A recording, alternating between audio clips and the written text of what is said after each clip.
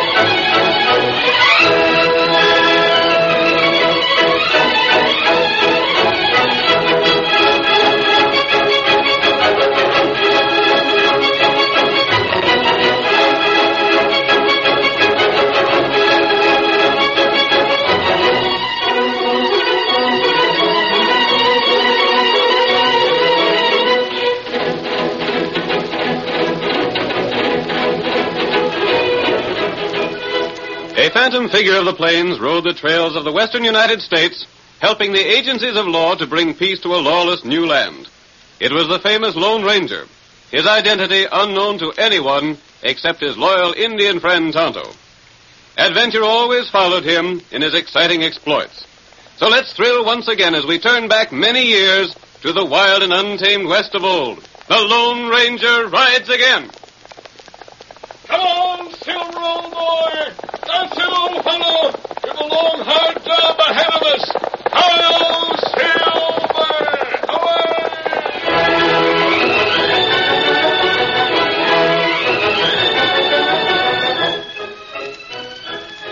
Away! Eagle Pass was a narrow cut between two sheer walls of solid rock. It separated the fertile valley where fine cattle grazed from the trail that led to the nearest shipping point. The general store and hotel, run by old Pop Carter, was located at the pass. Here the cattlemen were accustomed to pause for rest and supplies before continuing their cattle drives eastward. In the first scene of our Lone Ranger drama, we find Clem Peabody guiding his large herd toward the pass. Hey there, Pop. Doggone if you ain't a sight for sore eyes. Hi, Clem.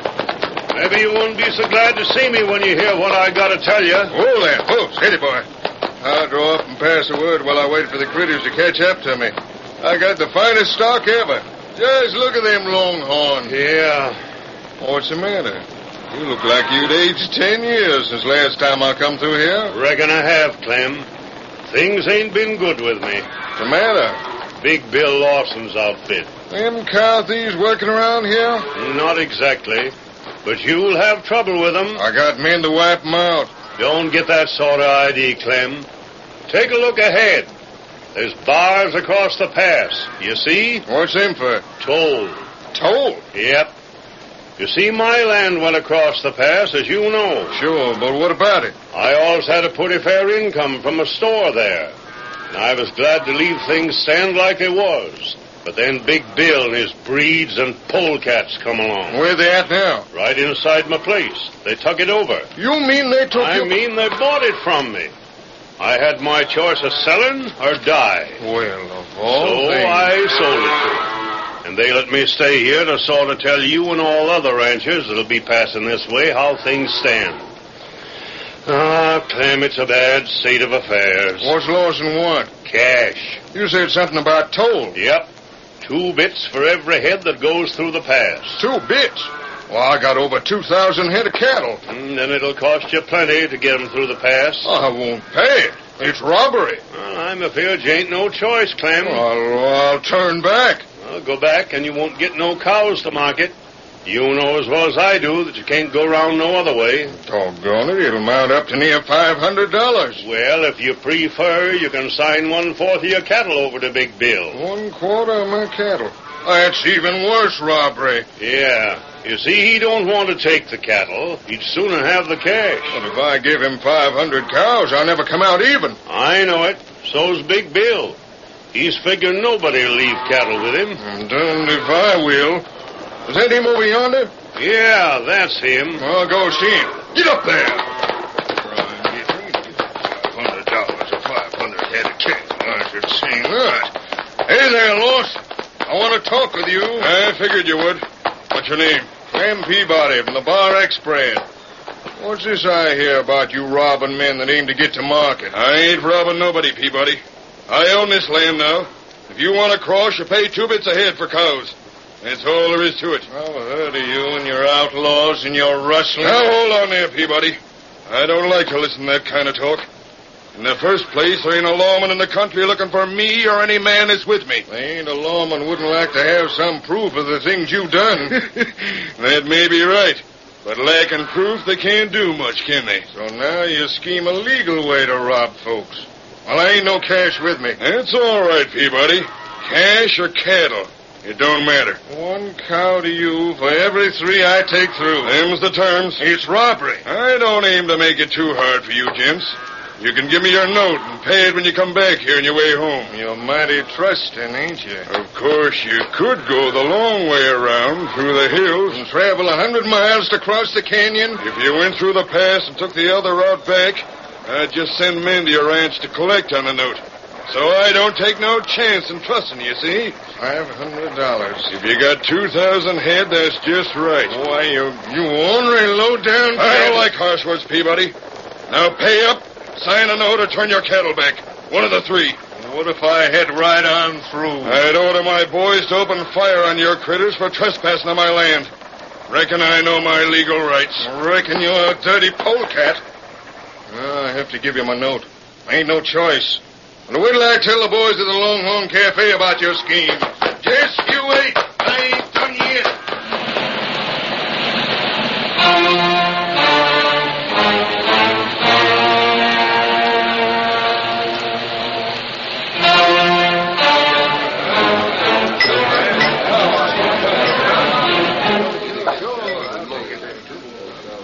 The Longhorn Cafe was filled with cattlemen and cowboys.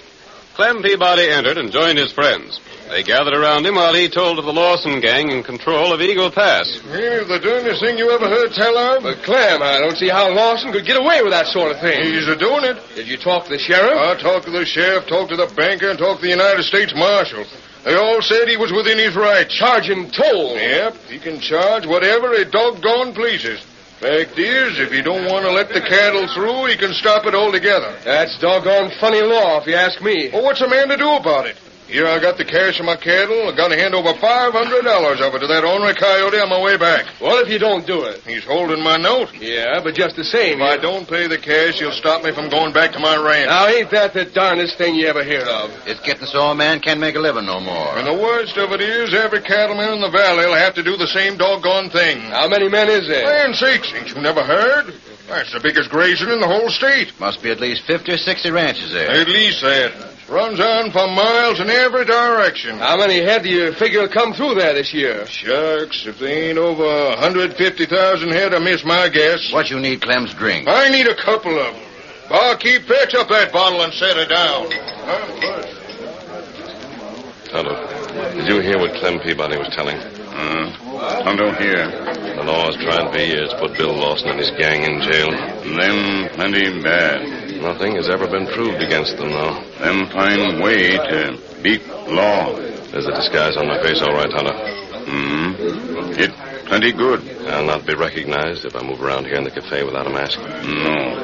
And I'm going to get closer and hear more of what Clem Peabody has to say. You maybe talk to him, huh? I think I will. Come over this way with me, Tonto. And if you don't want to pay 2 bits a head, you can leave a quarter of your cattle. 25% of your cows? That's right. What can Sam Hill with Lawson do with all that cattle? He won't do nothing with it. He don't figure on getting none. All he wants is a cash money. Rottenest game I ever heard tell of. It certainly is, Lige. Did you hear that, Tonto? Lawson would have a hard time handling a lot of cattle. That's right. And with his reputation as an outlaw, he'd have an almost impossible time selling branded cattle. All he could do would be to hold it for a year and sell the unbranded calves. Tonto, I'm going to talk to Clem Peabody. That's good. You maybe got a plan, huh? Perhaps I have.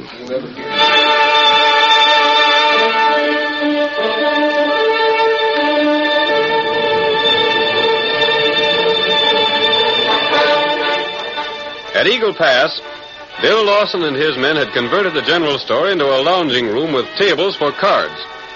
Old Pop Carter, its former owner, sat alone behind the counter, which had been made into a bar. A man entered, slapping dust from his clothes, and Lawson looked up, saying, Well, Butch, took you long enough to get back from town. Yeah, I was sort of held up there. Things didn't work out just the way we figured they would. What do you mean they didn't work out? Just what I say. I kept an eye on Clem Peabody just like you told me to. Well, what'd he do? Sold the critters and got the cash for him. Yeah, then what? Hey, give me a drink there, Pop. I'm thirsty from the ride. Never mind that. Where's Clem Peabody? Heading back this way with 500 head of cattle. 500 head of cattle for what?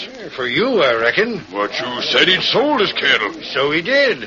Then he talked to a stranger, and the two of them left the cafe and still kept on talking. Who's the stranger? I don't know. Never seen him before. Then what? He stayed over till the next morning, so I had to stay along, too, to keep an eye on him like you said to do. Yeah? Well, next morning he goes to the agent he'd sold the cows to and bought back 500 head. For cash money? Sure. And he rounded up his waddies, and they started driving 500 head of cattle back this way. They're heading this way now. How far back? They'll be here in an hour or so, I reckon. I didn't want to get too far ahead of them. I wanted to make sure they was heading back this way. Wonder what the Sam Healy's bringing back 500 head of cattle for. What'd he do with the rest of his cash money? Left it in the bank there. Banked it? You mean to say he's coming back without no cash? That's just what he's doing. But I got his note. I got his note for $500. Yeah, I know you have. He owes me $500. Or 500 head of cattle. Maybe he figures on paying you in cattle. He's crazy if he does. That cattle's worth a sight more than $500. Crazy like a fox. Shut up! Maybe it ain't worth that much to him. What'd he pay for it to buy it back, do you know? Nope. Couldn't find out. There's Clem Peabody heading this way now. You can see him off in the distance. Yeah, let me take a look. You see, Bill? There he is. Ain't that him? Looks like him. That's him, all right. I don't want them cattle. I didn't figure anybody would pay us off in cattle. I want the cash. Looks like you're going to get the cattle instead, Bill. What'll we do with the critters? There ain't no grazing here for 'em. I'll tell you what I figure. In fact, I was told that by an Injun named Tonto. Ever hear him, Pop? Well, I might have, and again, I might not. Never mind that. What'd he tell you? You see, Bill, this Injun, he come up to me and he says the only way they could drive us out in here was to get you to do something illegal. Yeah? Such as selling branded cattle. They can't get me if I buy it legal, can they? Well, as to that, they might be able to. Might be hard for a man with your background to prove you got it legal, savvy? Anyhow, we're wised up to what Clem Peabody is scheming. That's something.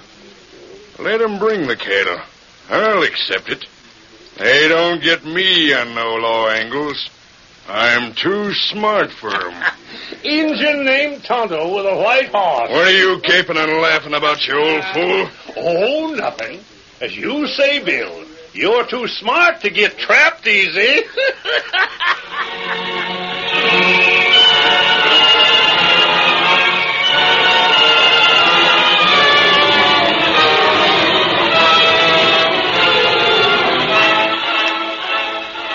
The curtain falls on the first act of tonight's thrilling Lone Ranger drama. Before the next exciting scenes, please permit us to pause for just a few moments.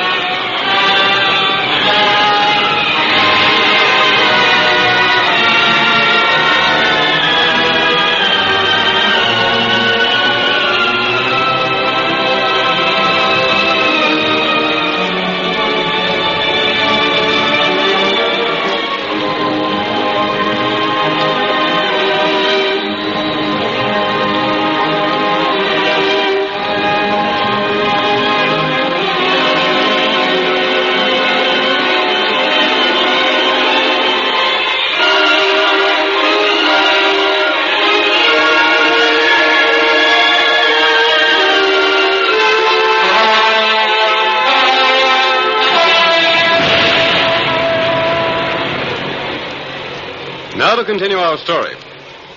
Bill Lawson purchased the control of Eagle Pass and demanded that he receive either cash or cattle for each herd driven through the cut. Clem Peabody, following the advice of the Lone Ranger, paid his toll in cattle. Our next scene opens in Clem Peabody's house. His wife is scolding him for giving Lawson 500 cows. Of all the plain and fancy food. No, Dolly, I knowed what I was doing. Like fun you did. Of all things I ever heard tell of, this is the limit. All right, Dolly, let it go at that. I won't let it go. You must have lost your mind. You had all the cash money and was to turn $500 of it over to Bill Lawson. And that's a lot of money. But you spent sight more than that buying back 500 head of cattle. I know. Whatever got into you? Well, I talked to a man at Longhorn. You talked to a man. My sakes alive, I'm glad you didn't talk to two men. You might have come back without banking a dime. Someone coming, Dolly. Now hush up while we got company. Come on in. Him, I want to speak with you. Hey, Brent. Ginger, it's good to see you. Leave the door open. It's kind of stuffy in here. You're a long ways from your own spread. Clem, I heard things about Eagle Pass. And there's plenty to hear about. I just got back. I know that. You had to choose between $500 and 500 head of cattle. That's right. And the doggone idiot gave away the cattle. So I heard. That's why I come here. Clem, you ain't touching the head, are you? Nope. Ain't been eating loco weed? Nope. Every one of your waddies was plumb disgusted with you for what you done. I better not say so where I can hear him. Clem, I'm an old friend.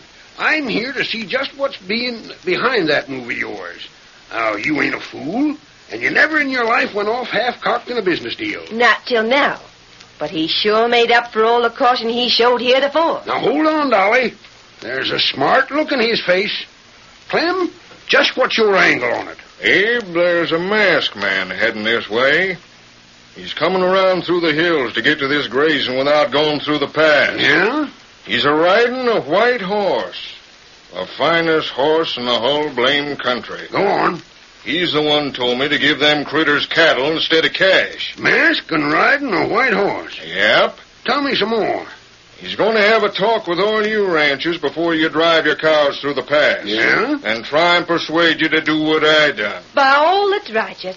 If he thinks he can do that, he's more a fool than Clem is. Ain't so sure he won't persuade the boys to give away cows, Dolly. If there was any point to it... Hey, there's someone riding down here now. Look out that door. Come on, Silver! A white horse, Clem. Get your gun. He must be one of the outlaws. Come on there, Silver, old boy! Clem, he's called his horse Silver. You mean to say the man that told you what to do is the Lone Ranger? Just so. And there he comes to get the rest of you cowmen to help. Well, if the Lone Ranger says for me to give them crooks cattle, I'll give them cattle. You'll do what Clem done? Yes, and so will all the other men. Dolly, mean to say you never heard of the Lone Ranger? Oh, there, Silver, old boy. Here I am, mister. He got through the hills in record time. Come with me, Clem. We've got to call on the other ranchers before they drive their cattle to the pass. Here's one you can talk to right now, mister. This is Abe Brent. Tell him your scheme, and he'll help to spread the word around. Good. Come on and ride with me. Clem, get your horse hinched up. Did you hear that? I heard it, and we're a-riding.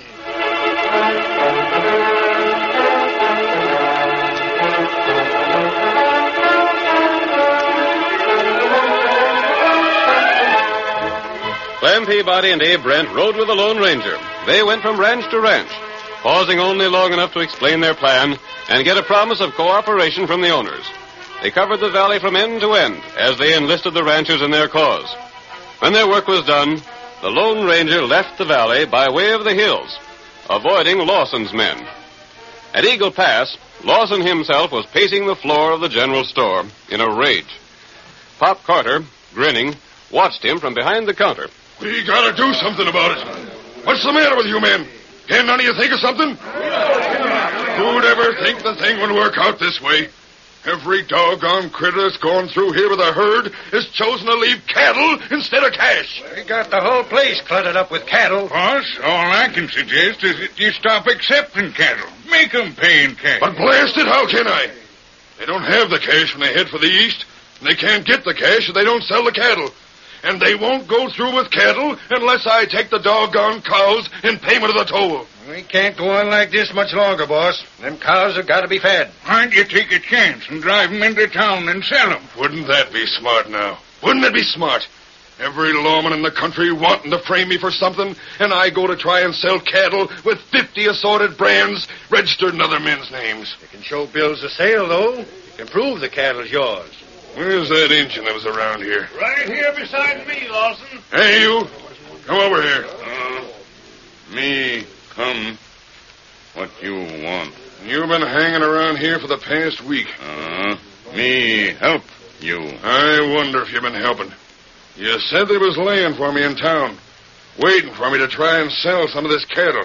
Why you not try? Where'd you get your facts? Me hear lawman talk. What'd they say? Them say maybe get 'em you in jail at last. What about selling cattle? Lawman hope you try. Reckon that's all I need to know, then. There ain't no sense in playing right into their hands. They just hanker to have you run them cows to town, Bill. Well, we gotta do something. We got too much value in them cows to let them die for lack of grazing. See who that is?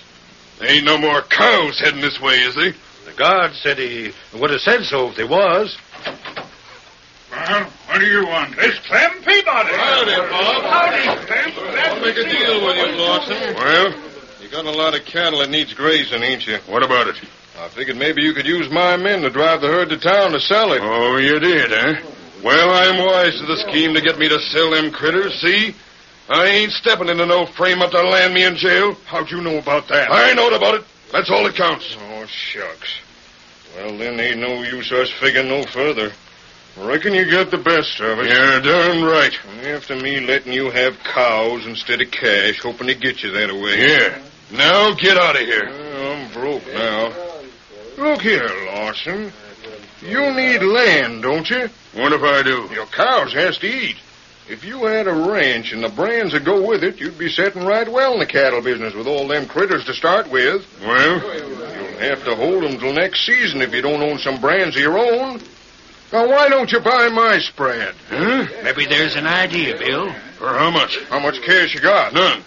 I'll sign notes for the place. Well, I sort of hope to get some cash. I ain't more than $1,000 all told. You give me that much down, I take notes for the rest. How'd that be? What do you think of it, boys? Want it to go? Real deal.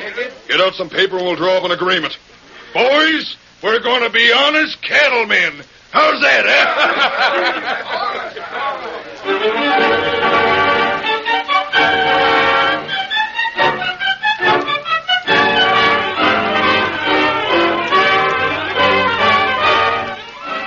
An agreement was drawn up between Lawson and Clem, and the $1,000 paid over to the rancher. Unnoticed by anyone, Tonto left the store and rode to the cliff, where he sent up a smoke signal. Lawson's men began the roundup of their cattle. Their horses circled the herd, forcing the scattered animals into a compact group. Then the herd was started on its journey into the valley. Clem and Lawson rode side by side. We've got quite a ways to go to reach the ranch, Lawson. How far? It'll take quite a while to get there. We got to cross a dozen other ranches. We have? Yeah, you see the valley here's gosh awful long, but it ain't so wide. Each of the ranch owners owns the land from one side to the other. There's a square D just ahead. What are all them men lined up there? Looks like they've been fixing up the fences. Looks like they've been fixing up their shooting irons. What are they eyeing us like that for? Hi there, Leif. Hi, Clem. Oh, boy, steady there. Steady. Whoa. Leif, I sold my ranch to Bill Lawson. He's moving his cattle to it. Yeah? Well, he has to cross my land to get there. All right, then. Let me through. Not so fast, Lawson.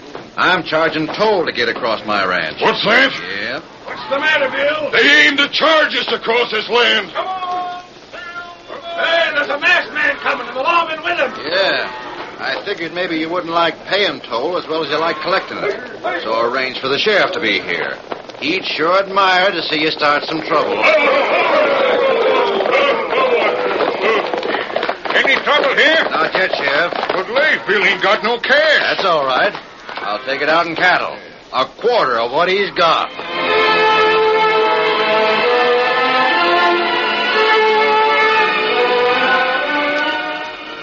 Lawson turned over a fourth of his herd to the owner of the Square D Ranch, then continued his journey, while the sheriff's posse and the Lone Ranger accompanied him.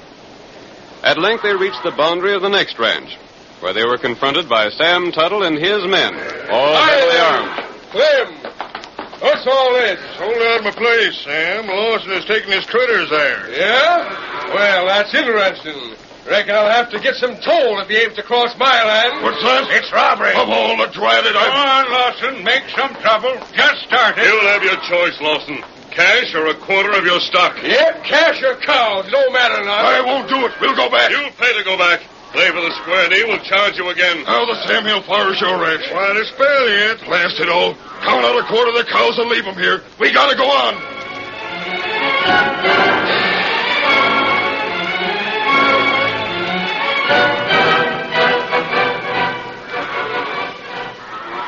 What's that ahead? Reckon, Bill, that's another ranch we gotta cross. And more toll to pay? Reckon so. Traveling comes high in these parts. Pay up or turn back. Turn back and then first two will collect again.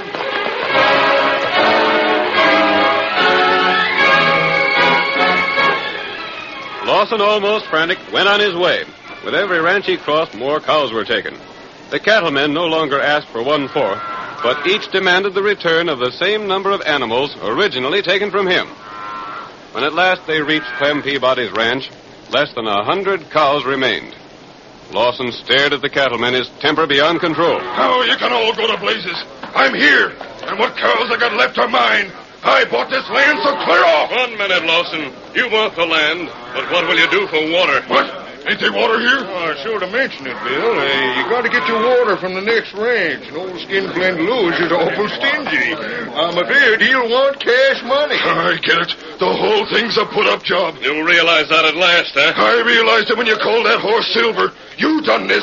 You schemed to get the cows back to these ranchers. Lawson, you can stay here on Clem's land and do without water. Or you can let Clem keep the cattle that's left and the cash you paid and clear out. We was better off before we tried to go honest. You didn't try in the right way. Boys, we're quitting. Let's get out of here. I had enough. Come on, you keep your darn ranch and cows. Thank you, Bill. Just sign this paper. I already got draw done. You give it to me. Had it all ready, huh? There. Now we're leaving here. Let's start now. The sooner the better. Hold on, Butch. Don't go back the way we come. We're heading for the hills. But that's a... I says we're heading for the hills. If we go back across all them doggone ranches, we won't even have our horses left. Hi-yo, Silver!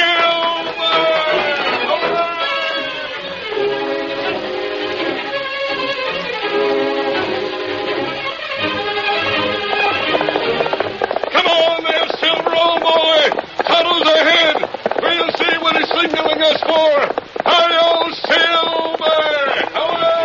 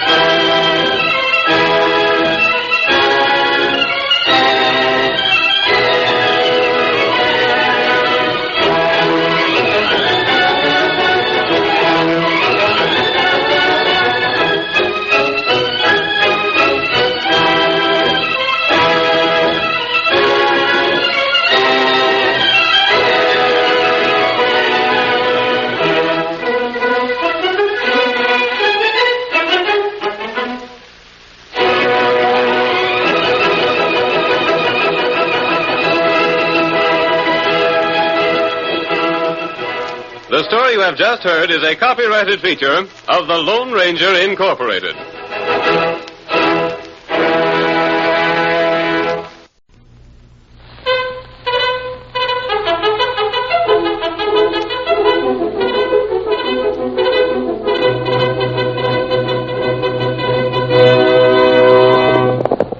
Hi-yo,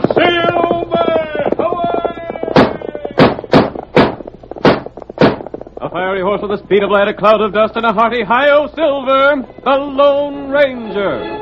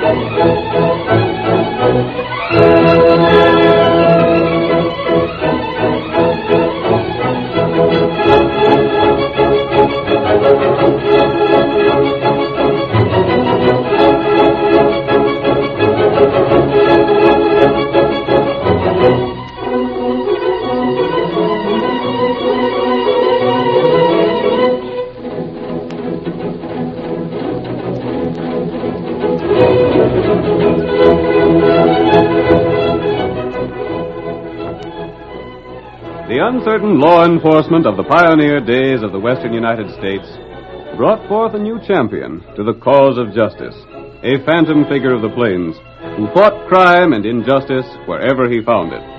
His daring deeds will never be forgotten. And now, as the hoofs of his great horse Silver thunder down the trail of adventure once more, we'll live again the exciting days of yesteryear. The Lone Ranger rides again. Come on, Silver, old fellow! Press out those right legs of yours! Hi-yo, Silver! Away!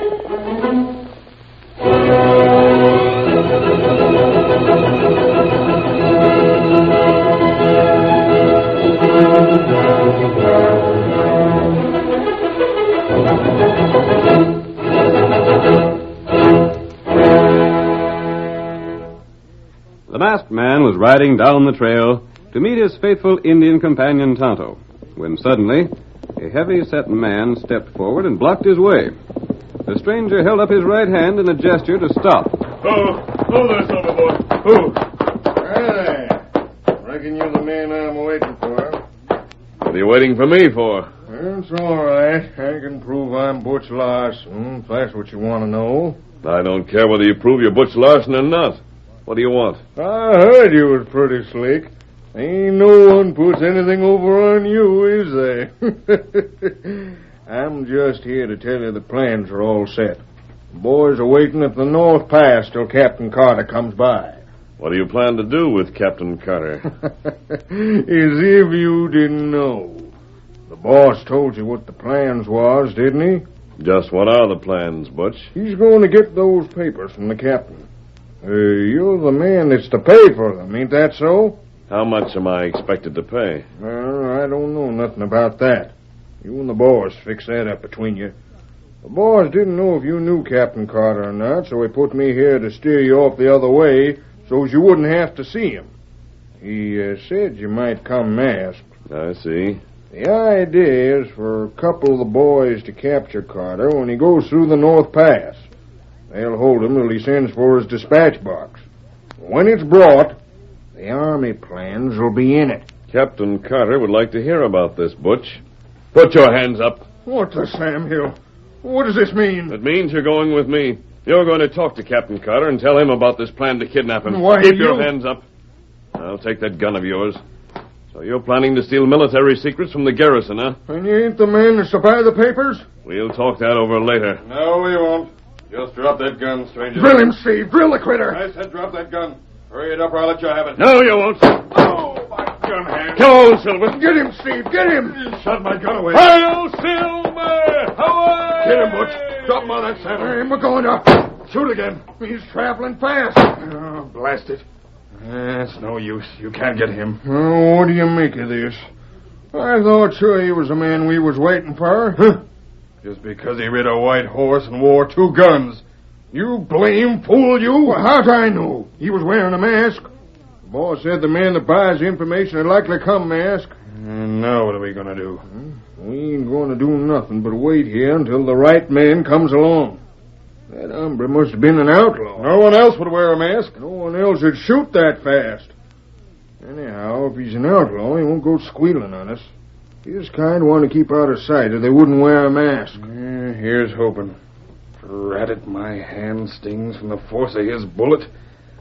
Too bad we ain't a few like him in our gang.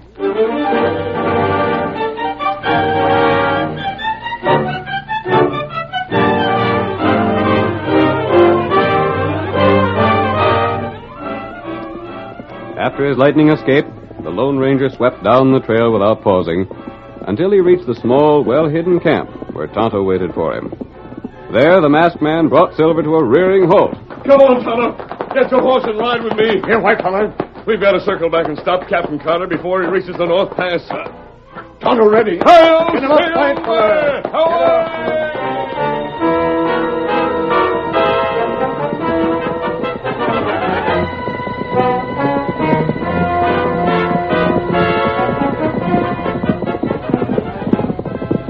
For some reason, Kimosabe, those outlaws plan to capture the officer and hold him until they can get that dispatch case. What them want? I don't know what it holds, but there are plans of some sort. Someone wants them badly. There's a soldier. Come this way. Yes. In army clothes. Traveling alone, too. And it must be Captain Carter. We'll intercept him, Tonto. Come on, Silver!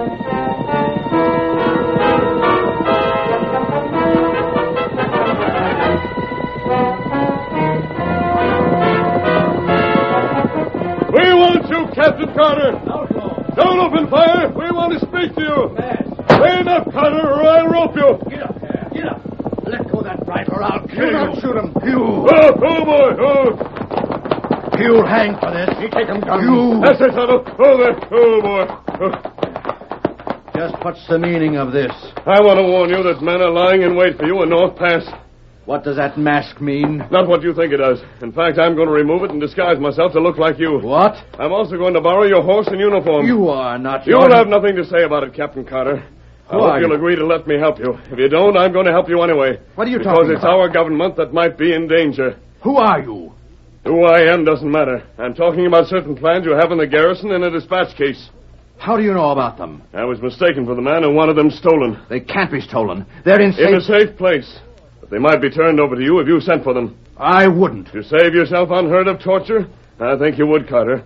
If you didn't, the schemers would forge your name to an official order. But who are you? And what's your interest in this? I want to find out who's plotting against our government.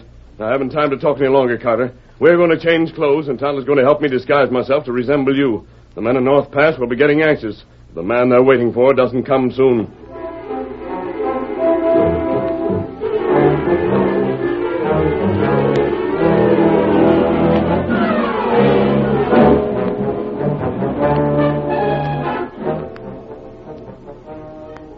There's a cloud of dust ahead, Snake. I reckon that's our man. Good enough, Nate. It's about time he showed up.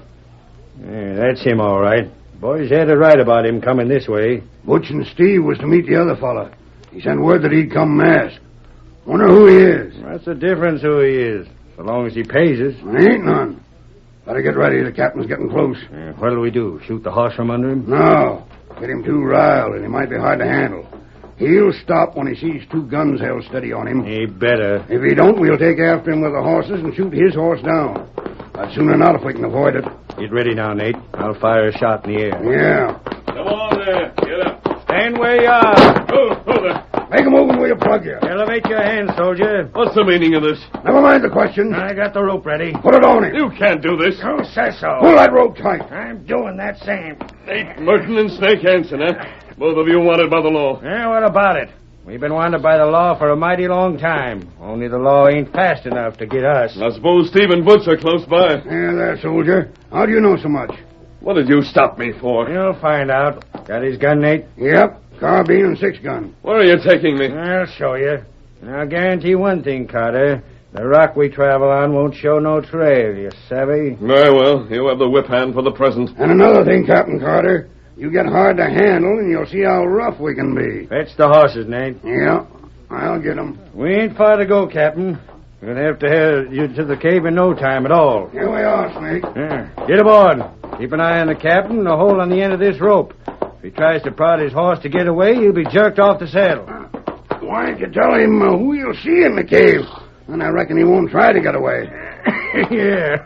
I suppose you rid through the pass to meet your daughter over to Fargo, eh? What about her? Well, right now, Sally's in the cave, hoping you'll come there pronto and do what you're told to do. Have you captured her?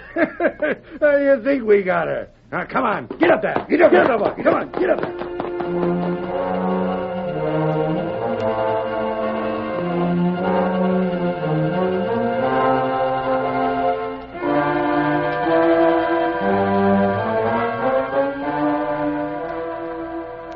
The Lone Ranger had disguised himself to appear like Captain Carter. Now he permitted himself to be led by the outlaws. He was taken inside a large cave where the two outlaws he had met before were waiting. It was Snake who assumed command. Now then, Captain Carter, I suppose you know why you was brought here. Why? You got a dispatch case in your quarters.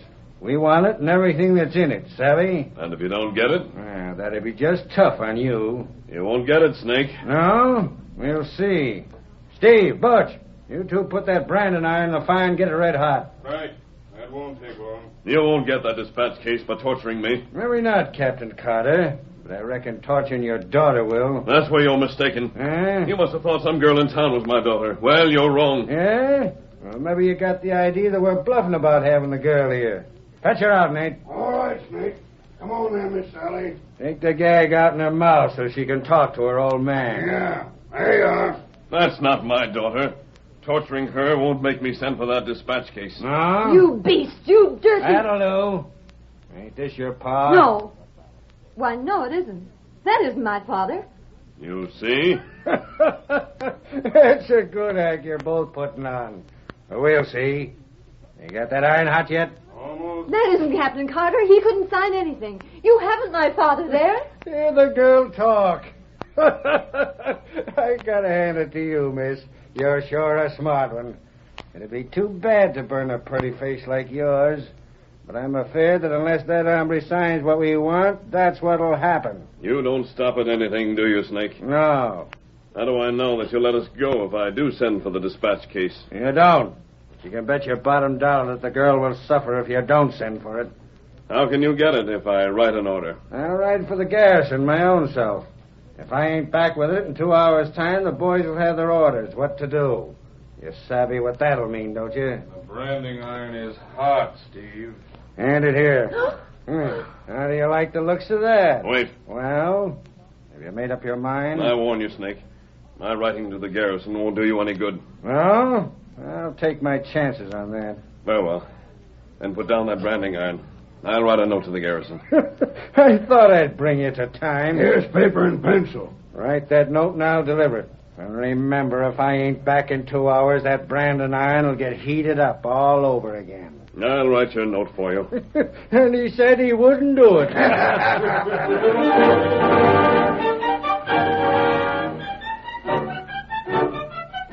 The curtain falls on the first act of our Lone Ranger drama. Before the next exciting scenes, please permit us to pause for just a few moments.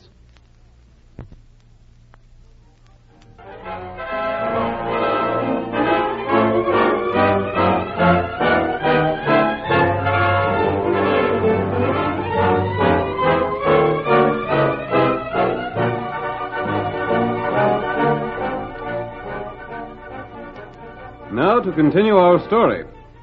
A band of outlaws planned to capture Captain Carter and force the delivery of certain army plans in exchange for his release.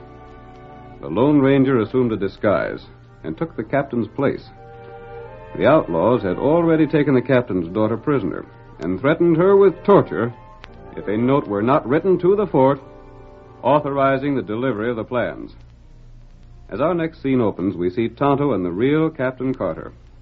They are hiding near the trail leading to the army garrison. I declare this mask fits me as well as it does your tall friend. Now you look like outlaw. What's that, Indian? Why should I look any more like an outlaw than your friend? You got a beard. It show under mask. Well, that can't be helped. I wish that messenger from the outlaws would get here.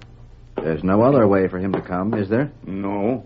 This only way. It's a risky scheme your friend outlined, Tonto. I hope it works. Here comes a rider. Maybe that's the man we want. You got note? Yes, the note's all ready. You be careful with this feller. I'll try not to let him see me substitute my note for the one he has. You give him order to men at fort? I told you when I got back from there that the men agreed to do just what I told them. That good. Get ready, Tonto. Tonto ready. I'm not used to stopping riders at the point of a gun. Me show you. You stand them still. Pull up your horse and reach. You're covered. What's this mean? Where are you heading, stranger? Get him off horse. I'll see you blasted before I do. Get him down. Stop and grab it. Down, stranger. We want to look you over. What sort of stick-up is this, anyway? Keep him covered. I'll go through his pockets. I ain't nothing worth robbing. Leave me alone. I'm on official business. What do you mean, official business? I'm heading for the fort. And if you interfere with me, you'll have the whole blame army on your neck. What's this? It's the message I'm taking to the fort. And you'd better let it alone. Well, I'll look it over. You turn your back this way. This blamed country seems overrun with masked men. You turn. All right. I'm doing what you say. This is army business. You're a messenger to the fort. I told you I was. You'll get yourself in all kinds of trouble interfering with the army's dispatches. Signed by Captain Carter. Sure it is. Oh. This wrong feller, maybe. Here. Take your note and get on your way. You're not the man we want. I told you that when you stopped me. I'm not meddling with any army affairs. I don't like federal prisons. Better give me back that shooting iron, hadn't you, mister? I'll take it. But keep going and don't turn back if you don't want to stop lead. Get up there. Get up there. Come on, get up there. Is that all right, Tonto? You'll do plenty good. I gave him the note with my signature on it. That good. Now, we watch trail. He ought to be coming back this way in a little while. We wait here.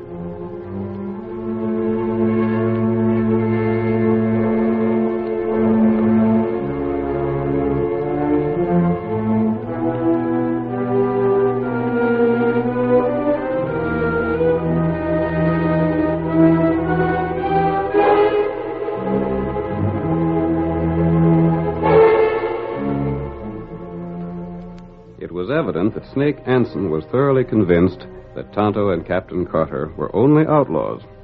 He then continued on his way to the fort. When he arrived there, he presented the note and was given the dispatch case. You'll have to take the whole dispatch case with you. That's all right. That's what I'm here for. The captain has the key. No one else can open it. Yeah, that's all right. He'll open it when he gets it. Here you are, sir. And give the captain the regards of the garrison. Sure thing. Pardon me, sir, but he didn't say how long he was going to visit his daughter, did he? Nope. Can't tell how long he'll visit. He might stay away for longer than he expects. Very well, sir.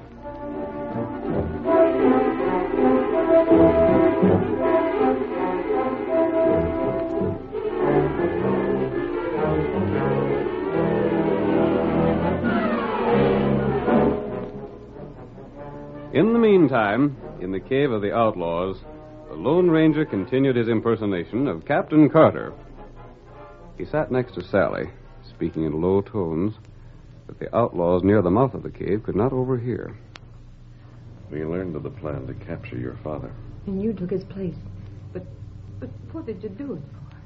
When these men get the dispatch box, they'll want to kill us both. That's what I'm afraid of. But they don't know the real contents of that box. It's papers. Secret papers of some sort. Yes. But that isn't all. Your father had to be free to give orders at the fort. What sort of orders? You'll see later on. Quiet now.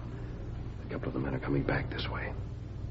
As soon as we get the box and papers, we fire 3 fast shots out the cave. Oh, that's so the buyer will know we got him, huh? Yeah.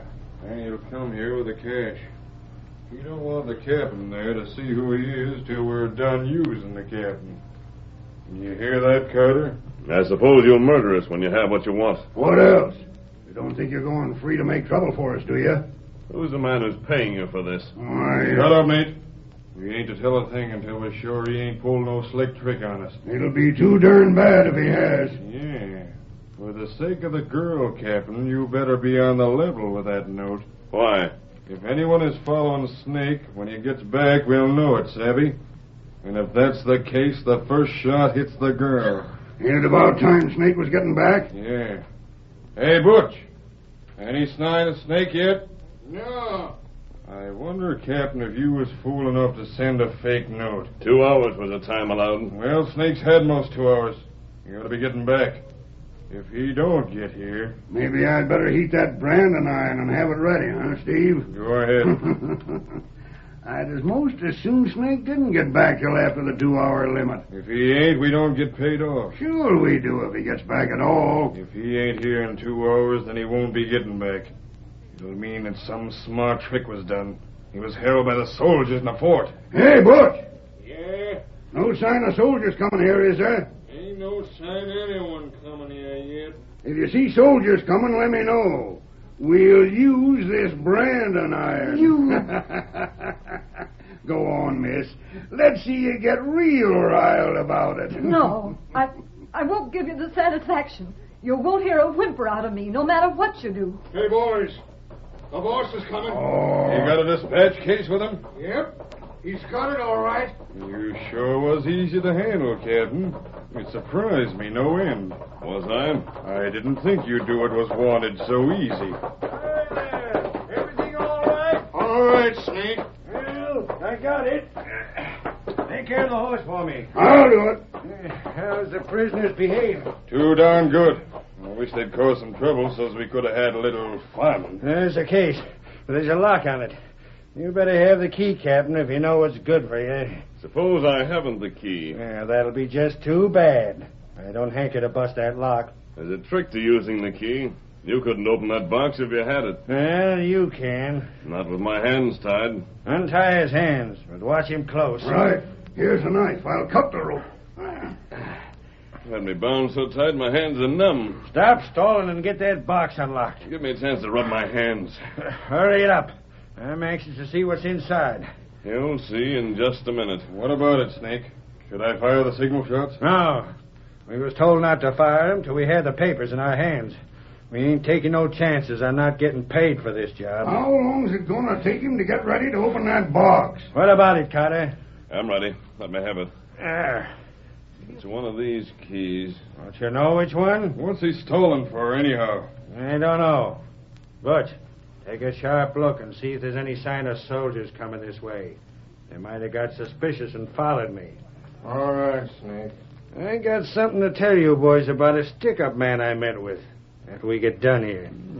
Maybe the same one we seen. Maybe so. He was masked and there was a white horse nearby. That's him. Bearded? Not when I seen him. I don't see no sign of anyone coming. What about that box now? I'm getting it. Well, hurry it up. There. I'll get the papers you wanted. They're in a special part here. Uh-huh. But first, stick your hands up. What the? Oh, my hand! Gun! Drop your gun. I'll show you. Don't drill me! Where'd you get them guns? You're all covered. Make a move and I'll let you have it. You busted my hand. Butch, Nate, get him. You get him. My hand's hurt. You didn't suspect there might be guns in that box, did you? Well, you pack of rats, that's the time you got fooled. Come over close to me, Sally. I'll cut those ropes. Why didn't you bust that box and see if there was guns inside it? Shut up. I'll learn you, mister. Got me in the leg, eh? Well, I drawed a third shot from you. That'll fix you. There. You're free, Sally. I'll take their guns. 3 shots. That was a signal to bring your boss, wasn't it? Yeah. And when he comes, he'll come a-shooting. That's why I jumped you. I made you fire a third time. Drop them. So you're the boss. I said drop the gun. Looks as if we had each other covered, doesn't it? Shoot him, boss! Shoot him! I'll fix him. A redskin! Good work, Tonto. The masked man. You here? Yes, we're here, Anson. Take charge, Captain Carter. No one has seen the plans. Dad! You all right, honey? Yes, but what's that outfit for? What's that mask for? This outfit belongs to the man that's wearing my clothes. You see, Carter, they would have killed your daughter with their first shot. If someone hadn't had guns here to hold their attention while you and Tonto closed in. They were watching for someone to come until I got my gun from your dispatch case. That isn't even my personal dispatch case, stranger. When I went back to the fort, after I left you, I fixed up another one, which could be opened with the keys I gave you.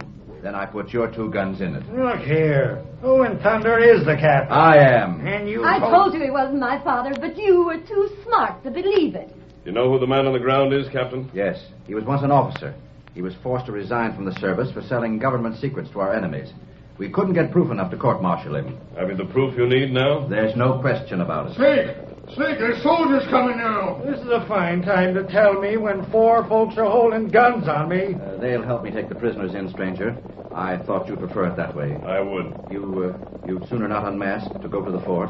I understand, Captain Carter, and appreciate your thoughtfulness. You'll step outside with me. We'll change clothes again, so my men will know who they're taking orders from. Very well. Take care, Tonto, that these men don't get the chance to make a break. Me want them close. There you are, boys. They're the prisoners, 5 of them. And Father will be here as soon as he gives the man his mask.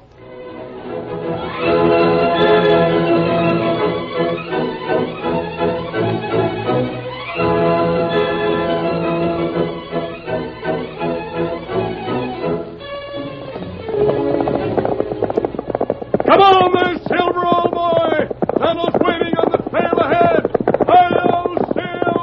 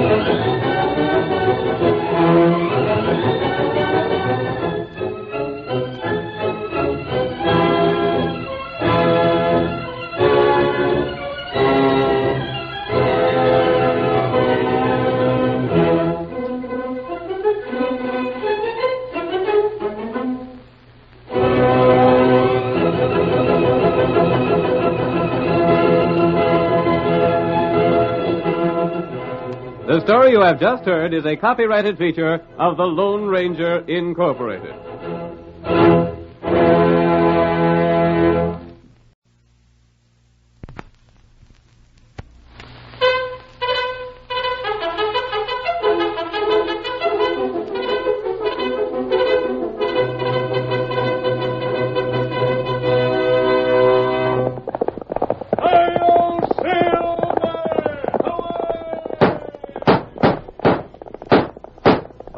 With the speed of light, a cloud of dust, and a hearty hi-yo Silver, the Lone Ranger.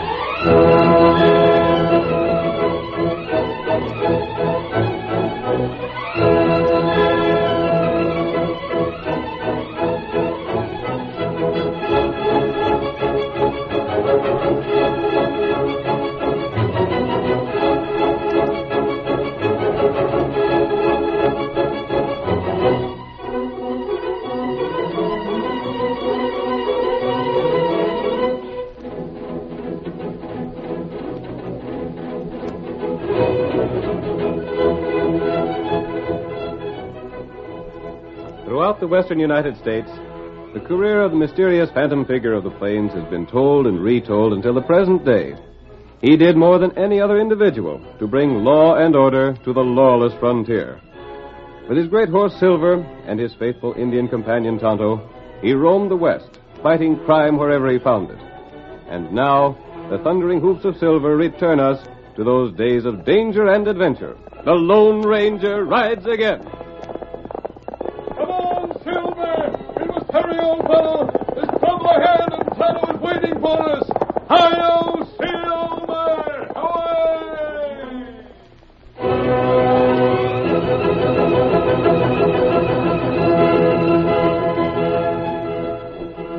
As the Lone Ranger rode by on Silver, he said there was trouble on the trail ahead. Nearly 12 miles from the town of Cranston, 2 men, hidden in a gully, watched the approach of a horseman. The older of the two, Ed Scott, was in his 40s, with features that bore the marks of his years of crime. The younger, Lefty Cullen, was under 30, but his mouth was thin and cruel. The stock of the rifle he held to his shoulder revealed notches representing a dozen killings. They stared at the nearing rider until he came within range, and then... There. I reckon we got him all right, Lefty. Looks like it, Ed. We sure knocked him out of his saddle anyhow. Pretty good shooting, I calls it, for that distance. Yeah. We'll get on our horses to make sure he's done for. Here's hoping he's got them papers on him. He'll have them. He told me when I was in jail with him over to town that the sheriff was holding them for him. He aimed to get him just as soon as his term was up. Steady there, Paint. Gosh, Ed, I can't savvy a fella like him. Here he's owned the Lazy Y spread in Texas ever since he was a young fella. He's never claimed it. Come on, get up there. Get up. Get along. Get up there. Sure he claimed it. He only stayed there long enough to put his wife and kid on the place, then lit out. You're sure his wife is dead? You're blame right I am. So's the lawyer that handled the spread when his uncle left it to him. I never heard of a sweeter setup. With them papers, there's nobody can prove I ain't Jim Bear.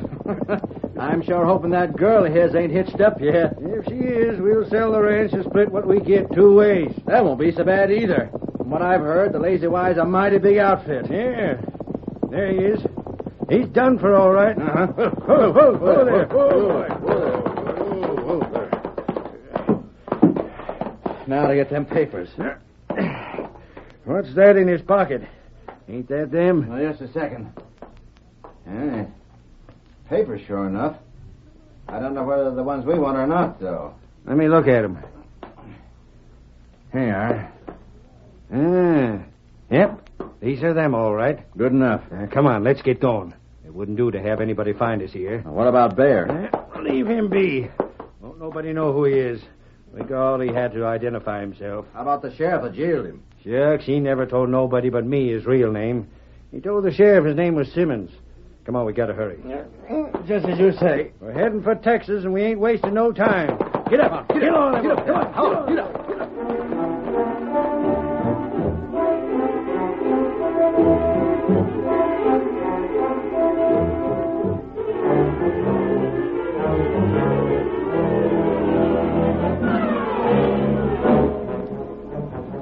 We see the Lone Ranger and his faithful Indian companion Tonto riding toward the town of Cranston.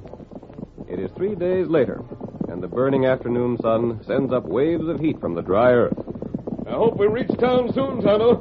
Our canteens are empty. We'll fill them and buy more provisions. Look! What is it, Kimosabe? Look! Tent!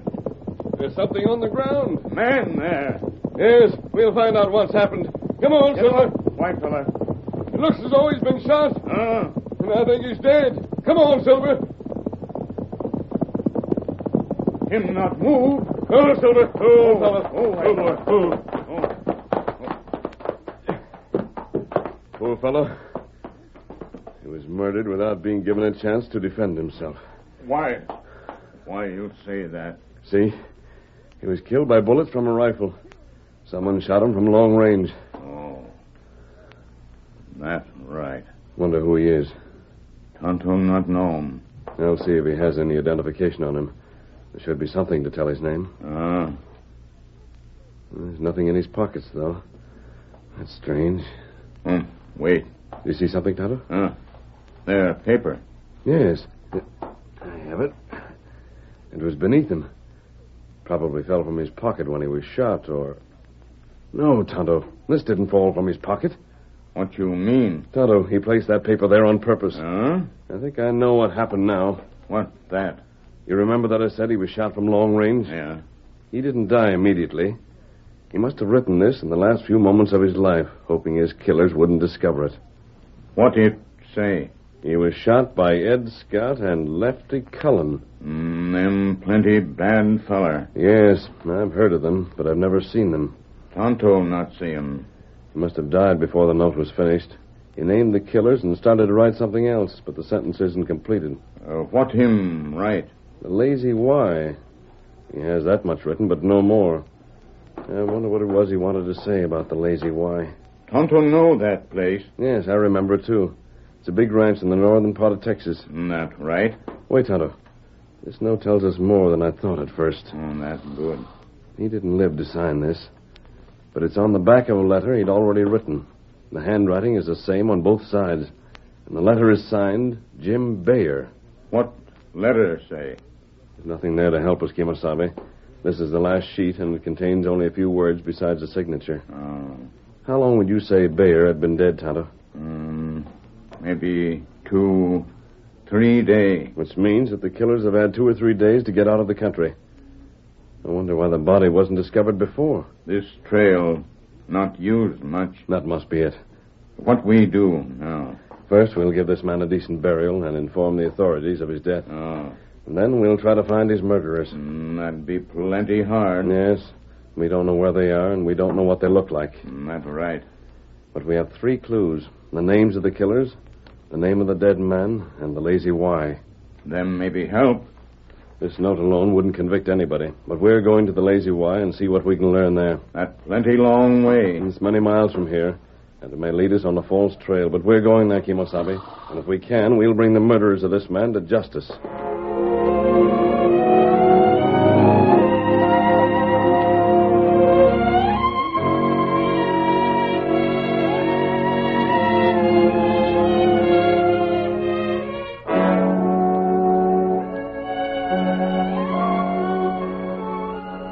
With the papers they had stolen from Bayer, Ed Scott and Lefty Cullen lost no time getting to Butler City, near the Lazy Y Ranch.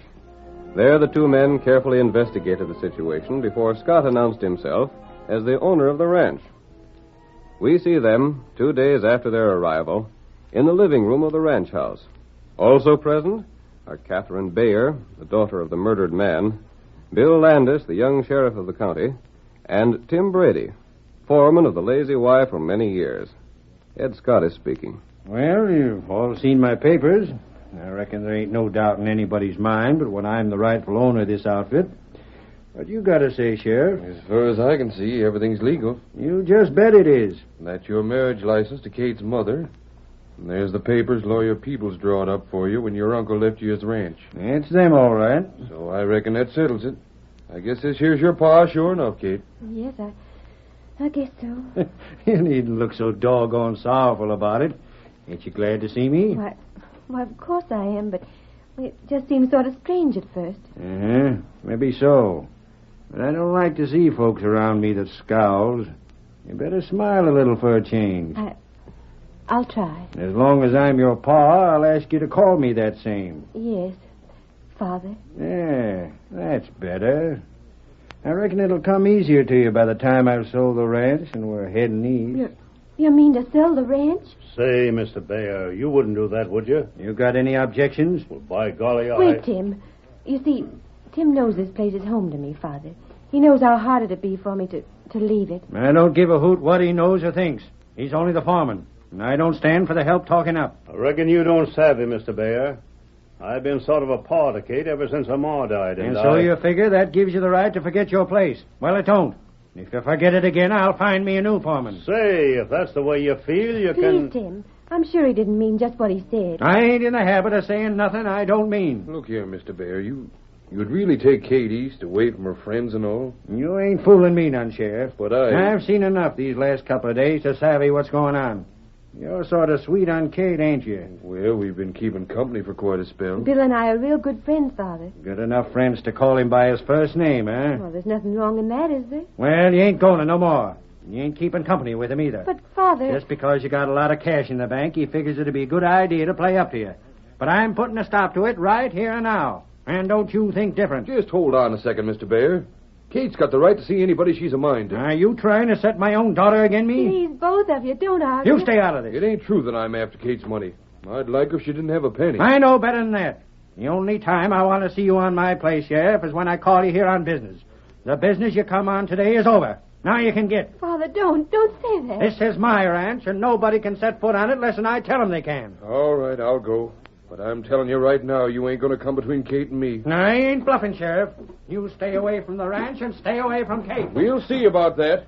That skunk leaves Kate alone for 20 years, then comes back and starts raising Cain. If he weren't Kate's pa, I'd have taken a punch at him. Steady there, boy. Yeah. Poor Kate. There was only something I could do. Come on, get up there, boy. Get up there, come on. Sheriff, I want to speak to you. What the? A masked man and a redskin. Hold it. They're not outlaws. My golly, Careful, Sheriff. You forced me to draw. I only want to ask you some questions. How'd you know who I was? I saw your badge, and I believe I have information in which the law would be interested. Right now, I'm too darn mad to talk to anybody, outlaws or not. But you're going to answer my questions. It's lucky for you that you got the drop on me. I want to know something about this ranch, the Lazy Y. What do you want to know? Who owns this ranch? Well, up to a couple of days ago, it was Kate Baker. Yeah. And her father only arrived here a couple of days ago? That's what I said, ain't it? He come here with a rat-faced young fellow that I'd feel right pleased to fill full of lead. Bear, name on paper. It is, Tonto. I wondered what connection there was between Bear and the Lazy Y, but now I believe I can guess a part of it. Hey, what are you doing? Let go of my bridle. Sheriff, you and I have a lot of talking to do. You're coming with me. But look here, listen. And you're coming right now.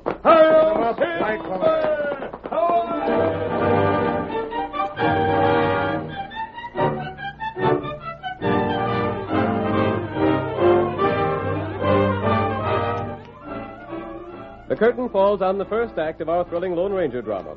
Before the next exciting scenes, please permit us to pause for just a few moments.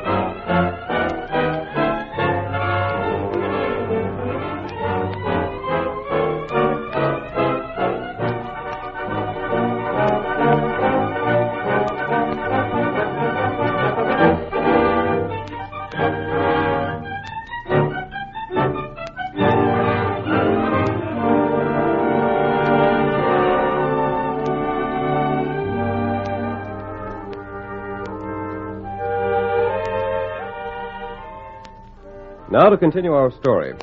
A man named Bear was murdered by two outlaws, Ed Scott and Lefty Cullen, to gain possession of a ranch Bear had inherited 20 years before. The outlaws stole Bear's identification and rode to Texas. There, Scott posed as the rightful owner of the Lazy Y Ranch. The Lone Ranger found a note written by Bear, telling enough to send him on the trail of the killers. In Texas, the masked man met the young sheriff, and we see them now in the Lone Ranger's small, well-hidden camp. So that's the story, Sheriff. We found this note beside the dead man's body. And we believe him to have been the real Bear, and the man at the ranch an imposter. I don't know. If you wasn't masked like an outlaw, I'd have more reason to believe what you say. I think I can get proof that the man who claims to be Kate's father is the outlaw, Ed Scott. Don't get me wrong, stranger. I don't cotton to this fellow that come here, none at all. He started to mistreat Kate already. If he ain't Bear, there ain't nobody more anxious to find it out than me. Then give me the chance to prove it. I was just thinking. It hadn't ought to be hard to prove whether he's Bear or not. Yes? Being an outlaw, he's been in jail. I could send out letters to the peace officers around the country, and maybe one of them could identify him. That would prove nothing. And why not? Everyone knows that Bear left his family because he was an outlaw. It would have been natural for him to have changed his name. Yeah, but Scott could insist that he had changed his name from Bear to Scott to hide his disgrace. Could you prove that he hadn't? I reckon I couldn't. And even if you could, Scott would likely sell the ranch and disappear before you got your evidence. He seemed mighty set on selling out. I may be wrong. I came here only because the name Lazy Y was written on that note. I was wondering how you come to figure things out. But I think I know now what happened. You said that these two men arrived with papers showing the older man to be Bear. Bear had been gone so many years, no one could identify him by sight. Yeah. Then obviously the real Bear was killed for those papers. That could have happened, all right. But just a minute. How about that note you showed me? That's hanging evidence right there. Not by itself. It isn't signed. The only signature the paper bears is on the other side of the sheet with the last few words of a letter that mean nothing. By golly, there don't seem to be no way at all of getting anything on them fellas. But I have a plan that will. Yeah? What do you figure on getting out at? Nothing. Well, that don't make sense. Nobody'd go to all this trouble just for the fun of it. Except maybe one fella I've heard of. Yes? He's a fella that travels with an engine and calls his horse... Say, didn't I hear you call that horse of yours Silver? You did? Thundering buzzards. Why didn't I think of that before? Go right ahead, stranger. Tell me what you got in mind. And whatever it is, I'm with you.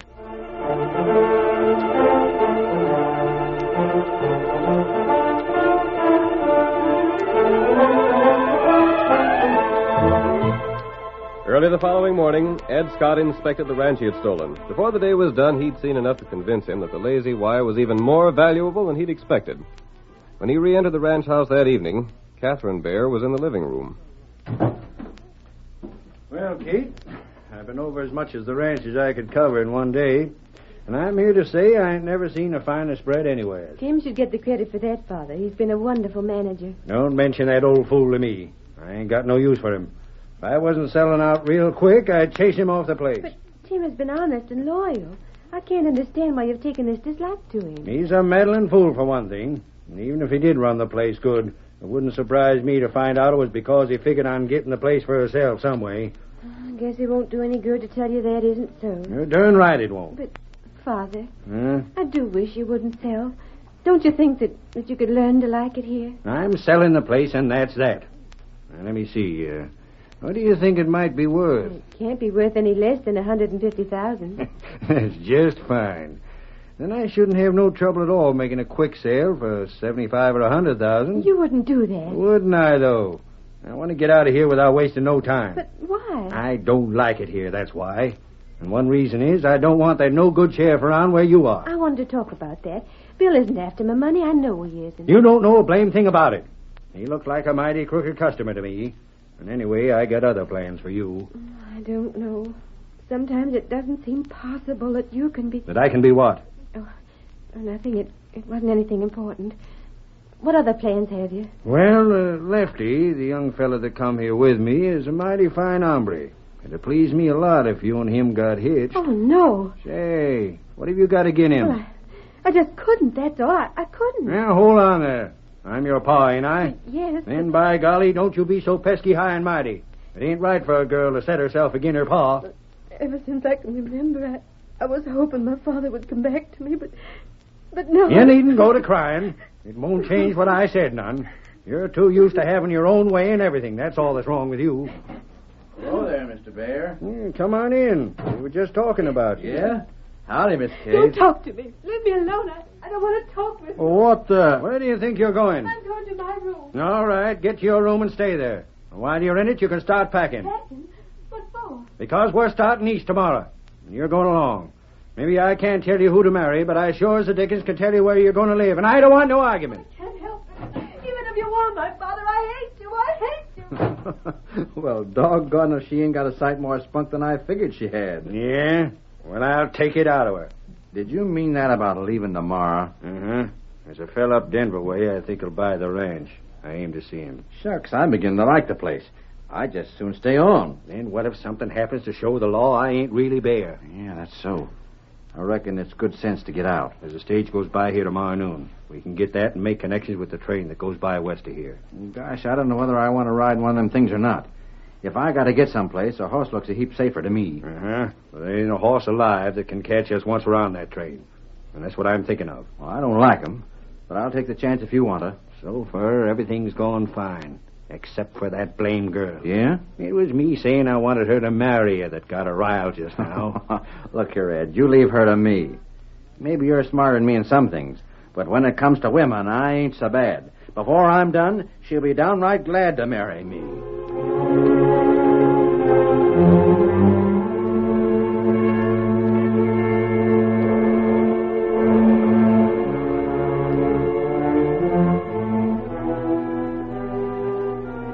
The Lone Ranger had explained his plan to the sheriff, who agreed to help, but certain arrangements prevented their acting at once. It was 2 days later when the masked man, Tonto, and the sheriff reined in their mounts at the Lazy Y ranch house. Oh, Silver, The house looks deserted. I wonder where they could have gone. It's plenty strange. Well, I don't know. Kate's usually sitting on the porch about this time of day. Say, there's Tim over there. We'll ask him. Yes, we've got to find them. Tim! Hi there, Tim. That you, Sheriff? Come over here. We want to ask some questions. By thunderation, Sheriff. I'm sure glad you come. Who's the masked fella? I ain't got time to explain. Where's Kate and them two fellas that come to the ranch the other day? They've gone. Gone? That's why I was so glad to see you. Looks fishy to me, them lighting out so fast. They're on the stage, aiming to catch the eastbound train. What? How long ago did they leave? About an hour past. They ought to be more than halfway there by now. Then they got away from us. Say, what the... They haven't escaped yet, Sheriff. It's up to us to stop that train before they've gone. We can't do it. We ain't got the time. But we'll try. Listen here. What's all this about? We must hurry. Hail! Get him up, White Fire!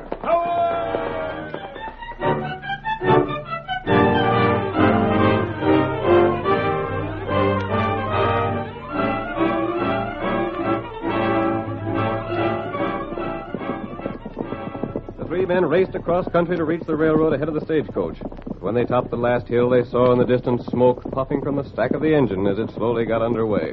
The Lone Ranger turned in his saddle and shouted to his companions. I'm going ahead! What say it? I'm going to stop that engine. And you and Tonto can board the train and take Scott and Cullen off. You can't catch that train. It's going faster all the time. Do as I tell you. But I tell you. Silver knows that we're depending on him. He won't fail us. No horse can run as fast as the train can go. Watch! Come on, Silver! Good luck to you. We'll get there as fast as we can. Get up there. Get along there, boy. All right, Silver, old boy. It's up to you now. Come on, Silver!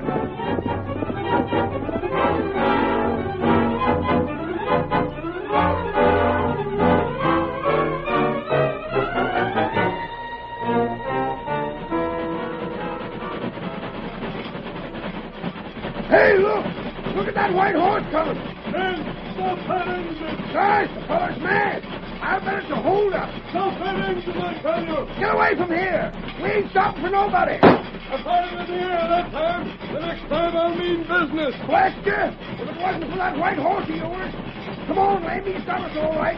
You better stop him before he shoots us through a hole.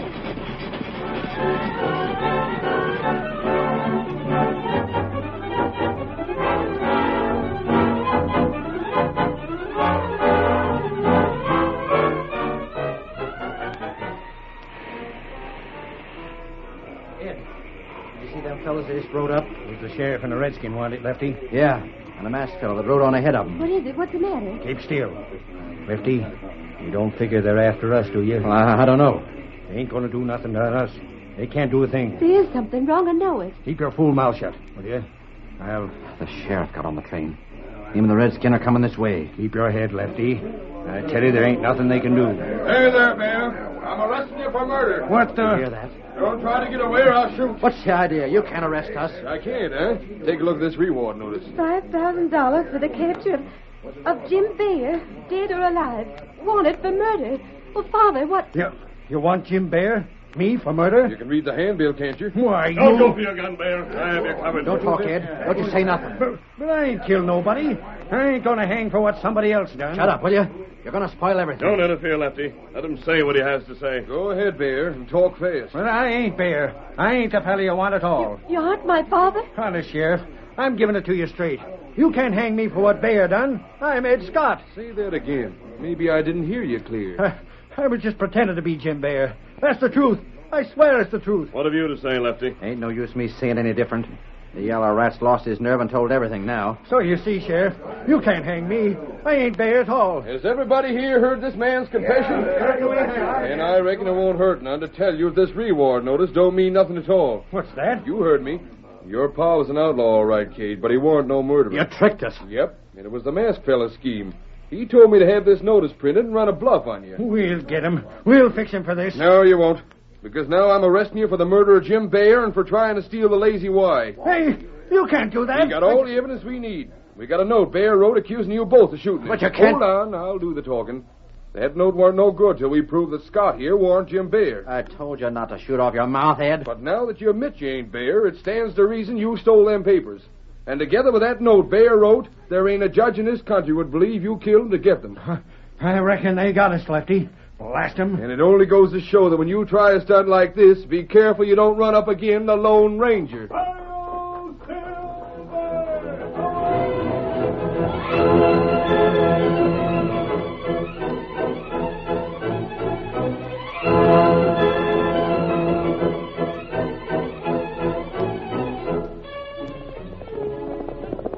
Come on, Silver, old fellow. There's justice to be done on the trail ahead. Hi-yo, Silver!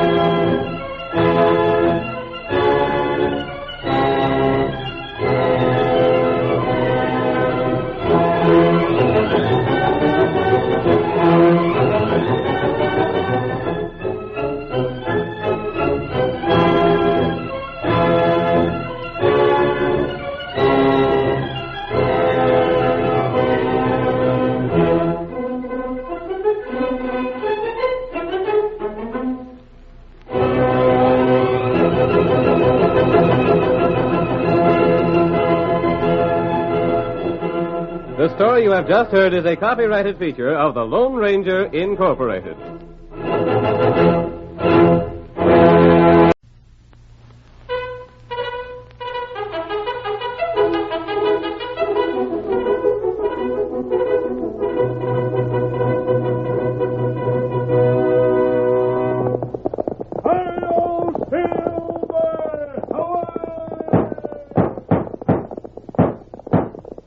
With the speed of light, a cloud of dust, and a hearty hi-yo Silver, the Lone Ranger.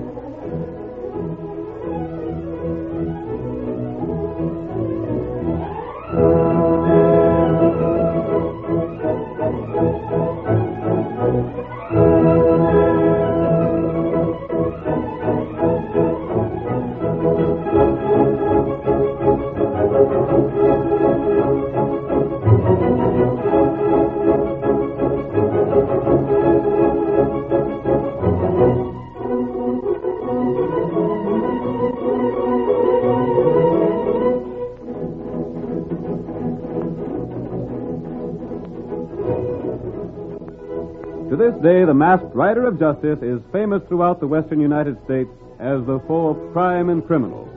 He was a fearless ally of the law in those early frontier days when law enforcement operated in the face of almost impossible odds. With his great horse Silver and his faithful Indian companion Tonto, he risked his life again and again to bring peace to a land that knew only the rule of the six-gun. And now we return once more to those days of danger and adventure. The Lone Ranger rides again. Come on, Silver, old fellow. We must hurry to the town of Dawson.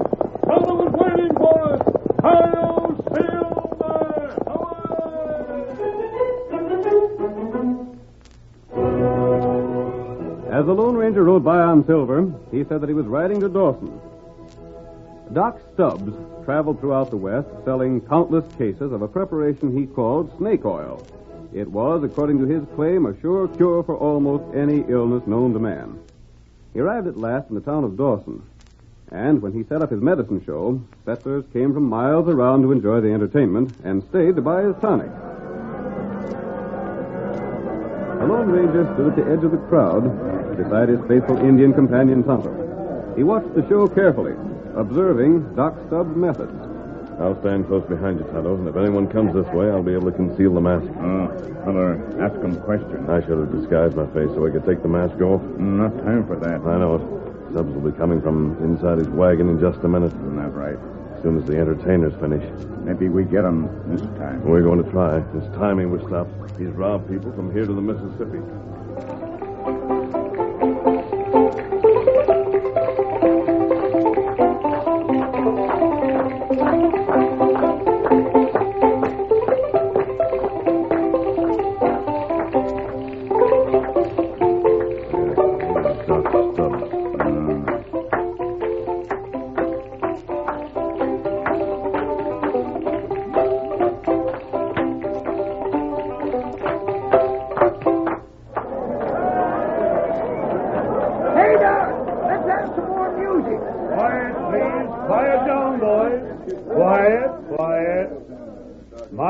Friends and fellow countrymen, I don't have no intent to occupy all of your valuable time with what I got to say. A few well-chosen words won't take long. Then we're going on with the show again. What I speak for at this time is in the nature of a warning. My vast experience in addressing crowds of people between both coasts of our great country shows me that wherever there's a crowd, there's a risk. Among you here tonight, there may be crooks at work. I mean it, folks. There are strangers here, unknown to any of you. Folks who make a living picking the pockets of others who are listening to what I'm saying. Now be careful, folks, and make sure that your pockets ain't picked in the course of my entertainment, my health talk and consultation service that'll follow immediately. Watch your property, folks, and meanwhile, have a good time listening to Doc Stubbs' incomparable entertainers. Let her go, boys!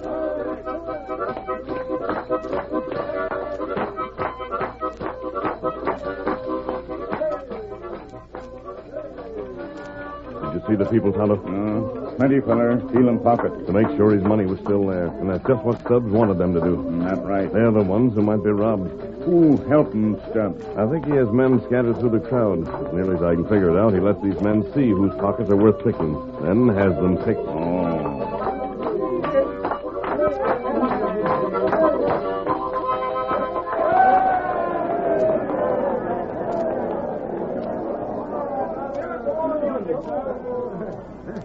Stubbs.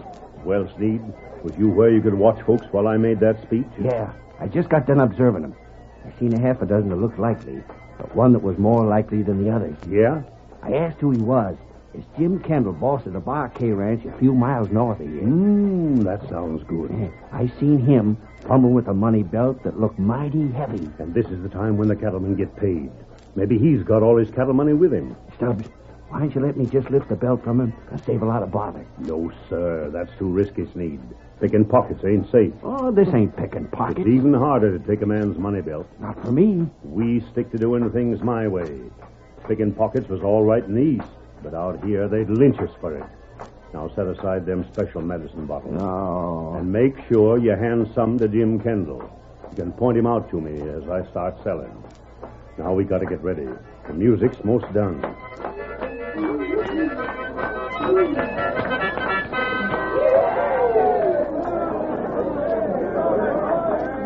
Well, folks, quiet down, quiet down. That ain't all, gents. We got more.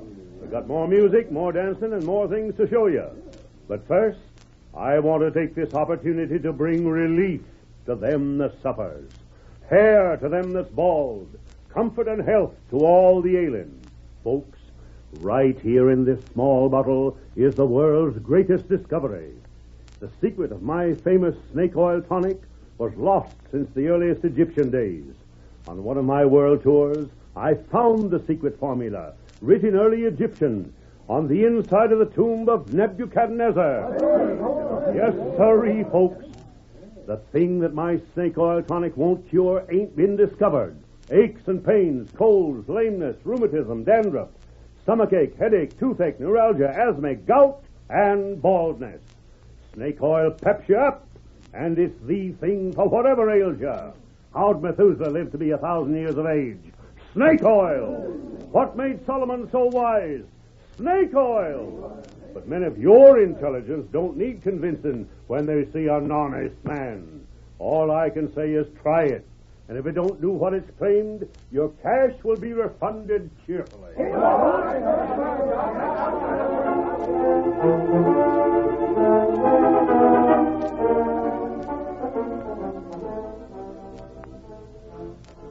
Jim Kendall, there's times when I wonder if you're in your right mind. Now, what's the matter, Marthy? I wouldn't have minded had you fetched home one bottle of that stuff for $1, but the idea of toting home a whole case of it. $10 a dozen, Marthy. It saved me $2.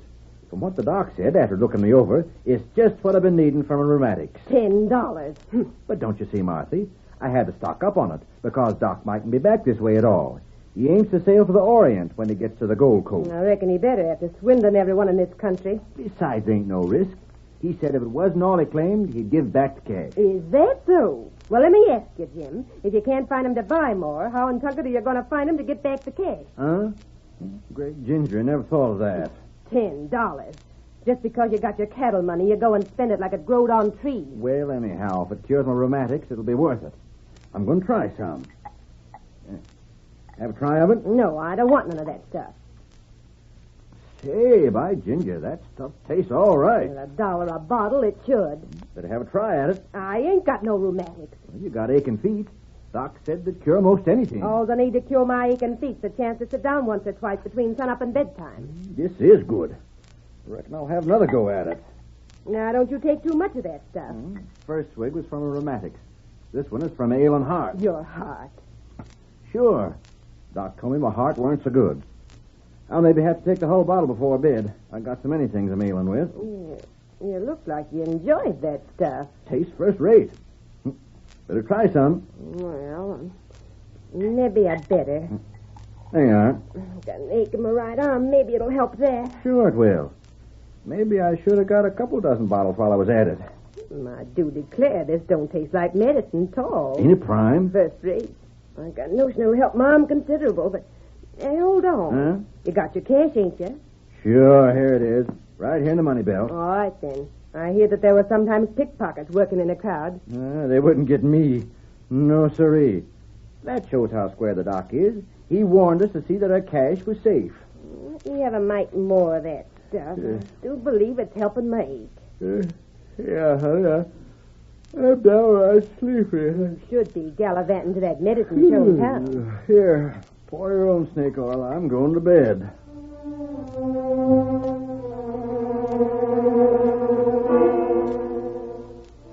Later that same night, while Jim Kendall and his wife slept soundly, Doc Stubbs and Sneed approached their home. The masked man and Tonto, secretly following the two men, saw Doc Stubbs wait outside while his companion entered. Sneed was gone for only a short time, and when he returned, Doc Stubbs spoke to him. You got it, Sneed? Sure, I got it. There's the belt, and Kendall never moved a muscle. I tell you, Sneed, that snake oil that we give to money men sure makes them sleep, don't it? Sure does. He wore the belt to bed with him, and I had to take it off, but still he didn't start on. Good. I told him to be sure and take at least a half a bottle before bedtime. There was a whole bottle drained. I seen it. Then he'd sure oversleep in the morning. Stubbs, that stuff ain't likely to poison him, is it? No, nothing like that. That'd be going too far. Now, we got a couple of more places to call on. Let me see. I reckon the next one's Mr. Alf Jennings. He's got more cash than he knows what to do with. Come on, Sneed. On to Mr. Jennings. Wait, Tonto. Me go get him, Crook. Not yet. Him take money belt. I know. Steal him from Kendall. Let him go, Kimasabi. We're going to stay right here until morning and catch Jim Kendall just as soon as he awakens.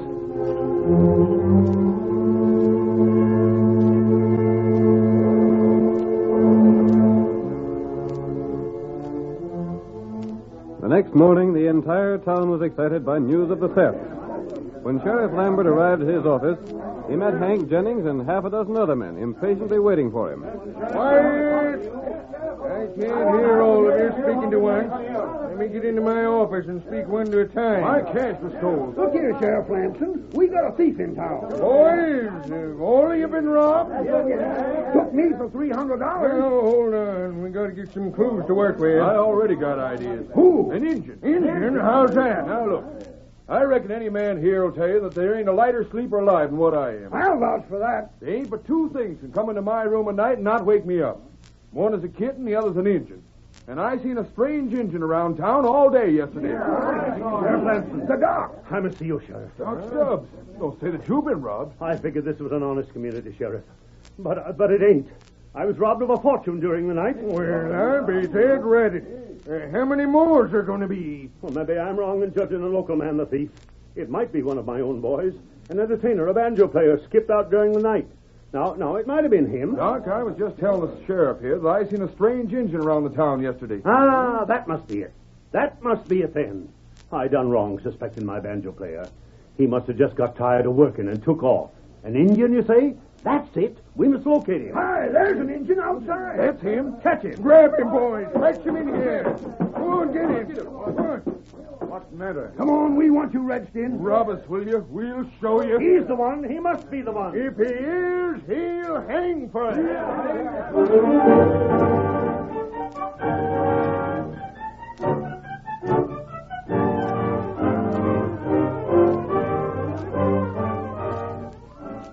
The curtain falls on the first act of our thrilling Lone Ranger drama. Before the next exciting scenes, please permit us to pause for just a few moments.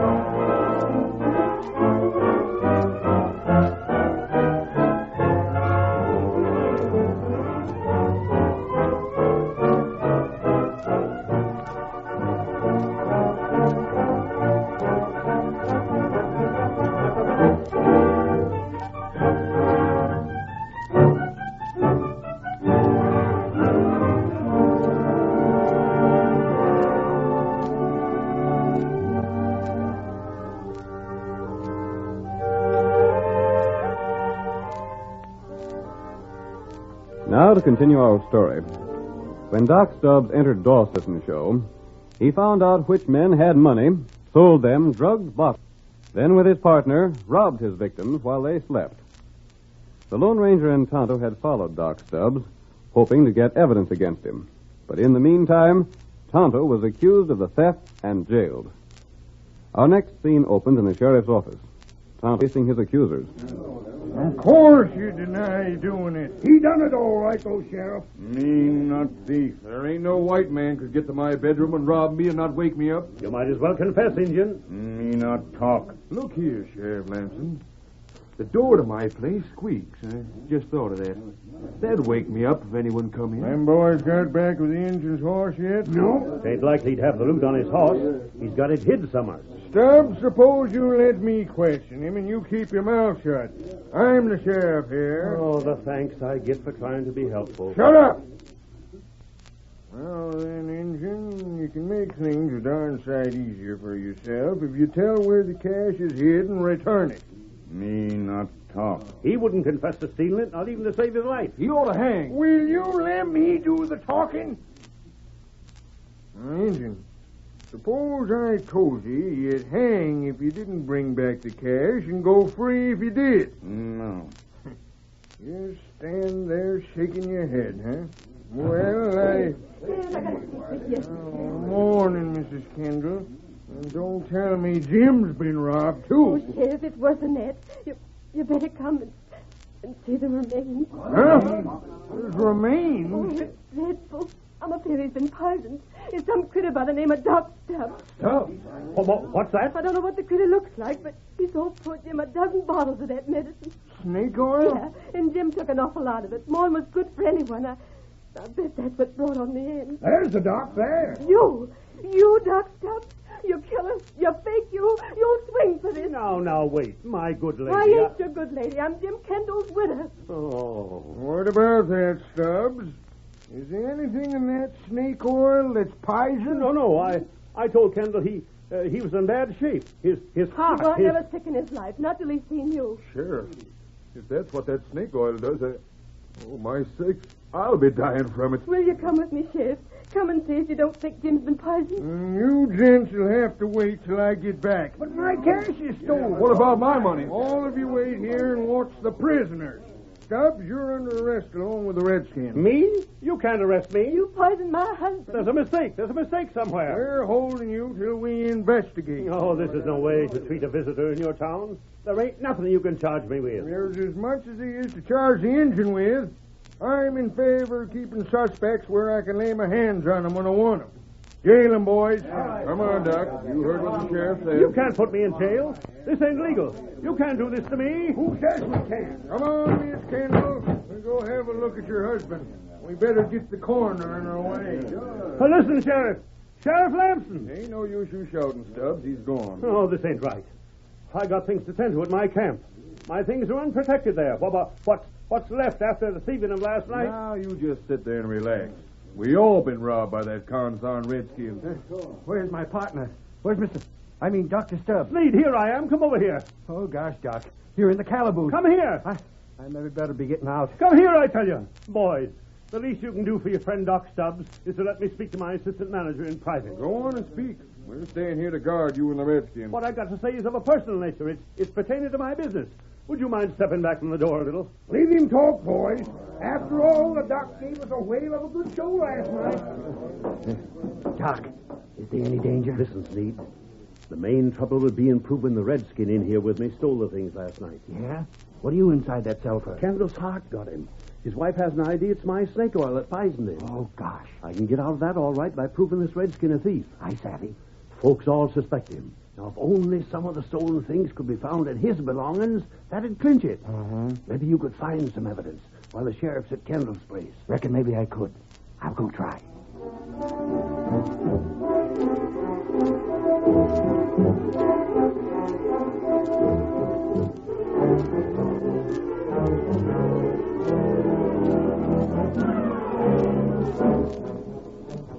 The sheriff had left with Mrs. Kendall, but returned in an hour.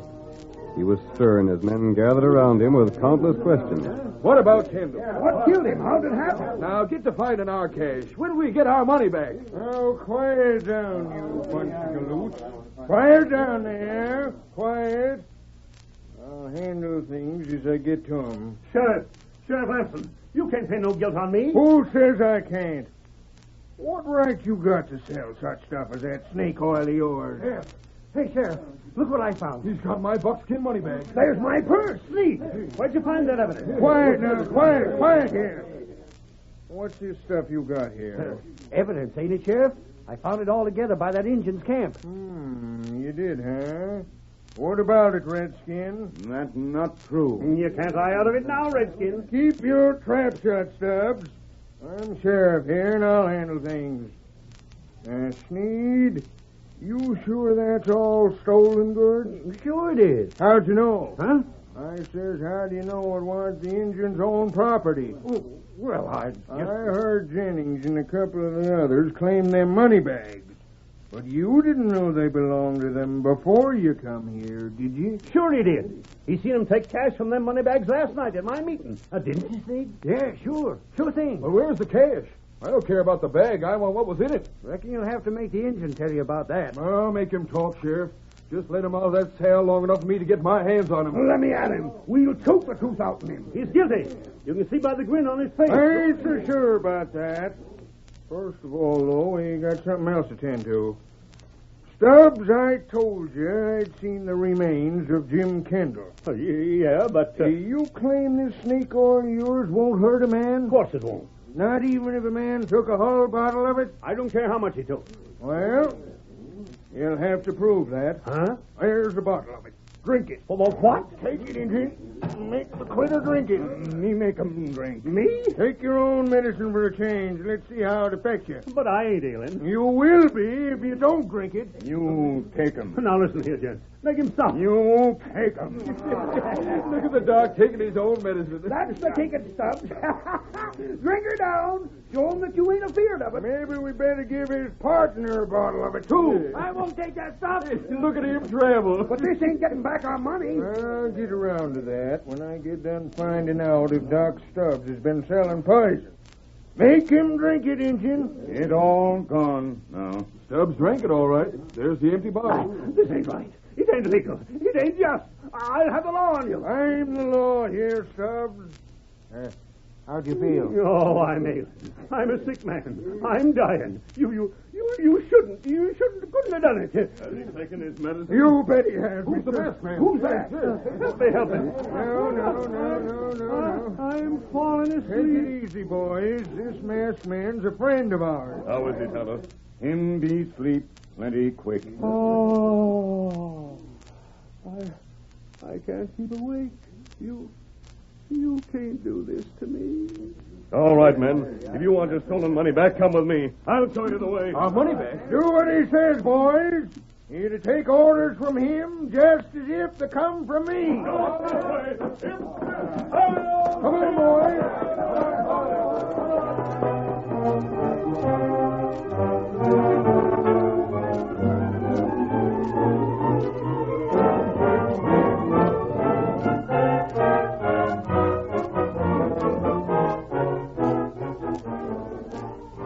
The sheriff and the group of angry ranchers left the office to follow the masked man.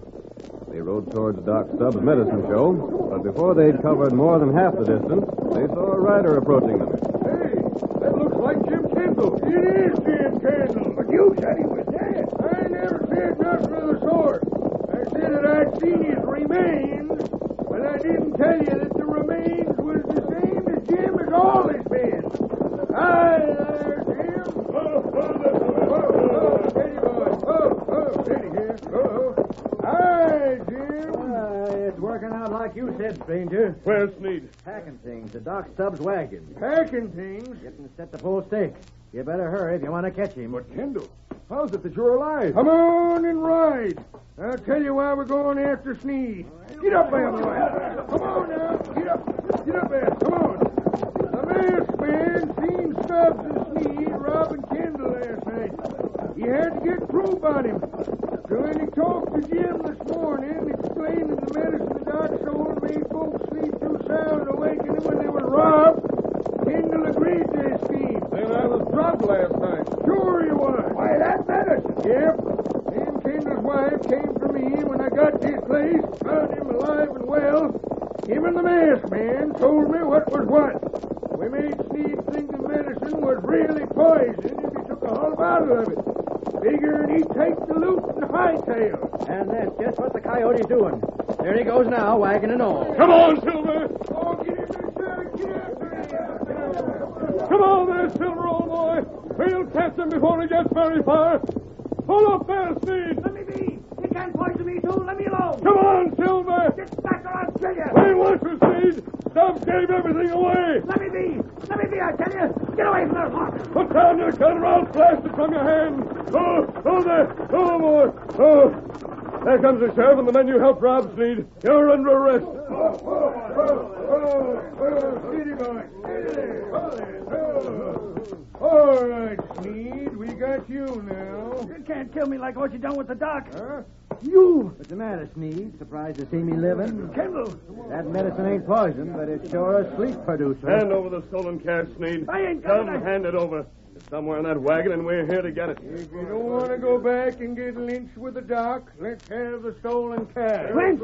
No, don't take me back. Listen to me, Sheriff. The cash is all inside the wagon. It's all there, and all the doc stole from every other town is there, too. Take it and let me go. It's in the trunk. That's all we wanted to know, Sneed. We won't take you back to get lynched. Yeah. You'll let me go? Not a chance on it. We won't take you back to hang. But we'll sure take you back to keep Stubbs company in jail after we let Tonto go free. Hi-yo, Silver!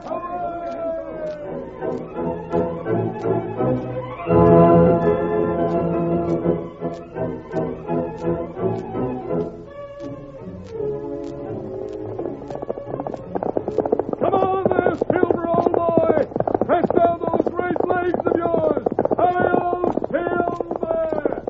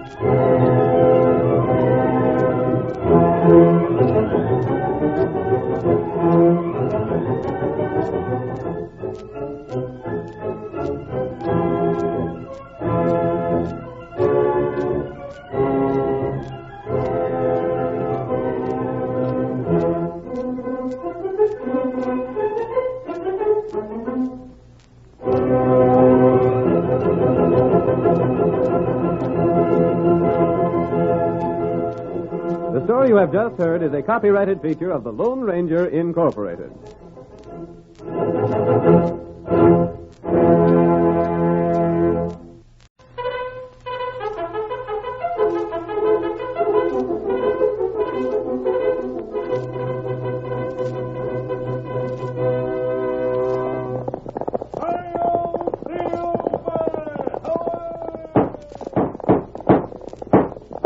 Fiery horse with the speed of light, a cloud of dust, and a hearty hi-yo Silver, the Lone Ranger.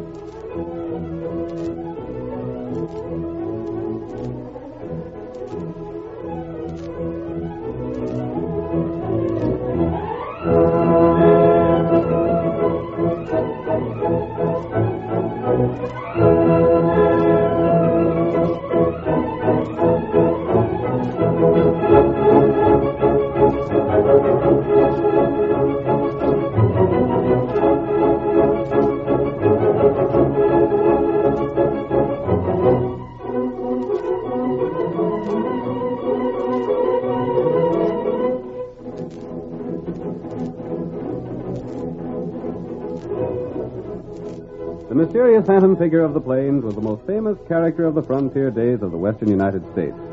His heavy guns were loaded with bullets of silver. His great white horse was shod with shoes of the same metal. And in all his fights against crime and injustice, he was accompanied by his faithful Indian companion, Tonto. And now, as Silver thunders down the trail, adventure comes to life once more. The Lone Ranger rides again. Come on, Silver, old fellow! Fellow's waiting for us! Hi-yo, Silver!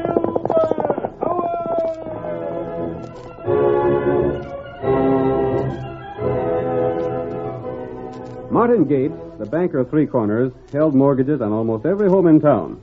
A poor cattle year made it impossible for the people to meet their payments, and gates foreclosed without mercy. The Lone Ranger and his faithful Indian companion, Tonto, hoping that they could aid the poverty-stricken people, made their way toward the community.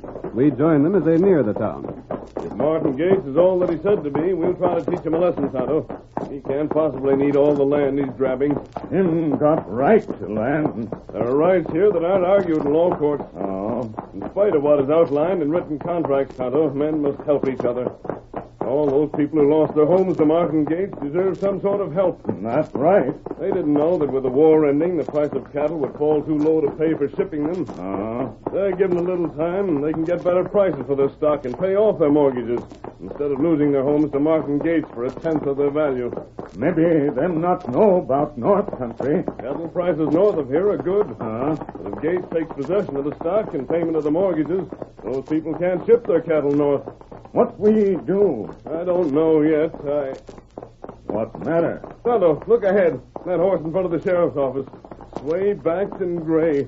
Tonto, that looks like the horse that belongs to our friends Bolivar Bates and Hacksaw Hastings. That's right. Who there, Silver? That's General Sherman, all right.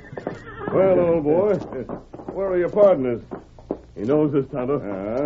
I wonder what trouble Bolivar and Hacksaw have gotten into now. Me not know. Them all time in trouble. If they'd only learn that they can't beat the law. They try one thing after the other, and they've never yet come out on top. Tonto, there's an open window at the side of the office. Take care of Silver. I'm going to see if I can learn what they're up to before we let them know we're here in Three Corners. Me, wait. Steady, Silver. Steady, White on it. All right, so you introduce yourselves. Bolivar Bates and Hacksaw Hastings. Now, what about it? In the Confederate Army, what's left of it, huh? No, sirree, Sheriff. We ain't in it no more. We're wearing the uniforms because we ain't nothing else to wear, that's all. Well, what do you want here? Mean to say you ain't heard about us, Sheriff? Hush up, Hackshaw. Don't call it to his attention how backward Three Corners is when it comes to hearing things. What do you want? Sheriff, old Jeb Stewart used to brag something awful about the two of us. Why, he's frequent said that if he had a dozen more like us, the Yanks wouldn't have had a chance in the war. Doesn't like you would scare them. Yes, sirree. It's the steely glint in our eyes. Now, get to the point. What are you doing here? We got enough trouble around town without a couple of tramps like you here. Well, I like that. Tramps, eh? Well, maybe you can match this roll of paper money. Where did you get all that cash? From grateful towns that's appreciated a couple of worthwhile gents like us. Yeah, and paid us for helping them in problems such as you got here. What do you know about Three Corners? You got a critter here named Gates, ain't you? Well? He took over almost everything in town, ain't he? Yeah. So none of the folks has any cash, and the town ain't got enough to even pay your salary. Get to the point. Sheriff, we aim to help Three Corners in the present deplorable situation. How? Now you got gambling here, ain't you? Did have. When the men had anything to gamble with. Just so. But the town never got nothing from it, did it? Nothing but free liquor for the law. That's me. Just so. Now we... Hacksaw, let me do the talking. Sheriff, we bought us a tent from the Army, and we got that same packed aboard our horse. Now, if you leave us set it up and run a nice, refined poker game, for them that wants to play, we'll pay a percentage to the town. A percentage? Sure. For every dollar we win, the town will get 10 cents. That ain't much. If we win $1,000, you get 100. Me? Well, the town, but it's paid to you. It's the same thing, ain't it? I reckon it is. Now you're talking something like sense. You two don't look like gamblers. Well, we ain't exactly. You play your cash against anyone that wants to play you? I'm the one that plays. Hacksaw, he just stands by to see that there ain't no crooked playing. Well, if that don't beat all. I've seen a lot of strange things in my day, but no one could ever make me think that a couple with your looks was good at gambling. What about it, Sheriff? Well, it's all right with me, if you can find anyone with cash to play with. And there's Martin Gates, ain't there? Mm-hmm. And he's always glad to win cash. Ain't no one yet has ever got the best of Martin Gates. Sheriff, you're looking right now at the man that can do it. I can't believe it, but I'm willing to be convinced. Good enough. Bolivar, we'll set up our tent and get started this evening. Yes, sirree. And the 10% of all the winnings goes to you, Sheriff. I'm warning you, though. If you lose, you better be able to pay up, or I'll jail you so fast your head will swim. Oh, well, we'll be able to pay up. Our food ain't so good in jail. So remember what I told you. Come on, Bolivar. He's making threats that don't mean nothing. And keep that game on it. I'll be around to try it for myself. Sheriff, we couldn't be anything else but honest. There, Hacksaw. That big roll of Confederate paper money and a couple of genuine bills atop it done the trick. I never... Leaping termites. Bolivar, them 2 white horses alongside General Sherman. Tonto. Oh. It's Tonto the Indian. And the masked man must be close by. There's his horse. So you two are going into the gambling business now. Stranger, mister, look here. We ain't busted no laws. No. I saw that you were careful to keep your word to me and get permission from the sheriff before you set up a gambling tent. Sure, that's it, mister. We was keeping our word. We was thinking of that when we called on the sheriff. What do you know about Martin Gates? He's a money-grabbing polecat. He's swindled everybody around Hi here. there. What's the masked man doing? You! I got you covered, stranger. Get back in your office, Sheriff. I came here to talk to you. Well, you keep your distance. Keep back, I tell you. Let's go inside and talk. You two wait for me. How do you keep them there? I got you covered now, stranger. Put away that gun and sit down. What's Martin Gates trying to do? Control the whole country? No. Well, that is, I don't know. He's got legal papers, and they're the law. And so he's taken over most of the ranches around here. Well, what he ain't took yet, he will doggone soon. And if he let those people keep what they own for a time, they could join the Chisholm Drive and get a good price for their stock. Yeah, I know that. So does Gates. Do the ranchers know it? Sure, but what can they do about it? They signed their land away to Gates. Sheriff, just who are you for? Huh? Martin Gates or the people? Me? Now, see here. I don't know who you are, and you ain't no right to come in here masked like this. Ain't no right to talk to me like you are. But I'll answer your question, then I'll ask a few. Well?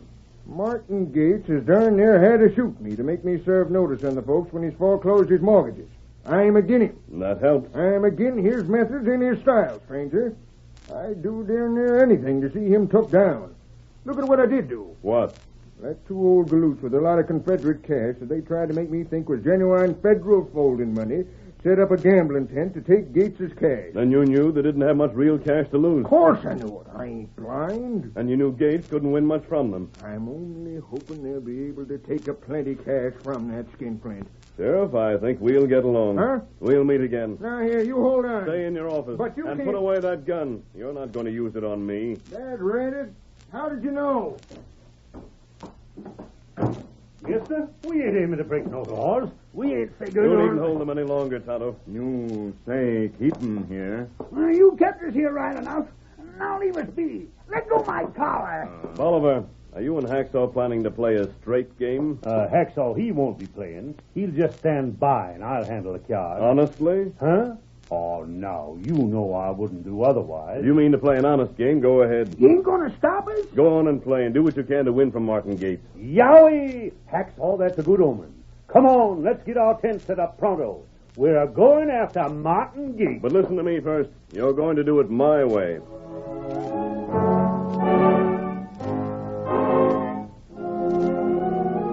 The 2 ex-soldiers listened to the Lone Ranger, then put up their second-hand tent and installed some borrowed furniture. That evening, several men drifted in and played for small stakes with varying luck. Later, Martin Gates and Sheriff Lamson arrived and played for a full hour. Finally, Gates shouted in anger. Last at the game. What's the matter, Banker Gates? You were too measly pair and you beat me. I want another deck of cards. There's something mighty crooked about this game. Now, Banker, that ain't right or just. It's insulting. I demand new cards. Leave. Bust out another deck of cards. And you better get to the cafe and buy up a few more decks. Looks like Banker Gates aims to call for new cards with every deal he loses. When I win, what do I win? Your deal, Banker Gates. With a full house last time, I won. I won a pot and wanted to mount it. Nothing at all. This time I try a bluff and raise and raise. Knowing blame well that coyote hasn't much. But he don't bluff out. He sticks and wins. You want to deal the hand, Banker Gates? Something mighty odd about this whole thing. Banker Gates, I should resent that kind of talk. It ain't right to cast reflections on a man like me. I'll leave it to the sheriff. He's playing a straight game, Banker. That's what I thought at first. I want to look at his face, and I figured the game would be honest. He don't look smart enough to be anything else. You done shuffling that new deck, Banker Gates? Cut him. Uh-huh. Not you. Get your hand off them cards. You cut, Sheriff. Anything to be obliging. There you are. Maybe you better not play again my unconscious luck, Banker Gates. I'm said to be the luckiest man alive. Lucky to be alive, you mean? Maybe you can't afford to lose no more cash. What's that? Why, you skinny old gadfly, you, I'll show you. Let's see. Stop looking over my shoulder. I didn't mean nothing. Go on, Hacksaw. Get outside where you belong. Oh, there ain't no use me staying outside no longer. There won't be no one else getting a chance to play tonight, even if I do get him interested, Bolivar. Sure there will. The banker won't stick much longer. I'll stick till I get back my losings. I'll get square if it takes me all night. Maybe I should quit while I'm ahead. Oh, no, you don't. Pick up them cards and play them. All right, then. Now, the stakes are going up. I feel my luck's changing. I'm afraid you're right, Gates.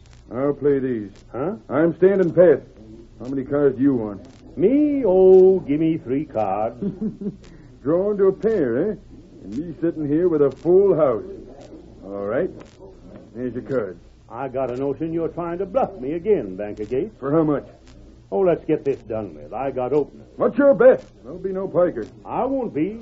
I'll bet $20. 20? Why, you cheap skin Flint, after all you won from me, you bet $20? You can raise as far as you want, Banker Gates. As far as I want? Yep. I'll raise $500. God. Careful, Banker Gates. He won't dare to see me. Mr. Gates, I've still got a notion that you're bluffing. So I'll call you. Blast your skinny hide. You ain't no right to call me. You ain't no right to think I'm bluffing. Maybe you got the cards to beat a pair of queens. If you have, the pot's yours. I ain't a doggone thing. How'd you know I didn't have? Sheriff, this game's crooked. Stand aside. I'm going to get back my money or drill that cheating cook plumb through the heart. You're cheating. You're crooked. Hey, put down that gun. Banker Gates! The curtain falls on the first act of our Lone Ranger drama. Before the next exciting scenes, please permit us to pause for just a few moments.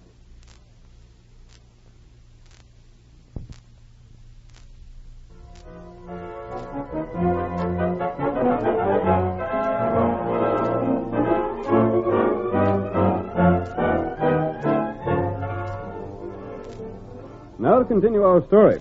Bolivar Bates at Hacksaw Hastings schemed to win at poker from the greedy banker Martin Gates. Gates had foreclosed without mercy upon the ranchers in the district, making it impossible for them to sell their cattle in the profitable northern markets. Knowing this, the Lone Ranger watched the progress of the game from outside the tent. But when the banker finally lost his temper and shot point blank at Bolivar, the masked man quickly entered. You ornery killer! You shot my partner! You killed Bolivar! That's enough of that shooting. Who's this masked Drop man? that gun. You're covered. Drop it. Need help from old man. Get him out of here, Tonto. Sheriff, you're putting this man under arrest, aren't you? You're doggone right I am. I say hands, Gates. I had reason to shoot. I had reason. It was a card game. That's for a jury to decide. And I'll be on hand to tell that jury how square the game was. Why, Bolivar wouldn't cheat. We'll stay here with Bolivar, Sheriff, and see if there's any chance to save him. Yeah, you're coming to the calaboose, Banker Gates. No, you can't do that to me. Who says I can't? I better take care of my partner's winning. But let me look at him. Let me see how bad he's hit. Get going. You already done enough to him. I'd drill you myself if I wasn't sure the Lord'd hang you for this. On your way now. But the masked man, who's he? Ain't no concern of yours who anyone around here is now. You won't be around town.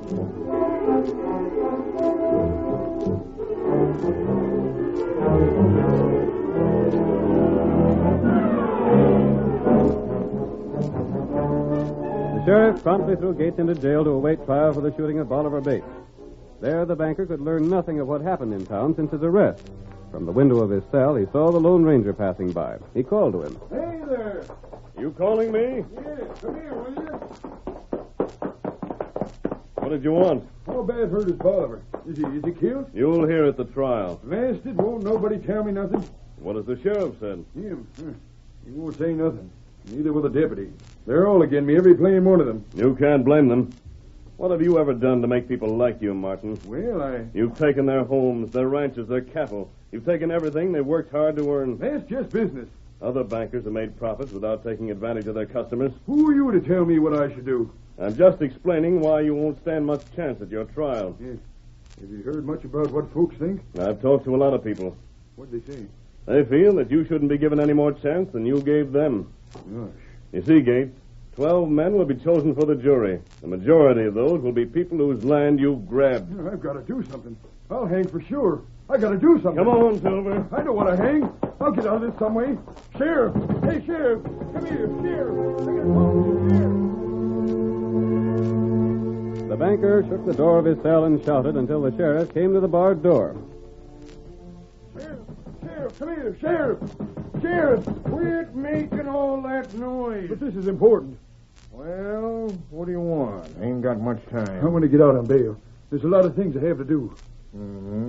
You know darn well I can't let you out on bail. But, Sheriff, You're in on a charge of murder. You can set the bail any figure you want to. I don't care what it is. I ain't trying to run away. And what are you so head up about? I gotta get out. I gotta see people. For what? I reckon folks have seen all they want of you. I want to talk to them. I don't know about that. Sheriff, I'll do anything you say if you'll just give me the chance. I don't want to be hung. If I take you out of here, the mob might lynch you. I'll take that chance. Look here, Sheriff. You can handcuff me and take a dozen guards along. Just let me get out. I've got to see some people. What for? Everyone in town's against me. You won't get no jury that'll give me a fair trial. I wonder whose fault that might be. It's mine. I saved it. That's why I've got to get out. I've got to talk to people. You won't regret giving a man a chance to live. If I go on trial now with every man in town set dead against me, I'll swing for sure. I reckon a man's entitled to a fair trial. Sure he is, and an impartial jury. Well, I'll think it over, Gates. You gotta let me out. I reckon that could be arranged if you go out well guarded.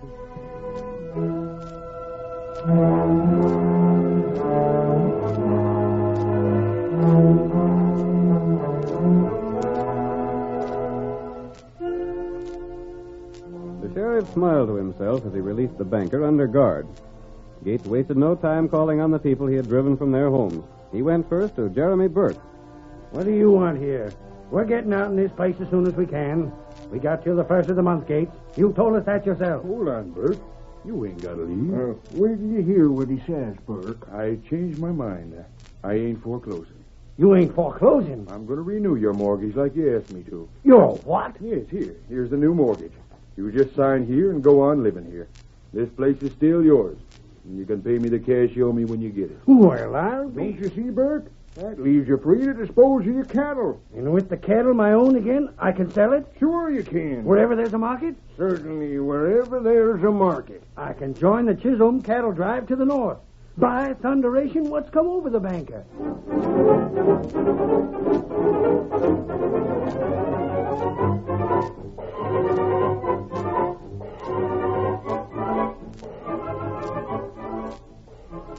Martha, did you hear what Gates done with Jeremy Burke? What's that? He renewed his mortgage. Burke is going to keep his cattle. Who's that coming here? Well, I'll go see. Hey, Sid. I got to talk to you. Banker Gates. How'd you get out of jail? He's under guard, ma'am.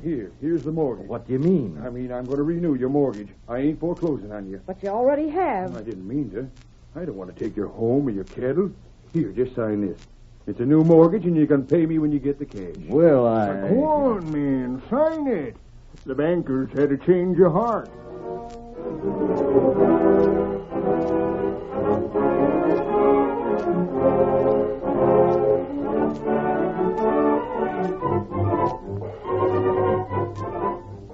Martin Gates, renewing the mortgages on liberal terms, hurried from one place to another. His debtors were astonished, and the news of the banker's actions spread like wildfire. Those who had already lost their homes rushed to interview Gates before he could change his mind again.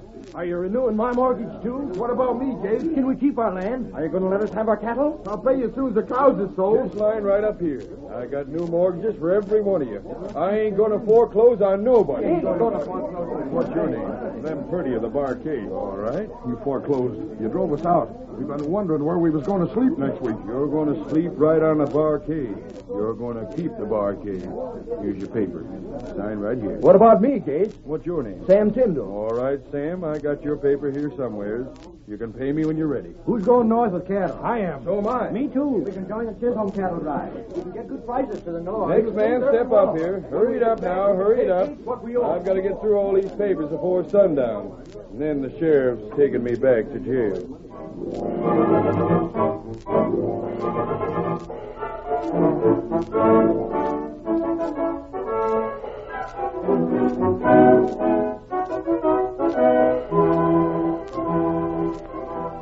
Never in the history of Three Corners was there so much activity and excitement. Toward sundown, when Gates, tired and exhausted, was again in his cell, he saw countless herds of cattle being driven northward past the jail.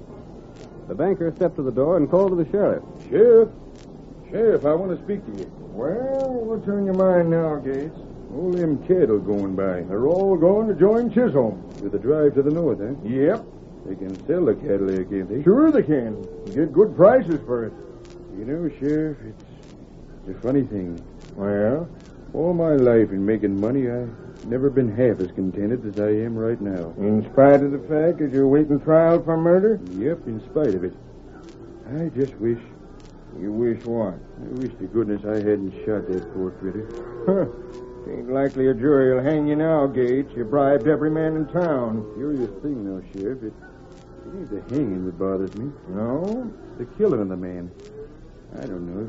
Something happened to me today, seeing all them folks with their faces lighted up with smiles. Looks like you had a good lesson, maybe, huh? Right. How's the prisoner, Sheriff? Come in, stranger, come in. He's a changed man. I heard he'd been doing a lot around town today. Sheriff, who is this masked man? What's he doing around town, anyhow? Well, Gates, he come here to investigate you. Me? Good fortunes on old Bolivar and Hacksaw here. Look here, can't you tell me how Bolivar Bates is? I ain't even sure he's dead. Come in, Bolivar. Well, Sheriff. How are you feeling? I'm feeling all right.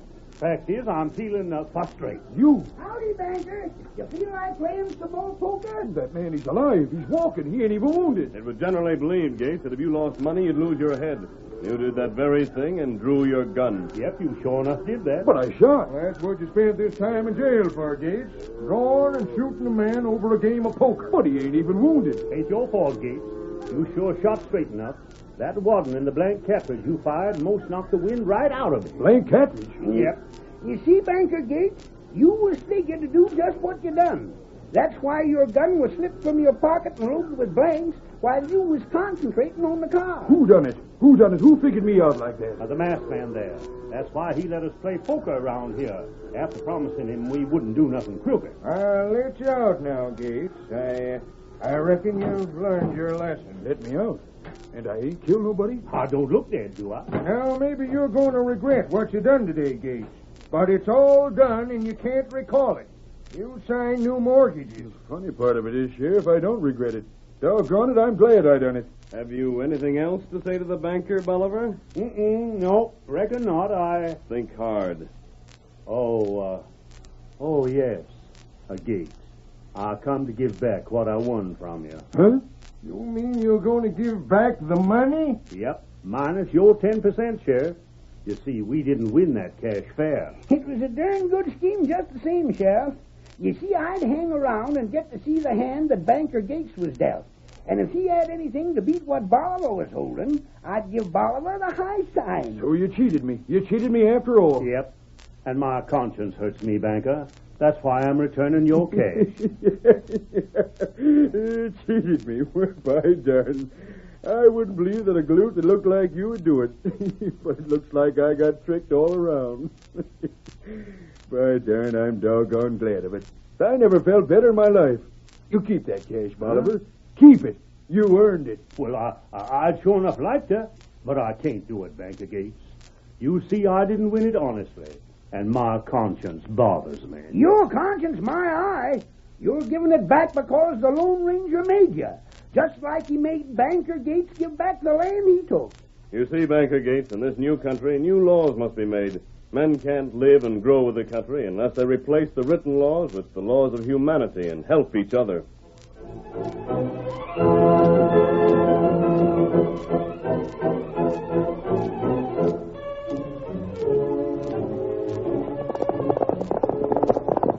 Come on there, Silver, old boy. Saddle's waiting on the trail ahead. There's trouble. Hail, Silver!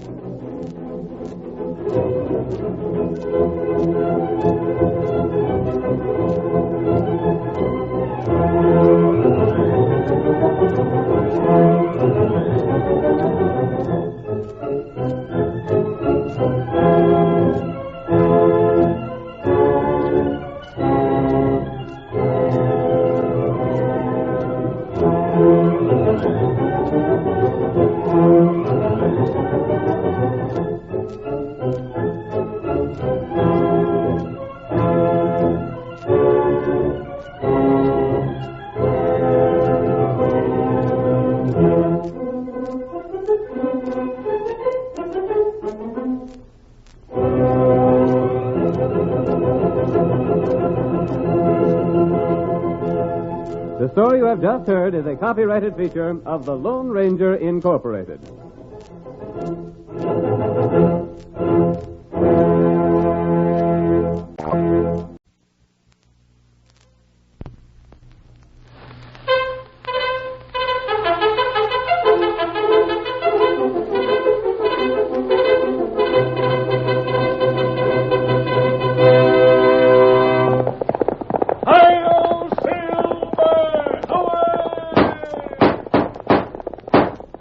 Fiery horse with the speed of light, a cloud of dust, and a hearty hi-yo silver, the Lone Ranger.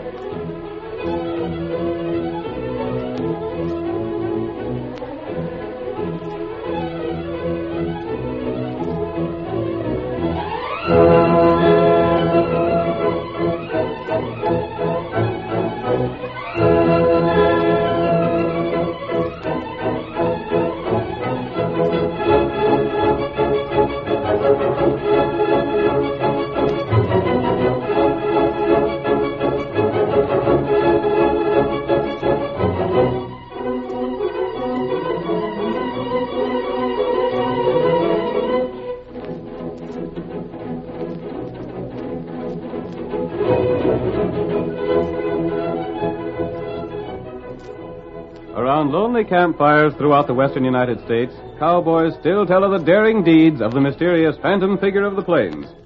With his great horse Silver and his faithful Indian companion Tonto, he fought crime and injustice relentlessly. The famous masked rider did more than any other single individual to bring law and order to the early frontier. And now, as the hoofs of Silver thunder down the trail, adventure comes to life once more. The Lone Ranger rides again.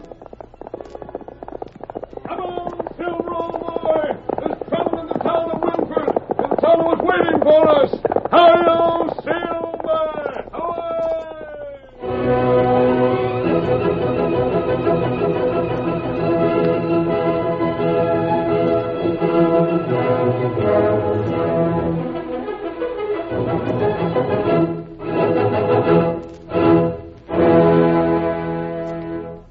The sheriff of the county, Greg Morgan, was known as a stern manhunter, a terror to outlaws in his district.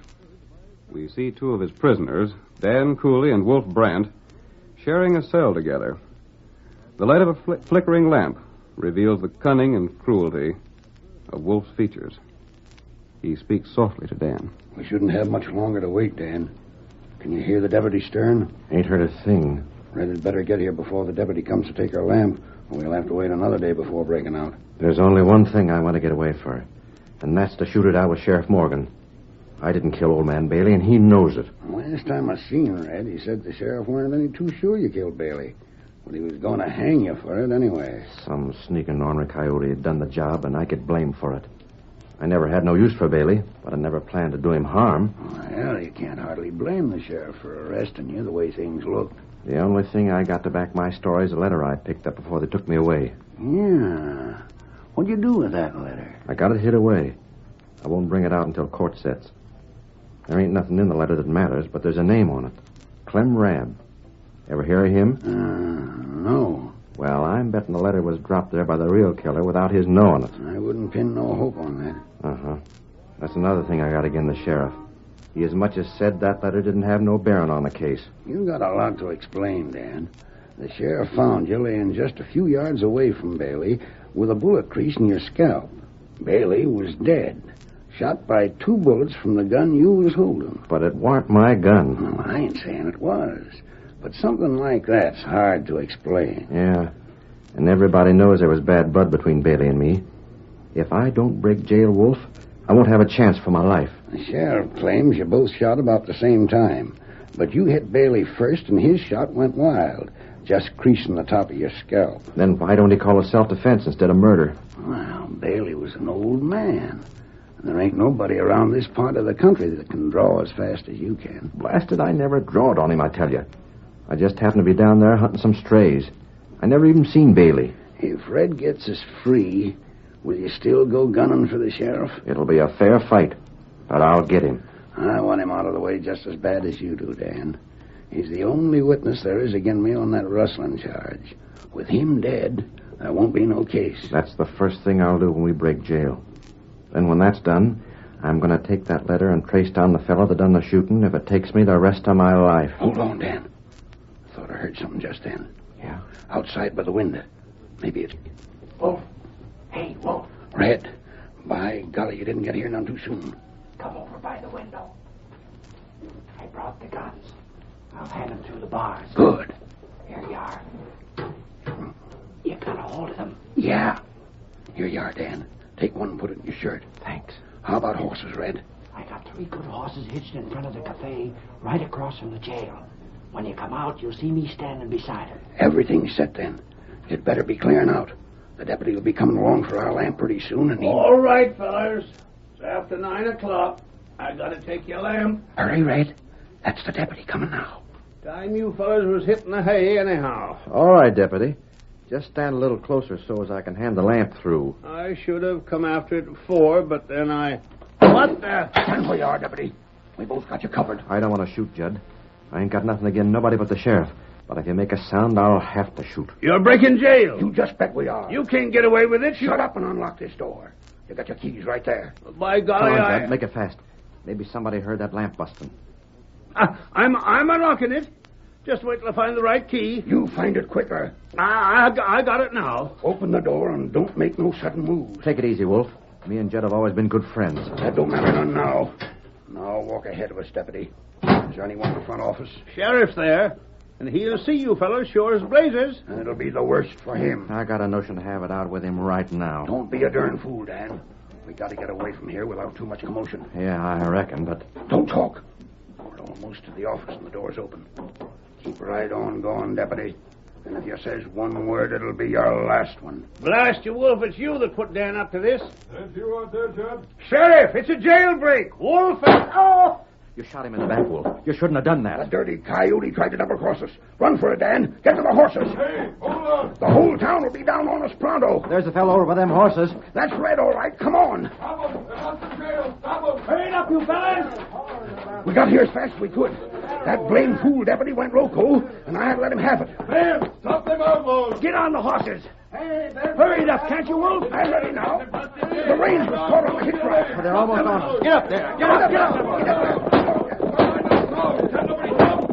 That went too fast. We gotta chase after them. Get your horses. Come on, we're blowing a posse. Well, show them outlaws that nobody can bust out of Greg Morgan's jail and get away with it.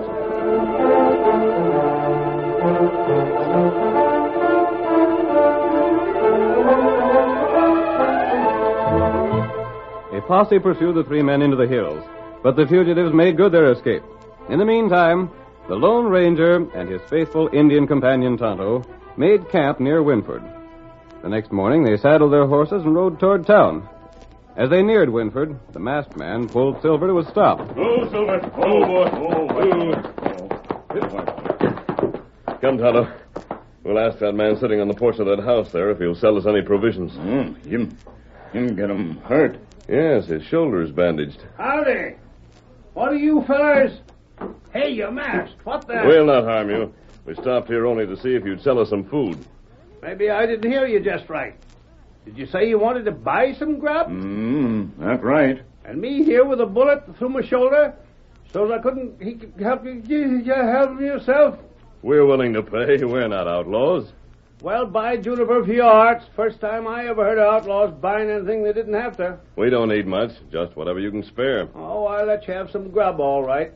I can see for myself you ain't fellows ain't crooks. I was sheriff of these here parts for too many years to be fooled on a thing like that. Thank you. You're the sheriff, you say? Never said nothing like. All I said was I used to be sheriff. When my rheumatic got bad, they made Greg Morgan sheriff, and he hired me for a deputy. And did an outlaw give you that wound? Say, ain't you heard what happened in town? We're just heading there. You're the first man we've seen to speak to for several days. Well, then you sure missed a heap of excitement. Yes? Wolf Brent, Dan Cooley, busted out of jail. That's when I got this shoulder shot up. I've heard of Wolf Brent. Oh, he's plenty tough, and he's plenty slick. Slick enough to get away without the sheriff catching him anyhow. The posse just got back this morning without him. But who is Dan Cooley? Oh, he's just ranching a small way around these parts till the sheriff jailed him for killing old man Bailey. Dan Cooley killed Bailey? Hold on there. I didn't say Dan killed him. I only said the sheriff arrested him. Don't you believe Dan to be guilty? Well, tell the truth, stranger, I don't. Oh, by golly, things sure look bad for him. But the sheriff must have had a reason for arresting him. No, he had plenty of evidence. But when evidence points to something I know can't be so, then I throws the evidence out. Why?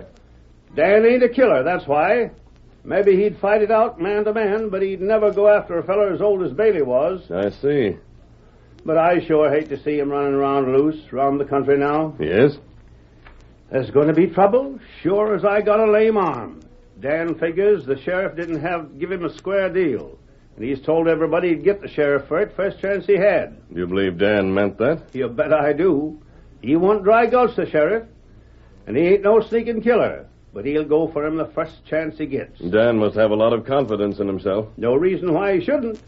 There ain't a man in or around Winford that he can't beat on the draw. And that's including the sheriff, too. But has the sheriff really been unfair to Dan? Well, the sheriff sets a lot of store on evidence, without figuring anything else, like I do.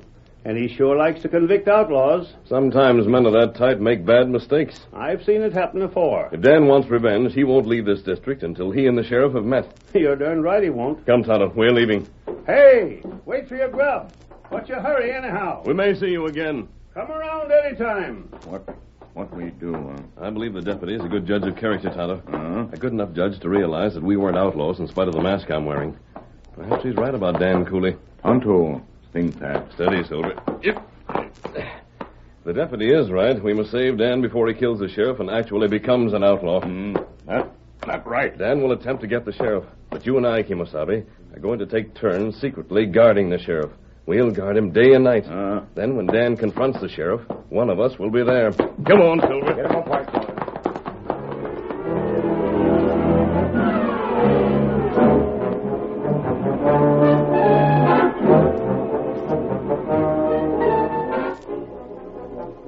The sheriff did not know that his movements were being closely watched for the next 2 days. We see him now on the second evening at home, just finishing supper. His wife is speaking. I'll clear away the dishes, Greg.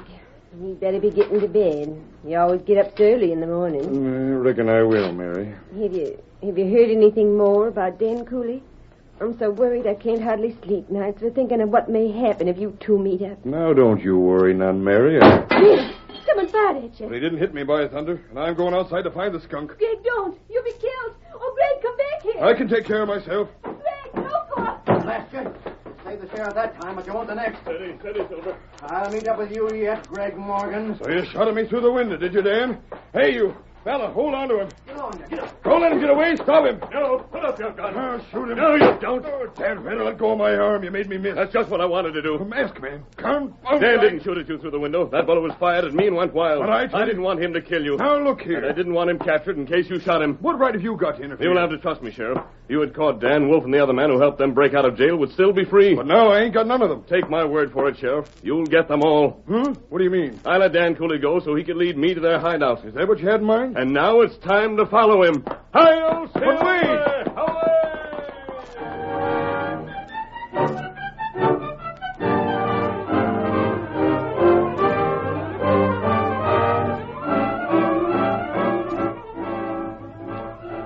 The curtain falls on the first act of our thrilling Lone Ranger drama. Before the next exciting scenes, please permit us to pause for just a few moments.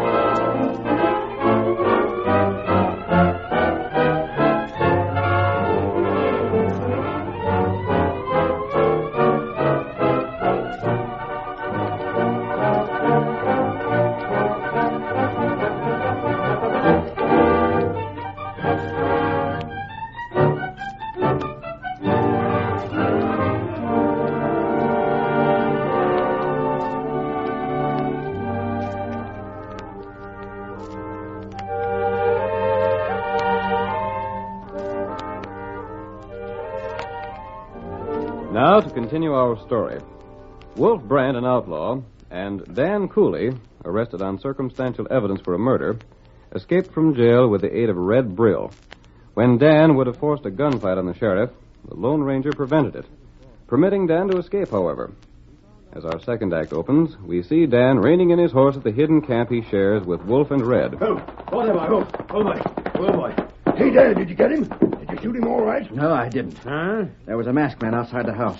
He mixed in, and I had to run for it. Masked man? I tried to shoot him, but he was coming at me so fast on that big white horse of his that I got rattled and missed. So now you gotta get the sheriff some other time. I ain't give up yet. If you wasn't such a darn fool, Dan, you'd dry gulch him instead of giving him a chance to outdraw you. I'll do this in my own way, and that's that. Well, just so you don't miss out the next time, you better picket your horse back in the arroyo with the others. Yeah. I'll take care of him right now. Come on, boy. Rat the fool. I was hoping he'd finish the sheriff tonight. I don't like this waiting. I want to get that letter Dan's hiding and clear out. Yeah, but we can't make him give it to us till he shot the sheriff.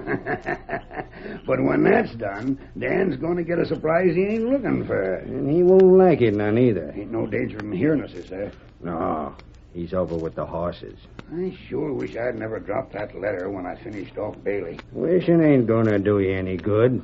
You lost it, and now you gotta get it back. No one knows me around here by the name on that letter, though. Uh-huh. But you never know when somebody will find out your real name is Clem Rad. Yeah. There's only one way we can work this.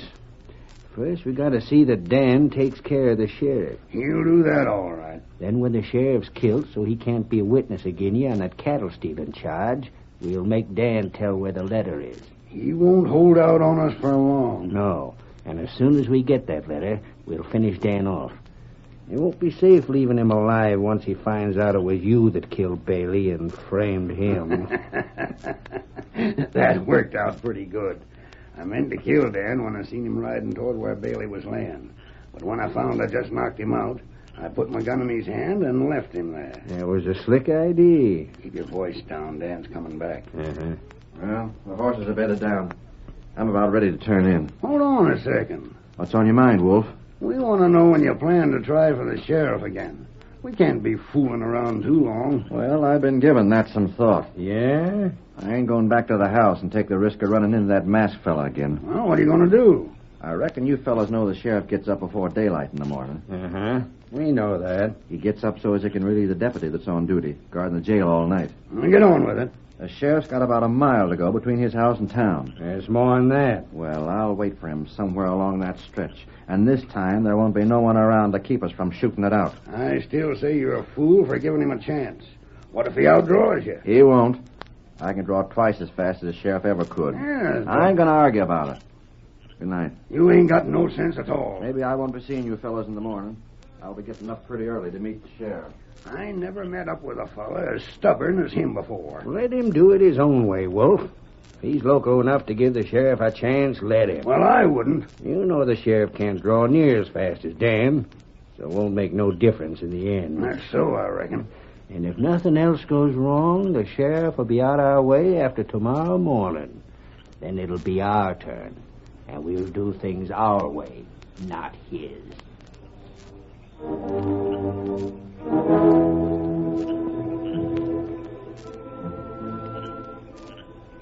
We've heard enough, Silver, old fellow. Now to get Tonto, then call on the sheriff once more.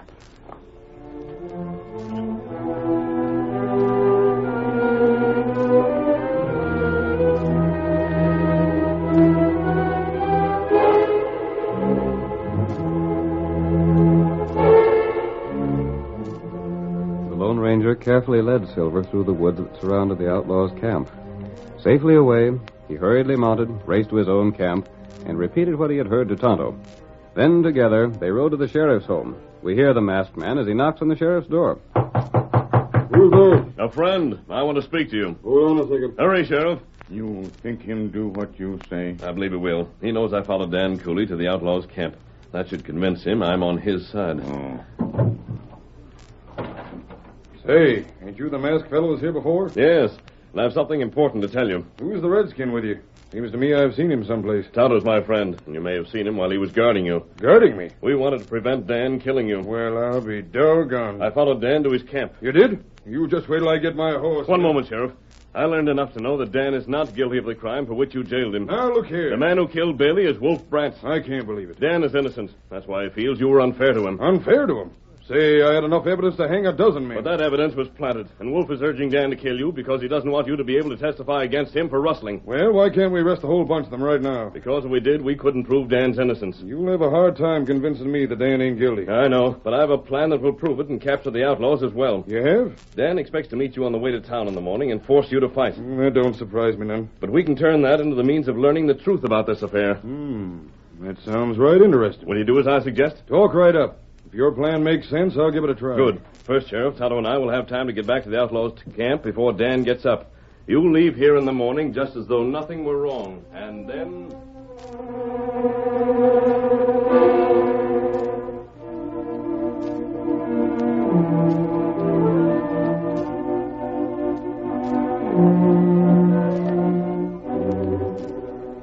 The sheriff agreed to the masked man's plan. Then, while it was still dark, the Lone Ranger and Tonto made their way to the outlaws' camp. The sleeping men were unaware of Tonto's quiet movements inside the camp. Nor did they hear him rejoin the masked man a short distance away. Is that you, Tonto? Tonto, do what you tell him. Good work. You're sure no one saw you? Them not see me. Then our plan is ready. Now there's nothing we can do but hide here and wait.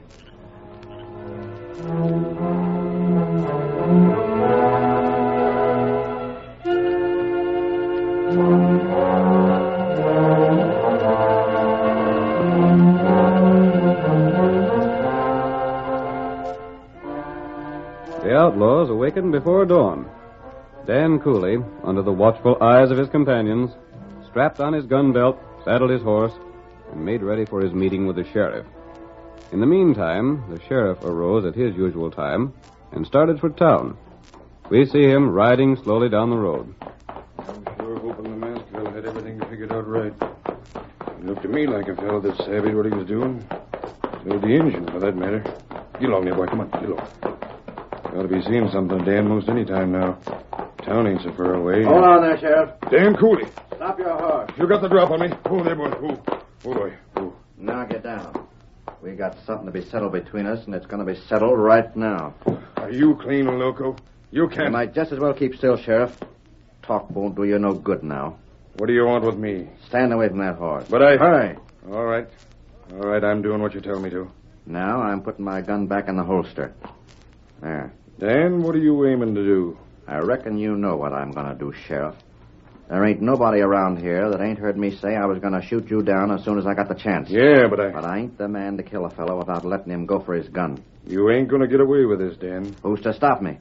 That masked fella ain't hanging around now to protect you. I don't need nobody's help. I'm glad you feel that way. Now my gun's in the holster. You and me'll draw at the same time. And if I don't draw? Then if you get killed, it's your own fault. Uh-huh. Get ready. I'm counting to 3. And then if you ain't made a move for your iron, I'm shooting regardless. You don't need to count. I'm going to...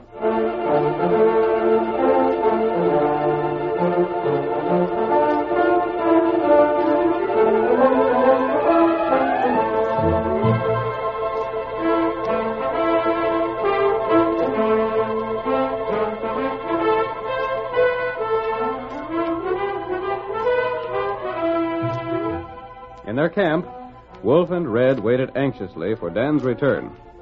His success meant the accomplishment of their plans. His failure threatened them with further danger. We hear them as they discuss the situation. I'd sure like to know how Dan come out, Red. This waiting's making me fidgety. It ain't doing you no good. But it's been near 3 hours since he rode away. He should have been back by now. Just hold on to yourself. There won't be nothing we can do till he gets here. That must be him now. It is him. Hi there, Dan. Hurry along. Oh, there. Well, I done it. You did? That fixes everything up just right. Did you have much trouble? No, but I ain't feeling so good about it now. Maybe I had things figured out wrong after all. Uh-huh. You had things figured wrong, all right. But not the things you're thinking of. Huh? Place your hands. Hey, what's going on here? You heard him. Get your hands up. But wait, look here. There's something we want to know. And you'd better tell us pronto if you savvy what's good for you. But What'd you do with that letter you found near Bailey? You want that letter? You're darn right we do. But what's it got to do with you fellas? Just this. It was me that dropped that letter. What's that? So if you think we're fooling, you can get that notion out of your head right now. Then you're the hombre that shot Bailey. And what if I was? And that means it was you that framed me for the killing. It was you that shot me and put that gun in my hands.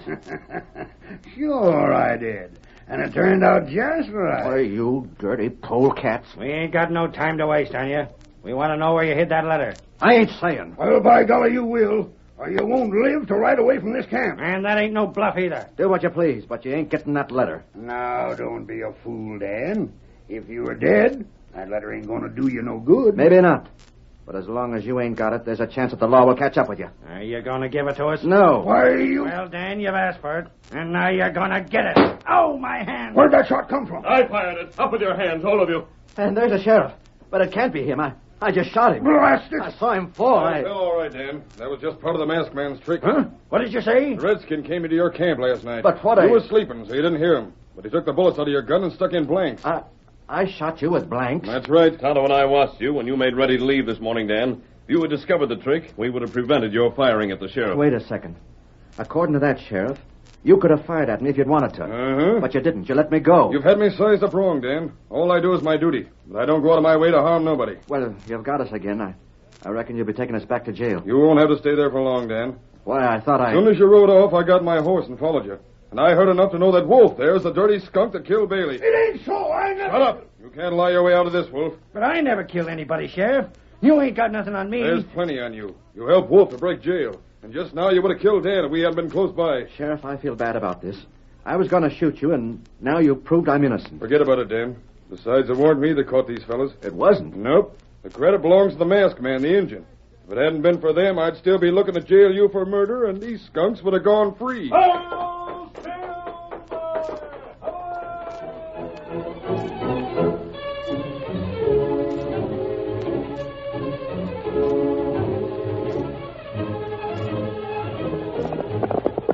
Come on, Silver, old fellow.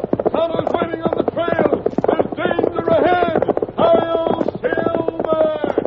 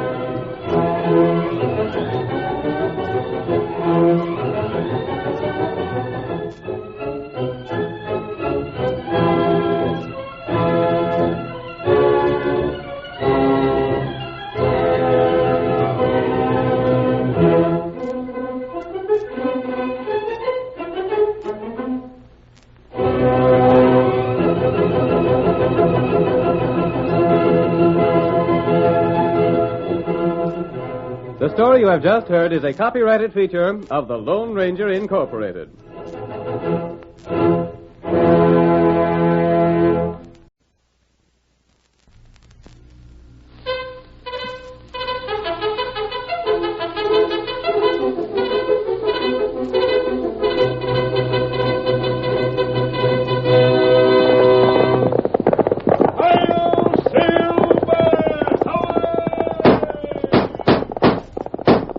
A fiery horse with the speed of light, a cloud of dust, and a hearty hi-yo Silver, the Lone Ranger.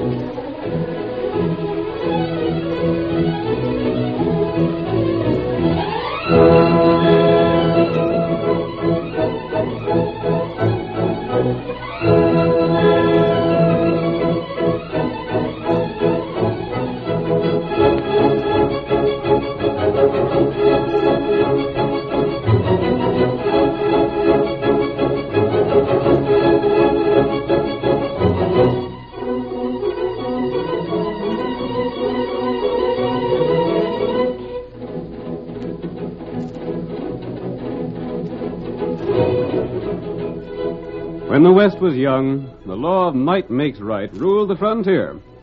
But through the length and breadth of 7 states, the masked rider of the plains rode his great horse Silver in the cause of justice. History does not record his deeds.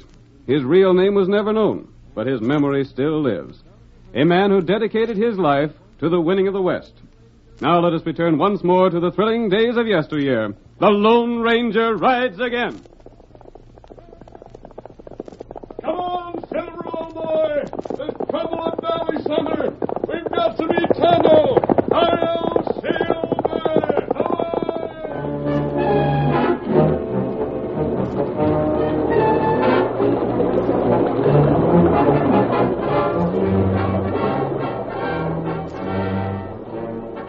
Melting snow and floodwaters swept over several communities near the army post at Northfield. After the flood had subsided, the government sent food and supplies for distribution to those in need. Lieutenant Spade Calhoun was in charge of the post in the absence of Captain Curtis. He saw a chance to make some money with the aid of a civilian partner, Squint Merkel. As our story opens, Merkel, astride his horse, is watching the muddy trail to the fort. When Tonto, the faithful Indian companion of the Lone Ranger, guided his white horse along the trail, Squint stopped him. Hi there. Hold on a second, Injun. Wait for us. I aim to speak with you. You heading for the fort? Why, you won't know. Hankering to get some of that army food, huh? Plenty white men need food, so Indian not get 'em. No, that's where you're wrong. I'll tell you, Injun, my folks are in bad shape. We need cash bad, and that's why I'm making a proposition to you. What? That? The distribution of the victuals is in the hands of Lieutenant Calhoun. Of course, he does the best he can to serve everyone in turn, but that'll mean you'll wait a week or so for your turn to come, you see? Oh. Now, me, I've been waiting for some time already. I'll be getting my victuals in no time at all, maybe today. That's good. No, it ain't. You see, there's things my folks need worse than food, so I've got to have cash money. Now, if you got any cash, I'll let you have the food that the lieutenant has set aside for me. Me not got cash. You ain't? Well, maybe swap your horse, eh? Me not want food. Well, why didn't you say so? Blast you, I should have known better than to waste my time with the redskin. Get on your way. There's somebody else coming. Get him up, white feller. Hey there, stranger. Rein up. I want to speak with you. If you're heading for the fort, you better wait and talk to me first. I may...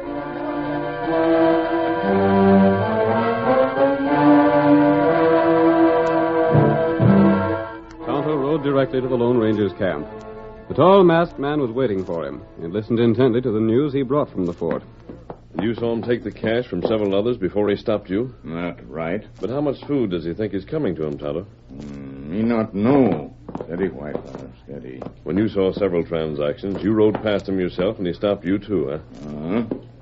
Tonto, whenever a community is stricken like this one, there are men who take advantage of the situation. Them heap bad feller. The worst kind of crooks. Men who rob the homes of those who are helpless and charge huge prices for everything they have to sell. Looks to me, Tonto, as if this man who stopped you is one of those crooks. That's right. He's taking money from the people who come to the fort for help. He's promising them army food, and he can't possibly keep his promise. That heap big trouble. What? Tonto see... What did you see?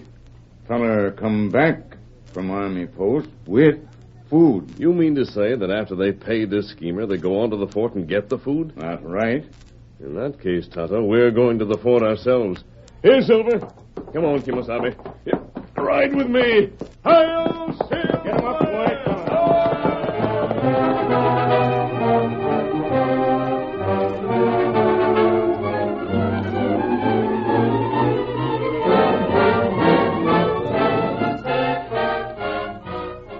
While the Lone Ranger rode toward the fort, Squint Merkel went there to report to his friend, Spade Calhoun.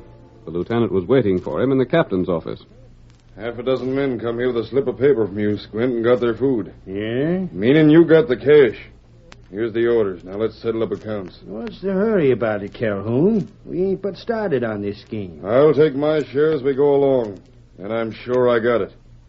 Shell out now. All right, then. Seems like you don't want to trust me. I'll feel better with my share in my pocket instead of yours. There you are. Yeah, that's better. I'm afraid you're in for some trouble, Calhoun. I met a critter named Del Sturgis on his way here. Sturgis? Yeah, from Valley Center way. Valley Center. Do they need food over that way? Sure they do. That's out of our jurisdiction. Sturgis is coming here with the idea that the Army will deliver a pile of grub there. Where'd he get that notion? I don't know. It's a darn shame we couldn't get some cash from him. He'd pay you plenty. He wants food for a whole doggone town. I don't reckon we can go much further with the business. Why not? A scout come in bringing word the captain will be coming back in a day or so. Doggone. Just when we was got going good. I know, but we made a good thing of it while it lasted. This'll be the wind-up then? It all depends on how much food Cap lined up. If there ain't enough, he may make another trip. And if he does, we can work the same thing all over again. Here's hoping. Who's outside? That's him. Who? Sturgis. I better scoot out the back door. It wouldn't do for him to see me with you. All right. Stick around, though. I'll let you know when he's going. Come in. Is this where the food supplies are being handled? Yeah? This is the place I want then. I'm from Valley Center. The name is Sturgis, Del Sturgis. Valley Center? Yeah. We're down right up against it there. Yeah, let me look at this map. The sheriff's office is rationing what food is left. Sorry, Sturgis. Huh? That's out of our territory. It's what? We don't handle food for Valley Center. Oh, now hold on, Lieutenant. We're starving. We need food. Can't be helped. There's others in the same fix. We're doing the best we can. No, just wait a minute. I was told that you'd be handling food for Valley Center. That you'd be able to send men there with a wagon load of it. Who told you that? A man that said he was a friend of yours. And said that if I'd pay him, he might be able to fix it up. I don't know nothing about that. If you can do it for cash, you can do it for nothing. If you got food to sell, you've got food to give. Now, see here. Just who do you think you are talking like this to me? I told you. All right, you told me. Now I'll tell you. I happen to know the rat that stopped me. Maybe when the captain gets back, he'll be anxious to hear about you and Squint Merkel. You seem to know a lot. I do. All right, go ahead. Do what you blame, please. See where it gets you. Maybe I will. Maybe I'll find a way to make Squint Merkel tell the captain the truth. You don't know the truth. No? I can make a good guess at it. And I do know enough to put Merkel in jail if he don't squeal. Yeah, the devil. He might make trouble at that. Squint. I heard what he said, Spade. I don't know how he found out about me. There any truth in what he said about making you talk? I done things that I might be jailed for. You fool. Gosh, now what'll we do? Close his mouth. It's up to you. You got a gun, ain't you? Yeah. All right. Follow him and use it. You mean? I mean close his mouth once and for all.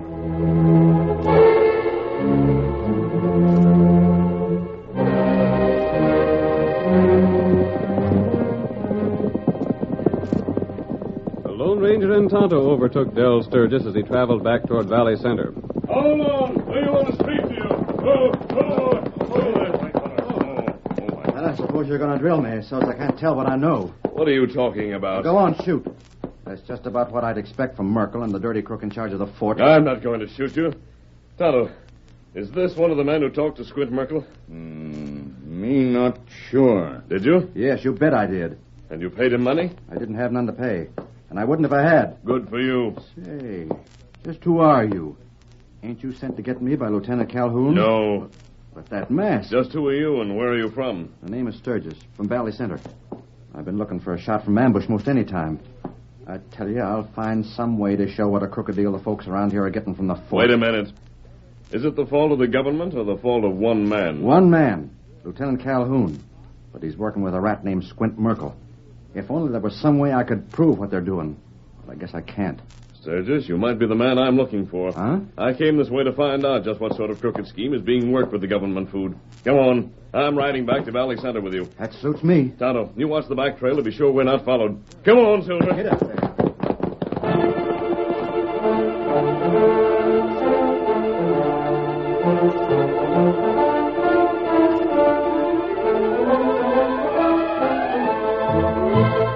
Squint didn't report back to Spade Calhoun until the next day. He entered headquarters cautiously, approached the desk, and said, Lieutenant Calhoun. What ails you? What's the idea of coming in here this way? Is the captain back? No. Oh. It's different then.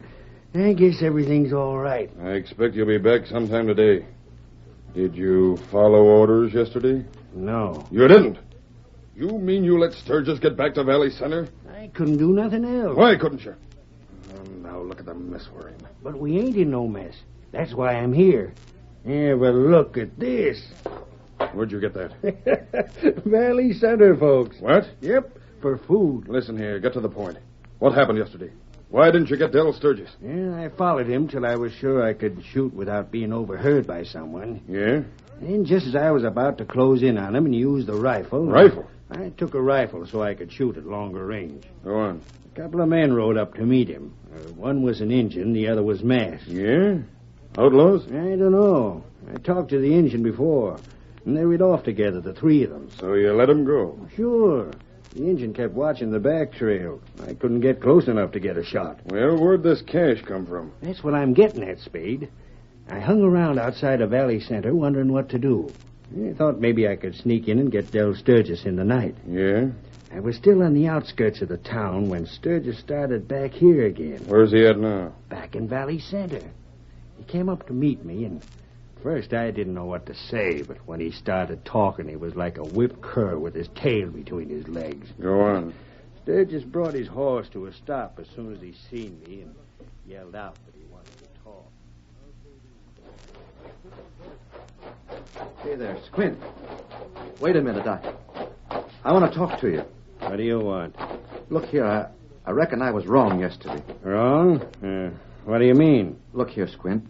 The folks in Valley Center have got to have food. Women and children are starving there. We've got to do something. Well, I shot off my mouth to the lieutenant. I reckon he must have told you. But it was just a bluff, Squint. So you don't know nothing about me after all? Shucks, no. Look, will you let bygones be bygones? What are you getting at, Sturgis? Well, I talked to the folks this morning. We need food, and we're willing to pay for it. I brought all the cash the folks could get together. What am I supposed to do about that? Take it back to the lieutenant and send us some food. You got to do it, Squint. There's women and children starving. You got to do this for the sake of the folks in Valley Center. I'm telling you, Spade, he almost got down on his knees and begged me to take the cash. But we can't send him food. Valley Center's out of our jurisdiction. That's all right. We can handle it the same as we did the rest. Split the money and I'll pull stakes, and they won't never find me. And they can't prove a thing on me. Squint, you done all right. Give me my share and then you clear out. Put lots of miles between us before the captain gets back. This is a swell haul to finish up our game with.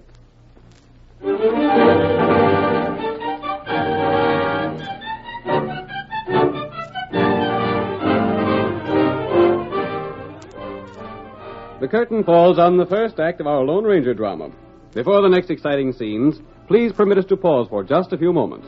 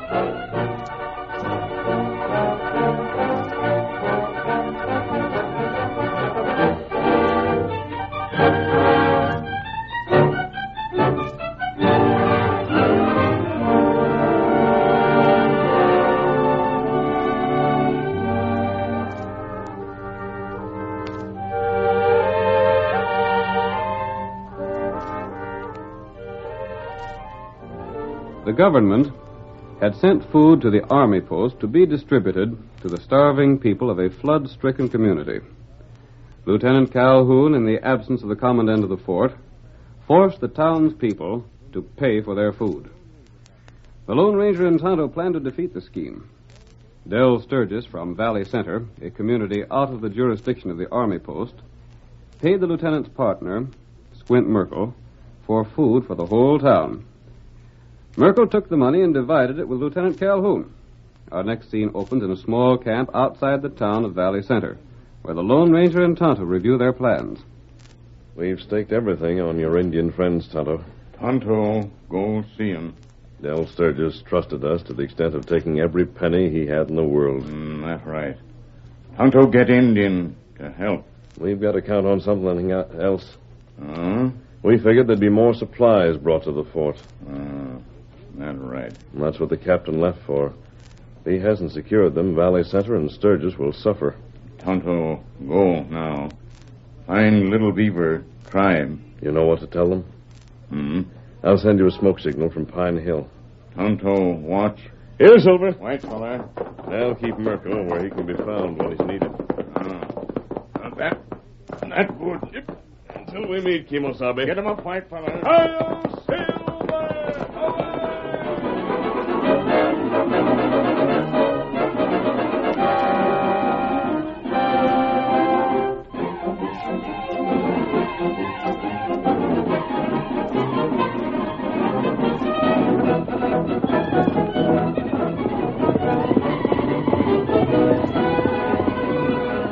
Once again, the Lone Ranger raced toward the fort with a daring plan in mind.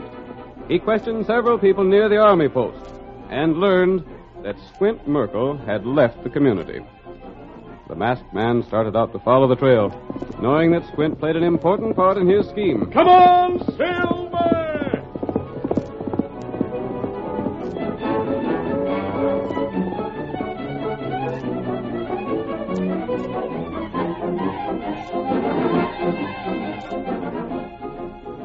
Meanwhile, Captain Curtis returned to the army post and received the report of Lieutenant Calhoun. So we doled out the food as best we could, sir.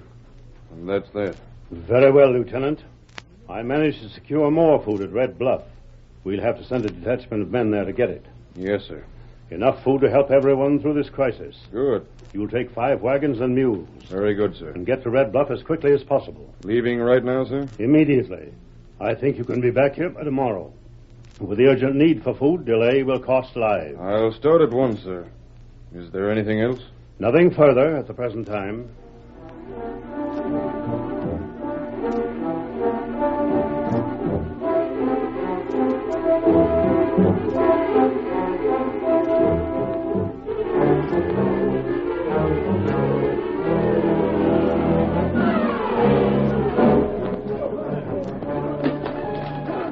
Make those mules get along. We've got to load that food and start back at daybreak. Lieutenant Calhoun. Well? Who was the squinty-eyed galoot that was hanging around the past few days? I don't know much about him. Wanted to join the army, but I told him we couldn't use his kind. Yeah, he spent a lot of time around the fort. What about it? Drive them mules. I want the wagons loaded tonight so we have no delay in starting back.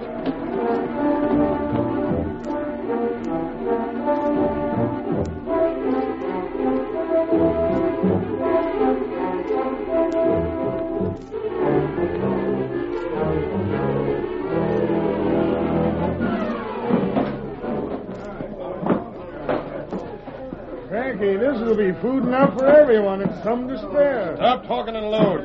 And you can sleep here and start back at daybreak.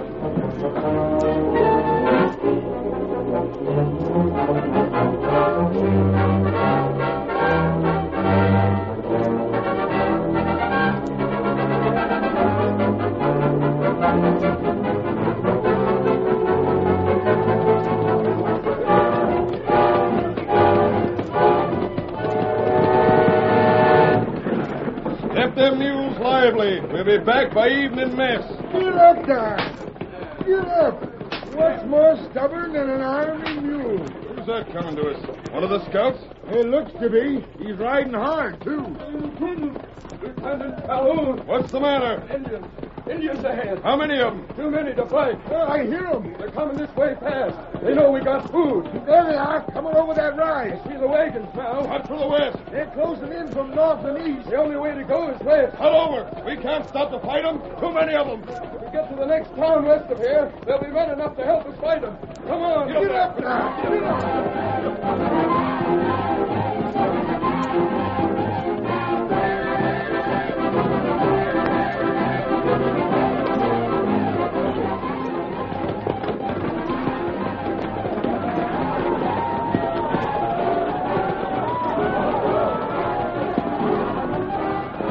100 Indians pursued the wagons, but the mule skinners lashed the small, strong beast with frantic speed.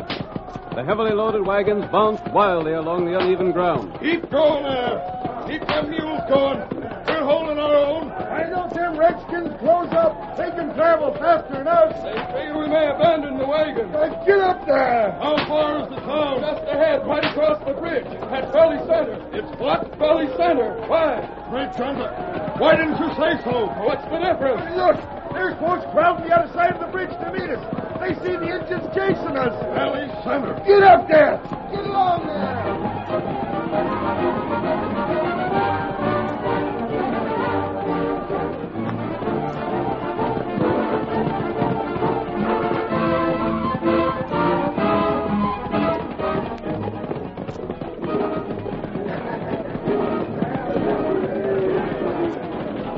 When the army wagon stopped at Valley Center, the townsmen crowded around, and the Indians retreated. The scout and the mule skinners congratulated themselves on their escape.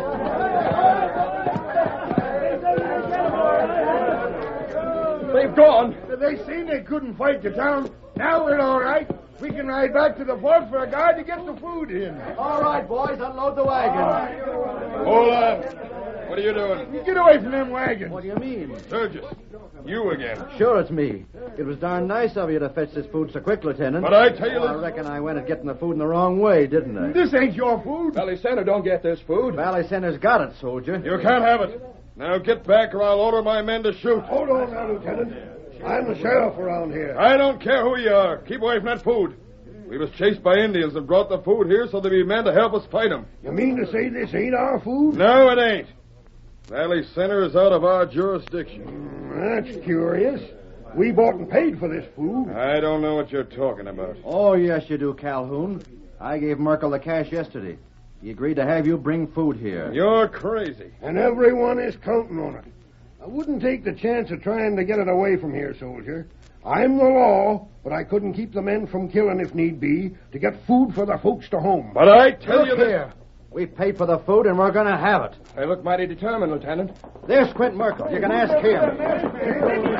Let me go! Don't give it accounting, Merkel. Sturgis, is this the man you paid? Yes. He's got our cash. We all chipped in for this food. You doggone fool. I couldn't help it. That masked man got me. Search him and see if he has some of the money bags. I'll handle that. Who's the masked man? What sort of mess have we got into? Say, Calhoun, maybe these folks are right. What's this bag? That's mine. That's mine, I tell you. With the letters DS on it? That's one of the bags I gave you, you dirty crook. So you took cash and promised food. And now they say the hoop food ain't for us. Listen, give me a chance to talk. Lieutenant, there ain't but half of what he paid us here. Where's the rest of the cash? I don't know. By thunder, Calhoun, you look as guilty as sin. Where did you put the rest of this cash? Let me alone. Leave me be. Tell the truth, Merkel. You dirty rat, I'll show you. Not quite fast enough, Spade. I have. The masked man. You can't shoot like... Steady. All I did was to shoot away your officer's gun before he murdered the man who could tell the truth. You was going to shoot me. My hand's busted. Your hand wasn't touched by that bullet. Now, will you talk, Merkel? Merkel stole from these folks. He took money he had no right to. That's why I was going to drill him. You lying crook. Try to kill me, will you? You keep still. I won't keep still. You try to murder me. I'll squeal. I'll tell him the truth. You did get half the cash. You got half the cash from everyone. Sheriff, I'll talk. That skunk's going to jail with me. You got to keep him there so he won't kill me. He'll be taken care of. Captain Curtis. The cab. You here? I've been here for some time, Calhoun. Long enough to hear all that was said. Captain, Hand over that money. But He's got it. He's got it all right. Search him. Hand it over. I got it. There. You see? That's what I got. That's all I got. I don't know how much he got. Sheriff, you will see if this money is returned to those who paid it. I sure will. It's yours, Sturgis, and the town owes you a plenty for what you done. It wasn't me, Sheriff. The suggestion come from the masked man. Captain Curtis, these two men have taken money from everyone who has been issued food since you left Calhoun in charge. You explained that when you brought me from the fort. He brought you? I wouldn't believe you, sir, but thank the Lord you compelled me to come and hear the truth about a man who was trusted by the government. Should I jail him, Cap? He'll face court-martial. He'll be dealt with. I only hope that you treat Merkel with equal severity. He'll get all that's coming to him all right enough. But, Captain, are you going to take the grub away now? After you've taken what you need, there'll be enough to supply the other communities. We leave one wagon load here. Captain. Yes? One of us will have to ride to the fort for troops to get the other wagons back. Why? They'll need guarding, sir. Bad Indians out yonder. Those Indians won't trouble you. But they chased The Indians us. are friendly. They were summoned by the masked man's friend. And they were only following instructions when they forced the wagons to come here. Then it was all a frame-up. It was the only way, Calhoun, to bring proof against you. Thanks to that man who wears the mask. The Lone Ranger.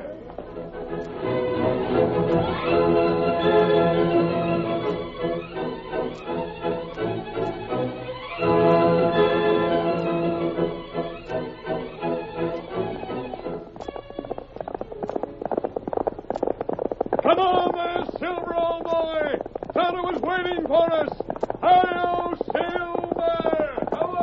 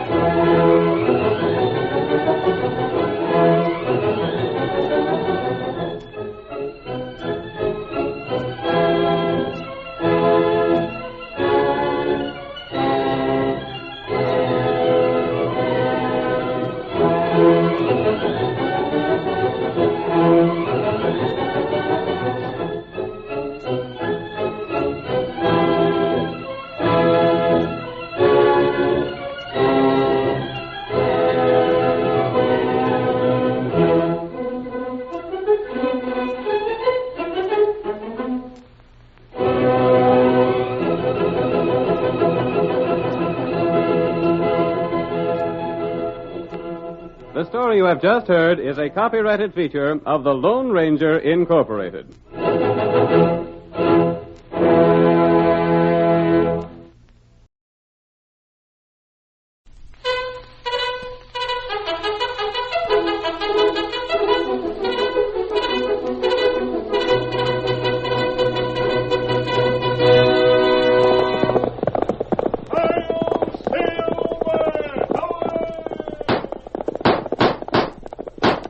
A fiery horse with the speed of light, a cloud of dust, and a hearty hi-yo Silver, the Lone Ranger.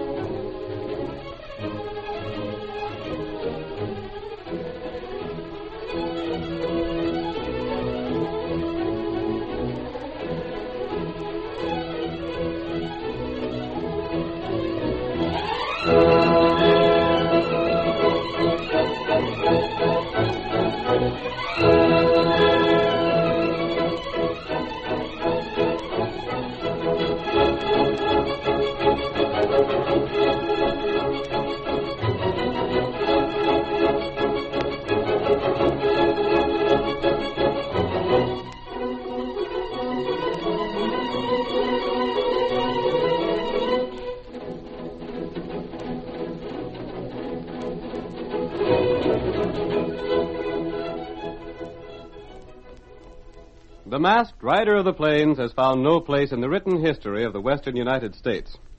But the stories of his adventures have been told and retold around thousands of frontier campfires. Astride his great horse Silver, he fought crime and criminals throughout the early West. and the memory of his tireless efforts in the cause of justice will never be forgotten.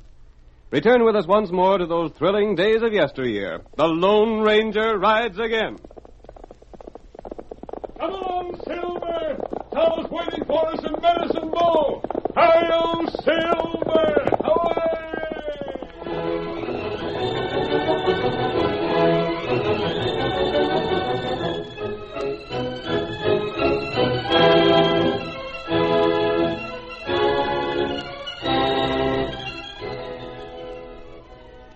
The town of Medicine Bow was the center of great activity in the gold fields, and prospectors came from all sides to get their supplies from Lige Potter's general store.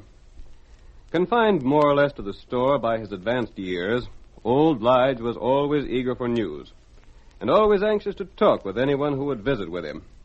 In the first scene of our drama, we find Lige talking to an Indian who has just made a purchase. You don't need to be in no hurry to shove on, Injun. Where'd you come from, anyhow? Me come long way. Ain't many Injuns come in here to buy meat. Land sakes, most of them just sashays up to the nearest longhorn they can find and slices off a steak or so. You seem like a right nice sort, Injun. Reckon I'd better warn you. What matter? If you want to stay healthy, you best keep out of the way of the blacksmith. He'd likely throw a 6-gun on you. Him not like Injun? Tain't exactly that, but he's hunting all of them, so's he can get one particular Injun.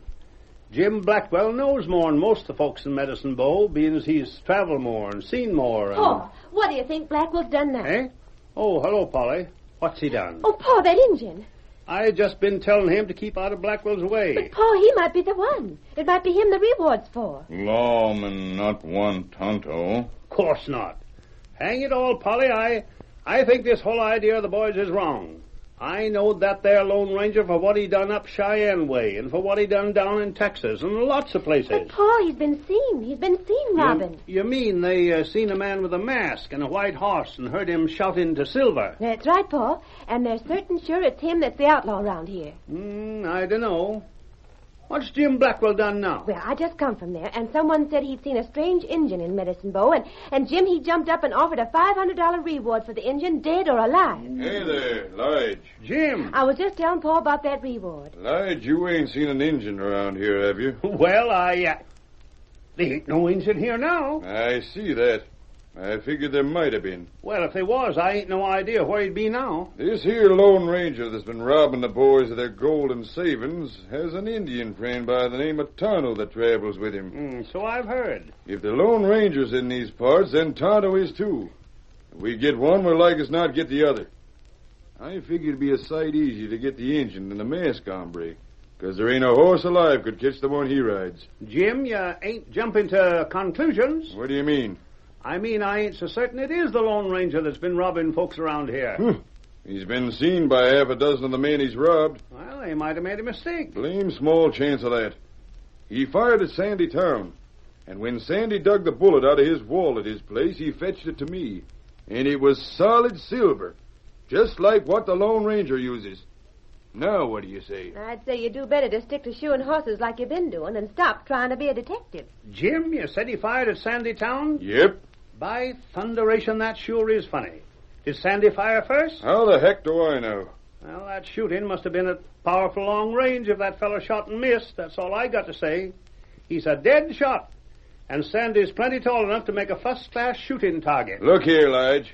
Have you seen an Injun? Well, maybe you have, and maybe you ain't. Suppose you just try and guess.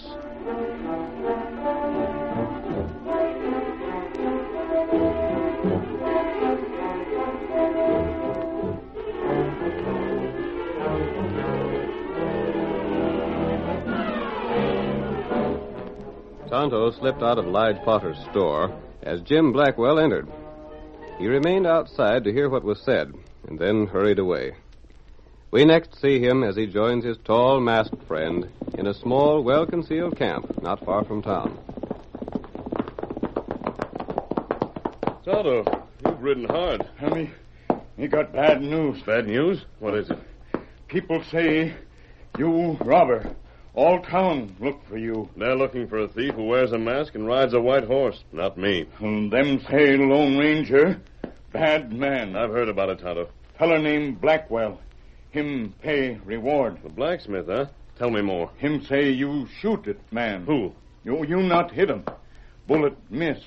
Bullet silver. A silver bullet. I'm supposed to have shot at a man and missed? That right. And they found the bullet? Huh? And it was silver? That right. What was the man's name? Sandy Town. Sandy Town. Huh? Someone shot at him and used a silver bullet. But, Tonto, you and I know that it wasn't me. Feller in store named Potter say Lone Ranger not bad. Lige Potter believes in me, huh? I'm glad someone does. The only way to prove I'm not a thief is to find the one who made and fired a silver bullet. That's right. Tonto, pack our things. We're going into town and see what we can learn. That silver bullet gives me a clue.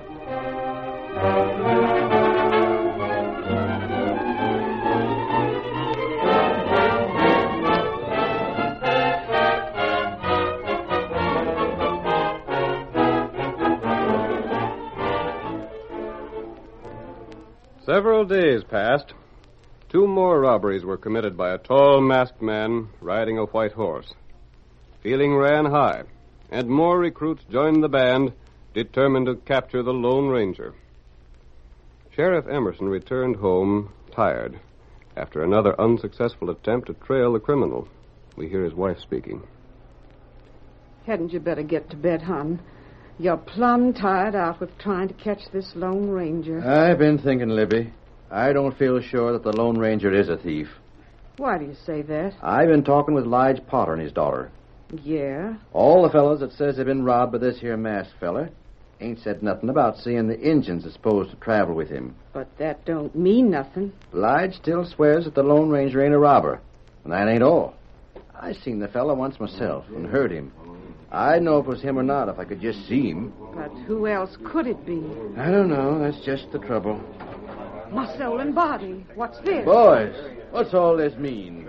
We come to talk. All right, Blackwell. Speak up and get done with it. Where's that Lone Ranger? We're here to see why you don't get that crook before he does any more robbing. He's robbed me of all I got. Now, hold on. Shut up and let Jim Blackwell speak for you. We're here to see why you ain't got the Lone Ranger yet, Sheriff. He shot at me and... Well, he missed you, didn't he, Sandy? Yes, he missed me, but that don't say he will next time. You got anything for him, Steele? Not now, I ain't. And you never had. I know that 5 or 6 of you had a good store of cash laid by, and probably Jim Blackwell had the most. I did till he took it. All right. I had a gold watch that he took with my cash. And I had over $1,000 in paper money with my name writ on it so it couldn't be used after it was stole. But that don't give it back to me. Now, listen, boys. Quiet down, quiet. I'm doing all I can. You fellas can help me out by making out a list of everything that was took. So as when we get this critter, we'll know what we're looking for. Sandytown, I don't know why in thunderation that fella would take the trouble to rob you. He shot at me because he didn't find anything. It made him sore that I didn't have anything worth taking. Well, you fellas make up your list. And them as can't write can get Libby here to help you. Then you leave them with me, and we'll see if we can get somewhere.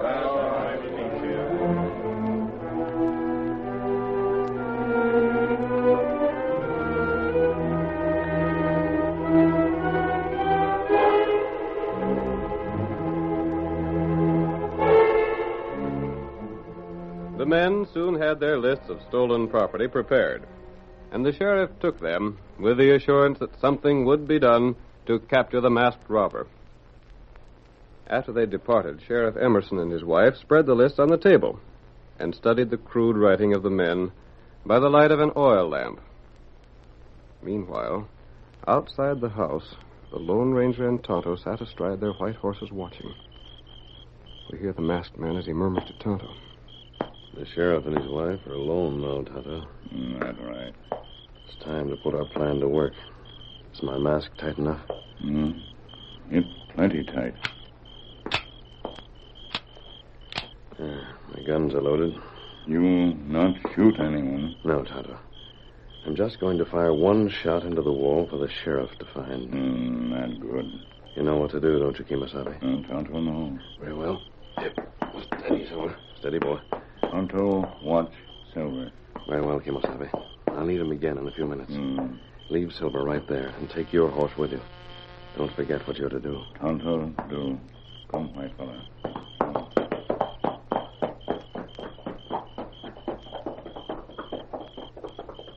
Now to take a chance.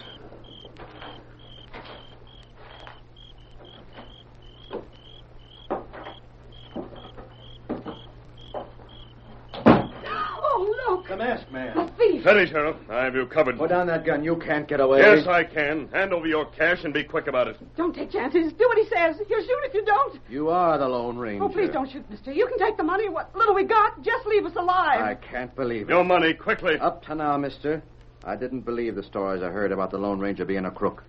After all the good things I heard about you, they didn't make sense. But seeing is believing.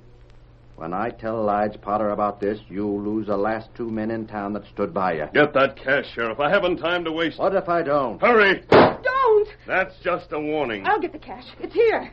This tin box. Take it, but don't shoot. Thanks. This makes me lose all my faith in human nature.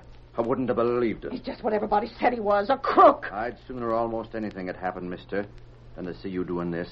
An ornery robber. Toting guns to men's homes and sticking them up. I'm sorry, Sheriff Emerson. All I can say is dig out the bullet I fired. Dig it out and keep it. I'll keep it all right. Keep it as a souvenir of the man I thought you was. Keep it as a warning never to trust anybody. Compare it with the bullet fired at Sandy Town. Get after him. Maybe you can catch him and get the money back. No, Libby. I ain't going after him. You can't let him get away. That's what I'm going to do. Well, you're scared. You're yellow. Go chase him. Get him. Now, listen, honey. Then I'll go after him my own self. I'll get him. Get back, Libby. Get away from that door. Don't shoot him. I reckon I couldn't anyhow. He's plumb gone already. But the ornery low-down snake, he stole everything we've saved for years. And him, the Lone Ranger. Let me think, Libby. Just let me think.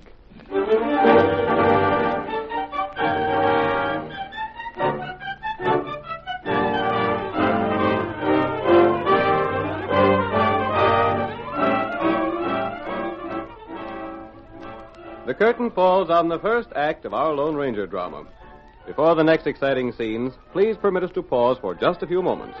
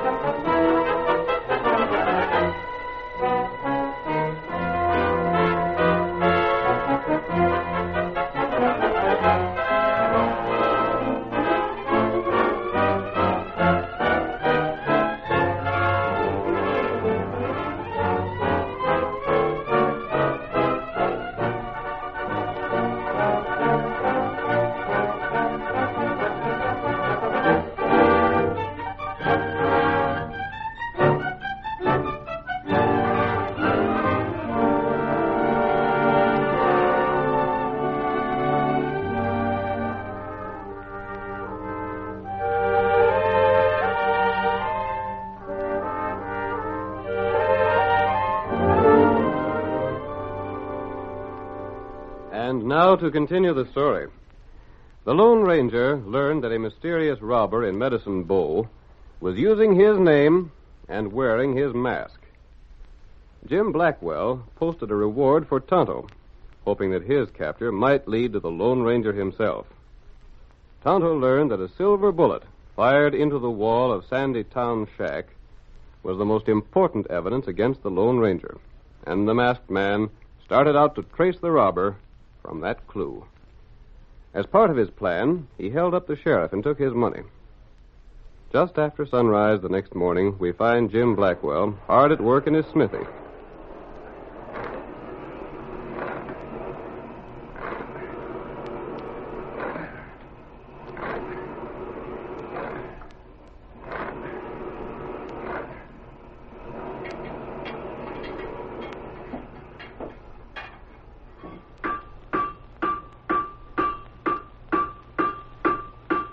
Suddenly, he looks up and sees Tonto standing beside him. An Injun. And you hear what me say. Who are you? I am hunting an Injun around here. You give reward? You're blame right. Me friend. Me Tonto. Huh? Now, is that so? Lone Ranger steal cash last night. Oh, he did. Him tell me come here now. Oh, I begin to see it. So he's got an Injun to work with him now, huh? Just like the real Lone Ranger. Who'd he hold up? Me not know. Where's the cash? Here. Good enough. Just tell him that I'm putting it away with the rest. You'd better keep out of sight around town. They'll be hunting you for to get that reward I posted. Maybe plenty careful. Now, vamoose. Sheriff, got reward money? No. I gave the sheriff orders to take the reward money out of the money that was stole from me, if he gets it back. And to pay it to anyone finding the Lone Ranger or Tonto. No. Me go now. Goodbye. Yeah. My pard sure is getting downright smart ideas. When things get too hot, we just hangs the engine and it'll make folks satisfied for a while. Now to hide this here cash with the rest. Any fine place for hiding here. It's too bad I ain't as tall as the Lone Ranger, so I could do all this myself instead of having to split. Stand right where you are, Blackwell. What the? I'm leaving here. I'll take what I've stolen with me. See here, you I've ornery... no time to argue. Double-crossing me, are you? I'll get you for this if it's the last thing I do. You don't dare, Blackwell. If you turn me over to the sheriff, you'll put your neck in a noose as well. You don't dare tell what you know. I don't, huh? I don't. Well, I'll show you. I'll show you can't double-cross Jim Blackwell and get away with it.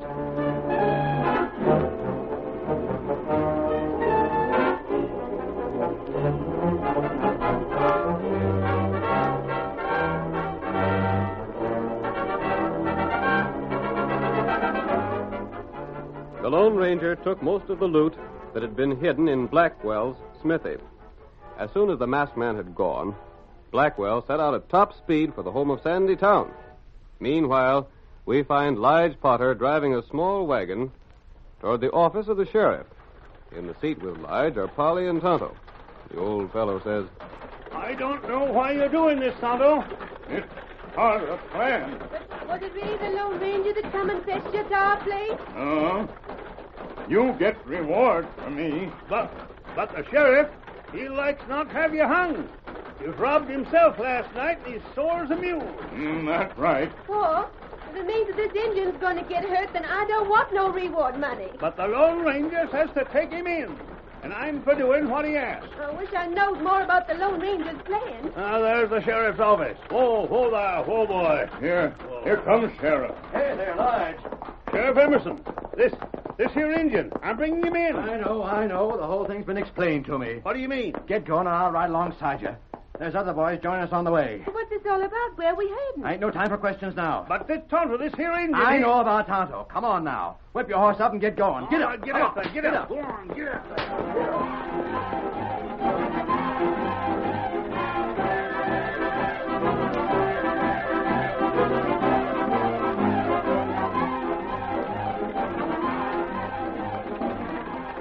The sheriff and old Lige went along at breakneck speed, pausing only long enough for new arrivals to join them. There's Ben riding this way. Get up there. Get up. It is Ben, Pa, and he's coming awful fast. Get up there. Sheriff, here I am, just like you told me. Come on and get going. Come on, get up.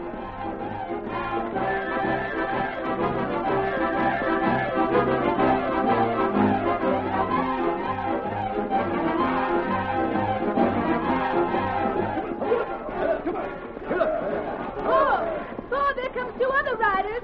I'm Tucker, Dan White. What's all this mean? Sheriff, what's it all about? Never mind questions. Just pick them horses up. Get up, Pa. Get up. Come on, boys, and make it fast. We got a lot of ground to cover.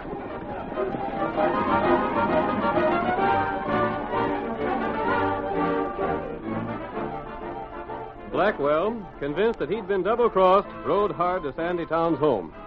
When he reined in his horse in front of the house and dashed up the steps with gun drawn, he did not notice that many horses and riders were concealed behind the house. Blackwell jerked the door open and shouted, Stand right where you are, Sandy. What? I'm here to talk to you, you rat. What about? What in thunder's got into you, Jim? Shut up.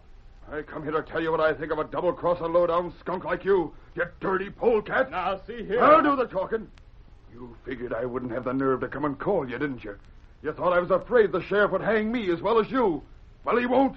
But he won't hang you neither. Now, what do you mean? I mean I'm taking things in my own hands and drilling you. Now, put down that gun. Stand still. I got some other things to say, too. I don't know what you're talking about. Yes, you do. It was my idea that you fix up to look like the Lone Ranger on account of your height. It was my idea that we take a horse and cover him with white so as he looked like the Lone Ranger's horse. Yeah, but... And it was me that made the silver bullet for you to shoot. Sure it was, Jim. I ain't never said anything different, have I? It ain't what you said. It's what you did.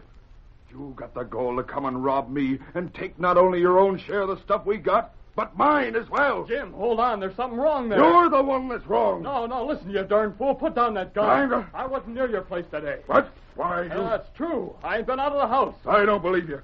I seen you with my own eyes. You was there masked. You robbed me. But I've been here since yesterday morning. Honest, I have. You mean to say you never robbed no one last night? No, now put down that gun, you fool, and tell me why you're acting like this. But what about the engine you sent me? What engine? I ain't seen no engine around here, Jim. You ain't? Then what's it mean? Perhaps I can explain. Look, Jim. It's him, the Lone Ranger. Yes, I took the stolen goods from you this morning, Blackwell. Don't kill your friend. He didn't rob you. I ain't, but I... Look out! Behind you, mister! There! I got him, Sandy. Grab his gun. Wait. I got him. I got his gun. Now stand up again that wall pronto.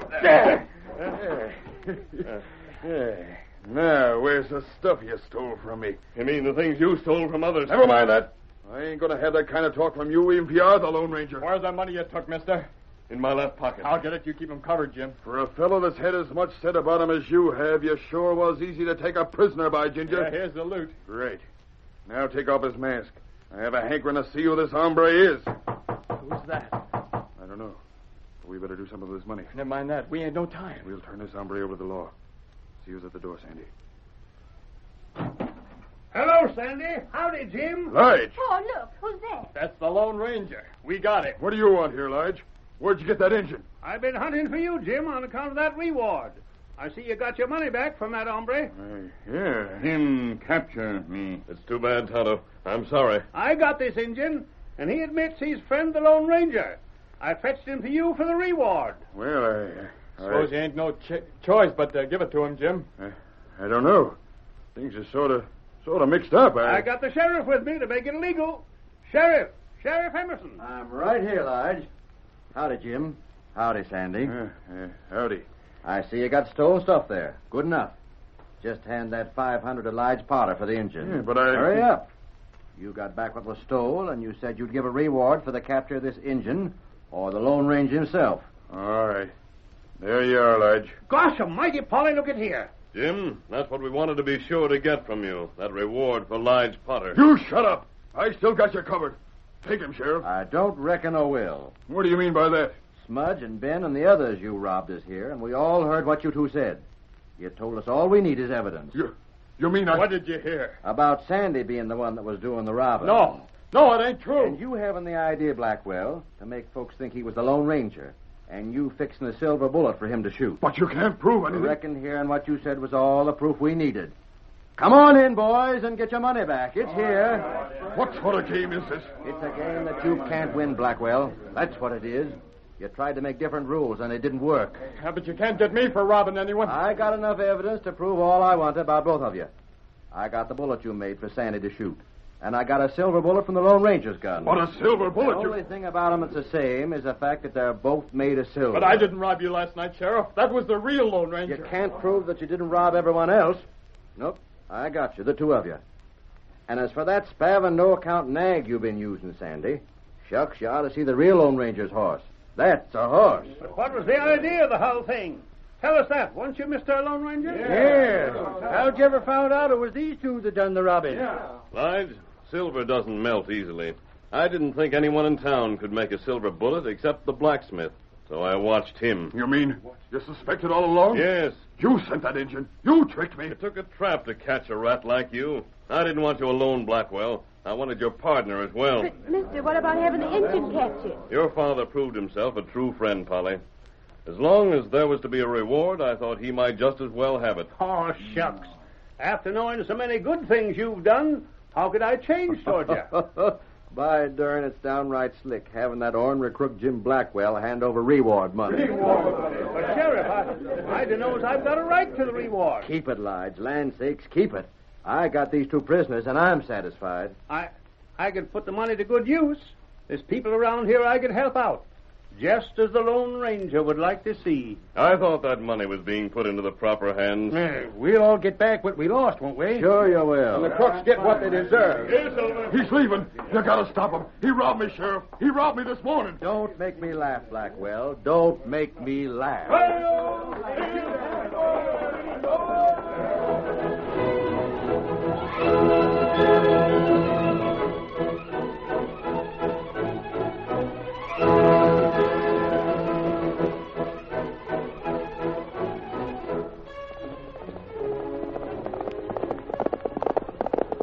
Come on there, Silver, old boy.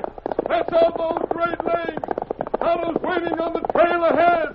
Hi-yo, Silver! Away!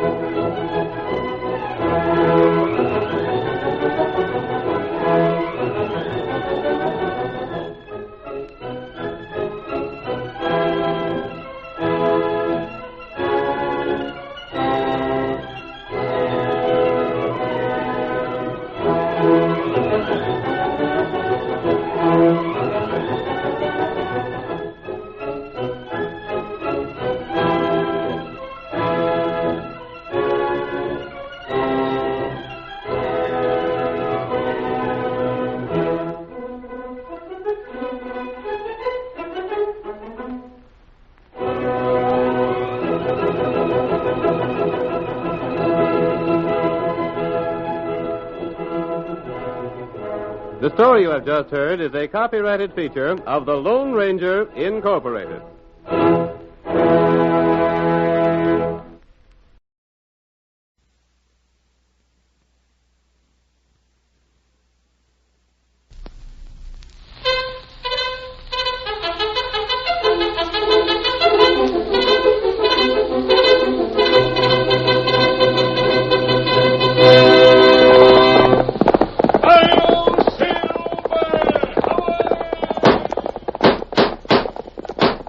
Fiery horse with the speed of light, a cloud of dust, and a hearty hi-yo Silver, the Lone Ranger.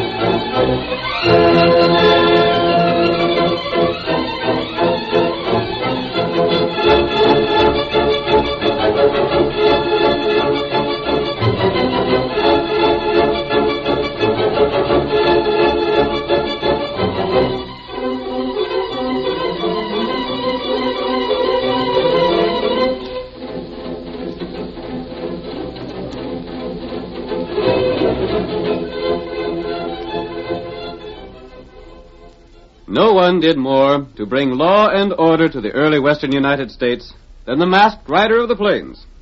Astride his great horse Silver, he rode tirelessly in the cause of justice. History does not record his deeds, but his memory will never fade from the minds of those who have heard the stories of his adventures. Return with us once more to the thrilling West of yesteryear. The Lone Ranger rides again. Come on, Silver! We're heading to the Blackfoot Hills! Tonto's waiting there! Hail, Silver!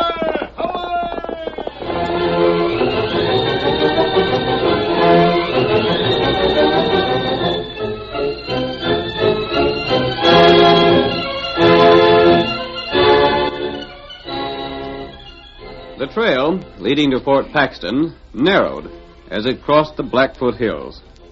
For more than 3 miles, it was a dangerous ledge, with a drop of hundreds of feet below and a sheer granite wall rising above.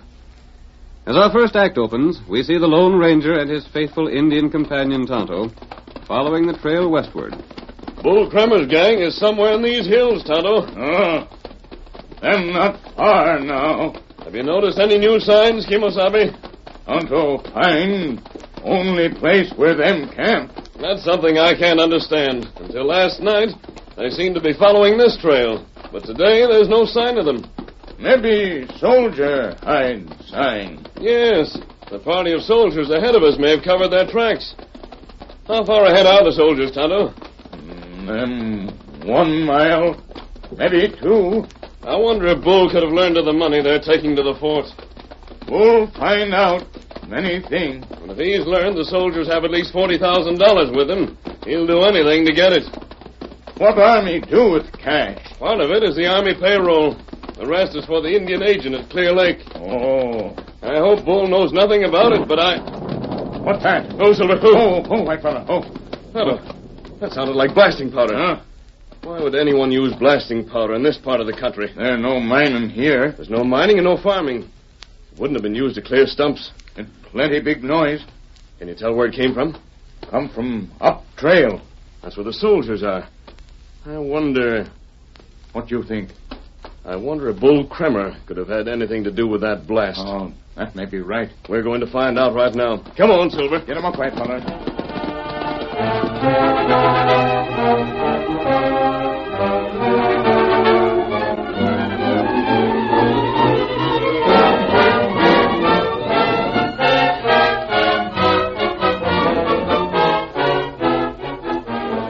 Let us flash ahead of the masked man. The blast had started a thundering avalanche of rocks and earth, which completely blocked the narrow trail followed by the soldiers. We hear Lieutenant Jack Harris, in command of the small detachment, shouting orders to his confused men. Turn your horses, men. We've got the back trail. What started that blame leg? We might have been killed. Look, some of the trail's been carried away. Lucky for us, we wasn't no further away. You, Simmons, straighten those horses off. Barker, stay away from the edge of the trail. There's a 1,000-foot drop. Begging your pardon, sir, but ain't there no chance of going ahead? The trail's completely blocked, Sergeant. Blast it. That means an extra day getting to the fort. We'll be lucky if it doesn't mean worse than that. Huh? This landslide didn't start by itself, Sergeant. What do you mean, sir? Did you hear that explosion? Yes, sir, but I didn't... There's no time to waste, Sergeant. Take charge of the men. Get them started on the back trail at once. I'll handle them, sir. Hey there, Ricketts. You ain't handling the plow. Fred, get that horse in hand. You're holding up everything. Lieutenant! Right here. Oh, there. Oh. What is it, man? I've seen riders coming toward the bend. Riders? There's 12 or 15 of them. They come down that gully back there. The leads from up above. I was afraid of this. One fellow was riding a big bay horse. And he's right powerful looking. Bull Kremer. Huh? Bull Kremer started that avalanche. We can't go forward, and he rode down from the cliff to cut us off from behind. There they come now. He's after the gold we're carrying. There ain't but 6 of us. What are we going to do? The best we can. Get up there. Come on, boy. Wait, where are you going? We've got to save that money. Come on, boy. Get along with you. Come on. Wait, Lieutenant. They'll get hold of you, sure. Come back here. Fight them off, men. Fire at will. Don't let those crooks get the gold. We ain't got a chance. It's Bull Kremer's outlaw. They're true to our one. Hey, that fool right over there.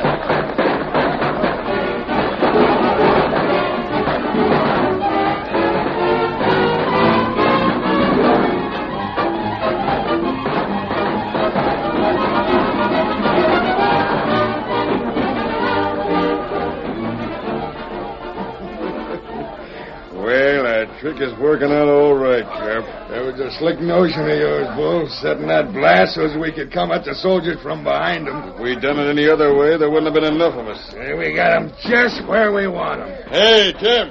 Get them horses that are carrying the cash. Jim's getting them all right. I don't like the way our fellas is getting shot up. There ain't any of them hurt bad yet. Yeah, but now we won't be able to make the Badlands in one ride like I was planning. By golly, I never thought of that. Once in the Badlands, we can split up and nobody can follow us. Yeah. If we gotta make camp before that to let the boys rest up, it may mean trouble. Hey, look.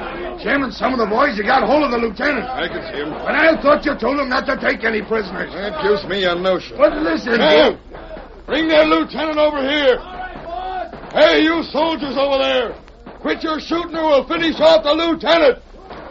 Blast you, bull crabber. You'll pay for this. Jim, put the lieutenant on a horse and see that he don't get away from you. I'll take care of this fella, Bull. And the boys got the cash? Yeah. They've already started for the gully to get back on the cliff. Good. You rotten killers. Now, don't go to fretting, Lieutenant.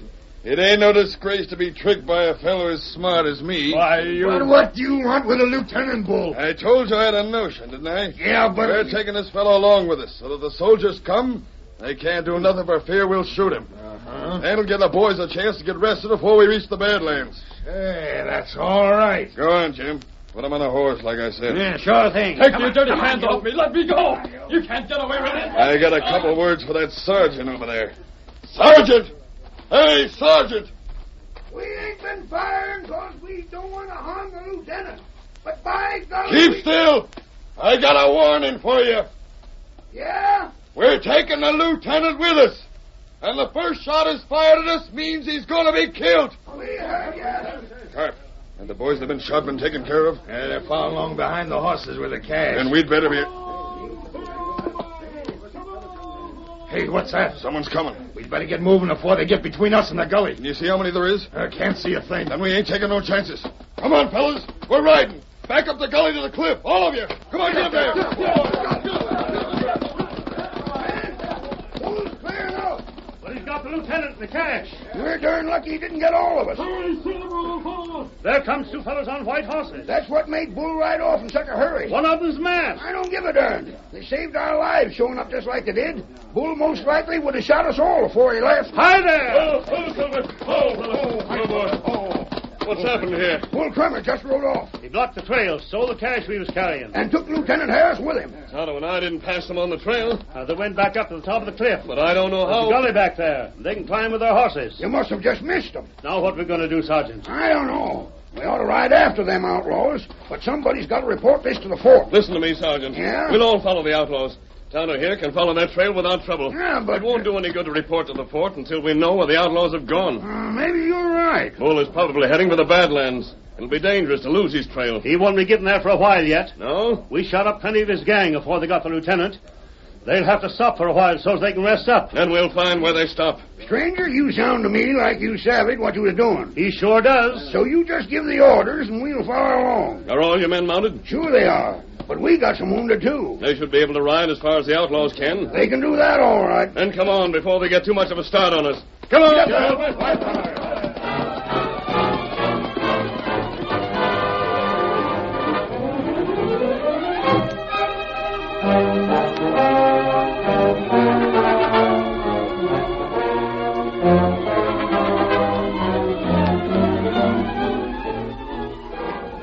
Led by the masked man and Tonto, the soldiers followed the outlaws. Bull Kremer headed in the direction of the Badlands, but the condition of his men forced him to call a halt in the hills facing Birch River. They chose a place for their camp where they could fight off any attack. We hear one of the outlaws as he addresses his chief. How long do you figure we'll have to stay here, Bull? Things is worse than I thought. Maybe we'll be here a week. And the soldiers could be brought here from the fort in just a couple of days. That's why I brung along the lieutenant when I saw how bad off he was. Yeah? And I got a scheme to get us out of here without no harm. You have? Do you see where the river is? Yeah. There ain't nothing between the river and the Badlands but that valley beyond. But what about... You just leave things to me. Before I'm through, we'll have the cash and be where nobody can lay a hand on it. I wish I knew Hey, what Bull, the soldiers followed us here. I reckon they would. But that don't matter none. The sergeant and the masked fella just rode up to camp. They want to talk with you. They sure got nerve aplenty. Tell them to come on over here. I'll do that. What in blazes can they have up their sleeves? They just ain't got to talk terms, that's all. They want the lieutenant back again. I sure wouldn't ride into this camp if I was in their boots. Oh, Silver. Oh, Blast you, Bull. What have you done with young Jack Harris? You'd like to have him back, eh? Bull, look here. Why don't you grab a hold of these fellas, too? Then the soldiers sure wouldn't dare touch it. Don't be fools. Huh? We investigated before we entered camp. Yeah? Your men can't be moved for several days yet. By that time, the soldiers can be brought here from the fort. That's just why we came here to talk. But if you make us prisoners, soldiers will know you can't be trusted and will attack, even if it means our lives. Well, what about it? Now, suppose you keep out of this, Carp. I'll do the planning with this bunch. We want the release of Lieutenant Harris. Uh-huh. And we want a chance to get to the Badlands. And perhaps we can come to terms. Nope, not just yet. Why not? Before I'm going to make terms, I want to see every soldier from the fort outside there. Well, have you gone clean loco? Don't be butting in, Carp. I sabes what I'm doing. You say you want all the soldiers brought here? Well, I'll be darned. I'd sure think that'd be about the last thing you'd hanker for. You don't think I'm going to give you a chance to set a trap, do you? A trap? There ain't nobody but the soldiers in this part of the country that I'm afeard of. Yes? So I want to know where every blame one of them is. I think I know what you have in mind. If you do, mister, it's a blame sight more than I do. And if the soldiers are brought here, then what? That's all I aim to tell you right now. You'll get the soldiers, and then we'll talk some more. We'll do that. But just remember one thing. I know how many soldiers are in the fort. And if every blame one of them isn't here, then the lieutenant ain't got no more chance of living than if we shot him right now. Come, Sergeant. We'll go back to our camp. Then I'll ride to the fort. Maybe you fellas savage what you're doing, but I sure don't. You'll learn Bull's scheme soon enough, Sergeant. Hi-yo, Silver!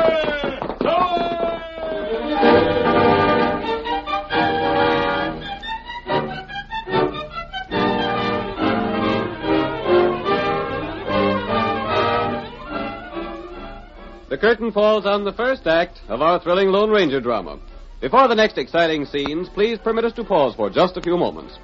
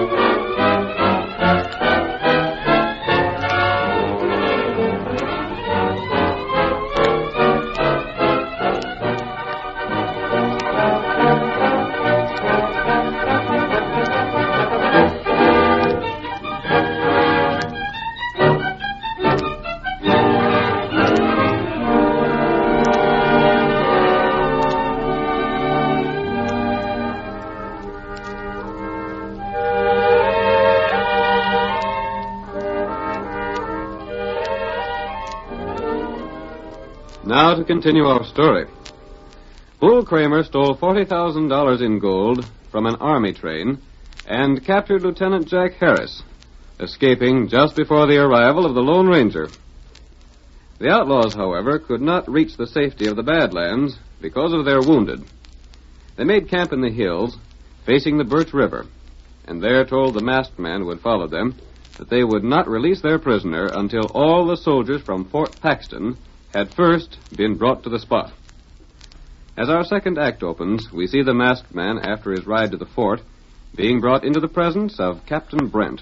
Captain Brent. Well, what is it? I'll explain my errand, Captain. A masked man. He made me bring in, Captain. An outlaw. Get out of here. I'm not an outlaw. Read this note. What's the meaning of this? Orderly, put this man under arrest. Stand where you are, orderly. Put down those guns. Read that note, and I believe you'll change your mind about arresting me. Note? It's from Sergeant Murphy. You've seen him? You know what's happened to the money we've been expecting? The note explains everything. If this is a trick, good heavens. The money's been stolen. And Lieutenant Harris is Bull Kramer's prisoner. Orderly, tell the bugler to sound assembly. We ride at once. One moment. But I... Captain, you'll have to take all your men. I'll take every man I can spare. I said every man. Nonsense. It isn't necessary. And I can't leave the fort deserted. Those are Bull Kramer's orders. I'm not taking orders from that outlaw. And the life of Lieutenant Harris will be in danger. But I tell you... It's a deadlock, Captain. You can take a part of your men and either attack the outlaws or starve them out. That's exactly what I'll do. But Bull Kramer is desperate. He wants to escape with that $40,000. If you prevent him, he won't hesitate to shoot his prisoner. He wouldn't dare. Why wouldn't he? Bull knows he'll hang anyhow if he's captured. Another murder won't change his punishment. But I've got to do something. I think I know what Bull's scheme is. Yes? He demands that you bring all the garrison so that you can't hold back soldiers to set a trap for him. I see. I believe he'll make terms for the lieutenant's release when you've shown him that your men are with you. I seem to have no choice. Do you agree? I do. Orderly, have assembly blown as I told you. Have my horse brought outside. I want every man in the fort ready to ride at once. Yes, sir. Now, I have a question to ask. Just what have you to do with all this, stranger? I met your soldier just after Bull Kremer's attack. Yes? Tonto and I helped follow the outlaws, and I offered to return with a message to you. I think the sergeant's note proves the truth of your story. It should. Come. We'll be on our way in a minute. Good. This means that we'll probably save the life of Lieutenant Harris. But the money will be lost. I believe we can get the money, too, Captain. What's that? Steady, Silver. You said we could get the money? Not only that, Captain, but capture the outlaws as well. Impossible. I'm sure I know what Bull is planning, but I'll explain later. We must get started at once. Orderly. Yes, Captain. Are the men all armed and ready? They are, sir. Then follow us. Up! Get along there. Come on, Silver.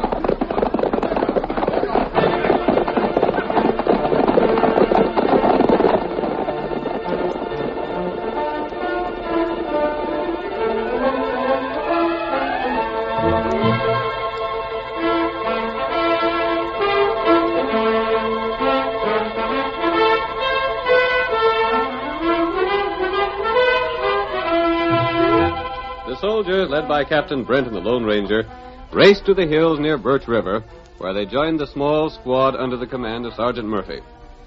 Then, accompanied by the captain, who knew the masked man's plan, the Lone Ranger once more rode to the outlaws' stronghold for a conference with Bull Kremer. Hold up them horses. Stand right way out. Oh, Silver. Oh, boy. What's your errand here? We want to speak with Bull Kremer. Uh-huh. He's been looking for you.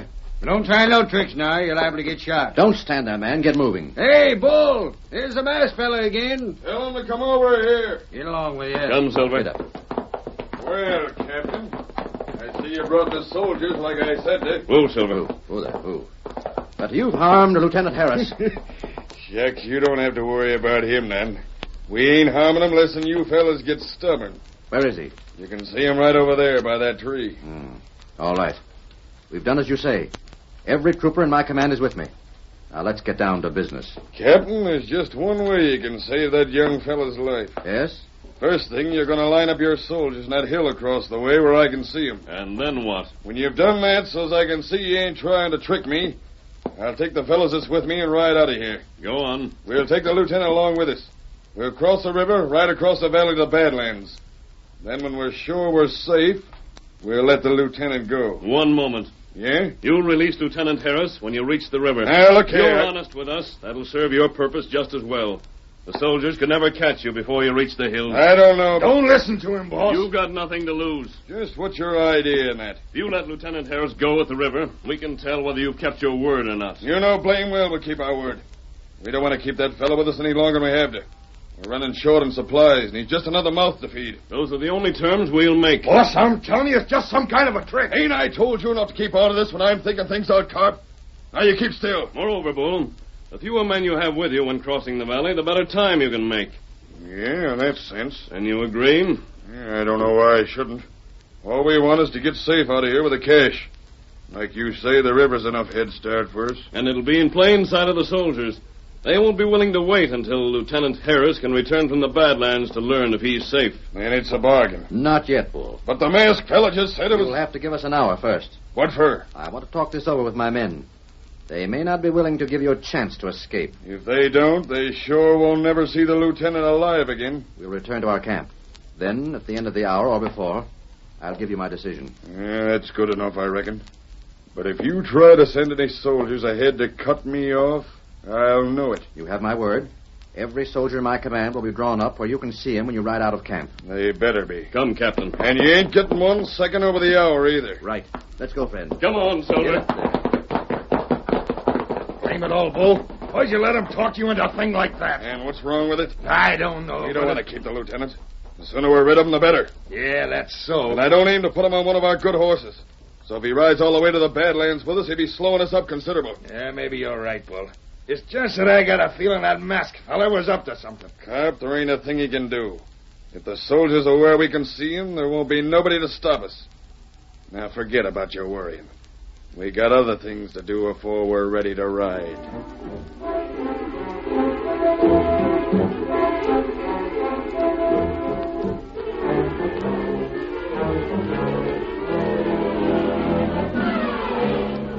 Captain Brent, following the instructions of the Lone Ranger, waited until the hour was almost up before informing Bull that he agreed to the terms. Then, while the soldiers paraded in plain sight on the side of the hill, the outlaws rode forth from their camp, Lieutenant Harris with them. We see them just as they've crossed Birch River.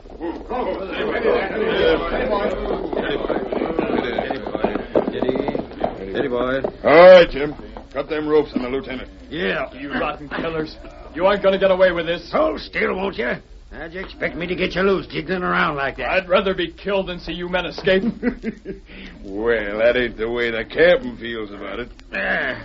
Your ropes is off him, Bull. Well, Lieutenant, you came in right-handed. If you hadn't made me a prisoner, you'd never have got away with this. That's just why I thought of this scheme. Oh, why let him get away? Why don't you shoot him now? Then the soldiers can't catch him. Shucks, let the fellow go.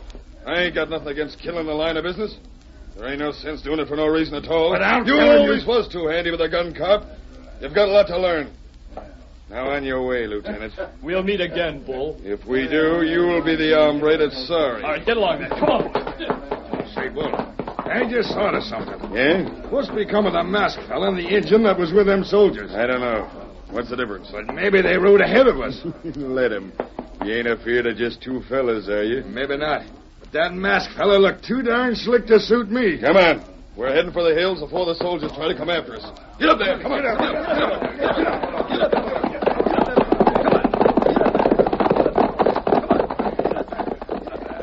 There's the Badlands up ahead, Bull. Not even a regiment of soldiers can ever find us in there. You fellas just let me think things out and you'll always get along. We got the gold and we didn't have to leave any of the fellas that was wounded. Uh-huh. Have the soldiers took out after us yet? Nah. I reckon they savvy they can't get us. What are we going to do when we get to the Badlands, Bull? Well, I was thinking it'd be a good idea to split up. We'll divide the gold, then meet again when we come out on the other side. Yeah. That way we can be blamed sure nobody can follow us. Yeah, but... There's somebody ahead of us. It's that masked fella again. Come on. If him and the Injun got any notion of stopping us, we'll shoot him down. They won't have no chance against us. Bull, huh? They've been setting fire up ahead. What's that? I see it. Well, I'll be it. It's prairie fire. The whole plain valley's ablaze. And the winds are coming this way. Hold it, steady. Well, we can't make it through them flames. We've been tricked. That's what the captain wanted an hour for. To give the masked fella a chance to ride ahead of us. And that's why he wanted us to let the lieutenant loose at the river. Blast him. We gotta go back. We'll be burned alive. And the fire's getting closer. The soldiers Just laser with the soldiers. I'd rather face them than the prairie fire. Then that's what we gotta do. Come on, fellas. Turn your horses. We gotta ride for our lives. Get up, boy. Get up. Get up.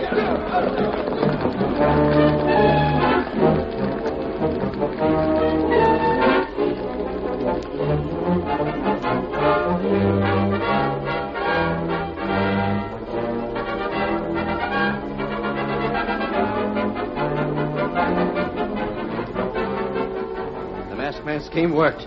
Fire at will, men. They're coming right toward us, Captain. By golly, I'll knock off a couple of those varmints. Don't let a man escape. Bull is the man I want, Captain. I'll get him if it's the last thing I do. They've crossed the river. And there ain't no way for him to go except this way. Let him have it, boys. Teach you yeller coyotes ain't that monkey with the army. Captain, they're shouting something. Cease fire. Hold your fire, boys. Eddie. We give up. Don't fire no more. We don't want to get killed. Throw down your arms. The horses with the gold are safe, Captain. Good. All right, Bull, come forward. Hold your hands in the air. You only got us by a trick, blast you. But it was a trick that will put you where you belong, Bull, at the end of a hangman's rope. Well, I told you I didn't trust that masked fella. How was I to think I'm starting a prairie fire? Hey, you and your slick schemers. You shut your fool mouth. Sergeant. Yes, sir. Put these men under guard. We're starting back to the fort. I'll take care of them skunks, Captain. We'll give them a fair trial, and then they'll hang. But, Captain, where's the masked man? I'm afraid we've seen the last of him, Lieutenant. But we ought to thank him. We're too late. There he is. Do you see him? He's riding down the valley. Well, I'll be doggone. He won't even come back to be thanked after saving the lieutenant, getting the gold, and capturing the outlaw.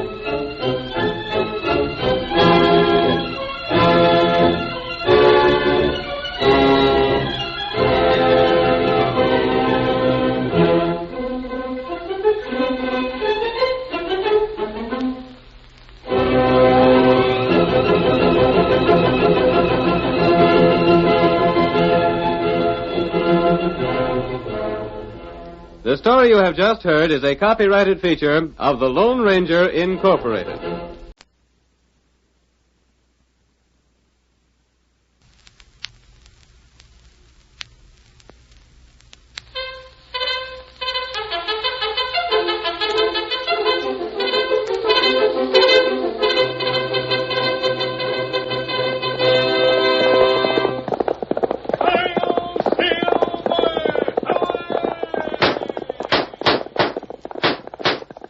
With the speed of light, a cloud of dust, and a hearty hi-yo Silver, the Lone Ranger.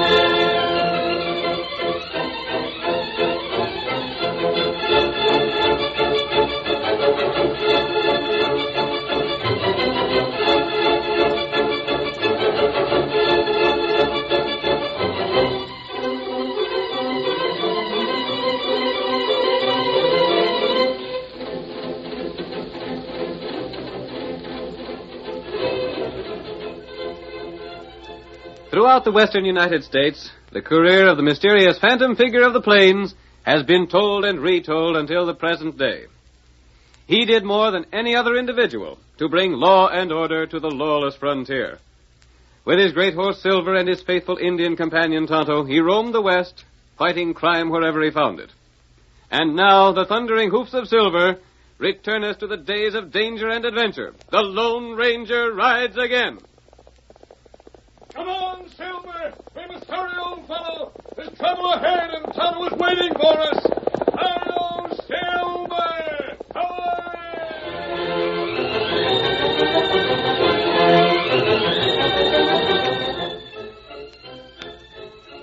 As the Lone Ranger and his faithful Indian companion Tonto came to the top of a small hill, they heard the distant chant of Indians rising from the valley. Tonto, that's a chant of the Indian god of war. Not right. Maybe we take a look in valley. Get the horses back out of sight in case those Indians have scouts out watching. Come, Silver. Come, my boy. Come, Tonto. You stay there now. You see Indian? Look down there. That's a war dance. Oh, those fellers, bad Indian. You know who they are? Me take good look. That means trouble for someone. Trouble for white people. Oh, this bad. Tell me. That leader, Geronimo. The Fox? Are those Geronimo's men? It's going to be even worse than we thought. But who are they planning to attack? There's no white settlement for miles. It 2-3 day travel. Perhaps they're planning war on other Indians. No.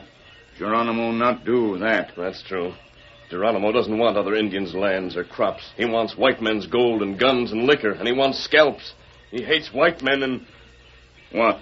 And soldiers. Tonto, Geronimo hates the soldiers. Maybe Tonto get closer look.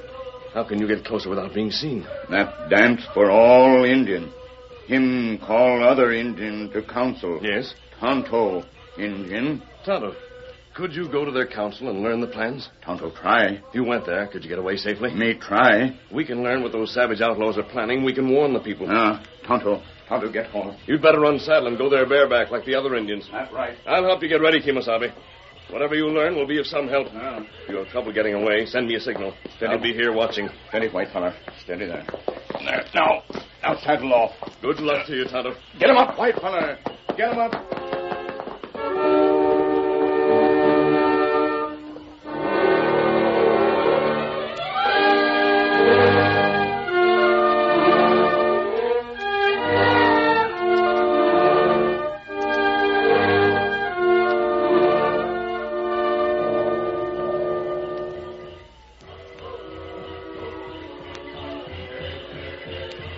savages continued their war chant far into the night. No one noticed Tonto as he joined the other Indians who came from many surrounding hills in answer to the call of Chief Geronimo. When the moon was high overhead, the leader raised his hand.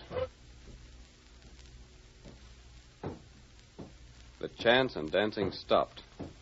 Only the throb of the tom-toms continued. Many time white man drive Indian back.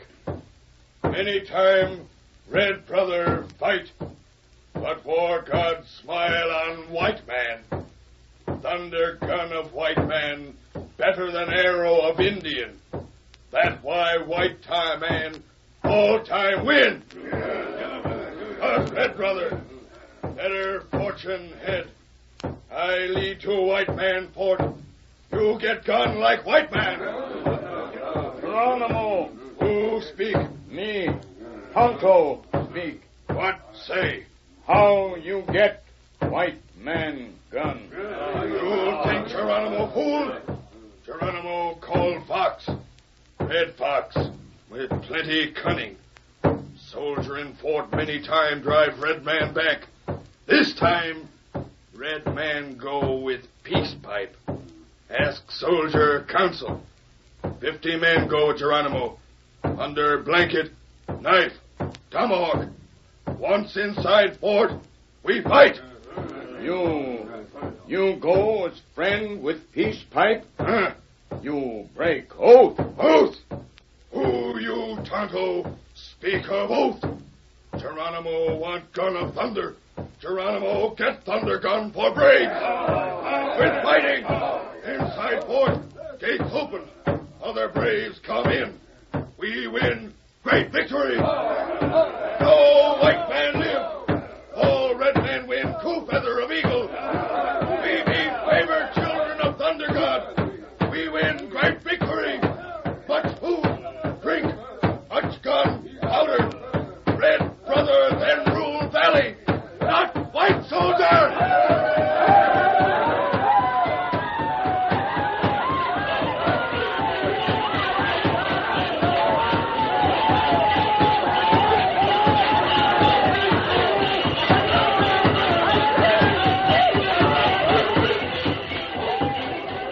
Tonto knew the plan of the savages, and while they danced and shouted, working themselves into a frenzy, he slipped away unnoticed and joined the masked man. Then, while the shouting and stamping was at its peak, a familiar cry rang out in the night. Hail, Silver!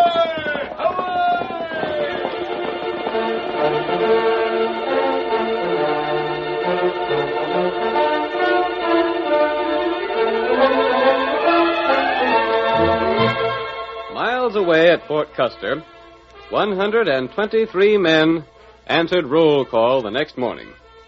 The commander of the garrison, Captain Ruddy, returned to his quarters after the ceremonies of the morning were finished. He turned to his aide and said, Peterson, think we've heard the last of those confounded redskins? I wish I could feel convinced of that. What? Any reason why you can't? Been over 6 weeks since we repelled them the last time. Yes, sir, I know it. Prior to that, they raided every few days. Took quite a lot to convince them that our guns were mightier than their arrows. True enough, sir. Their arrows were worthless against the stockade. Well, then, what more do you want? Declare you're harder to convince than the Indians. Geronimo is our leader, sir. What of that? Well, he's known as the Red Fox, and he's earned the name because of his tricks. I think he's shown us his last trick. The food situation is getting critical. Eh? Our scouts and hunters are coming back practically empty-handed. You think... I think, if you don't mind my saying so, that Geronimo is planning to starve us out. The devil! And the rate the food's coming in, and the rate the supply is decreasing, he's in a fair way to succeed. Peterson, you know Geronimo better than the other soldiers, don't you? I've fought him a long time, sir. Is he smart enough to think of driving all the game from around here? He's smart enough to think of anything. And he's smart enough to want our guns real bad. Suppose we sent a messenger to find him and tried to make some terms of peace. He'd agree to anything, but he wouldn't keep his word. No? Not as long as he can benefit by breaking it. Geronimo hates white men. He hates soldiers in particular, and he loves fighting. He's the most treacherous skunk alive. I know, sir. I've seen Geronimo in action at close range. What's the trouble? I don't know, sir. I'll go see. What's this mean? Steady there, Silver. Captain Ruddy. He's bound to see you. A masked man. Bring your commandant. I'll talk to no one else. Silence. There's the commandant. It's Captain Ruddy. Captain Ruddy, are you in command of this garrison? I am. Then you're the man I want to speak to. Captain, we done our best, but him and that Indian with him wouldn't stop. You had your orders. Yeah, but you can't shoot a man down like that. Your guards aren't to blame. He just grabbed my gun. And the Indian grabbed mine. And in they come. What do you want? To speak to you alone. Who are you? Remove that mask if you want to speak. I'll speak with the mask on. My identity doesn't matter. I've come with news of Geronimo. That snake? Capture the man. Remove the mask. Stand away from me. Look at them guns. Did you see him draw? Captain, if you want to prevent the loss of every man in your detachment, you listen to me. This Indian is a friend of mine. I don't care for Indians, no matter who they are. What's that got to do with it? Why, Tonto had just come from a meeting of Indians in a valley quite away from here.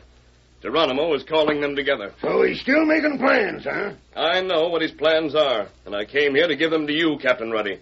Do you want them? What are they? Come into your quarters. I'll tell them to you there. Tonto, you take care of my horse. Come in, then. Peterson, stand at the door and keep your hands on your guns.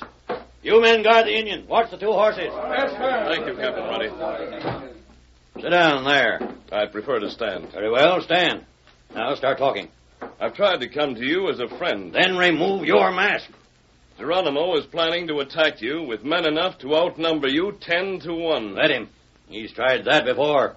We've been able to repulse him each time. But this time he's coming forward and leaving his savages a short distance away from the fort.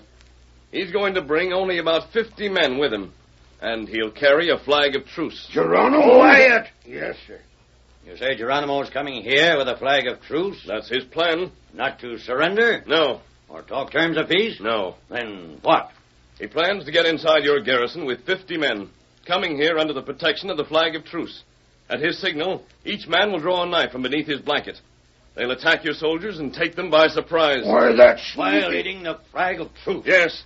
While your men are fighting with the 50 savages, the gates will be opened so the entire force of Indians can enter your fort. So that's his plan. Knowing of it, you could, of course, refuse to accept the flag of truce. And merely postpone the fight that's bound to come. Exactly.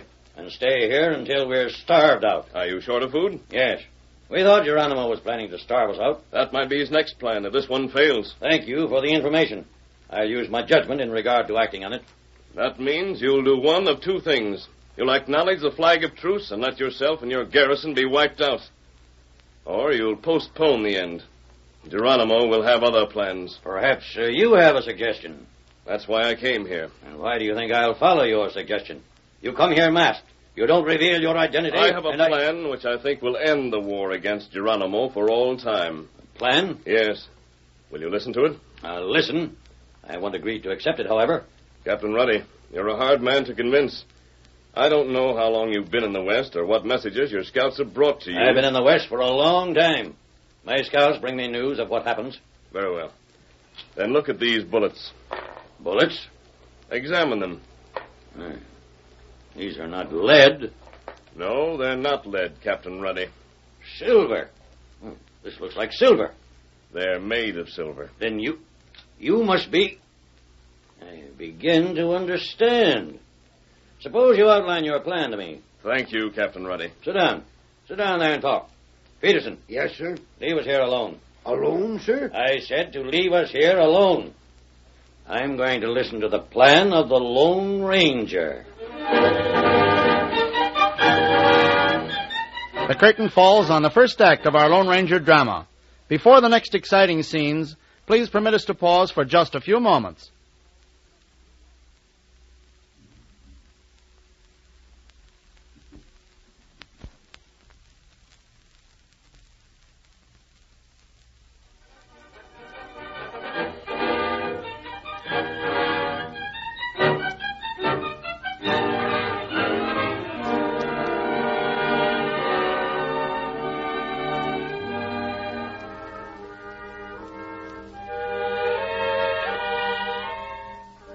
And now to continue the story.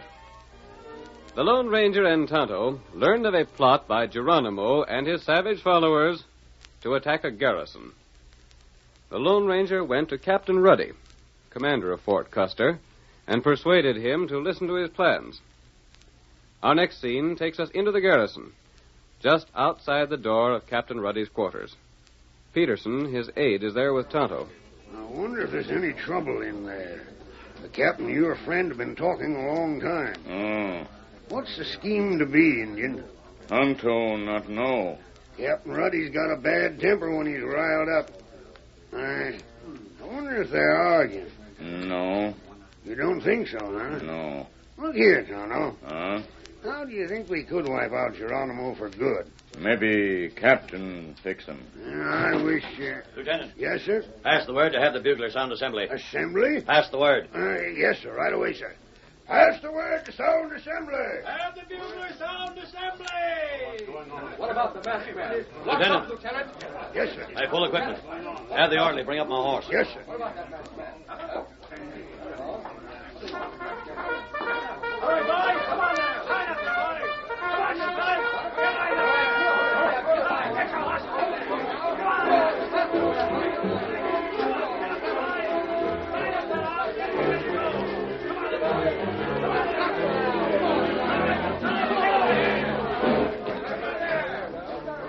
When the men were lined up, there were expressions of surprise and wonder in their faces. Finally, Captain Ruddy spoke. Men, we're threatened with starvation if we remain here. If we can drive out the outlaw savages under Geronimo for good, we'll have no further trouble. We're going to make a move that will accomplish one of two things. It will either hasten our finish or make this country secure for all time from the massacres of Geronimo and his followers. I'm not asking you to make a choice. I've already made it for you. We're going to leave the garrison behind us.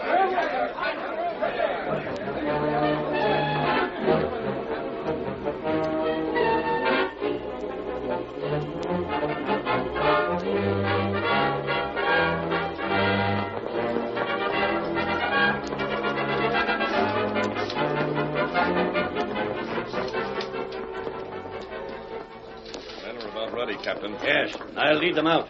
I'm putting the entire future of Fort Custer in your hands. Thank you, Captain Ruddy. If your plan succeeds, Congress shall hear about it. Peterson. Yes, sir? You'll remain behind and take orders from the man who wears the mask. But, sir, yes, sir. Very good, sir. Your horse, Captain.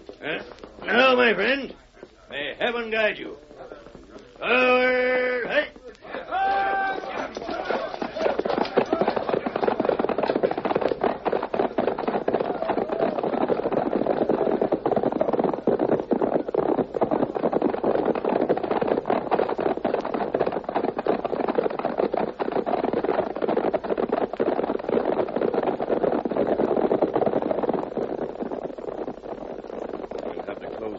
Behind them, Peterson. I wonder why he left me behind. Because he trusted you. You, the Indian, and me. 3 of us. And all of Geronimo's band will be coming here very soon. Me help close gate. Heavy. There. Barred and set tight. Now, what's orders, sir? Now, Peterson, we have nothing to do but wait until Geronimo arrives with his false flag of truce. I don't think we'll have long to wait.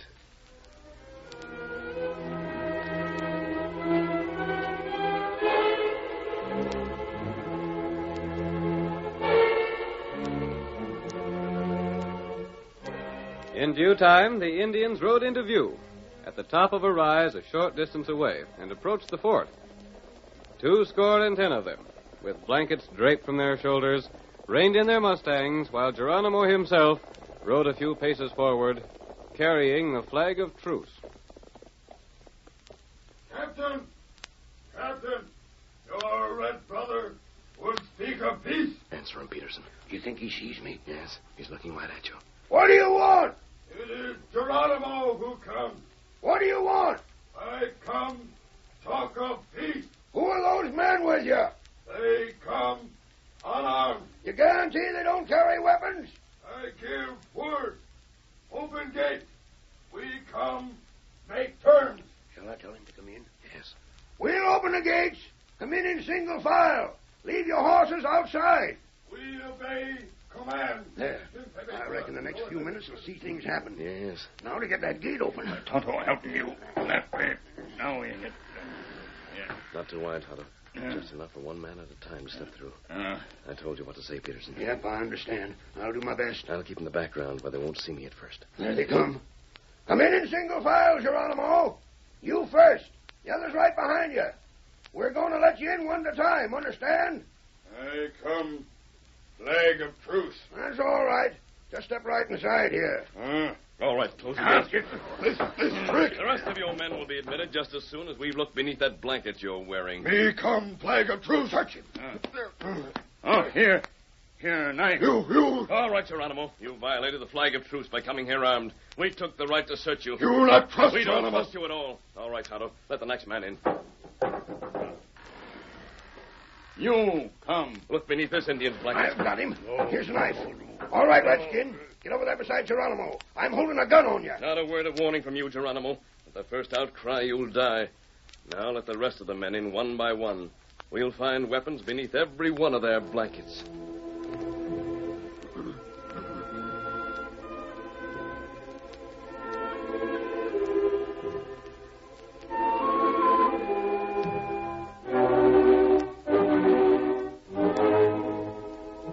One at a time, the 50 men who accompanied Geronimo were admitted through the narrow opening of the gate and disarmed. The helpless, enraged Indians were herded into a corner of the garrison and held there under the guns of the Lone Ranger and Peterson, the captain's aide. Then the gate was once more closed and barred. Now, Geronimo, we found that your flag of truce was meaningless. What you do? You see, there are no soldiers in the garrison. You've come to fight an enemy that doesn't exist. You know where the soldiers are? This trick. It is a trick. The soldiers are outside waiting for you and all your men to surrender. Geronimo never surrender to white man. As to that, we shall see. Here, Silver. Come, white fella. Peterson, you know how to leave the fort. Go now and join your company. Yes, sir. But before I go, will you tell me how long it'll be before you join us? Inside of 5 minutes. You sure it won't be longer than that? I'm sure. I'll tell the captain, sir. You ready, Tonto? Tommy, ready. Geronimo, there is no food here. The soldiers are no longer in the fort. They're outside. Geronimo kill all white man for trick. You know that no one can leave the fort while those men are outside to prevent it. When all your men are inside, no one will be able to leave in the face of the army guns. Geronimo got many hundred warrior outside. But those warriors are waiting for your signal to come inside. They not get 'em signal. When that signal is given, they'll storm through the gates on their Mustangs. Once in, there'll be only one way for them to leave, and that is by surrendering to the army. Geronimo will never give signal. You'll not need to give the signal. Get the gates open, Tonto. Just a little. The braves will open them wide when they come. Gate open. Now, Geronimo, you still refuse to give the signal for your men? Me not give 'em it. Very well, then. Tonto will give it for you. Tonto, the signal. The battle cry of Geronimo. Quiet! Listen! There they come! They can't hear you above the shouts, Geronimo. Here they come into the trap. All right, Tonto. Hail! Get on, white fire!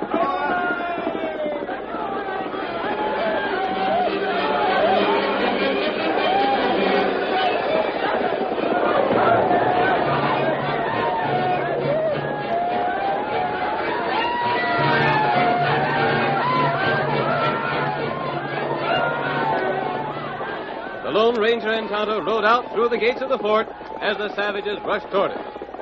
The Indians, intent on the massacre and the eagle feathers that would reward them, paid little attention to the 2 white horses that dashed away. Meanwhile, Peterson joined Captain Ruddy and the cavalry. What do you report? Stand ready, Captain. The first part of the trick worked. What of the masked man? He sent me out the rear gate. Is he safe? I don't know, sir. If he's trapped inside the fort, we'll have to attack. Try to rescue him. But, sir... Stand ready, men. Yes, sir. The Redskins must have discovered the trick by this time. Why don't the masked man show himself? What's happened to him? He must speak. There he comes.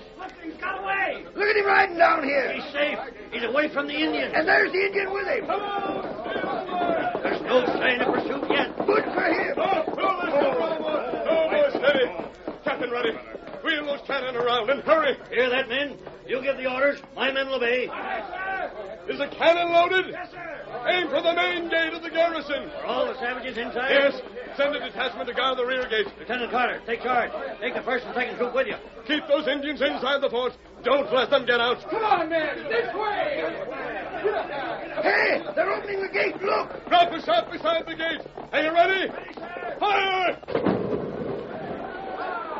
A perfect shot. Right alongside the gate. They've slammed the gate shut again. There, Captain Ruddy. You can keep them from leaving by the main gate. Indefinitely. The lieutenant and his men can keep them from leaving by the rear gate. You've taken all the food from the fort. It's all with us. Then you're in full control. Those Indians will surrender or starve. And I don't care which they do. Your hunters will be able to get food now and bring it to you. Geronimo and his men are defeated for all time. And by the simple means of giving them what they were ready to fight for. I never heard the like of this. Sir, if you'll give me your name, you'll be cited by Congress for what you've done. We go now. Hail, Silver! Wait!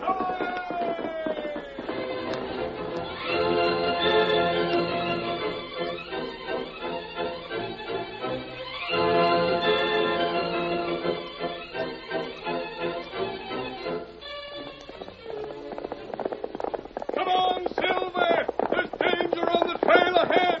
Hail, Silver!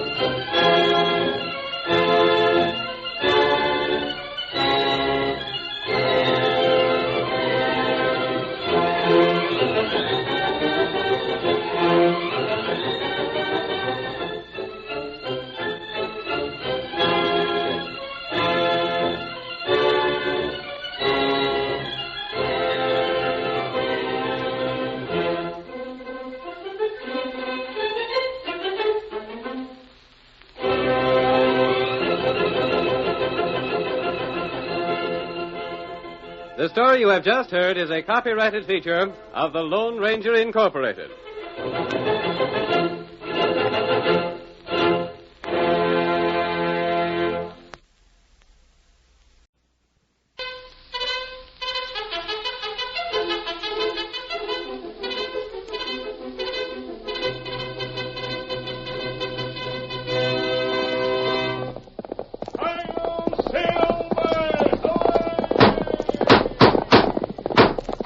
Fiery horse with the speed of light, a cloud of dust, and a hearty hi-yo Silver, the Lone Ranger.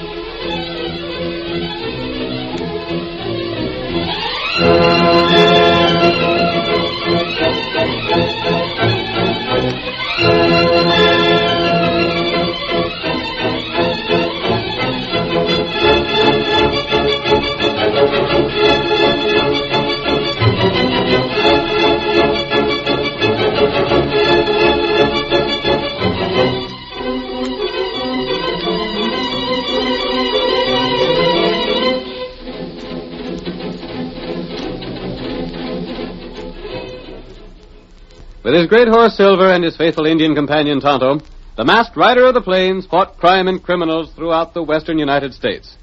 His name has not come down to us in the written pages of history, but no man did more to bring law and order to the frontier.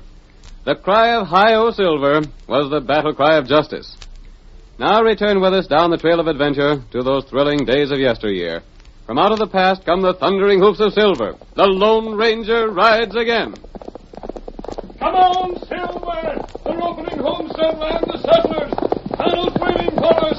Hi-Yo Silver!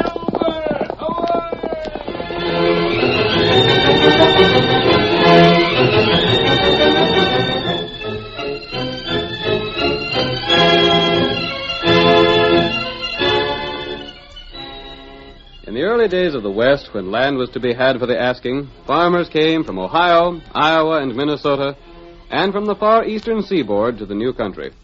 Government troops guarded the boundary of the territory, waiting for the cannon signal that would start prairie schooners into the newly opened homestead lands. As far as the eye could see, wagons were lined up, ready for the dash in the morning. The folks sang in groups around the campfires. It rained all night, the day I left, when the river cried.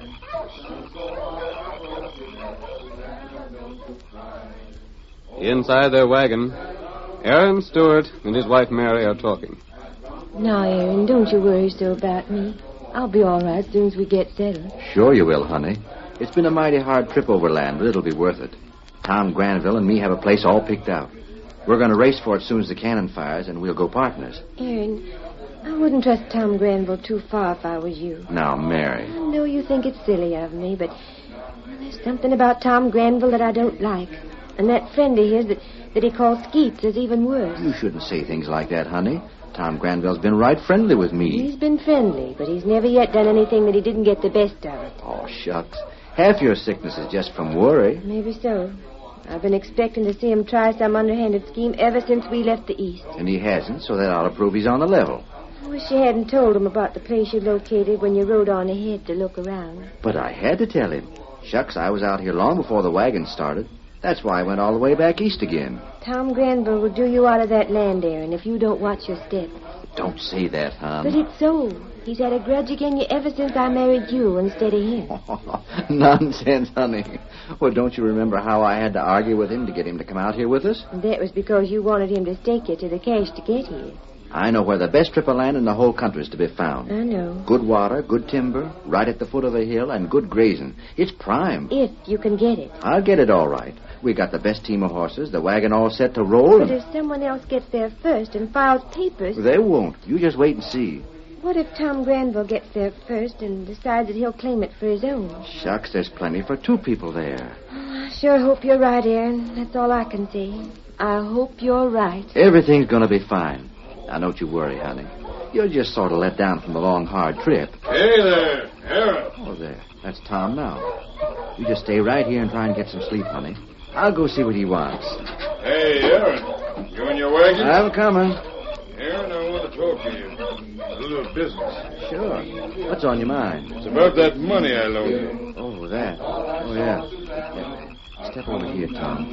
Mary's kind of worried and nervous tonight. Suits me. I reckon this is as good a place as any, ain't? Now, what about the cash I owe you? $200, I believe. I got your note here. Oh, sure. I reckon you can read it. Says it's payable on demand. If you ain't got the cash to pay it, I can levy on your goods. Well, that's what I put in the paper, but you know, Tom... I'm demanding the $200 now.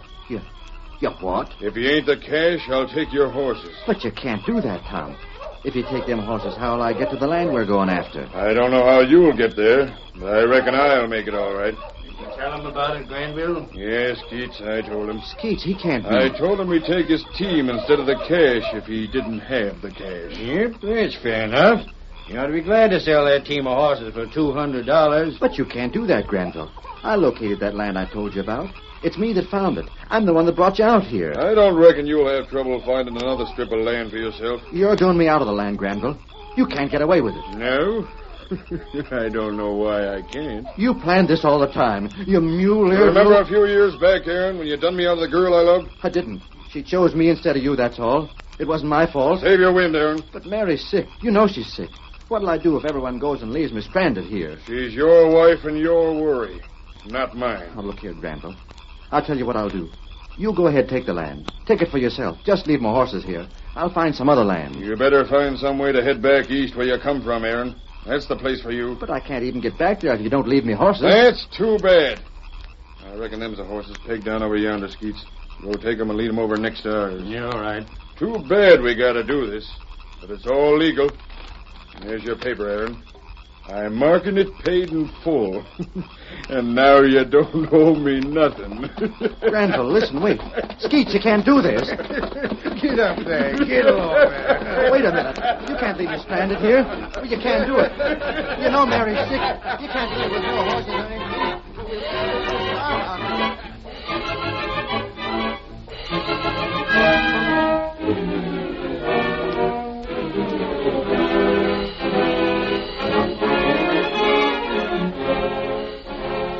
When Tom Granville led his horses away, Aaron was desperate.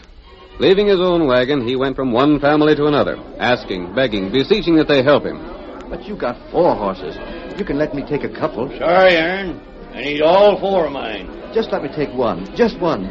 I can't stay stranded here. Can't do it, partner. Got a heavy load. I'll need all my horses.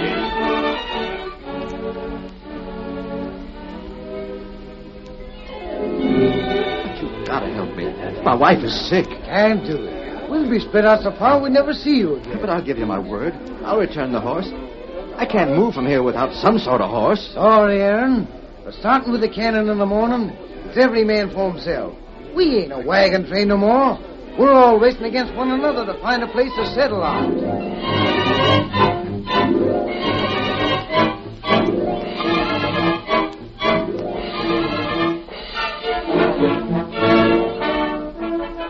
You gotta help me.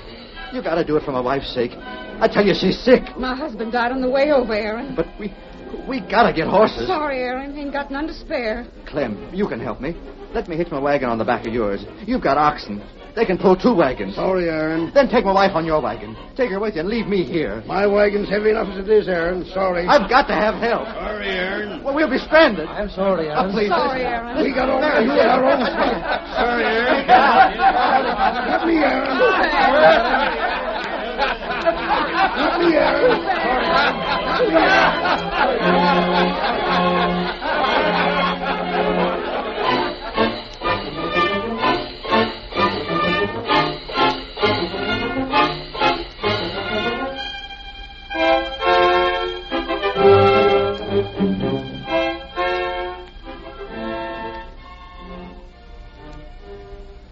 Bless you, Mary. I'm glad you're asleep. It makes it some easier. You won't have to know till morning. Oh, Mary, how can I ever tell you that Tom Granville's double-crossed us? Aaron? Oh, Mary, you're awake. I'm awake, Aaron. I heard what Tom Granville said to you. I suspected something of the sort all along. Mary, what'll we do? He's never got over the happiness we've known since we were married, Aaron. That's why I did it. I'm kind of glad he did. Glad? I knew all along he'd do something to get even. That's his nature. Now he'll leave us alone. It might have been worse. But, honey, it couldn't be no worse. In the morning, everyone will be dashing out for the land. Everyone but us. I know. They'll leave us here. We'll be stranded. Oh, Mary, I've brought you all the way out here to let you starve. Oh! Mary, what's the matter? Aaron, look. The back of the wagon. That man, he's masked. Please don't be afraid of me. Who are you? You've been trying to borrow horses. Yes. I heard about your trouble. But you're masked. You ain't one of us. No. I'm one of the people of this country, Aaron. Don't lose heart. Let the others go ahead tomorrow. Wait here until they've all gone. Who are you? Keep your hopes up, Aaron. This is a great and glorious country, and there's lots of land for everyone. Let the others go on without you, and keep your courage high. I'll be back. Aaron, who was that man? I'll Silver!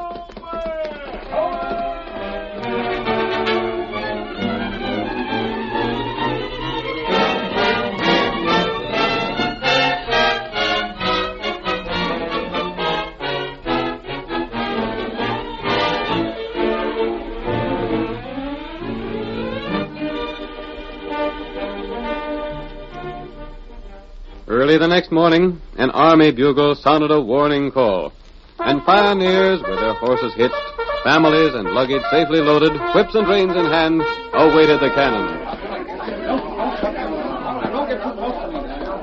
Hundreds of men leaned forward eagerly, their whips ready to lash their horses into frantic speed at the signal to break new land for homesteading. Then, suddenly...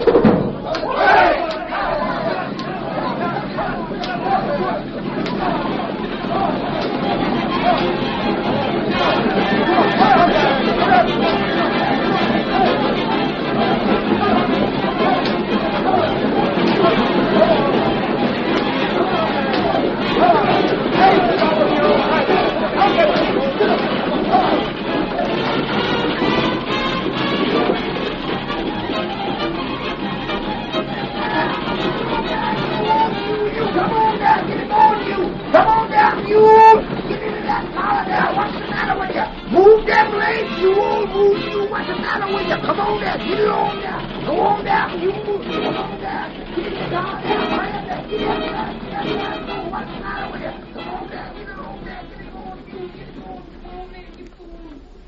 They've gone, Mary. They've all gone but us. Don't give up hope, Aaron. Don't give up hope yet. There's nothing to hope for now, Mary. That masked man last night. I don't take much stock in what he said. But I do. There was something about the way he spoke, Aaron. And I was right. Look, there he comes. See him? And there's another rider with him. But it don't seem possible. It's an engine with him. And they're both riding white horses. Look at them come. I see them, but Don't give up yet, Aaron. We're still alive. And while we're alive, we can still hope. Oh, Silver! Oh, my God. We'll hitch our horses to your wagon, Aaron, and pull you into the homestead land. Tonto, harness our horses. Me do 'em. But it's too late, stranger. No, it isn't. There's land that won't be claimed by anyone. It won't be claimed. What do you mean, stranger? That just don't sound like sense. After you're settled there, we'll suggest to Tom Granville that no one knows the secret that land holds. It isn't desirable to look at, and everyone will pass it by except those who know the secret. The secret? But what is the secret? You'll find out when you get there. Ready, Tonto? We're taking Aaron and his wife to their new home.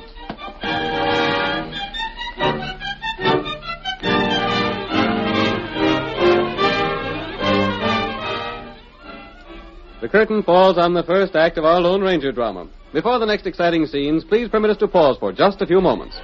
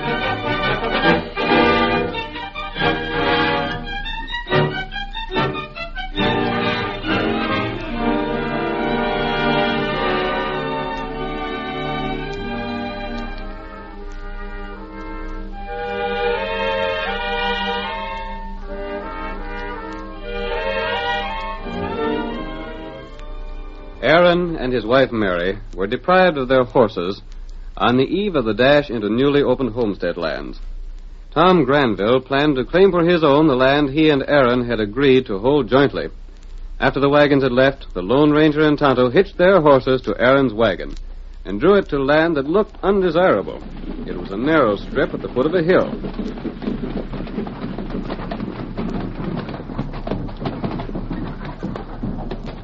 Aaron looked out of his wagon when the stop was finally made and was surprised to see that it joined the hillside land that Granville had claimed. Granville approached the wagon, saying, "Oh, you finally got here, huh? With the help of an engine and the masked outlaw. Hold on now, Granville. Well, you can take yourself off. I don't aim to settle on your land. Well, what are you doing here? Move on. You ain't claimed this narrow strip at the foot of the hill. There ain't enough room here to do anything with. Nevertheless, Aaron Stewart is going to claim his acreage on the hill. On the hill? The only part in the hill that ain't been claimed is too steep to do anything with. Well, as it's the only land that ain't been claimed, it's the only land I can get, ain't it? All right, then take the narrow strip where you are, and the steep slope above, and see that you stay on your own land. Skeets, come here. Yeah, Tom. What's the trouble? Aaron aims to settle next to us. If he sets foot on my land, shoot him. He'd better keep off on our land. You hear that, Aaron? See that you keep off. You've sure turned ornery all of a sudden, Granville. Just how do you figure you can live on that hill? I'm going to dig myself a cave. A cave? That's a good one. It'll do to keep the rain off on us, and I'll be on my own land. See that you stay there. And what's more, when your food runs out, don't come around begging for me. We'd sooner starve than ask a favor of you, Tom Granville. Come on, Skeets. Let's go and leave these blame fools to dig their cave. Remember what we told you, Aaron. Some things are more valuable than level watered land. I will, stranger, and 1,000 thanks. Come on, Silver.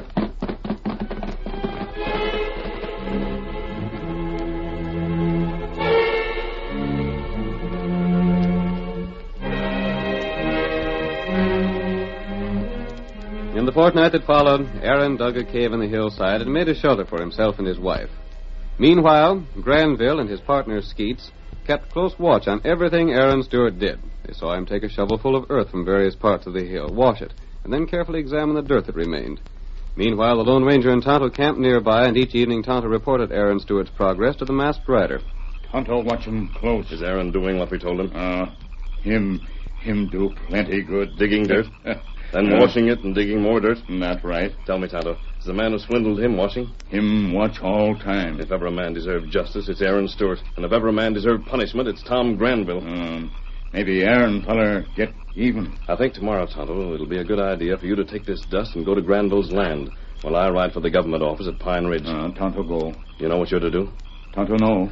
I know Mr. Dixon at Pine Ridge, and I think we can count on his help in this situation. I'll deal with him while you go and call on Tom Granville.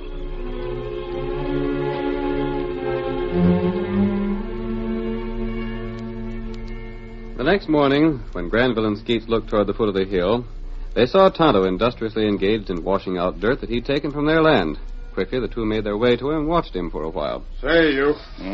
What are you doing here? This here's my land. Maybe you let Indian have dirt, huh? We don't let no one have nothing. Now get out of here. Me not want much. Hold on a minute. What do you want that dirt for, Injun? You own hill yonder, too? No. What do you want to know for? Maybe you get fortune on land. You look here in pan. What do you mean? Me wash 'em dirt. Look what left. You see small speck? Yellow speck? Jumping snake's pod. It's gold. Gold? Give me that pan, Injun. No, you give me dirt. I'll see about that. Where did all this come from? Is it all around my land? It washed down from hill, maybe. From the hill? Washed down? Then they must be... Skeets, I gotta talk to Aaron. He won't be any too glad to see you, Granville. No matter, I'm going now. Wait here and don't let this Injun take anything off our land. I'll be back soon enough. You not give Tonto dirt? No! Get out of here. Hey, moves, beat it. I'm not going to stand having you around stealing what's mine.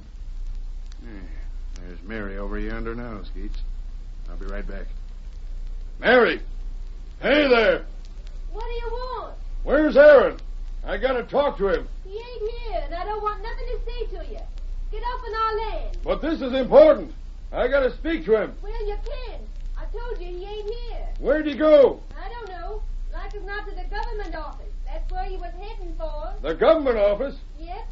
In Pine Ridge. On foot? Sure on foot. You got the only horses we had. Skeets, I gotta hurry. If what I think is right, I gotta go to the government office myself. Hitch up a horse. Quick.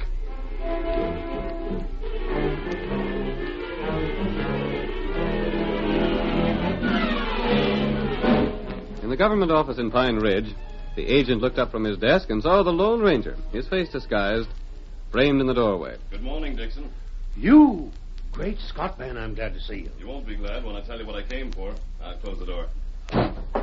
You want me to help you out on something? Exactly. And it won't be pleasant for you, Dixon. But what is it? First, I'm going to tie and gag you and put you on the floor behind the counter. I guess you know what you're doing. It'll be all right. Here's my hands. I'll make it easy for you. Good. It won't take long. What's up, anyhow? I'd give a lot to know, but I can guess one thing. Yes? You want something here in the office fixed the way it shouldn't be, and you want to save my skin. I'll not tie you so tight it'll hurt. Just loosely. Like this. There. And now my feet. Yes, I'll have to tie your ankles. But what's up? Can't you tell me yet? Not yet. You'll know later on. Now, that'll do. The gag. Don't need to. I won't open the trap. Very well. You can say that you were threatened with death if you made a sound. Here comes the man I want to see now. He just stepped from the wagon. On the floor with you. I must take my mask off. I'm down. All right, just in time. I'm Tom Granville. Yes? You're the government man, ain't you? Who else did you expect to find in this office? I was just making sure, mister. Will you make a test of this and tell me if it's really gold? Those tiny specks? Right. There isn't enough here to test. You'll have to have more. Yeah, but what's it look like to you? You can tell something that way, can't you? I can't be sure, but it's the same color as gold. It might very well be. The only place around here where there would be gold, though, is in the hills. Did this come from a hill? Well, maybe so. Maybe from level land. Are you saying there's gold in the hills? Lots of men have found it there. Comes in pockets. Pockets? What's that? The way they find it is to dig in different places in the hill and wash the sand and gravel until they find pay dirt. Then they work to each side until they find dirt that no longer shows a trace of gold. Yeah? Then they dig up the side of the hill in a fan shape to the pocket. They make tests all the time. The pocket may contain thousands of dollars worth of gold in a single bushel of dirt. Gosh almighty. If you found the gold on level land, it's probably near enough to have been washed out of one of those pockets. My gosh, that's just what Aaron was... What? That is, a fella I know worked just that way. How much gold you say there was in one of these pockets? Men have taken out as much as $100,000 in a week's time. Thanks, mister. I'll be back. I'll get more of a sample for you. Granville, what you doing here? Hey, it's none of your business. I can go where I want to without being checked on. Hello there, Stewart. Back again with more gold? Yep. I reckon I'll hit the pocket no time now. I got $200 with me in this here sack. He's gone. He'll be waiting outside to speak to you, Aaron. Thank you, stranger. Is it all right to carry on as we planned? It's perfectly all right, Aaron. When you and he come back in, I'll be gone. Dixon, the man in charge, will take care of you. If it works out like you say it should, I'll never be able to thank you enough. I'm downright glad to see your face without a mask. It isn't my face that you see, Aaron. Tonto helped me disguise myself. Here, take this. It looks like money. He's watching through the window? Yes. Now leave here and whistle as you go. Look as if you had no troubles at all. I'll do just what you say, mister. Hey, Aaron. I want to talk to you. Well? I've been trying to see you. It's hard to say, but I'm sorry for the way I've treated you, and I'd like to square things. It's a fine time to say that. If we'd counted on you, we'd been dead long time ago. I know it, Aaron. But you don't know what it can do to a man to lose the girl he loves. I've been trying to get up my courage to see you a dozen times. Yeah? I just went local for a while, seeing you two married. Well? I'd give you a pretty bad deal, Aaron. Now I'm willing to give you half the land I've got, if you'll still go by that partnership thing we agreed on. Half the land you got, huh? You mean the land you swindled me out of? Yeah, I did a pretty mean trick. And I reckon we ain't much more to say. Wait a minute, Aaron. You don't savvy things. I'm offering you the land you wanted and surveyed in trade for the land you're on now. We could swap half and half. Nope. I reckon I'll hold on to what I got. If I deal with you, you'll like as not swindle me again sometime. Besides that, I got plans to get rich off of my claim. But I found gold on mine. See? Here's some specks of it. Did the fella inside tell you it was gold? Sure it is, but I gotta get some more of it to get it tested. It's sure enough gold. Ever figured that there might be more in my hill? What do you think I laid claim to the hill for? Then how would you like to sell some of your land? To you? Sure. That don't appeal to me none. The less I have to do with you, the better I like it. I'll tell you what, though. If you get the idea that you'd like to prospect for gold, I'll deal with you. How? Well, prospecting don't appeal to me much. It's a little hard on Mary. What's your proposition? I like farming, and I want to be able to grow things and live comfortable. If you wanted to swap land just as it stands and throw in the house you built and the horses for my hill and the cave I dug, why... Yeah? You mean swap even? I have whatever I find? Yep, that's right. But you're getting the best of it even so. It's done. It's a deal. You got your papers with you? Yep, I have. You? Sure. Come on in with me and we'll get the government agent to fix it up right now. But mind you, Granville, I ain't making no promises. I don't guarantee you'll get rich on that hill. I'll take that chance. Come on inside.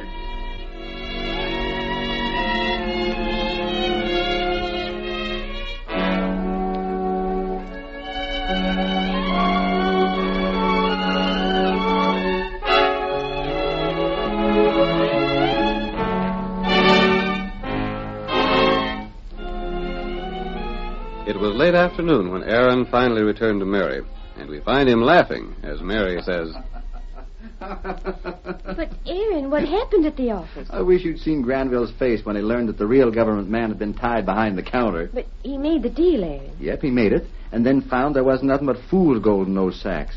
And even that didn't come from this hill. I don't know what you mean. Mean, honey? It means we're taking over Granville's claim, and he gets this no-count hill. Oh, Aaron. That ain't all, hon. I got his horses and wagon, too. And if he tries to move us off the land, he'll have the whole U.S. Army after him. And our land is what he's been living on? Sure. Now we gotta vacate this old cave so Skeets and Granville will have a place to live. From now on, this is their property. But, Aaron, how did it ever happen? We have the Lone Ranger to thank for that, Mary. He's got us fixed up in great shape. We've got the best section of land in the whole state, and Tom Granville has the worst.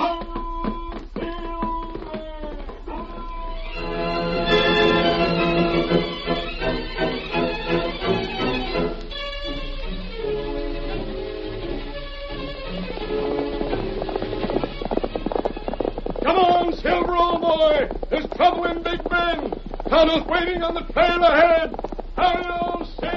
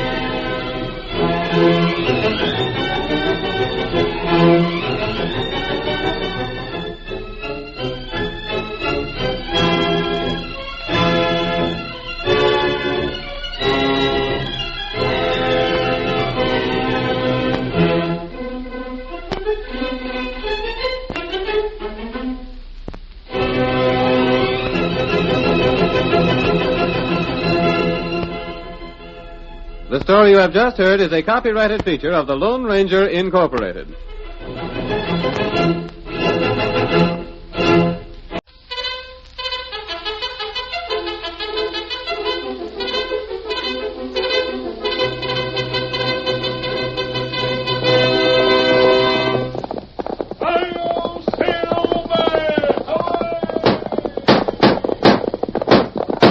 Fiery horse with the speed of light, a cloud of dust, and a hearty hi-yo Silver, the Lone Ranger.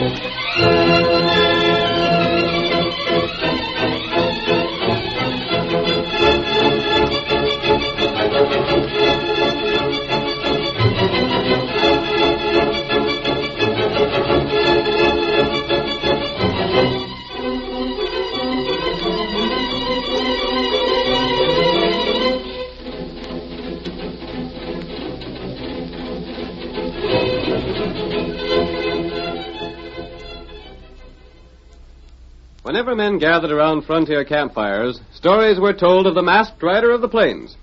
Astride his great horse Silver, he fought crime through the length and breadth of 7 states. His efforts in the cause of justice were tireless, and although history does not record his deeds, he will always be remembered as the man who did most to bring law and order to the West. Now return with us once more to those thrilling days when the West was young and adventure was found at the end of every trail. The Lone Ranger rides again. Come on, Silver! Tonto's waiting for us near Big Bend. Hi-yo, Silver!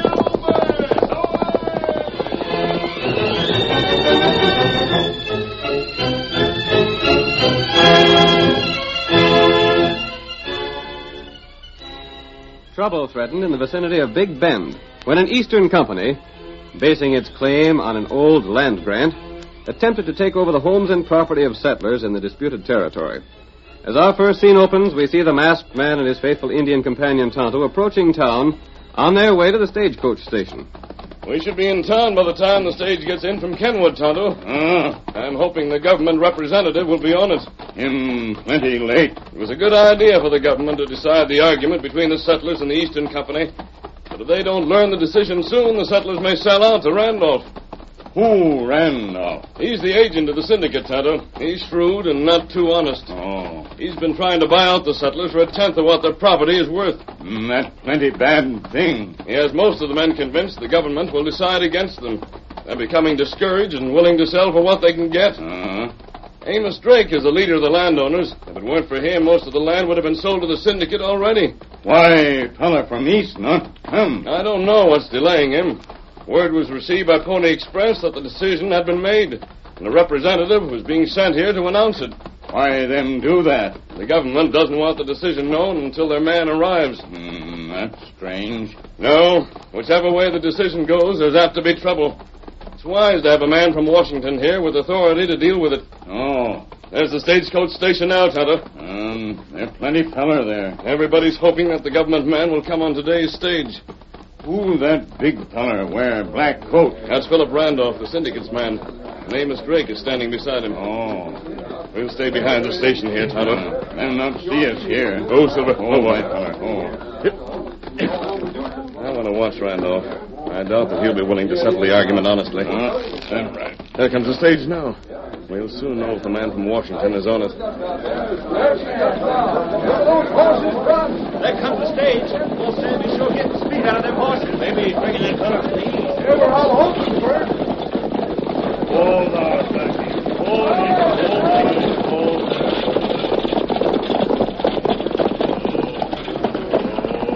Ain't you got no passengers today, Sam? Nary one, Amos. Looks like you'll have to wait a while longer, Amos. Go ahead and laugh, Ted. Rat you, Randolph.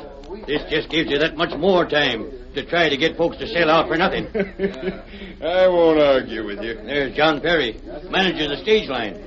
Maybe he's got some word what's causing the delay. Howdy, Amos. Howdy, John. I was just wondering if... See, what's making you look so downright sour? Well, Amos, I just learned something today that sort of upset me. It ain't about that fella from Washington, is it? Nope, it's Sam. Huh? What's the matter with Sam? Him and me have been friends since he first took to driving the stage for you. I reckon you'll find out soon enough. Sam, climb down over that stage. I want to talk to you. Sure thing, Mr. Perry. What's on your mind? I'm going to ask you a kind of funny question, Sam. Yeah? Just tell me where the baggage scales are sitting. But what's Go on, tell me. Shucks, they're right over there by the door like they always is. Well, they ain't. They was moved around back today. Leaping lizards, Sam. Are you plumb blind? Why... That's just it, Amos. Sam is blind. Can't be. Mr. Perry's right, Amos. I reckon there ain't no use me pretending anymore. Well, I'll be doggone. I've been wondering why Sam's wife took to walking down here to meet him lately. Well, I never know till Joe Lieber told me today. It was because Sam can't see no more. It was Joe that told you, Mr. Perry? Uh-huh. That doggone... Sam, how in Tunky could you fool us like this? Well, I've been losing my sight for near a year, Amos. But it ain't been but for the last week or so that I couldn't see at all. But how could you drive the horses? Shucks. Blackie and Nick and the rest of them don't need nobody to drive them. They savvy just as much about their job as I do. But, Besides, I drove them same horses for years. Why, we savvy each other just like they was humans almost. Ain't that right, Blackie, old fellow, huh? You see? I'm sorry, Sam. You've been a good man. But I'll have to let you go. I knew it'd have to come, Mr. Perry. It'll take me a day or two to figure what you got coming. Then you can drop back here and I'll pay you off. But, Mr. Perry, ain't there something I can do around the station or the horses? Why, driving the stage has been my whole life. I wouldn't want to live away from the business. I'm sorry. Who's taking my place? I reckon I'll give Joe Lieber a chance at it. That crook? Now, that ain't no way to talk. But Besides, it was Mr. Randolph that gave him a recommend. Randolph? He's the worst crook in these parts. You shouldn't feel that way, Amos, just because he's working for the syndicate. Sam, you can help unhitch the horses right now. But tomorrow, Joe'll be driving the stage. All right, Mr. Perry. Hold on, Sam. Yeah? I've been wondering what could have happened to that government fella. You don't figure he could have got sick or something and is laying up in Kenwood, do you? Ain't heard nothing like that. Well, I'll be walking back uptown then, I guess. So long. Bye, Amos. All right, fellas. Let me through. I got to see to the horses. Get back out of the way. Tonto, I wonder if Amos could be right. Steady, Silver. What that? It's possible that the man from Washington is ill. That would explain his delay. Oh. It's worth investigating. Come on, Tonto. What we do? We're riding to Kenwood to see what we can learn. Come on, Silver. Get him up, white fella.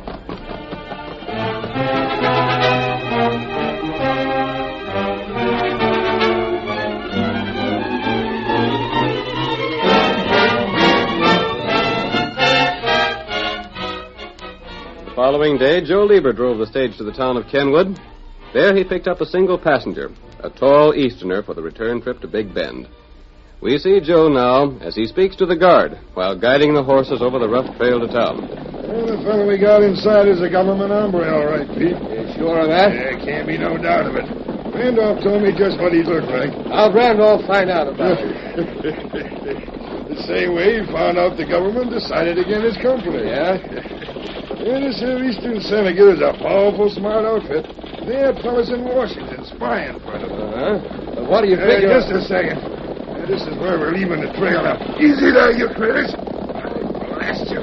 Quit trying to stay on the road. Hey, Shabby's darn well. This ain't the way to go. Yeah, I'll teach you. Take back. Get along with you. Get up. Oh, sure. Boss. This whole trail ain't been used for a long spell. So we can get through? Yeah, we'll make it all right. Wonder if that government fella's got any notion we ain't taking him to town. Why should he? He ain't never been this way afore. This is mighty risky business. Mr. Randolph's paying us good, ain't he? Yeah, but just all the same. we gotta do is keep him away from town long enough so Mr. Randolph can buy up that land before the settlers can find out they won. You figure they'll sell? Sure they will. Most of them don't reckon he stand a chance against the syndicate. Uh-huh. So they'll sell now. Fearing they won't be able to get nothing at all later on. The boss is sure plenty smart. He is that. How much farther we gotta go? Oh, not far. Just this side of that old bridge up ahead. You gonna stay at the old cabin? Yeah, there ain't no better place to hide out. Nobody ever comes this way no more. Yeah. Mr. Randolph will let us know when we can let the government fella go. Then he'll pay us off and we'll clear out of this part of the country. Ain't Randolph taking big chances? Oh, shucks. There ain't no one can prove he had anything to do with it. What are we gonna do with the stage? You just leave that to me. Well, there's just one thing I won't stand for. There ain't gonna be no killing. You're blamed right, there ain't. I don't hanker to get my neck in a noose any more than you do. All right, get along there, blast you. It was Randolph found out about Sam going blind, wasn't it? Yeah, he told me and I told Mr. Perry. So I got the job driver. Hadn't you better rein up? Yeah. And just as soon as I do, you hop down and cover that fellow with a gun. I'll take care of him. This'll do all right. Whoa, Doc. Whoa. Whoa, blast you. Whoa there, boy. I'll get him all right. I'll be right with you. What's the idea of stopping here? Climb out of there, mister. Come on. We got you covered. What the? Get out before we drill you. Is this a holdup? Never mind what it is. Ice your hand. You men can be jailed for this. Uh-huh. But we gotta be catch first. I'll see. Shut up. Pete, hold them horses a second. Yeah. Now I'll show you what I had in mind to do with the stage. I still don't savvy what You you're watch. For the hole. You're blamed right, I am. Just hold them horses. Are you crazy, man? I reckon that'll do it. Now, hand me the whip, Pete. Right here. Here you are. Yeah, good. Just get them horses started back for town. Well, what do you go... Get along with you. Get up there. Go on, get along with you.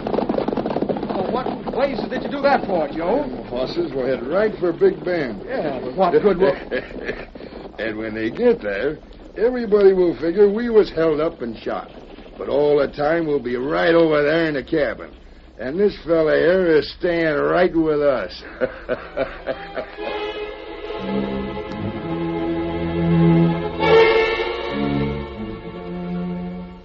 In town, the usual crowd of people waiting for the stage was increased when word was spread that the stage was unaccountably late. We see the district manager, John Perry, as he attempts to answer their worried questions. The stage is almost a half an hour late already, John. Figure there could have been an accident. Weren't never late when Sam was driving. Can't you tell us what's happened? Quiet, folks, quiet. How do you figure I know any more about it than the rest of you? But what if the government feller was on the stage today? No one's got any call to be worried. But look here. Joe's a new man on the stage. You can't expect him to do so well right off. Amos, you might as well forget about that fellow from Washington. It won't matter if he does come. Blast you, Randolph. I've called a meeting for tonight.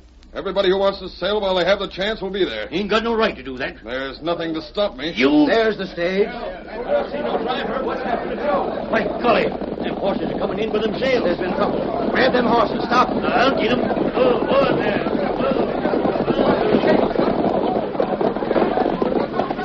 John, look at there. You find something, Amos?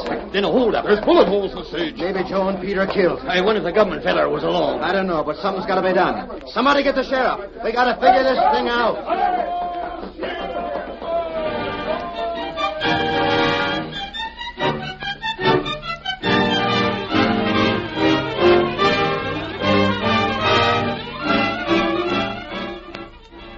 The curtain falls on the first act of our thrilling Lone Ranger drama. Before the next exciting scenes, please permit us to pause for just a few moments.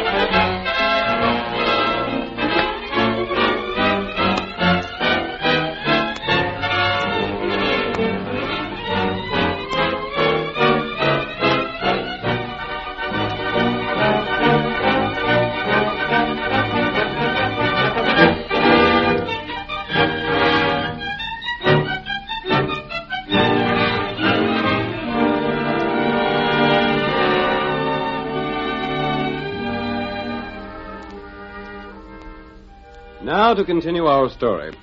An Eastern syndicate claimed that an old land grant gave them title to property owned by settlers in the country around Big Bend. The government decided in favor of the settlers and sent a representative to announce the decision in person. But Randolph, the agent of the syndicate, learned of the decision and arranged for the representative to be kidnapped and held while he bought up the settlers' land before they could learn they had won their case. As our second act opens, we see the Lone Ranger and Tonto that same day in their small, well-concealed camp in the hills.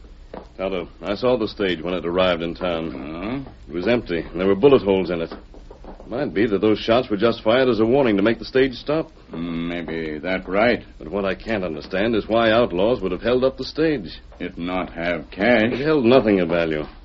And I wonder... What you think? When we were in Kenwood, we saw a man get on the stage who looked like an Easterner. Oh, him from East, all right. And he might have been the man sent here from Washington. I'm sorry now that we didn't follow the stage when it started back for Big Bend. But I never thought anything would happen to it. And I was anxious to arrive in town first. Tonto learned plenty. You have?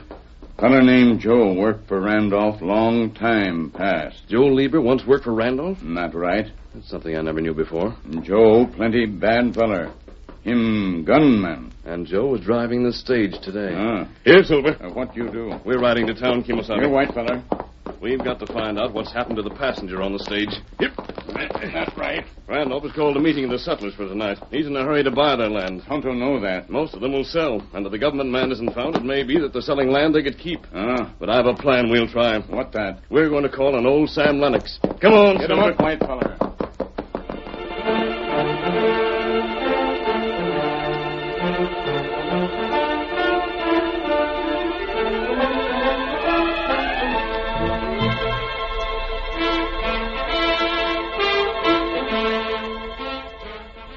Shortly after the masked man and Tonto started for town, Sam Lennox, the blind ex-stage driver, made his way to the office of John Perry, the manager of the stage line. It is early evening as we see Sam enter the office, closing the door behind him. Evening, Sam. Howdy, Mr. Perry. I come for my money. Uh-huh. Here, let me help you to a chair. I don't need no help. Shucks, I know this office like it was the inside of my hand. Yep, I reckon you do at that. Now, about my pay. It's right here. But first, I got some news I'd like to tell you. Yeah? It's right good news for me. Well, now, I'm glad to hear that. But maybe things being so tough for you, I shouldn't have mentioned it. You've always been a friend of mine, Mr. Perry, and I don't ever expect to see the day when I'll be sorry for my friend's good fortune. Sam, I just got word I'm going to be made manager of the whole division. That's fine. Of course, it'll mean I'll have to move to Kenwood. Then you'll have to give somebody your job here. That's right. Have you got anybody in mind? Well, I don't know. I was figuring on giving it to Joe Lieber. You was? But now if he's been killed, I'll have to find somebody else. Ain't there been no word yet? Not a blame thing. The sheriff took a posse and rode to Kenwood. But he never seen no sign of outlaws or Joe either. That's a funny thing. All they found out was they had a passenger. And now the passenger's gone, too. Well, the sheriff is going out to look for him again tomorrow.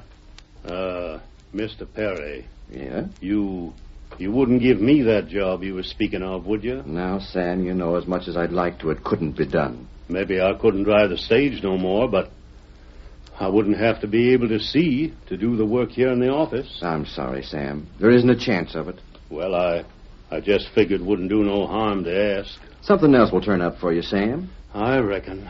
You're going to Randolph's meeting tonight? I don't know. Just a minute. A masked man. I want to talk to you, men. You're an outlaw. Get out of here. I'm not an outlaw. Then what are you doing with with time to waste explaining. I can't see you, stranger, but you don't sound to me like an outlaw. What's your game? I want Sam's help. My help? What do you want with a blind fella? Sam, I've heard that you know this country between here and Kenwood as well as any man in this district. As well? I know it a heap better. Can you think of any places where a man might be hidden safely? I can think of a dozen of them. Some place not too far from the stage trail? I sure can, but what... The man that got on the stage today at Kenwood was an Easterner. Now, look here. You're an outlaw, and we don't want no truck with you. Let him talk, Mr. Perry.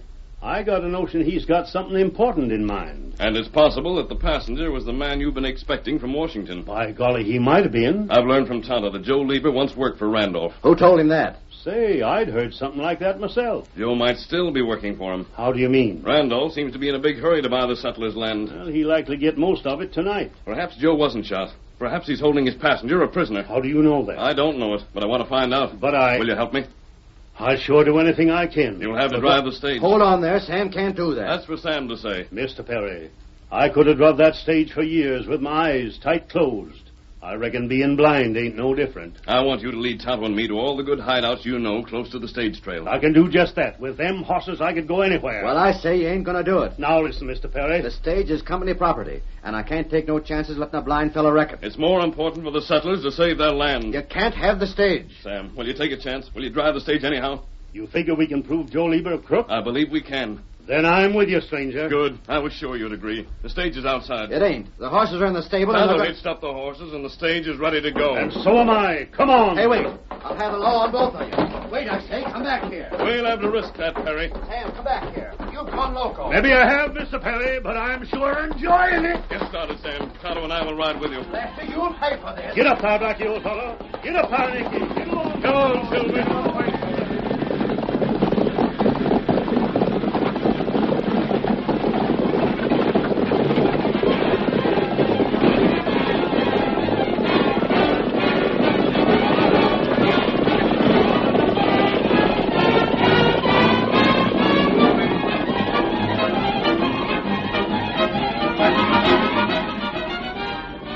Although blind, Sam handled the heavy stage without difficulty. There was perfect understanding between him and the horses he drove. And while the masked man and Tonto rode on either side, he raced down the trail to Kenwood. Twice, however, he stopped and pointed out a possible hiding place to the Lone Ranger. But both times they were disappointed. Well, we'll just have to try again, friend. No one has been here. What makes you so sure they can't be far from the trail if they're hid? In the first place, the empty stage got into town only 20 minutes late. I hadn't thought of that. And in the second, when they left the stage, they had no horses. They wouldn't have gone far on foot. Then we'll keep on going. How far is the next place you had in mind? It's just a piece up the road. Get up, Todd. Get up. Come on, come up. Come on.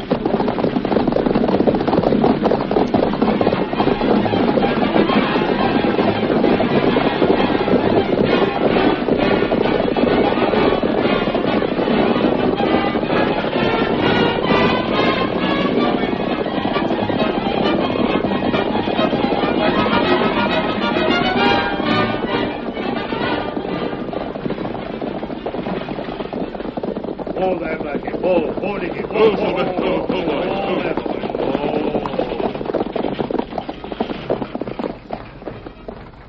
Where to now, Sam? I was just thinking they might have gone up the old trail. Yes? Maybe the engine can see if there's tracks there. Tonto, look. What's the matter, Blackie? Be nervous. What is it, old fella? Are you trying to tell me something?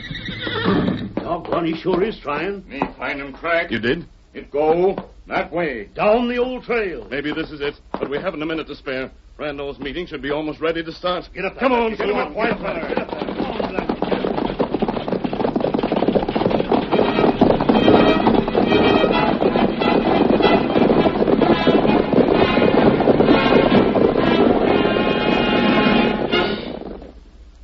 In town, the meeting called by Randolph got underway. The village hall was crowded with settlers, more than half convinced that their only chance to save something from their homes was to sell. We see old Amos Drake as he speaks angrily to the syndic representative. You're a crook, Phil Randolph, and I'd sure give a heap to be able to prove it. Talk all you want to, Amos, but I'm getting down to business. This is your meeting. I can't stop you. Quiet, everybody. I have something to say. Go ahead. Men, the company I represent has every reason to believe it will win the government's decision.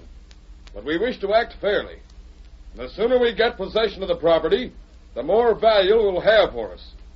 In view of that fact, I have been authorized to offer $1 an acre to all who are willing to sell at once. What's that all you'll give us? It ain't near what the land's worth. Mine's worth $10 an acre. We figured you'd give us more than that. Just one moment. You can hold your land if you wish.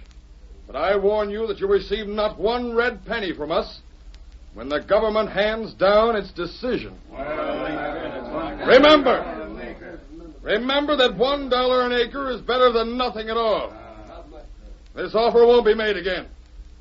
So those who wish to sell, step forward. I'll take your names. Don't pay no attention to him, fellers. Hold out till the government feller gets here. You can do it because you've got cash, Amos. We don't aim to lose everything we got. I'll take the dollar so long as I can't get no better. Me too. I'll get what I can. Just step this way. I got it. I know what land each of you owns. I have money here. And Hold on. Hurry, man. Who's the fella that paid us for doing it? So, what are you doing here? Me and Pete ain't going to take the blame all by ourselves. You're under arrest, Randolph. You yellow squeak. Well, they found us. I couldn't help it. You won't do any more talking. He's got a gun. Watch out. You shot my hand. I only hit your gun, Randolph. Hold him. We got the skunk. Listen to me. This is Mr. Bennett, the man you've been expecting from Washington. Then you found him after all. Thanks to Sam here. Sam found him. Sometimes blind men can see more than men with eyes. Well, I'll be blasted. Sam tells me you'll soon need a new manager here. Yeah, that's right. Sam would make the best district manager this town ever had. I'll be darned if I don't think you're right. Mr. Perry, you really mean you'll give me a chance at it? That's just what I mean, Sam. I think Mr. Bennett has something to say that will interest all of you. Then the government decided that the land rightfully belongs to you. The syndicate's land grant was proved to be a forgery. I knew all the time them fellas was crooked. But all you fellows would have lost your land anyhow if it hadn't been for the masked fella and Sam here. I just helped him. But it was him figuring things out and having faith in me that done the trick. Well, the both of you saved our land and fixed it so them polecats would be put in jail. I don't know which one of you did the most of it, and I don't savvy yet how it was done, but we ain't forgetting, no matter what happened.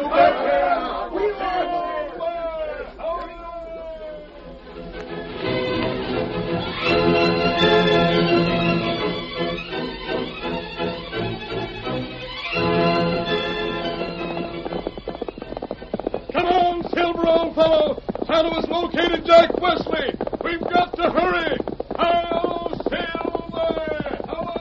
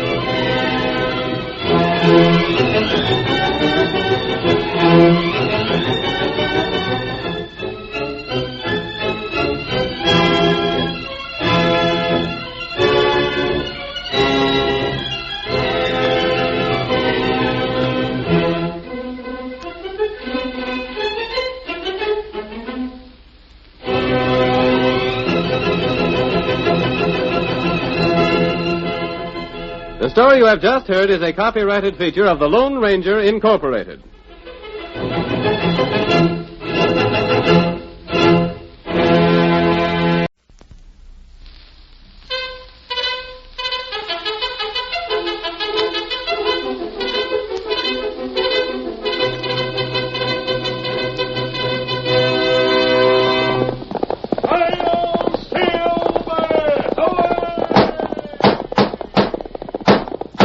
Fiery horse with the speed of light, a cloud of dust, and a hearty hi-o silver, the Lone Ranger.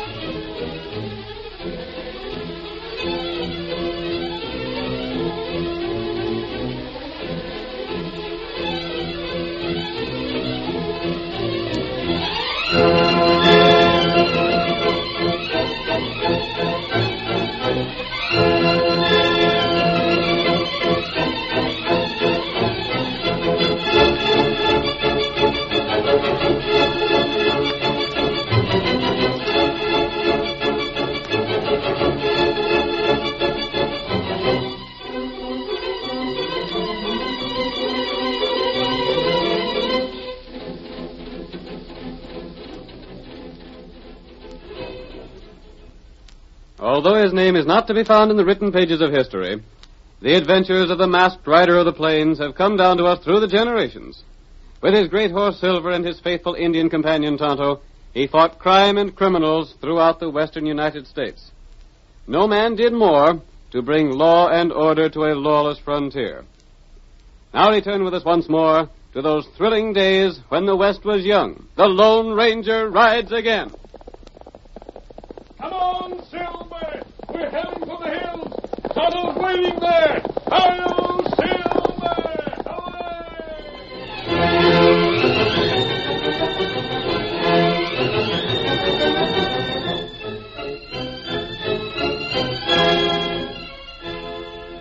Ike Hanover was well past middle age. His wife had died many years before, and Ike's only relations were a son, Matt, and a nephew, Jim Rockwell. Matt was idle, dissipated, and bad-tempered.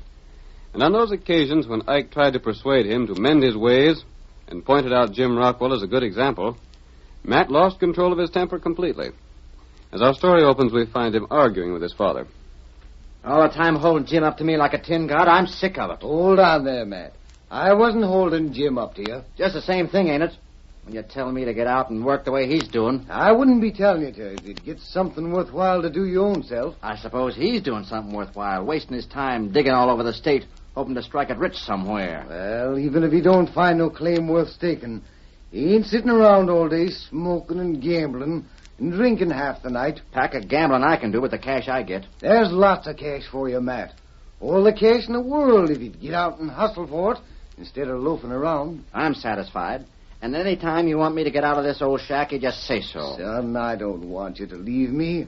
You know better than that. But you're getting on toward 30 now, and most men your age are... I'll do something. I'll get out where my friends are. I won't clutter up your house no more this evening. Matt. Mind your own business. Matt, don't come home liquored up like you did last night. I'll do what I please.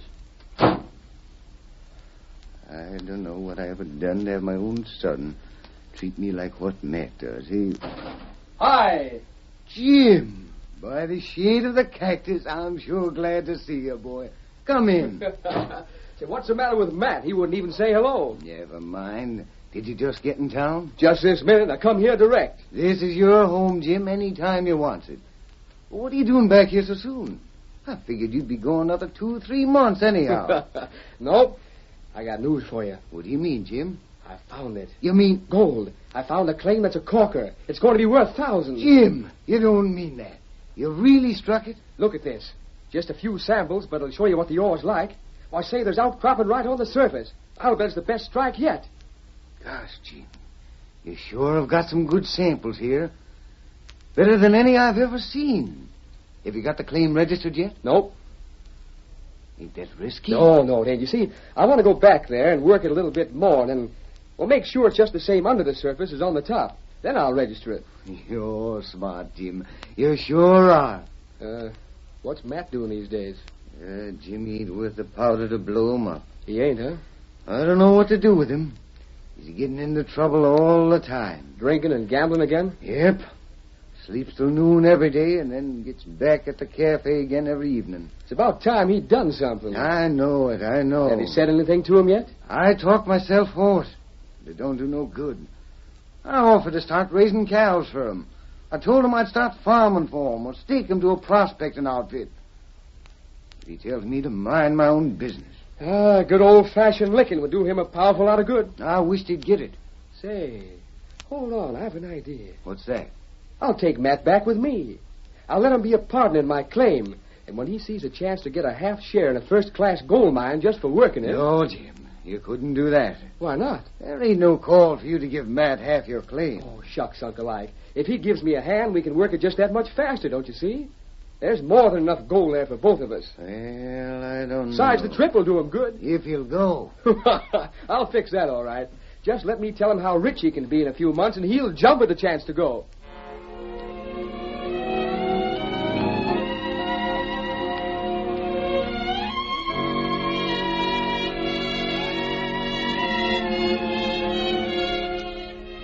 It took very little persuading to get Matt to join Jim. And in a short time, the two cousins were back in the deserted part of the country where Jim had found the gold.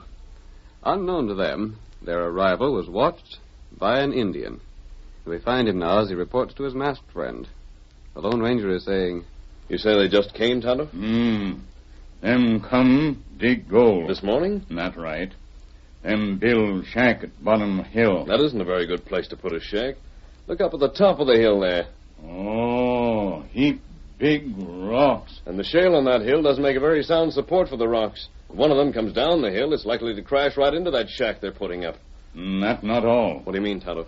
One feller, him pale. One brown from wind. Yes? Pale feller, stay indoors too much. You haven't much use for men like that, have you, Kemosabe? Maybe sometime. Tonto not like this pale feller, though. Why is that? Him plenty lazy. I see. You think he'll let the other man do most of the work while he sits around and does nothing? Is there gold over where they are? Plenty gold. Tonto know. Many Indian know.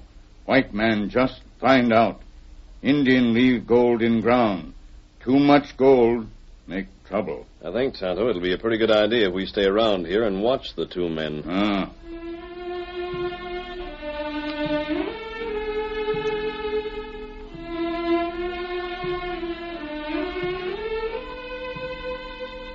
In a few days' time, Jim and Matt had their shack built and were ready to start tunneling into the hill.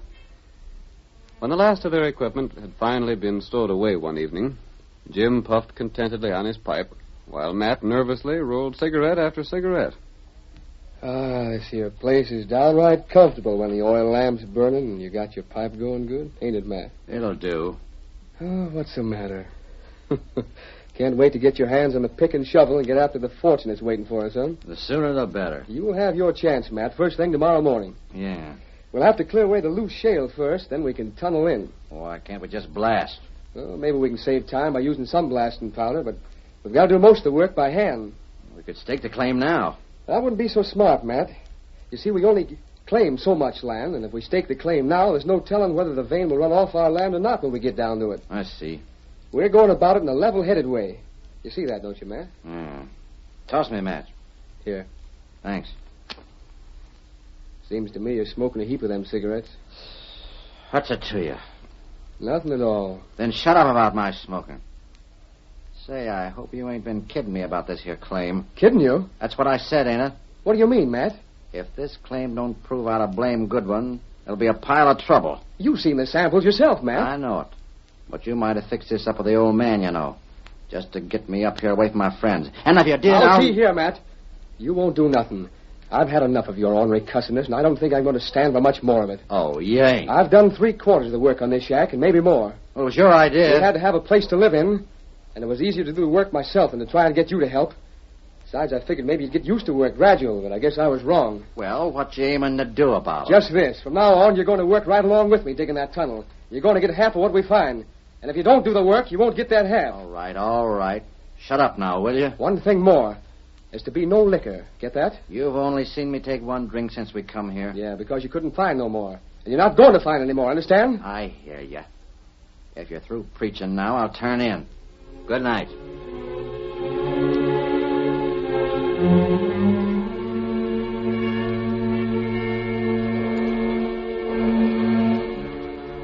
Daybreak the next day found 2 shovels breaking into the side of the hill as the eager men threw the dirt and shale to one side and started to work on the tunnel itself. For the first hour, the work went smoothly. And then Matt said, Gosh, this digging ain't no cinch. You didn't think it would be, did you? There's nothing worthwhile that's a cinch. You ought to know that, Matt. How much do you reckon this claim will be worth to us? No telling. Maybe not so much. Maybe thousands of dollars. Gosh, I'm going to get what cash I can real quick, and then I'm going to town. You know, Jim, this ain't a bad idea. Up to now, I ain't had so much money to spend, thanks to the old man. But now I can show the folks in town some real parties. Not if you don't get back to work. I'll get me a big house and let the old man have his dirty shack if he wants it. He don't want that shack, Matt. I reckon it'll be right fine for Uncle Ike to be able to stop saving pennies. Ain't no call for him to change his way of living. No? He don't get none of my claim. What do you mean he don't? I'm working this. Let him find a claim of his own. He's always saying every man should earn his own money. Just like you did, huh? Well, maybe I didn't find this here claim, but it's half mine, ain't it? I'm working it as much as you are. Mm-hmm. You're working as hard at leaning on that shovel as I am at tossing this dirt and shale aside. I'll grant you that. But I told you it'd be half yours, and I reckon it'll be that. Wish I had a drink. You ain't going there, so you might as well forget it. Good morning. What the... Why, howdy, stranger. Where'd you come from? Over yonder. You're wearing a mask. You're an outlaw. I'm not an outlaw. I don't care what you say. You're wearing a mask and sporting 2 guns. And I don't want you near our claim. Now get. Hold on, Matt. What do you want, stranger? I wanted to borrow some matches from you. I saw your shack and... We ain't got none to spare. Sure we have, Matt. Plenty. Here you are, stranger, and welcome to 'em. Thanks. You sure you ain't dodging the law, mister? No, I'm not. You wouldn't be wearing that mask if you wasn't. Now, see here. You can't come around here and try and jump our claim. Get going before I put a bullet in your hide. Shut up, Matt. This fella ain't trying to jump no claim. There's lots of room here. You're right, Jim. I don't want any part of your claim. I just thought I'd better warn you that you'll have to be careful of rocks sliding down the hill. You're tunneling in, I see. Yep. We aim the tunnel in away and then file our claim at the government office. Better watch out. This is loose shale. If one of the rocks on the hill above should slide down, it might block your entrance here. Thanks, stranger, for the advice. But we ain't taking it. Now get along and mind your own business. And don't try no tricks. I'm going. Here, Silver. You was hiding your horse around the bend, huh? I wasn't hiding him, Matt. Yep. Good day. Hi-yo, Silver!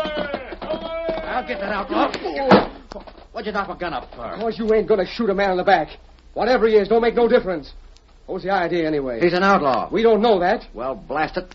He'll fetch a whole gang of men here to file claims near us. What if he does? That's his privilege, ain't it? We can't claim this whole territory. But we're the only ones that know about this place. Now the news will spread. Let it. But don't shoot at a man when all he does is ask for matches and warn us about the rocks. Got any more to say? It's no use talking to you.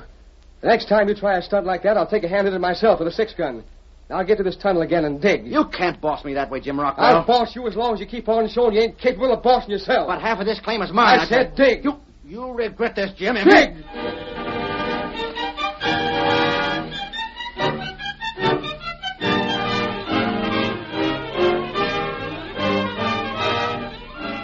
The curtain falls on the first act of our Lone Ranger drama.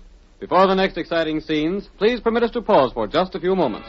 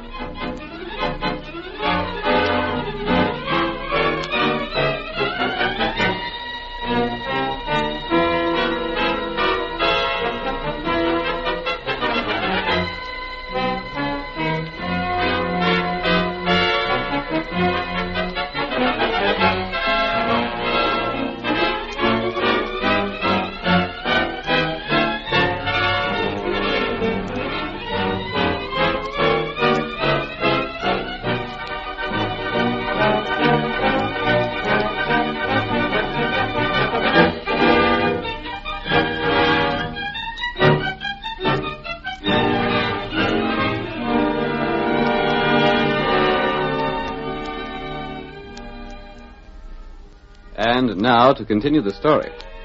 Jim Rockwell offered to share his gold claim with his cousin Matt Hanover in an effort to get Matt interested in something besides drink and gambling. The claim had to be worked before it could be registered, and the Lone Ranger, knowing of this, decided to keep an eye on the two men. He warned them about the loose rocks on the hill, and Matt, afraid the Ranger might bring others to stake claims in the neighborhood, fired at the masked man as he rode off. Jim knocked his gun in the air. We find the Lone Ranger now as he joins his friend Tonto on the other side of the hill. Oh, there, Silver. Oh, boy. Oh, steady there. Oh. You see, fellas? Yes, I saw them, Tonto. Steady, Silver. I warned them about the rock, and Jim thanked me for the warning. Me hear shot. What that? The other one fired at my back as I rode off. Me thought him like that. Him plenty bad feller. Jim grabbed his gun hand. That good. Tonto, I'm afraid that when Matt gets a sight of the gold that they'll find when their tunnel is a little farther into the hill, he'll want all of it. You think him maybe try get all gold? Yes. I'm afraid he may attempt to kill Jim. We're going to stay nearby and watch, Kimosabe. That good. We'll watch and plan.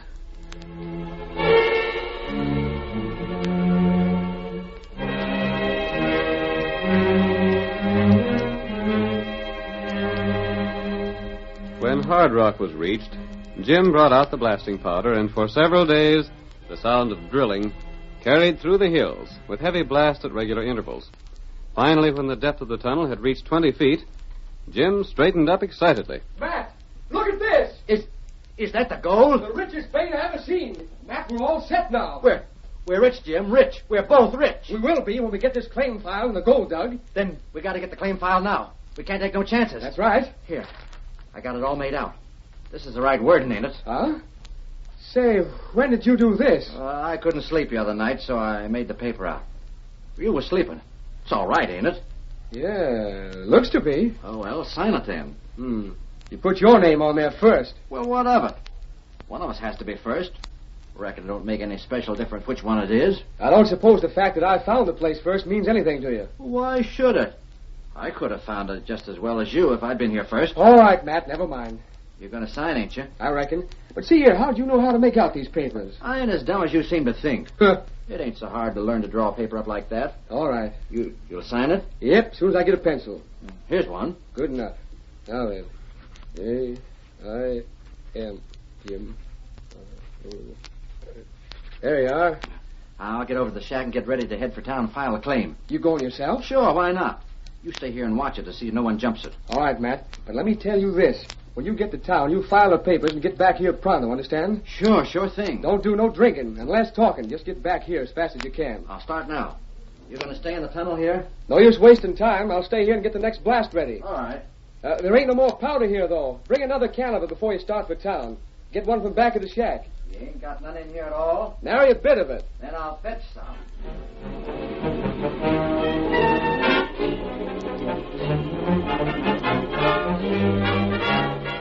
When Matt reached the house, he looked back to make sure Jim was still in the tunnel. Then, reaching behind his bunk, he brought out a bottle, still half full of liquor. One long drink was followed by another. His brain was filled with plans and schemes.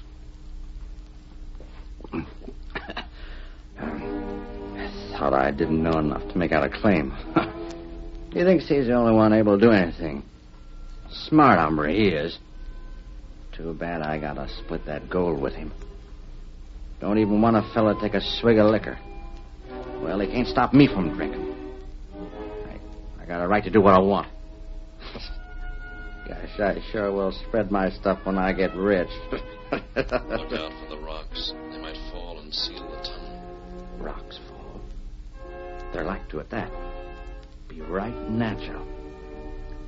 Too bad I gotta split with him. Fetch some blasting powder back with you, Matt. I ain't got any more. It's all used up. He ain't got no more powder. That's good liquor. Look out for the rocks. They might fall. I ain't got no powder left. Jiminy, why should I split with him? There ain't no one that'd ever know what had happened to him. Be perfectly natural for the rocks to fall.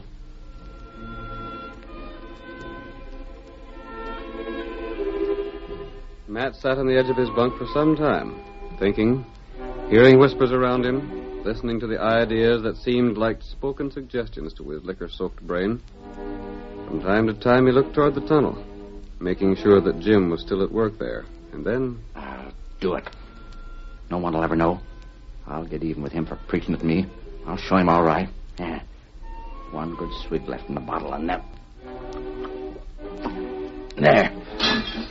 Now, Jim, I'll bring your blasting powder to you, but not the way you think.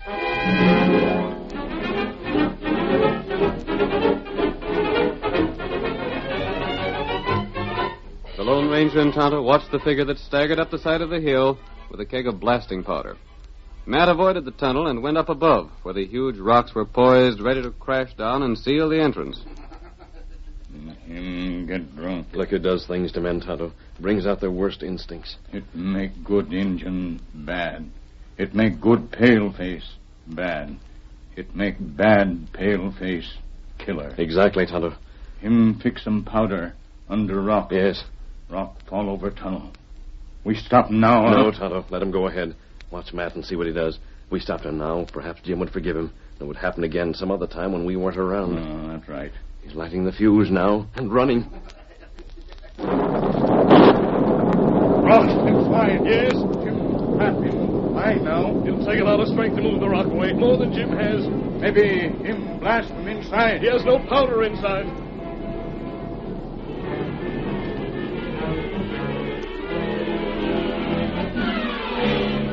Jim, sealed inside the tunnel, realized what had happened, and knew that without help from the outside, he would soon starve to death within the mine. He shouted. Matt! Matt! Are you there? I'm here, Jim. Matt! Them rocks must have slid down from above. Get some powder and break up the one that's sealing me in. Matt!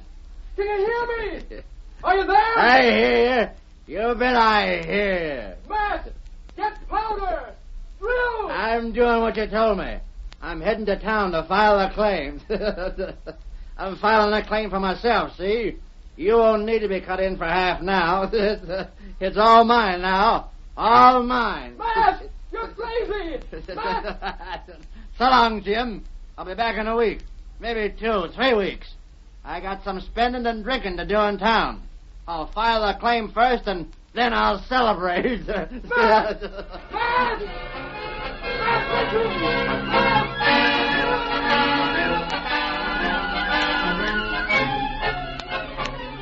Jim shouted until he was exhausted. Then for some time he tried to think, tried to force his mind to action and plan some way of escape. He used his pick on the barrier of rock without any success. And then, after almost giving way to despair, the sound of someone digging reached his ears through the darkness. What's that? Am I going crazy? I hear something. Matt! Is that you, Matt? Who is it? Is there someone there? Oh, I'm going mad. I'm hearing things. Steady, Jim, steady. This way, Jim. Take my hand. Who are you? You ain't Matt. You ain't my cousin. No, Jim. Take my hand.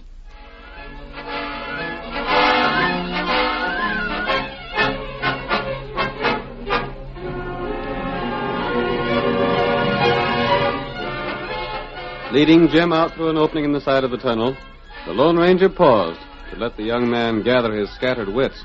You're the fellow with the mask. Yes. I'm safe now. Yes, you're safe, Jim. But how did There were 2 tunnels on the side of the hill, Jim. While you and Matt worked on yours during the day, we were working on the other one at night. You mean you... The second tunnel was at right angles to yours. And when your entrance was blocked, all that I had to do was to break down the wall dividing your tunnel from the one we just came through. Then... Oh, but see here, stranger. I gotta get my horse. That ornery double-crossing murderer will head for the office to file a claim to the mine for himself. He's had an hour start on you, Jim. Can you catch him? I don't know. Come on, I've got to get started. He tried to kill me. He done it on purpose. Yes, Jim, he did it on purpose. And look. Look, stranger, he's took both horses with him. Wait, Jim. But now Hey, Silver. Come with me, Jim. I'll take you. Yes. Give me your hand. Here it is. But who are you? Why are you doing this for me? Steady, Silver. Ain't you afraid to be seen in town? You'll be arrested, won't you? Hi-yo, Silver!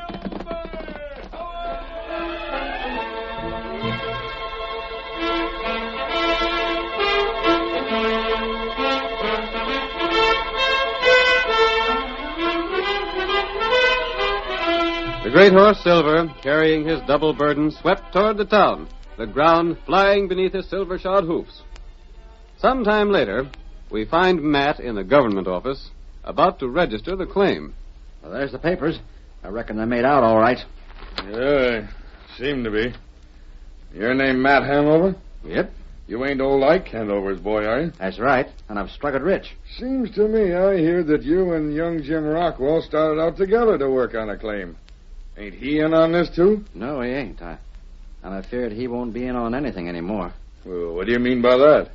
We had some hard luck with the mine, and Jim, he got caught in a cave-in and killed. No. You don't say so. Yeah. I tried to get him out, but when I got the rock away, he was dead. He'd smothered to death. That's a shame. He was your cousin, wasn't he? Yeah. Sort of busted me up. We was good friends. He done a lot for me. What'd you do with him? Bury him? Yeah, I thought it'd be best to bury him right there. You done everything you could to save him, huh? Of course I did. Right sure of that? Say, what's the matter with you? Nothing except there's a claim already on file for this here land. What do you mean? You're crazy.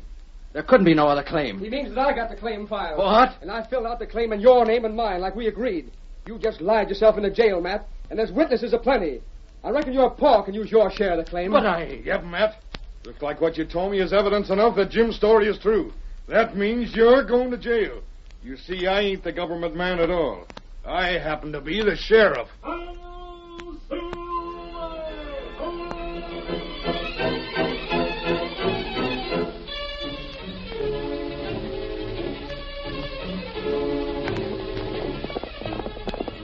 Come on, Silver, old boy! We're on the trail of Pete Lorenzo! Hi-yo, Silver!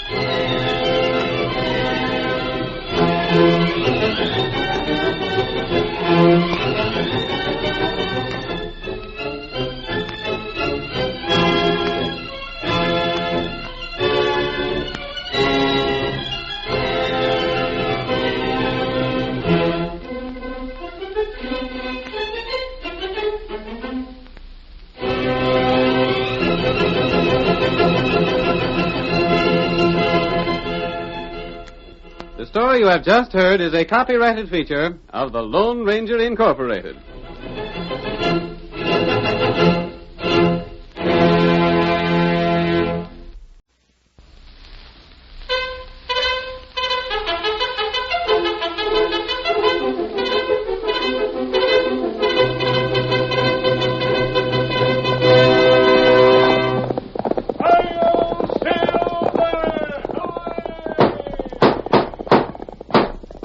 Fiery horse with the speed of light, a cloud of dust, and a hearty hi-yo Silver, the Lone Ranger.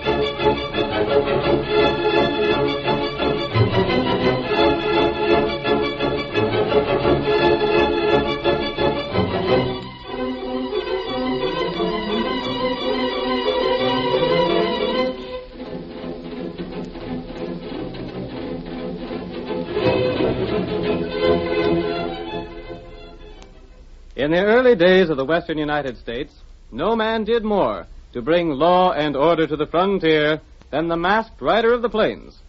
With his great horse Silver and his faithful Indian companion Tonto, he fought crime and criminals in 7 states. Although history does not record his deeds, his name will never be forgotten. Now let us return once more to those thrilling days of yesteryear. From out of the past come the thundering hoofbeats of Silver. The Lone Ranger rides again. Come on, Silver! Tonto's waiting on the trail to Carson City! Hi-yo, Silver!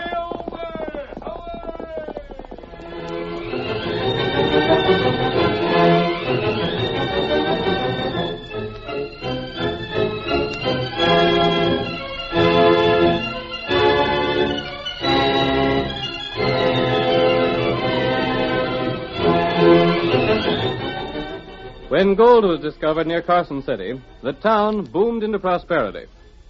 Dozens of gold strikes brought new money into circulation, and the town bank was forced to keep its doors open from shortly after sunrise till sundown. In the first scene of our Lone Ranger drama, the light of dawn colors the surrounding hills as we find the masked man and Tonto approaching the town. I'm glad we camped for the night, Tonto. It brings us to Carson City early in the morning with our horses fresh. Maybe it's not good. What do you mean? Maybe it's bad. Waste time. But we don't even know that Pete Lorenzo headed for Carson City. Why have we wasted time? Me not know why. You have a feeling that he's there, huh? That's right. One of those feelings that you can't explain. I wish we knew what Pete Lorenzo looked like. That would help in bringing that killer to justice. That trouble. We not know. He must have heard that there's a lot of the new paper money in the bank at Carson City. Everyone knows that. Knowing it, he'll surely make a play to get it. If he does, we might capture him and reach the end of this long trail. There, town. At last. Come on, Silver, old boy. There's Carson City. What's that? Something has happened. It isn't just a cafe fight at this time of the morning. Come on there, Silver.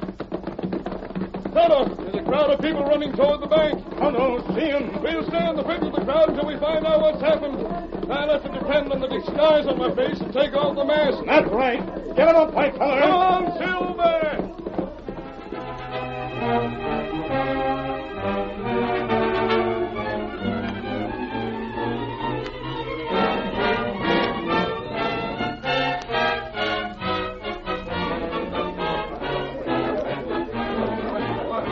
Dead as a doornail. Just when he was opening the bank. Anyone see the thief? How much was stole? Where's the sheriff? Somebody get the law. It's robbery and murder. Hey, quick there. Let me through.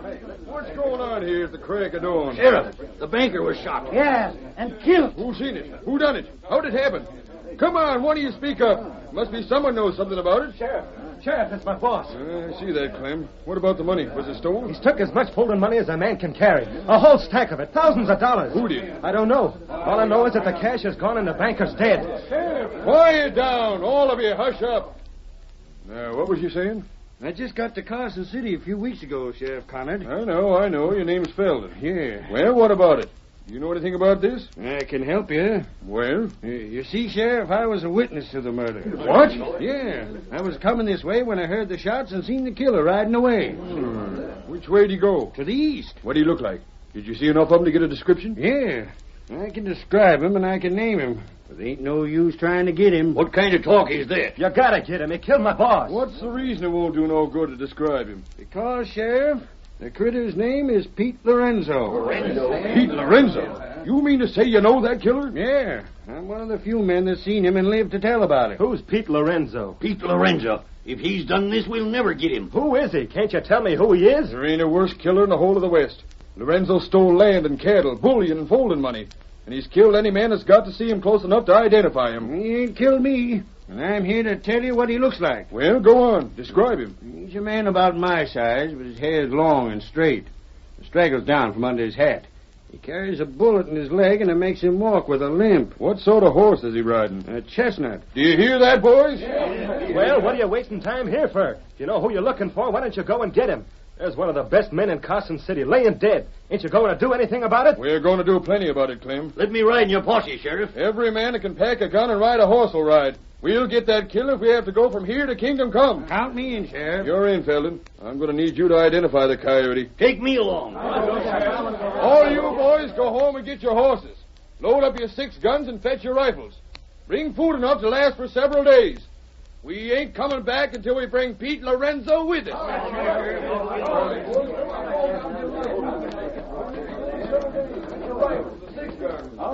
You hear that, Tonto? Me here. That man the sheriff calls Felden has described Pete Lorenzo. Not right.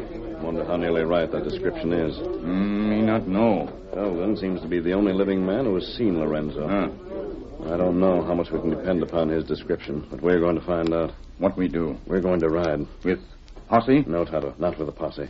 We ride behind the sheriff's men. Why do that? Pete Lorenzo has been trailed by posses before this. He's avoided every trap that's laid for him. He's outwitted every man who's tried to trail him. That's right. He's too clever to be caught by the sheriff. We ride behind the posse and see what the lawmen do. That's good. Come on. We ride back away from here until the posse gets underway. Come on. Get him up, white fella.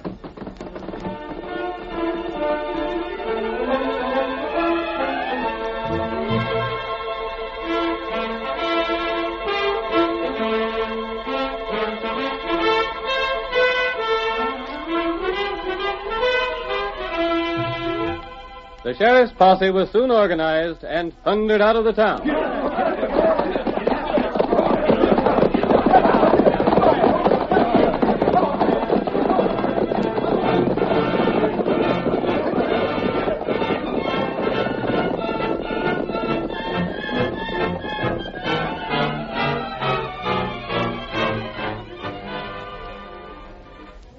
Throughout the long day, the posse searched the surrounding country for many miles around, but without success. Toward sunset, the lawman called a halt. Hold up here.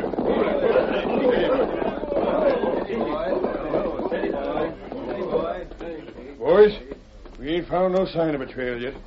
Now, that ain't going to discourage us none. We've still got some daylight left, Sheriff. We're splitting up. Hank, Pete, Lamb, Jake. Each of you take 4 men and make a unit. We'll fan out and go till dark. Then camp for the night and start early in the morning.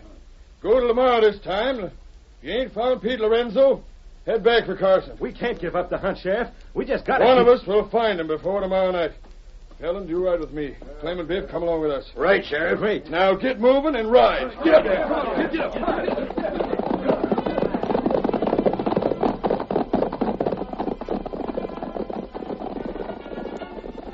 Tonto, we'll follow the group with the sheriff and Felden. And keep just this far behind them. Come on. Get him up, white fella.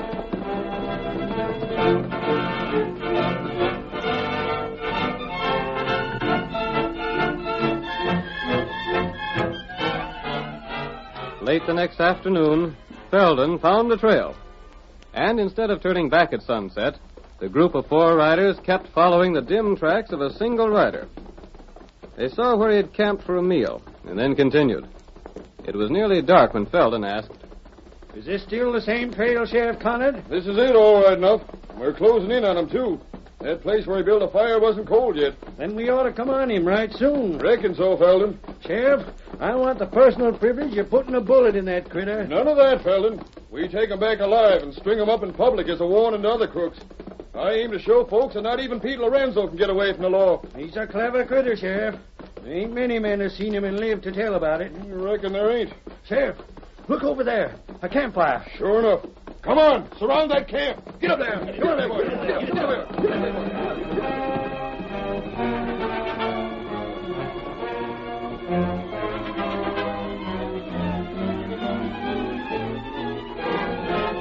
There he is, boys.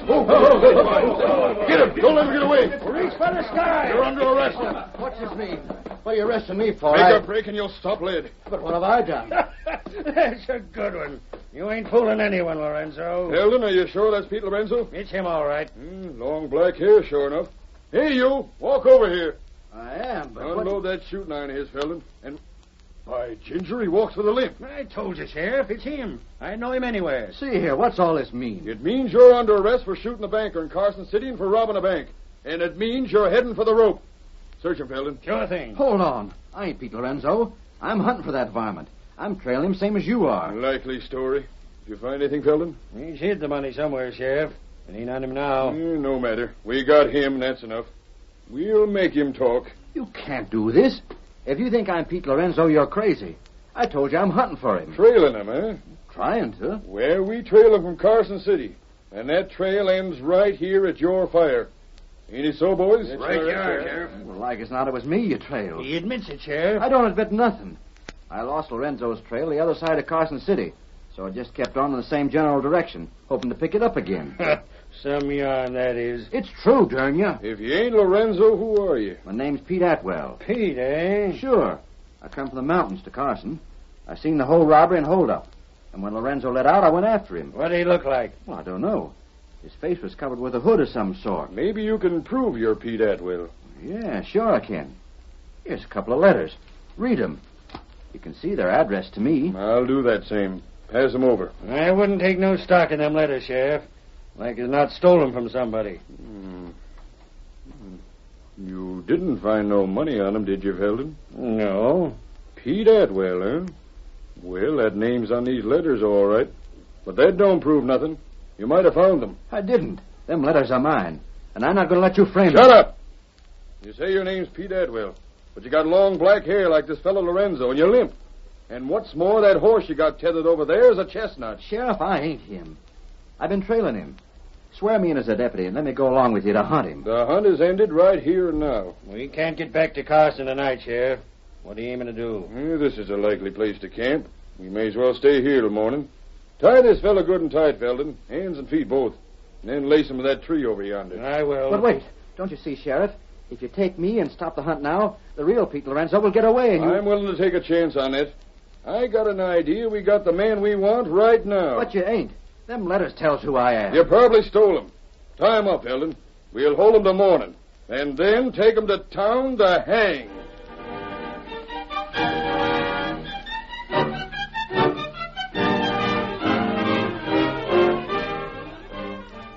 The curtain falls on the first act of our Lone Ranger drama. Before the next exciting scenes, please permit us to pause for just a few moments.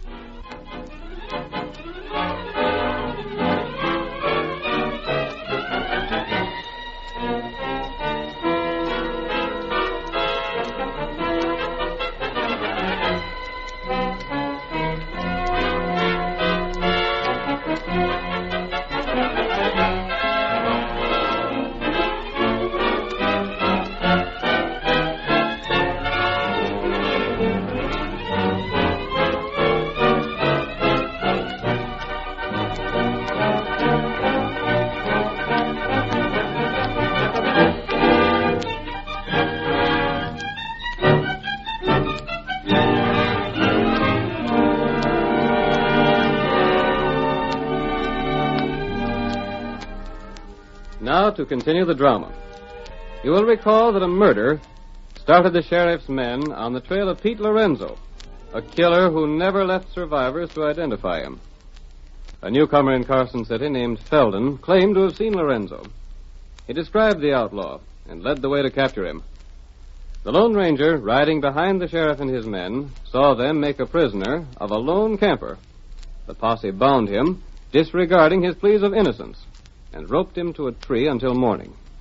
The Lone Ranger and Tonto were not very far distant. We'll stay right here. The horses will be all right where we left them, Tonto. We can keep a close watch on the prisoner. That's right. I doubt if he's Pete Lorenzo, though. Camp's pretty quiet now. I might slip over and help the man get free. I don't want to see him taken back to town just yet. I want the chance to talk to him. You, wait. What is it? Feller, need campfire. I see him. Go to tree. The prisoner. Can you see who it is? That feller.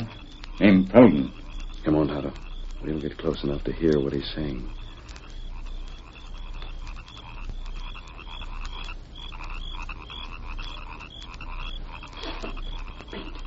Huh? Keep it soft. I wanted to make sure you was awake. Of course I'm awake.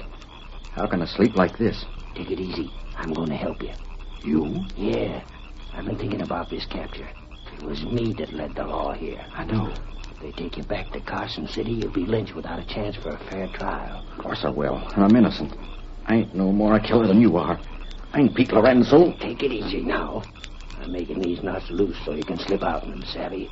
What are you helping me for? I don't want to be the cause of you being lynched. I'd sooner see you get away. You're going to give me that chance? Yep. I helped hang a man once. After he was dead, we found he wasn't the guilty one after all. Since then, I don't take chances on the same mistake happening. And now, you slip out in them ropes with a little work. You'll never regret giving me this chance. I ain't Lorenzo. If I had cash on you, I'd let you go to the rope and glad of it. Just because you limp like Lorenzo and have long black hair ain't enough to convince me. Thanks, Felton. You'll need a gun. I'll drop one on the ground beside you. Get the ropes loose and be ready. I'll give you the signal when to make a break. I don't need a gun. You might. I got my hands and feet loose already. Good. Now you better wait a couple hours more until the sheriff and me take our turn at guarding you. And if he sees you making a break, I can get in his way so he can't shoot you. I'll cough when you're to run for it. All right. I've dropped a gun by your side. I got it. I'll leave you now. Good luck to you. Luck. I'll need it. I only hope I don't fall asleep. Don't move, Pete. What? Quiet. Unless you want to bring the men here to find you untied. But look here. Who are you? I'll have a look at that gun. Are you the real Pete Lorenzo? Your mask? I'm not Pete Lorenzo. Then what are you doing here? Who are you? Be quiet while I examine this gun. But I don't... Tonto. Me here. Look at the gun, Tonto, and the cartridges. What matter? Examine it, then give it back to him. I'll have a talk with him in the meantime.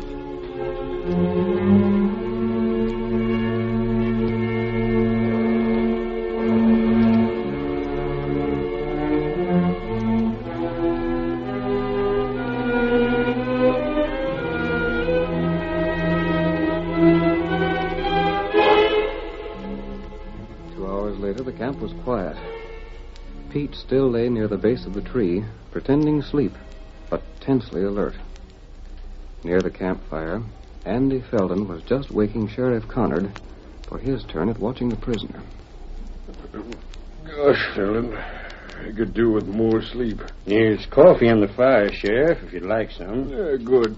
It'll wake me up. Is the prisoner all right? I reckon so. I looked at him just before you waked up. I'll be glad to get him to town. Only thing I regret is not having the cash. This night air. Getting a cold? The prisoner. He's making a break. Look. I can't see in the dark. I can. Shoot him. Wait till I get my guns. They're on the ground over here by my blanket. Boys, wake up. Lorenzo's on the loose. Get him. Come on, get after him. He can't get far. He's shooting back at us. Get him, boys. Where'd he get his gun? I got him. Hold him. Grab him. Hop him, boys. Hang on to him. Throw some brushwood on that fire so they can see what we're doing. I got him tight. He's strong as a bull. He's dead, ain't he? Ain't he been shot? Stand back there. You boys get that brushwood on the fire. I'll put some on, Sheriff. Hey, this ain't the prisoner. I'm right where you left me, tied to the tree. That ain't the prisoner. How did this happen? Who's this? Let him up. Let me take a look at him. There's the fire. Now you can see. This is an Indian. Me Tonto. What's this mean? Where did you come from? You not know? What are you doing around here?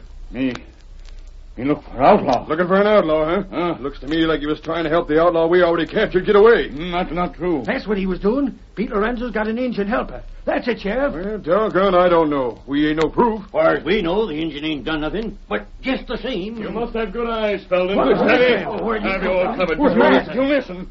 Here, Tonto, you take one of the guns. Now, both of them are in cahoots with Lorenzo. That isn't the case, Felton. We're trying to locate Pete Lorenzo and take him to justice.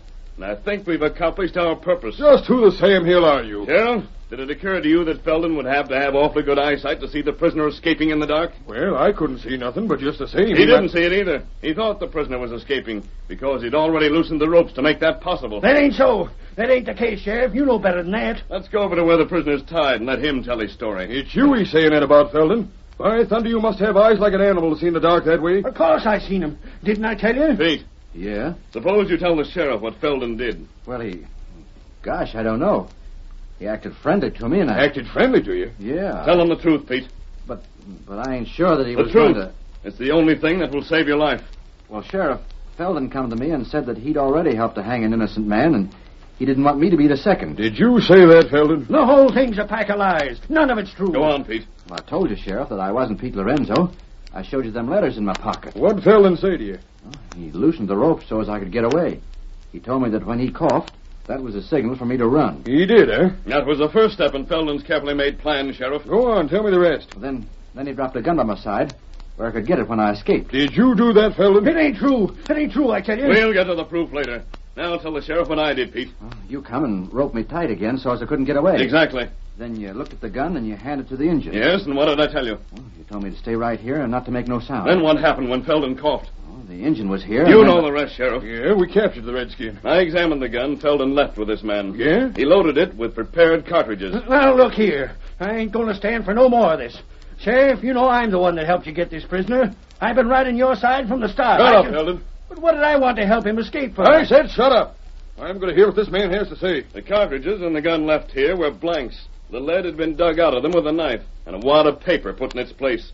Felden had no intention of letting Pete hurt anyone with a gun, especially himself. Yeah? What do you want to do that for, stranger? Maybe you can tell us that. I can.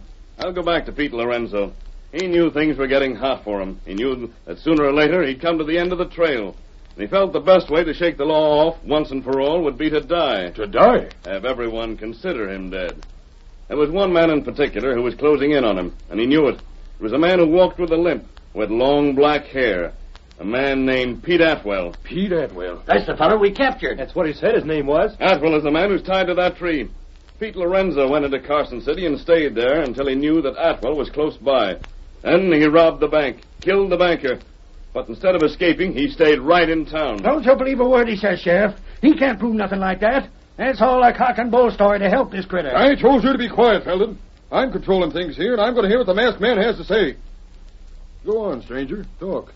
Lorenzo described the man he knew was chasing him. I was in the crowd when he did so. I knew he didn't tell the truth, because he said Lorenzo escaped to the east. If he had done that, I'd have seen him as I rode into Carson City. But you and your mask. Doggone it, I can't account for you. Never mind me. We're talking about Lorenzo. Lorenzo led you on the trail. He circled until he came on the footprints of the man he knew was following him, Pete Atwell. Then he led you here. He'd already described this man, so you assumed you'd captured Pete Lorenzo. Sheriff, shut up! Go on, stranger. His plan was to let Pete Atwell get away so he could shoot him. That would end all hunting for Pete Lorenzo. All right, you're all covered. Felden. Then Felden is Pete Lorenzo. Well, I'll be... Stand back. I'll shoot the first man that makes a move to get me. You think you're pretty smart, eh, stranger? Well, I'm just a little too fast for you. So you're confessing, you dirty rat? I'm Pete Lorenzo, and I still ain't going to be taken by the law. I got the drop on you, every one of you, including the masked man. Thought you were smart, eh? Well, you're just smart enough to die right here on the spot. You'll probably find the stolen money in his saddlebag, Sheriff. Yeah, but... Look here, Lorenzo. You'll get a fair trial. I ain't taking a chance on no trial. Dead men don't talk. I got 12 bullets in this brace of guns. Then why don't you use them? I'm not going to. And I'll still be Felden to everyone in town. Why, you... Stand back, all of you. I'll go back with the yarn about how Lorenzo shot the bunch of us up. I was the only one to survive. How do you like that, Sheriff? The critter at the tree there will still be Pete Lorenzo. Savvy? Lorenzo, I'm coming to take those guns away from you. Stand back. Unless you want to be the first one to be drilled. Put down those guns, Lorenzo. Stand back, I tell you. Put down those guns. You're under arrest for murder. He'll drill you. He'll drill you, stranger. Why don't you shoot? I will. I swear I will. Go on, shoot. I'll show you. That's all that's needed. Now I'll take those guns. Let go my wrist. Here's one of his guns, Sheriff. Great Scott. Here's the other. Let go me. Let go me, I tell you. Get a rope on him. Me hold him. You ain't human. You ain't human. I fired point blank at you. Got him, Tonto. Me got him. I'll show you. You can't hold me. I'll kill every last one of you. Holy mackerel. That make him quiet. Did you see that Indian wallop him? Now you can tie him easier, Sheriff. But gosh, all fish hooks. Stranger, I seen him. He shot point blank at you. He shot twice. He had a good idea, Sheriff, in framing Pete Atwell. It was such a good idea that I used it myself. Yeah, but I don't savvy. Don't bullets hurt you? The wads of paper stung, but my shirt is thick. Wads of paper? Call our horses, Tonto. You're white, fella. You see, Sheriff, I took the gun he left for Pete Atwell to use and left it with one of his own guns. I took the lead out of the cartridges of his other gun. Well, how in blazes could you do that while we was all guarding? You were guarding Pete Atwell. None of you saw Tonto slip up and put the fixed guns in Pete Lorenzo's holsters that were lying on the ground near his blanket. The real Pete Lorenzo. By thunder, and there he is, stretched out on the ground, knocked out by a redskin. Boys, untie Pete Atwell. Untie him and take him into town with us. He's to share in all the rewards. And the masked man The here. masked man doesn't want rewards. Yep. Hi-yo, Silver!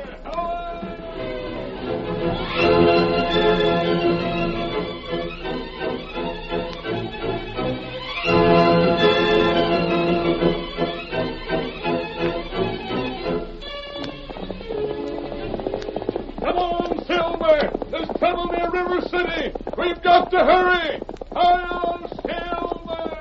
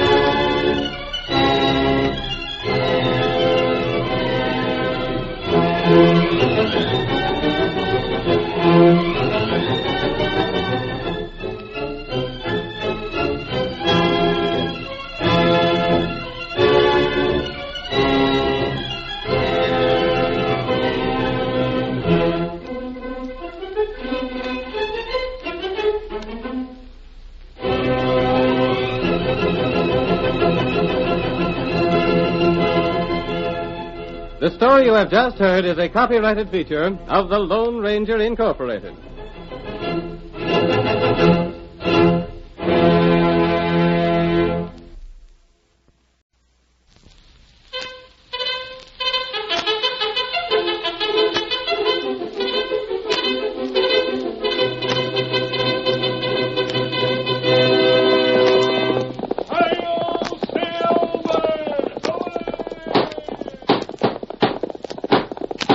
Fiery horse with the speed of light, a cloud of dust, and a hearty hi-yo Silver, the Lone Ranger.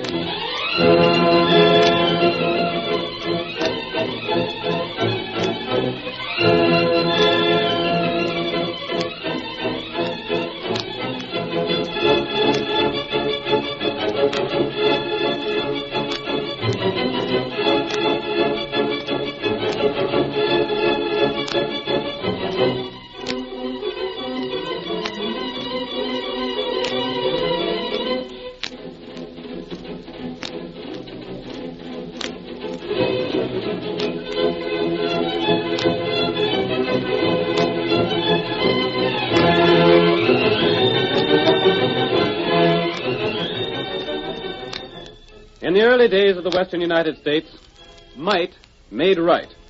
Even the sheriffs, elected to preserve law and order, accepted the bribes of outlaws. One man, however, the masked rider of the plains, gave no quarter in the fight for justice. Criminals learned to fear his name, just as the honest settlers learned to honor it. Return with us once more down the trail of adventure to those thrilling days of yesteryear. The Lone Ranger rides again. Come on, Silver! We must meet Larry Catlett in River City!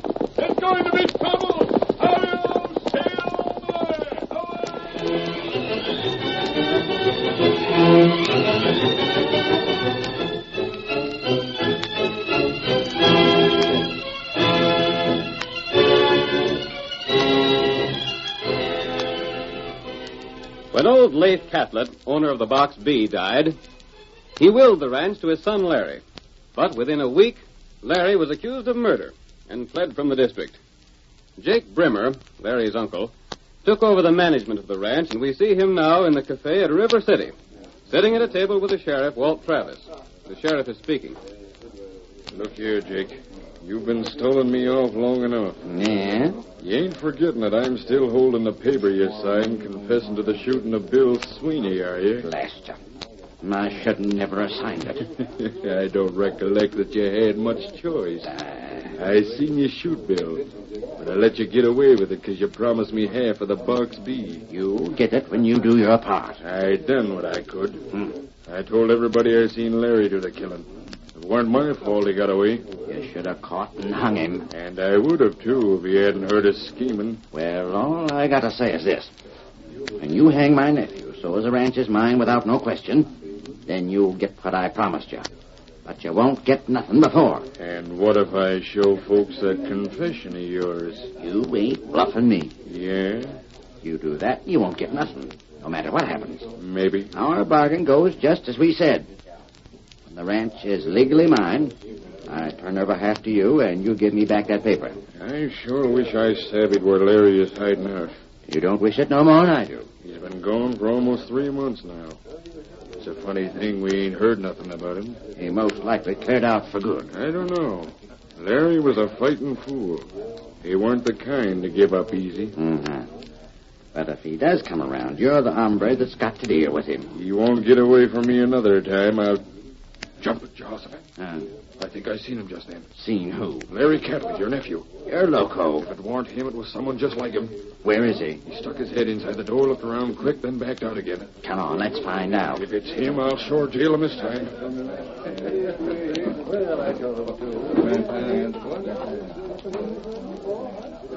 Hurry. I don't think he's seen us. But I don't want him to get away. He can't be far off.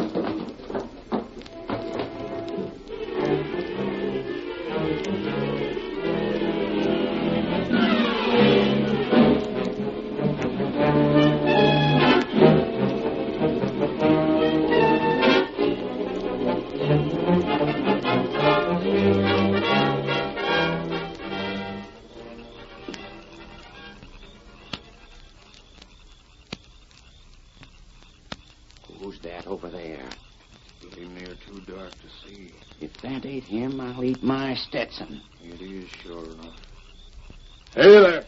Stop in the name of the law. What the? Hoist your hands. We got you covered. Jake and the sheriff. Stand right where you are. You rotten crooks. We got you this time. And we got you good. You polecats was in the cafe? Yep, and I seen you look in. Oh, in blazes did I miss you. I come gunning for you, but I was beginning to think you wasn't in town. Then this is the time you got fooled. But you ain't jailing me. Sheriff, he's drawn. I'll teach him. Oh, my shoulder. Blast you, Sheriff. Why didn't you kill the coyote for resisting arrest? You're sure two of a kind. Just a pair of low-down killers. That'll be enough from you. Come along. We're jailing you before folks get here and start asking too many questions. Hurry it up. And then I want to talk to you, Sheriff. I got another scheme to get rid of this fella.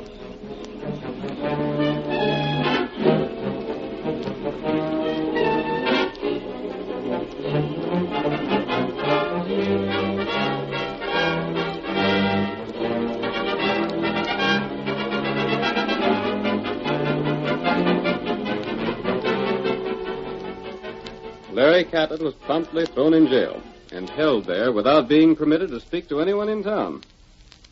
Then, just after dark the next evening, while he sat on a crude bench in his cell, he was startled by a low call. Larry. Huh? Who's that? I want to speak to you. Well, I'll be doggone. Did you expect to see me, Larry? I did, sure enough. I never looked for you to get here this soon. Not when I rode here, just as soon as we found you had disappeared. But I come by train. Silver and White Fellow are fast horses. They sure must be to get here from the Panamints in this time. Why didn't you tell us you were coming to River City, Larry? Well, it was a scheme I had. Yes? You see, when I met up with you fellas, it didn't take me long to have a pretty good notion of who you was. I knew that. So I figured if I told you about my being framed, you'd savvy where I'd headed for when I lit out. Go on. Well, I wanted to get here first so I could have time to drill the skunks that framed me before you got here. That was a foolish thing to do. Uh-huh. The way things turned out, I reckon maybe it was. But my idea was that if they killed me, then you'd show up to see what they did, and then they'd get what was coming to them. But instead, they jailed you. I heard about it when we got to town. I reckon I wasn't as smart as I figured I was. Your shoulder bother you? Now, it ain't nothing but a flesh wound. All that's bothering me now is what Jake and the sheriff is planning.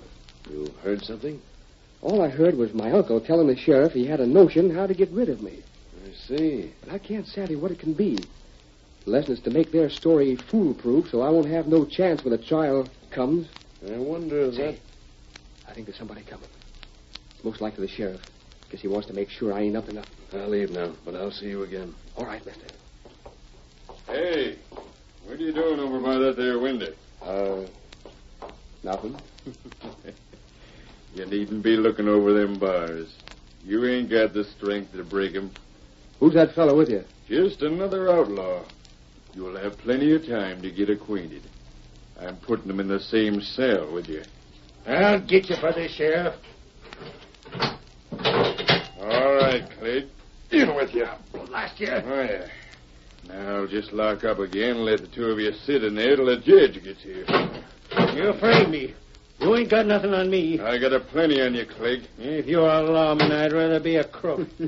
Well, as far as anyone can prove, you are a crook. This time you're going to find you framed the wrong hombre, Sheriff. Did the dirty skunk frame you too, Clegg? He did that, and I'll... Sit still. Any more of that kind of talk, and I'll put you on bread and water till you tame down.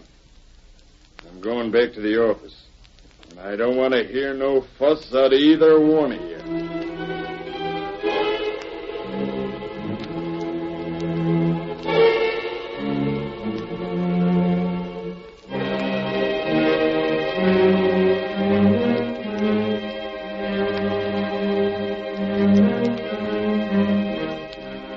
The two men were silent until the sheriff returned to his office and the door slammed behind him. Then Larry said, "What are you in for?" The sheriff claims he seen me rustling Bar W critters. Yeah? And I wasn't even near there. I'll bet the sheriff knows where them cows went, and I'll bet he's got his share of them. That sounds like him. What's he got on you? Shucks, he's got me framed to a fare-you-well. I'm supposed to have shot Bill Sweeney. You're Larry Catlett? Mm-hmm. Well, I'll be doggone. You're in a worse fix than I am. Yeah, I reckon so. If I ever get out of here...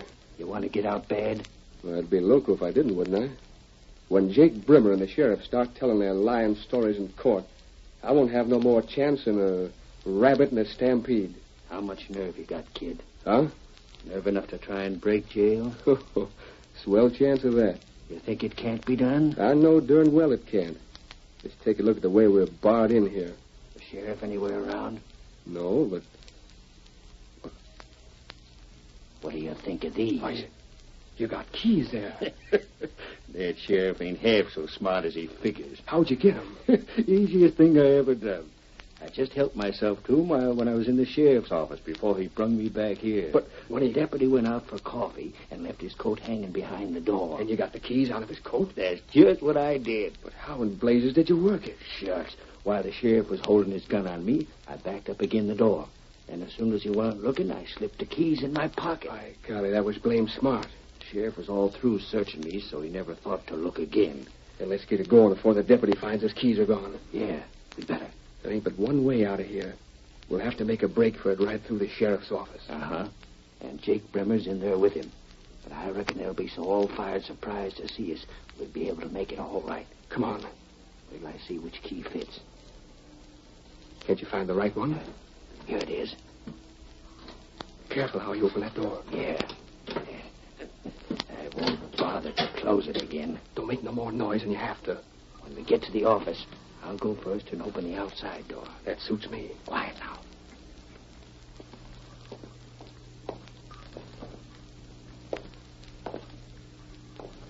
We can't go no further without being seen. You all ready? Yeah. Then let's go.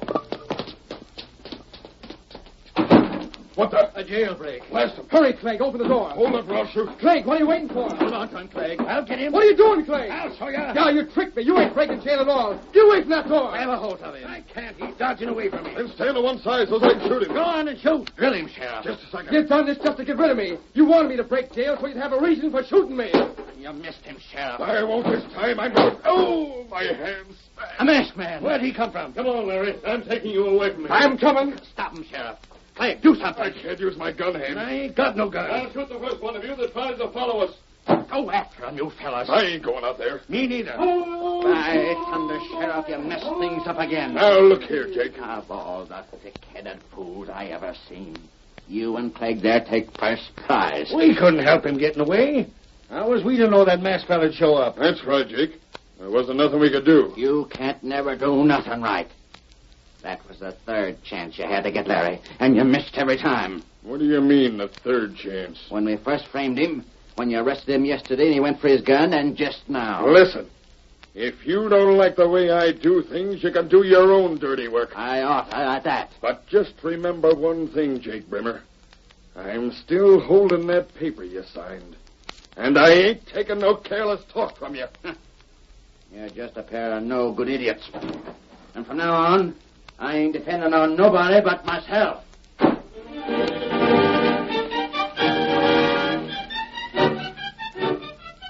The curtain falls on the first act of our thrilling Lone Ranger drama. Before the next exciting scenes, please permit us to pause for just a few moments.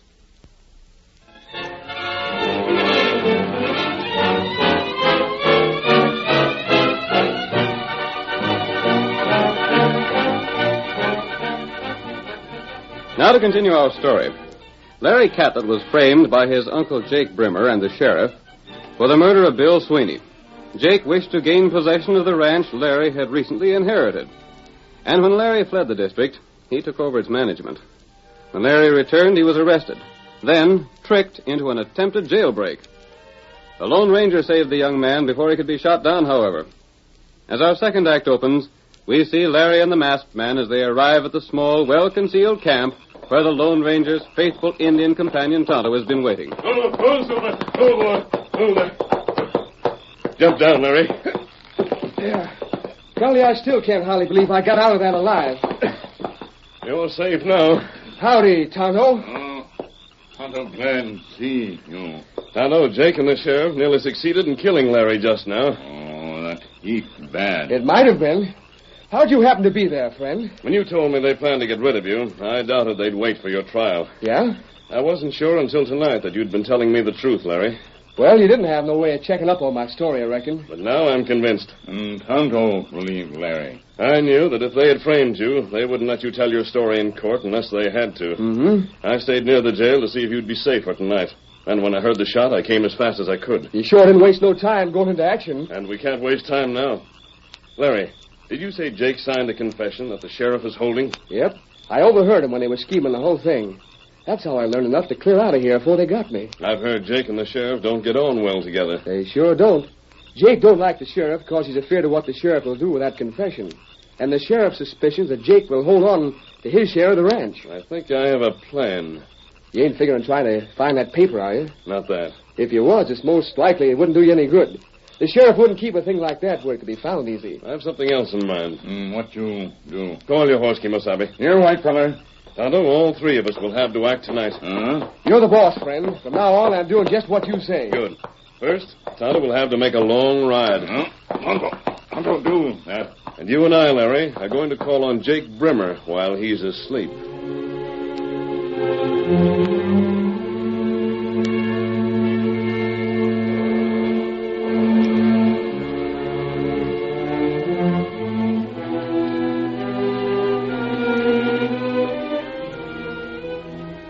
Later that same night, the great horse Silver carried both Larry and the masked man to the Box B ranch.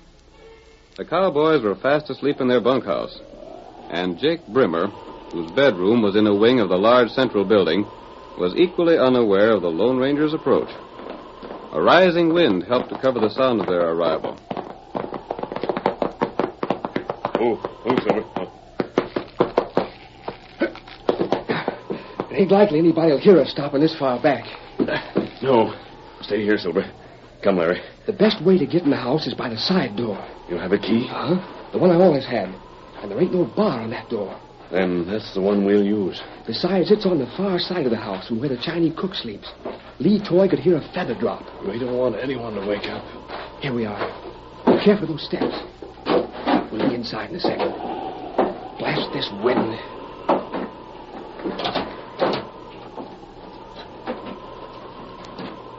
You know the house, Larry. Take me to Jake's room. He's most likely sleeping where Pa used to. Wait till I close this door. There. Come on. Careful. You see that open door? Yes. That's the room I mean. We'll have to go in there. Come. There's Jake. Fast asleep. And here are his clothes. And his gun belt and holster. Yeah. Blasted sheriff. I'll fix things.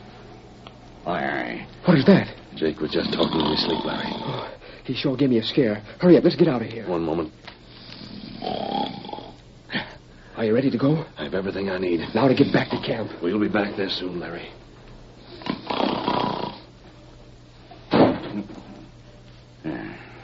What was that?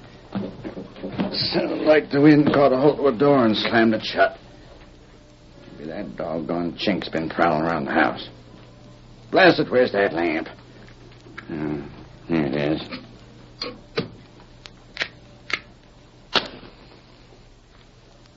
Maybe somebody's been in this room. Somebody's been handling my clothes. And my gun's gone. Blast the sneak thief that is steal a man's shooting iron. Hey, Lee Toy! You blame chink, come here. There's a crook somewheres around. Come on, Silver!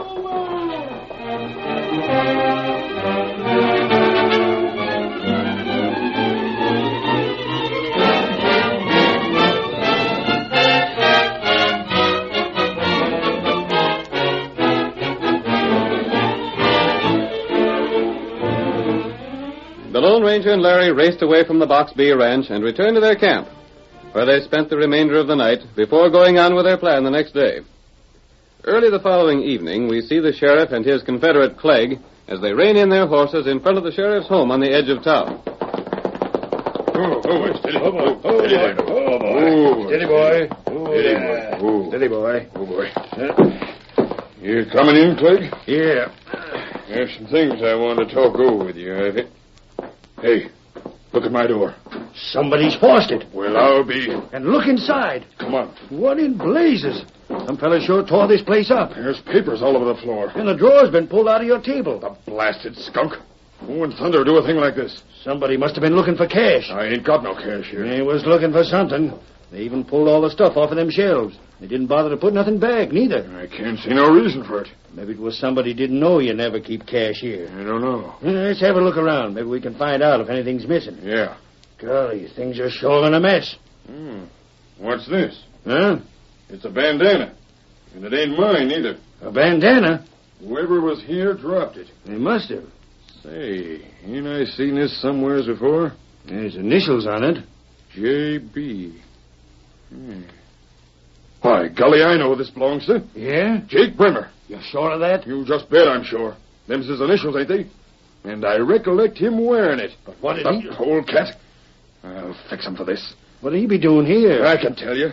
I'll bet my saddle he was looking for that confession he signed. You think he was? You're blame right. If he could get that back, then there wouldn't be no way for me to make him pay off when he gets the Box B. Maybe you're right. There ain't no doubt about it. The sneaking coyote. You think he found it? Not by a darn sight. Him looking here proves he ain't got no notion where it's hid. Yeah? I sure wouldn't be fool enough to put a thing like that where it could be found that easy. Where's it at? That's my business. But this don't surprise me none. Ever since Larry got away again, Jake's been shooting off his mouth about the way I'm handling things. He had a plenty to say. So he must have figured if he could find that paper, he could do without me. Uh-huh. Come on. Where you going? I'm going to the Box B. To see Jake? You're doggone right I am. And I'm going to tell him plenty. Steady there. If he thinks he can pull a stunt like this and get away with it, he's making a bad mistake. And when I get through telling them off, he won't be in no hurry to make another one like it. Come on, get up there. Get up. Come on, get up there.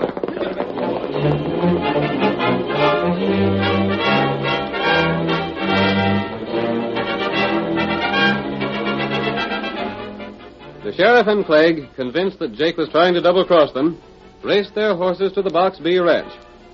It was dark by the time they approached the house, and suddenly they were startled by the sound of 3 sudden shots. Why, the You ornery skunk. Oh, boy. Oh, boy. Sure started us. And it blame near got us. We sure did. Draw your gun. If Jake thinks he can get us, we'll shoot it out right now. We'll bust right in the door. Yeah. Don't give him no time to get set for us. Most like he knows he dropped that bandana and figures we're out to get him. Blast him. Come on. You dirty double-crosser. Fire at us, will you?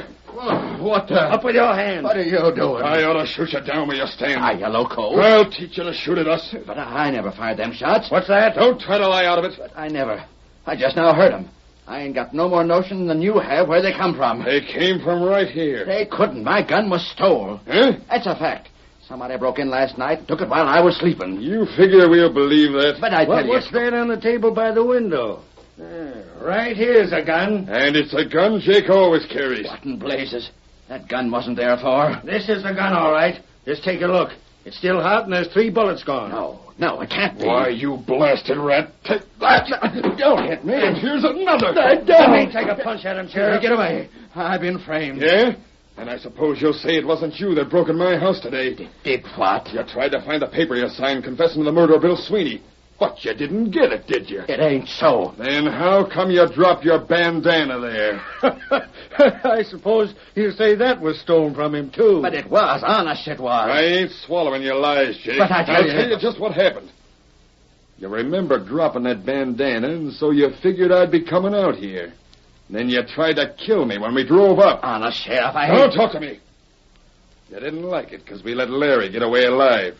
It was your idea to get that confession back and then keep the box B for yourself. I tell you, I never thought no such thing. I ought to turn you in for killing Sweeney. You can't do that. It's what you got coming. If you do, how are you going to explain not seeing anything about it before?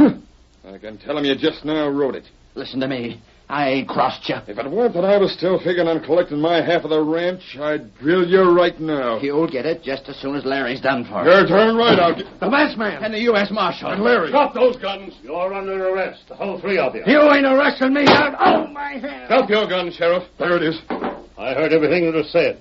We were just outside that window. Now, wait, listen. We was... While we were riding here, Tonto told me how you framed Larry. And you said just enough to prove it. And it was the Lone Ranger's scheme that made you talk. The Lone Ranger? Yeah, it was him that took Jake's gun and bandana. And it was his idea to make it look as though Jake had searched your place, Sheriff. You mean Jake weren't there at all? You blame fool. I told you I wasn't. And it was all a trick. We figured you'd ride out here for a showdown, Sheriff. When we seen you coming, the masked man fired 3 times, then slipped the gun back in through that window. Well, I'll be... You'll be jailed, that's what you'll be. You have all the evidence you need, Marshal? They said plenty. And Larry's free to take over the ranch? He sure is. Good. Can't this be fixed up some way? I'll give you cash. The only way this can be fixed is by your hanging, Jake. No, wait, I can tell you You're going to hang for the killing of Bill Sweeney. And the sheriff and Clegg are going to be jailed for helping you frame Larry. And it was the Lone Ranger that cleared everything up.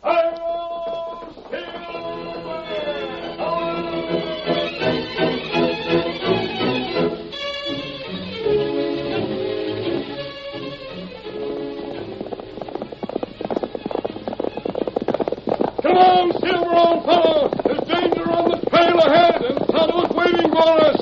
Hurry, old Silver! Away!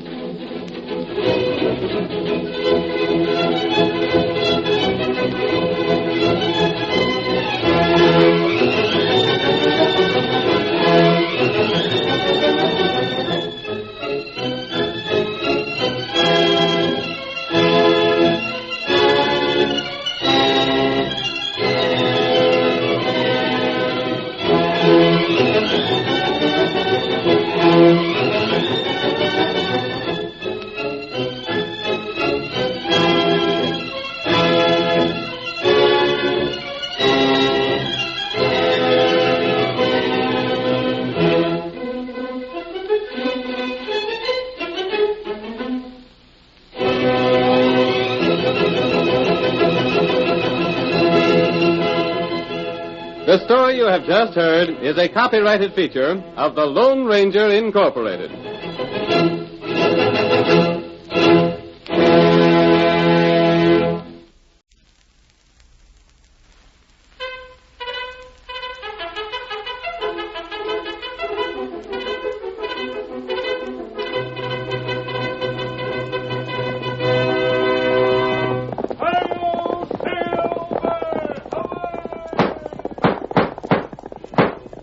Fiery horse with the speed of light, a cloud of dust, and a hearty hi-yo silver, the Lone Ranger.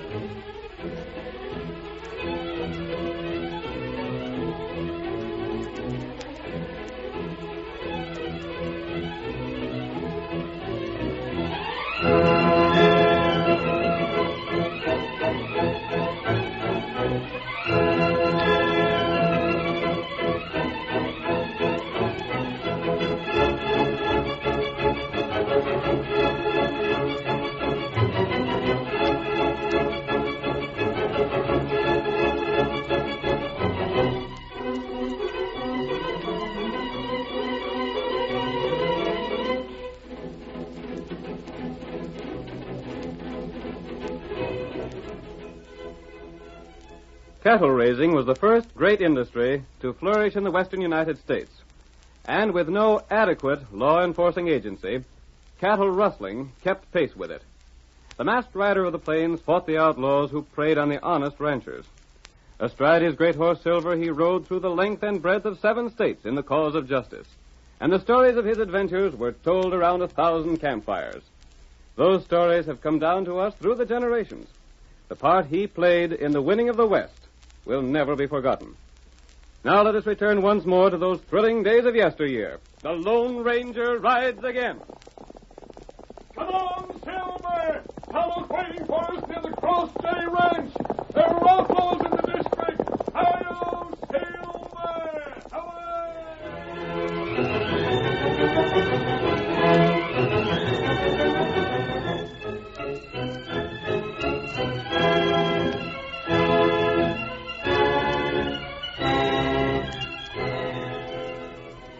Jeb Mulvey owned the Cross J Ranch, and in spite of his 60 years, he was as active as anyone in the surrounding country.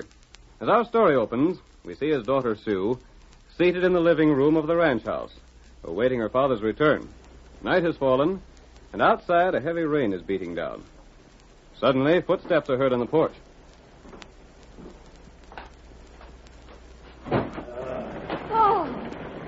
I never in my life seen such a night. The water's just coming down in sheets. In a snowstorm, I found out tonight what I've been aiming to know all this time. Yes? Only it would have to happen on Saturday night when all the hands is in town spending their cash. You don't mean you found out about the rustling? I sure do. Oh, I'm so glad. Wait till I pull up that chair. There. Oh, it's good to get off my feet again. And will you be able to find the cattle that's been stolen? I don't know, but I'll sure get Midnight back anyhow. Midnight? Oh, don't tell me he's been stolen. Now, honey, I know he's your favorite horse, but don't worry none. But I was riding Midnight only this afternoon. Well, it was him that low-down rustler come for tonight. He took the horse right out of the corral. Great heavens. Only this time, with the rain and all, he warn't slick enough to hide his tracks. I found his footprints, and I covered them with a board, so as the rain wouldn't wash it out. Then it was Midnight you heard whinnying and snorting a while ago. Yep. As long as the rustler stuck to stealing a couple of cows once in a while, he was all right. But taking a smart horse like Midnight's liable to cook his goose. It was Midnight that got you there in time to find those footprints. Mm-hmm. And I got a blame good idea whose shoes made them prints. Leastwise, I've seen a plenty like 'em. And, honey, when I tell what I know, there's going to be some doggone surprise folks around here. I can't understand what's been done with them cattle. The Cross J's so well known around here, they'd be hard to sell. I got a notion about that, too. Oh, if only the boys had been here to help you trail it. Shucks, it's only when they're gone the thief shows up. He savies what he's about, all right. Can't you tell me who you suspect? I ain't saying nothing till I'm sure. But I will say this. The way I got it figured, there's two of them. One steals the cattle, and the other takes it a long ways off where it can be sold. But maybe... Oh! Someone shot through the window. He got me in the shoulder. Oh! It must have been that blamed rustler. He must have been watching when I seen them tracks. Are you hurt, Dad? Let me see, Paul. Let me see. Oh, there ain't nothing you can do, honey. Just get me the doctor. Then you are hurt, Dad. It ain't nothing the doc can't fix up. This rotten, dry gulcher. I sure hate to ask you to ride on a night like this. I'll go right now. Seems like the rain's letting up a bit. Maybe it'll stop before you get fur. I'll hurry, Paul. Oh, wait. Honey, ain't you going to put on your poncho and your boots? You can't go like that. Those things don't matter now. It's only you that counts.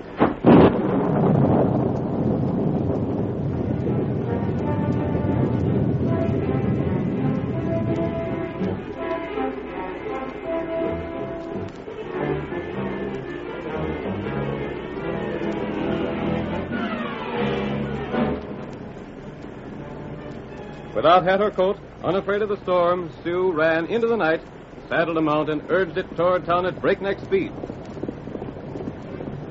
Come on, boy. Hurry.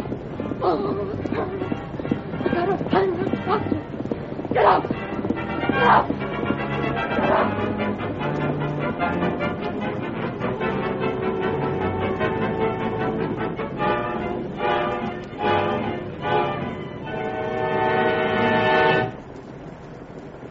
Meanwhile, the Lone Ranger and his faithful Indian companion Tonto had made their camp under the protection of a rock shelf at the side of the trail. Tonto, beside his masked friend, suddenly raised his head as his keen ears picked up the tattoo of horses' hoofs. Rider come, plenty fast. Too fast. Trail heap bad with mud. And it's full of gopher holes. That horse could easily slip and break its rider's neck. Maybe him drunk. We'll soon see. Wait. You here? Get up! Faster! Faster! Tom's still so far away. Come on, boy! Paul may be dying. Get up! Tonto, that was a girl. She was crying. She said something about her father. We're not here playing. Perhaps she needs help. And it's up to us to find out what you do. We'll have to leave our shelter. You, Kemosabe, will follow her back trail. Find where she came from. Hunter do. And I'll follow her. Here, Silver. Here, white feller. We'll both meet here later. Come on, Get Silver. up, white feller.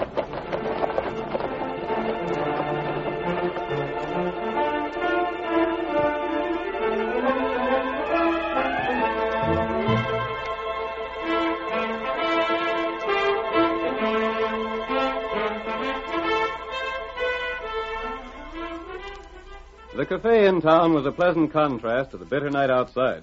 It was filled with cattlemen, cowboys, and townsmen, enjoying an evening of relaxation after the week's work.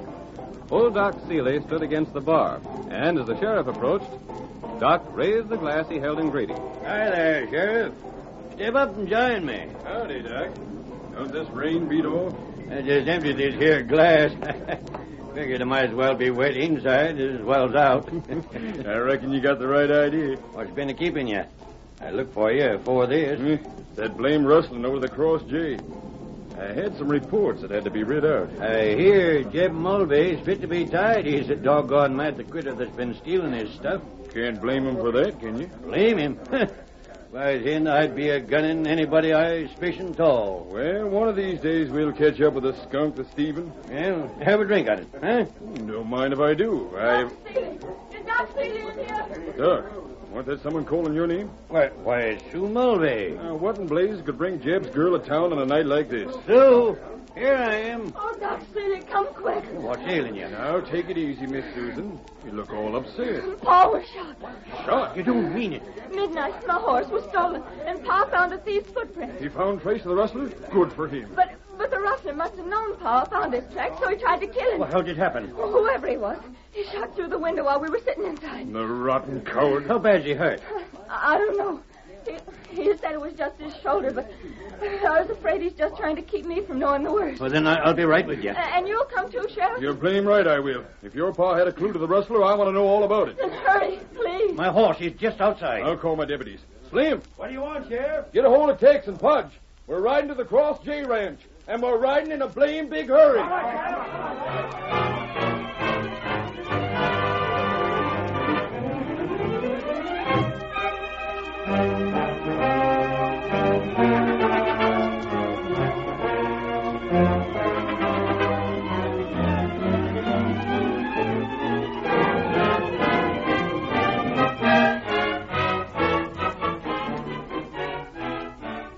Old Doc Seeley, the sheriff, and his deputies, led by Sue Mulvey, rode through the night to the Cross J Ranch.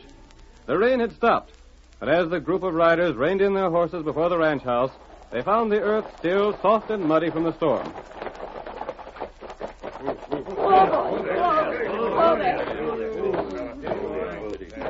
Pa's still in the living room. The light's still going. That rat, this mud. Oh, please hurry. Now, just wait till I get my case out of the saddlebag. The rest of you fellas stay outside and watch the horses. All right, Sheriff. Come on, Doc. Yeah, I'm ready. No, you'll do your best for Pa, won't you? Yes, Sue. Of course I will.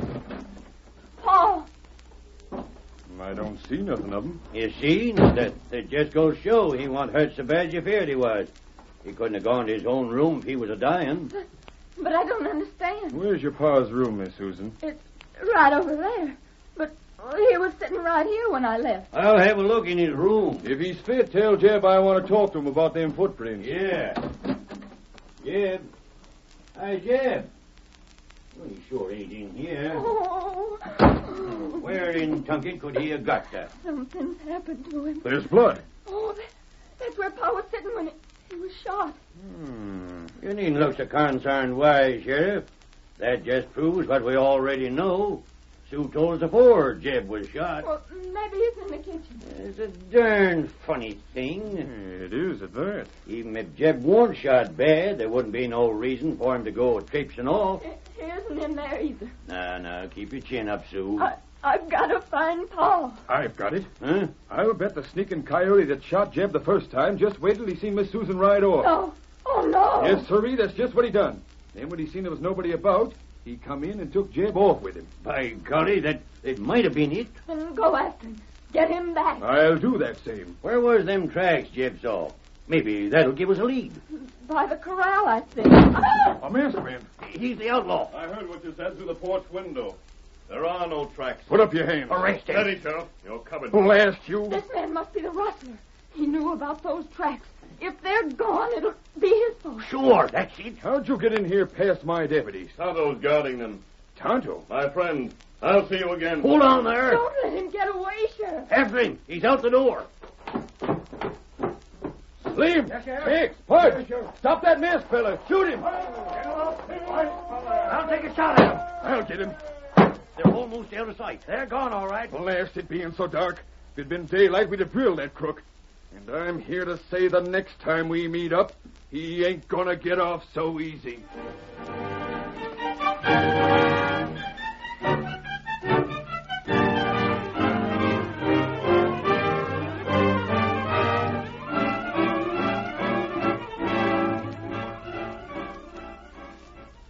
The curtain falls on the first act of our thrilling Lone Ranger drama.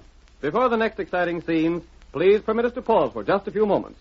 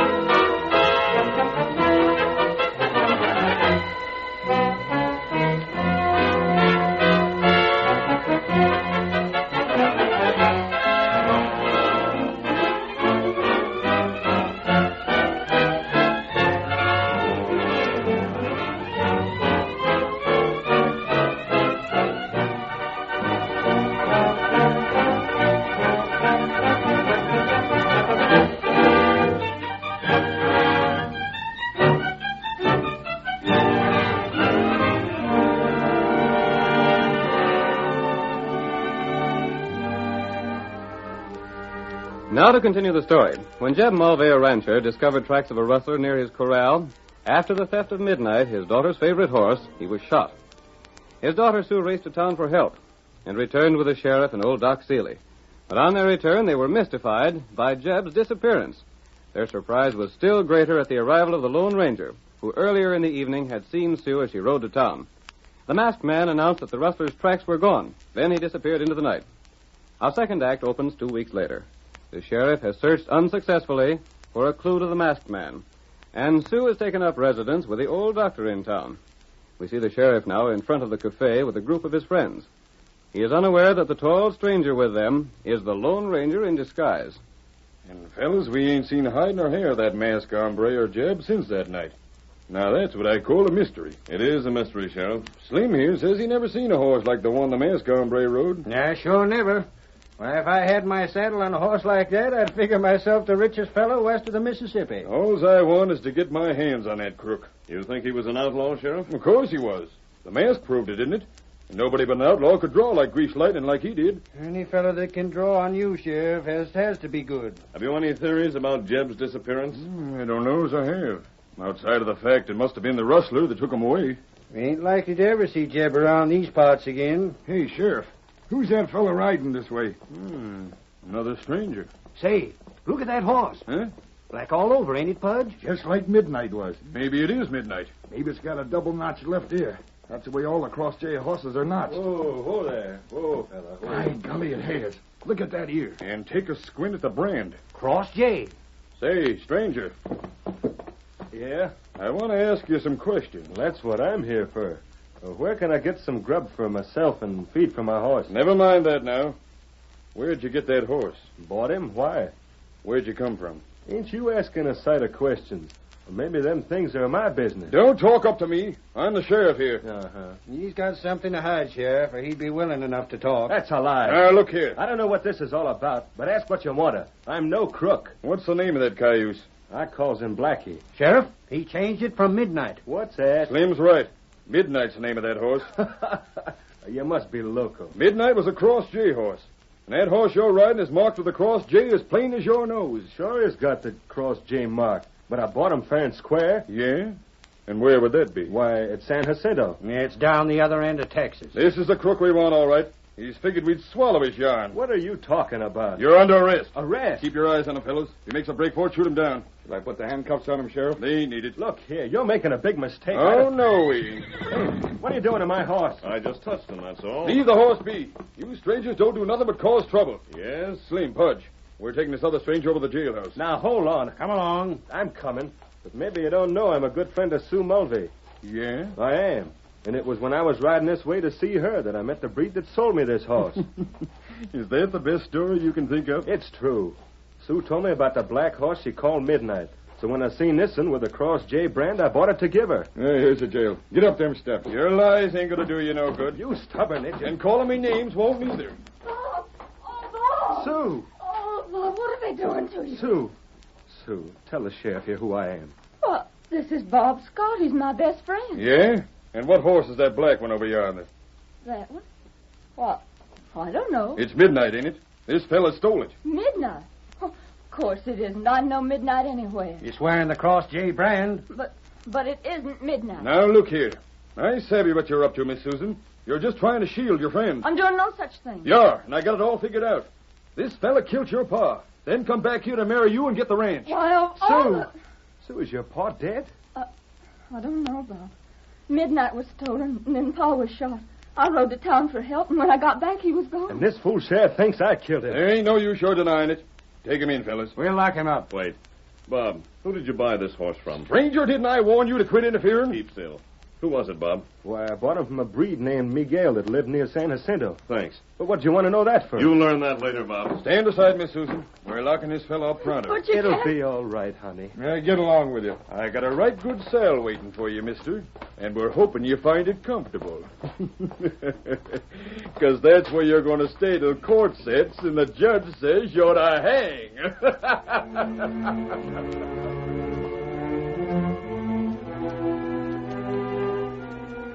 When the Lone Ranger left town, he took off his disguise and put on his mask again. He rode swiftly to the camp he shared with Tonto and told him what had happened when Bob arrived in town with a black horse. And, Tonto, when I touched the Cross J brand on the horse Bob rode, the horse jumped with pain. Oh, why? Why him do that? The brand had been freshly burned in, Kimosabe. Oh. It was so fresh it still bothered the horse.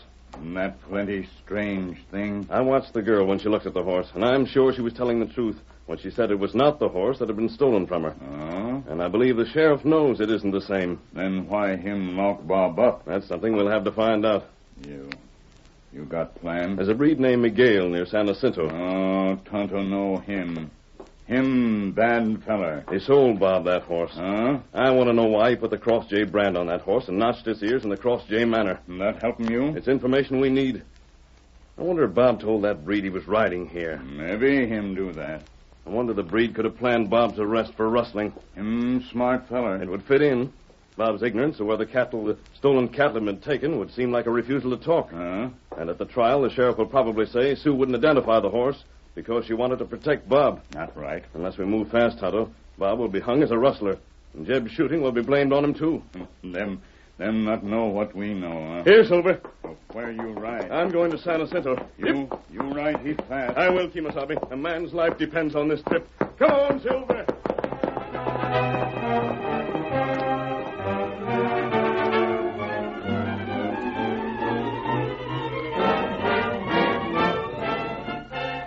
Before the Lone Ranger returned from his long journey, the day set for the trial arrived, and the entire territory was interested in its result. Everywhere, men discussed Bob's chances to escape the noose. He'll hang. I'll bet he hangs. And why shouldn't he? There's enough evidence to hang a dozen fellas. And good enough for him. Can you see inside the courthouse? The jury's come back. Then come on. Let's hear the verdict.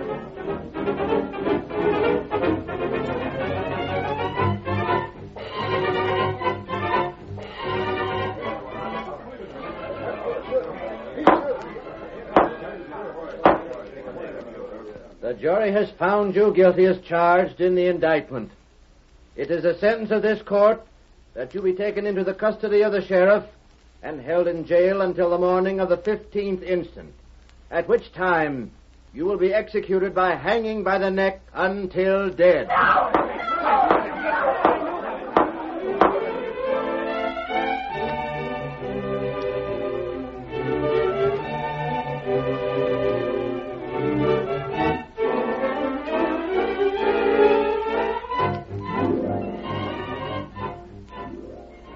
Sentence was passed, and Bob was returned to his cell in the sturdy building behind the sheriff's office.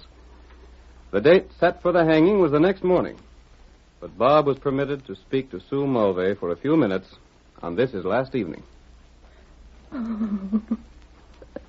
Oh, Bob. Don't take on so, honey. You're not guilty. You're not. Bless you for saying that. It was unfair. The whole trial was rotten and crooked. I know.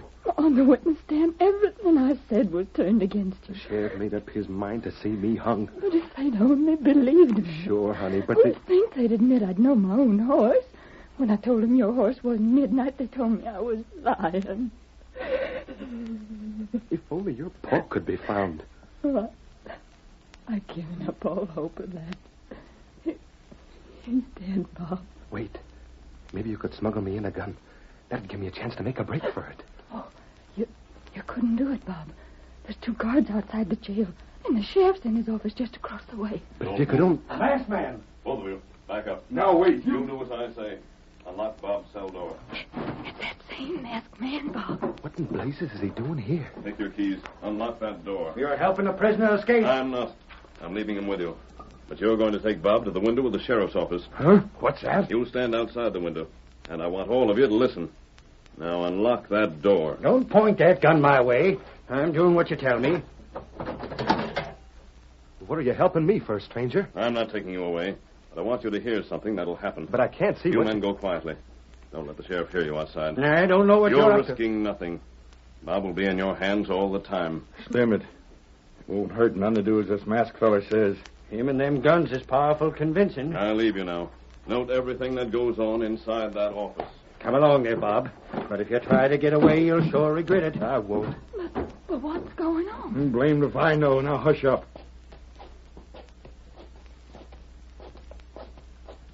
There's the office. And the window's open. Let me look in it. We'll all look. Quiet. The door over there's open. Someone's coming in the office. Miguel, what are you doing here? I do not know. I've been brought here.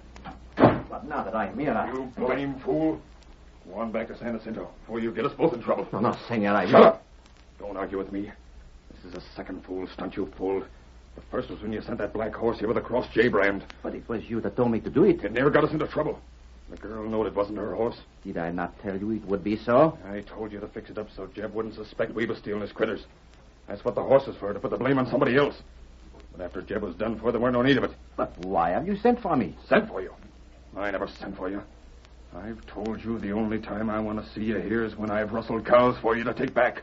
But the hombre that calls his horse Silver, he said that you... I've heard enough. Jeb Mulvey. He is not dead. You're doggone right I ain't. I've been with the masked feller's friend, the Redskin, ever since he found me out the house the night I was shot. Why, you... I told the masked feller I figured them footprints was yours, Sheriff.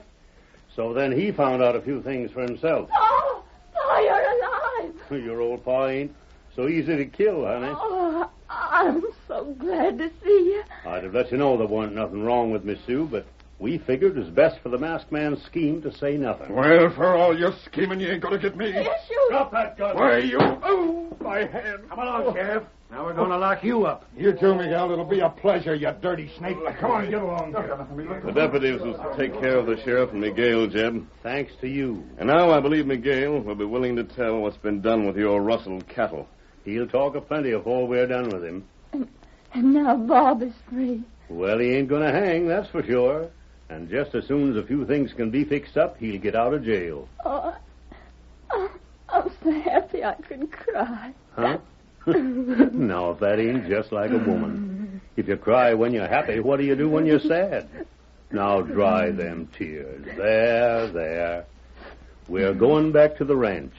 And thank our stars we met up with the Lone Ranger. Hi-yo,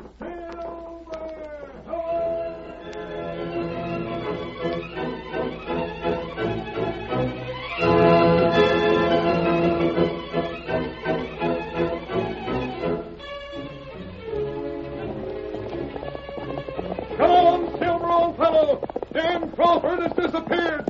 We're heading for the Bar Square Ranch. Hi-yo, Silver.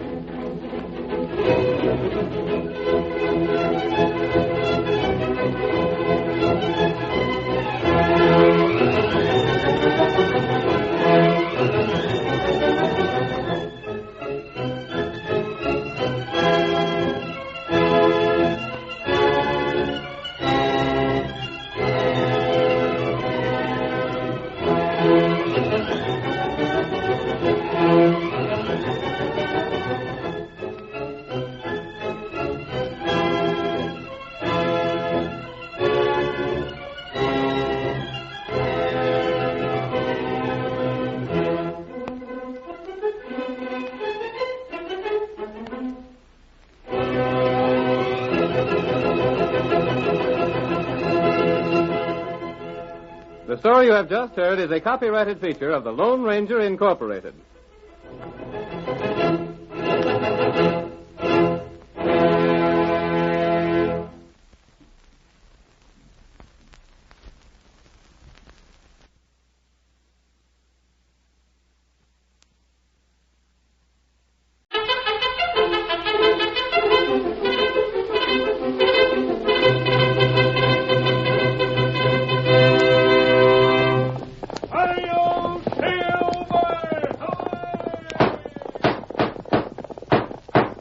Horse with the speed of light, a cloud of dust, and a hearty hi-yo, Silver, the Lone Ranger.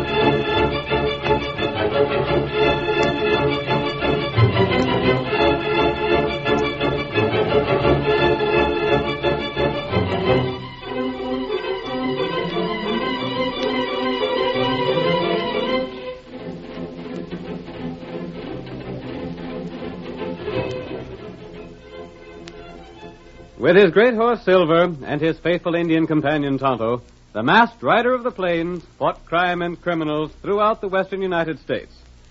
No man did more to bring law and order to a lawless frontier. Now return with us to those thrilling days of the early West, when adventure lay at the end of every trail. From out of the past come the thundering hoofbeats of Silver.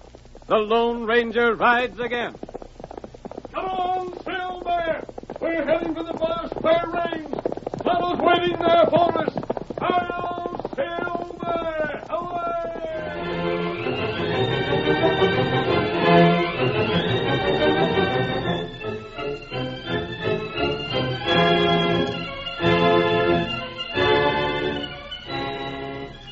Two sisters, the Crawford girls, had a long, hard trip from Louisiana into the West. Molly, the older of the two, was rather dignified and stately, while the younger Betty was full of life and thrilled with the great new country into which they were traveling. As our first scene opens, we find the sisters on the last day of their journey. There's only one other passenger in the stagecoach with them, a man who pays no apparent attention to their lively talk. Oh, Molly, isn't it wonderful? I suppose it is, Betty. But I'm scared half to death something will happen. Silly, there's nothing to be afraid of. But the Indians and wild animals and everything. And we're traveling alone. Oh, I think you're just trying to frighten me, Molly. Why, it isn't like it used to be 5 years ago out here. And it's nothing like it was when Uncle Dan came out here 10 years ago, just after the war. But it still isn't civilized. It is, too. In his last letter, Uncle Dan said there were regular cities out here, with law courts and everything. Well, if some of the places we passed through are what Uncle Dan meant by cities, then I don't think much of them. That last one wasn't more than a crossroad with two stores and a dozen cafes. You're just prejudiced because that tall, good-looking cowboy we met talked more to me than he did to you. Betty Crawford, you're just impossible. What's more, I don't think it was wise of you to talk to him as you did when you never met him. Oh, Molly. You actually invited him to come to Bar Square Ranch and see you. Of course I did. We'll be pretty lonesome there if it's at all like what Uncle Dan said. You'll be busy enough on the ranch without having a lot of worthless cowboys hanging around. Pardon, senorita. Oh. I have not spoken before. Until now, I do not hear you mention the Bar Square. Yes, that's our ranch. We're going there now. So, it's very fine rancho. You are fortunate. Betty, do be still. Oh, hush up, Molly. I'll talk if I want to. You will ride the stage to within 5 miles of the rancho, see? That's what we were told to do. There are going to be horses there to meet us. The Senor Daniel Crawford. He's related to you? He's our uncle. He wrote to us and asked us to come out and live on the ranch after Mother died. You have not heard from him since then? No. Why? He has died. Uncle Dan's dead? Si, senorita. How do you know? I know this part of the country very well. Permit me. I'm the Senor Pablo Venado. I have great ranchos in this country. But Uncle Dan... He was shot. Shot? Life is most uncertain in this part of the country. I'm very sorry to have to be the one to tell these things to you. Then Molly, we'll have to take hold of things right away, won't we? I don't know. Perhaps Mr. Venata can tell us what's happened to the ranch since Uncle Dan died. There is much has happened. It is too bad, but there was some trouble about the cattle. What kind? Some of it were brands that were not of the Bar Square. I do not say that this Daniel Crawford stole the cattle, but he was most fortunate in having many strange cattle come by accident into his herd. Don't you dare say my uncle was a cattle thief. Oh, I've seen no such thing, senorita. Who's running the ranch now? The foreman, his helper, I do not know. But I, too, am on my way to town on business that concern the Bar Square. You are? What is this business, Mr. Bernardo? It is to investigate the legal claims I may have against the Bar Square. It is quite possible that I may call on you at a later day. See? We are not going to have any visitors, Mr. Bernardo. Thanks, just the same.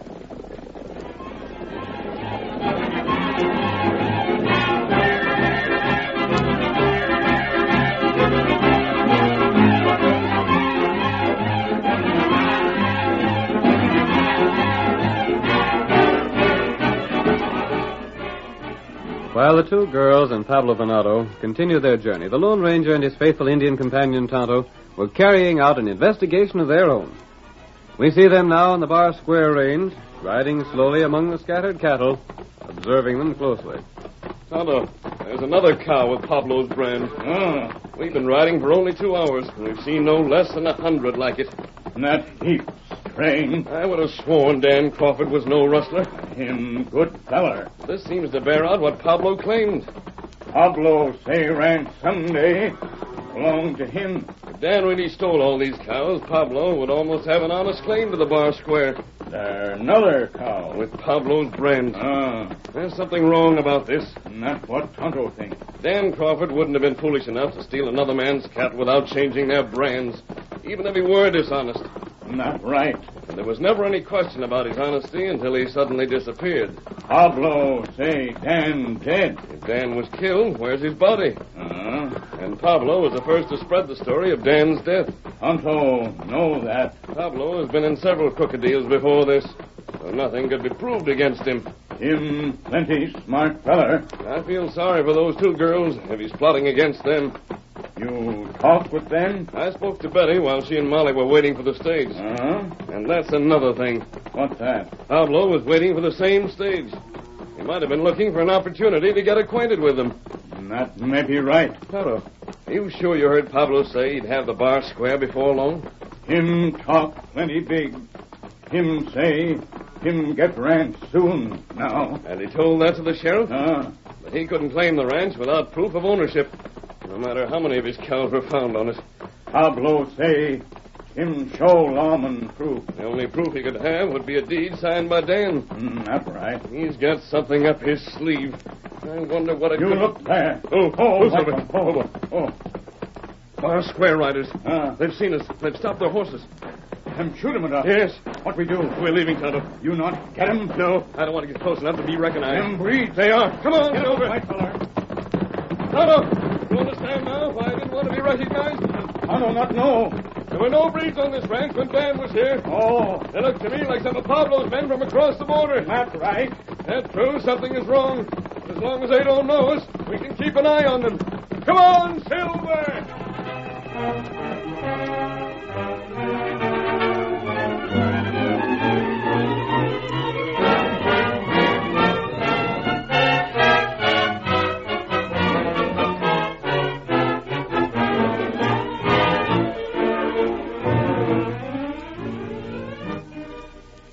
Molly and Betty, saddened by the report of their uncle's death, took up their residence in the large Bar Square ranch house. We see Molly 2 days later in the living room. She has just heard Betty's hurried steps on the porch outside. Molly. Whatever's the excitement, Betty? Oh, Molly, what do you think? I think you've been running faster than is good for you. I was just talking to a half-breed. Yeah? And he said Uncle Dan had been a cattle thief. A half-breed said that? I was just talking to him. That's why I ran to tell you. Well, you don't believe that. I don't know. He said nearly all the ranches around here got their start that way. Where'd that breed come from? You remember the man we met on the stage? Senor Venado? That's the one. The man I talked to is with him. They have a camp just beyond our range. What in the world are they doing there? I thought Senor Venado was a rancher. I don't really know. Something about business here, I guess. Business? This man I was talking to said most of the cattle Uncle stole belonged to Venado. It can't be. I didn't know it can't be. Oh, honest, Molly, I don't like to believe it myself, but Who's there? why, it's Pablo, the man we met on the stage. The other man's wearing a star. The sheriff. Come in. It's business, miss. Can we come in? Of course. You see? You did not believe the word of Pablo when he told you we shall meet again, huh? What is your business here? I have the paper to show you. A paper? What he saw? I don't understand. You will read the paper, yeah? It will explain itself. Give it to me. Molly, what is it? Now, Betty, just wait. Why, this says that Uncle deeded the ranch over to Pablo Venado. As I have told you before, I am Senor Pablo Venado. No. But how? Why? It looks legal enough to me, miss. According to that there writing, the bar square belongs to Pablo here, all right. But Uncle wouldn't do a thing like that. I'm right sorry, but... And is it the Senor Crawford wish to pay me what he owe me? What he owes you? He steal my cattle. He start this rancho with what is mine.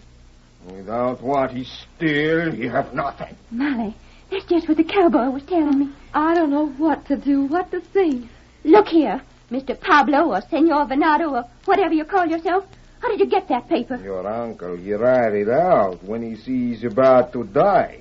He do not wish to die without paying the debt. Well, where is Uncle? Who knows? But surely... pardon, miss, but Pablo said 2 hombres brought in the paper, then lit out. Well, why would they do a thing like that? Shucks, that's easy to figure out. Maybe they was the fellas that shot your uncle. And maybe they figured they'd be hung for it even if they wasn't to blame. And you say this paper's legal? Looks to me like it. Oh, Betty, what do we do? I don't know. If only that cowboy I talked to when we were waiting for the stage was here. I'll bet he'd know what to do. You were pleased to leave this rancho at once. Oh, no. You will do as I say, or else Hold on there, Pablo. I'm backing up your play because you seem to have the right on your side. But I ain't going to stand by and let you throw these here girls off the place without no notice. Thank you, Sheriff. I will give you 3 days. But on the 3rd day, you... What the? A mask, hombre. Who are you? Let me see that paper. An outlaw. Get out, or I'll... Ready, Sheriff. A gun! What is it you want? I'll look at that paper, Miss Crawford. But... There. Sheriff, he will destroy it. There ain't nothing I can do, Pablo. Here you are. I've seen all I need to. Give it to me. It is mine. There you are. Robber, you're not... On your way. What? Get out, both of you. Hurry, Sheriff. We'll call the man and capture these hombres. I'm coming. You let them go. They'll call him in. You'll be captured. I'll take my chance on that. I've no time to explain. Have you a copy of your uncle's handwriting? There's a letter. That'll do. Quickly. It's on the table here. Who are you? Why are you here? Listen to me. Don't leave the ranch until I see you again. But can't you tell us what... Not now. Is that the letter? Yes, but I don't understand. I'll tell you everything later. The men are coming after you. May I have this letter? Yes. Somehow I feel I can trust I'll leave by that open window. But remember what I said. Don't give Pablo the ranch before you hear from me. Hurry. You'll be caught. Steady, Silver, old boy.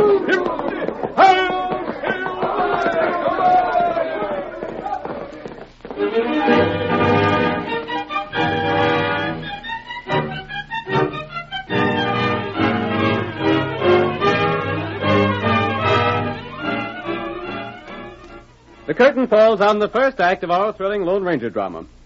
Before the next exciting scenes, please permit us to pause for just a few moments.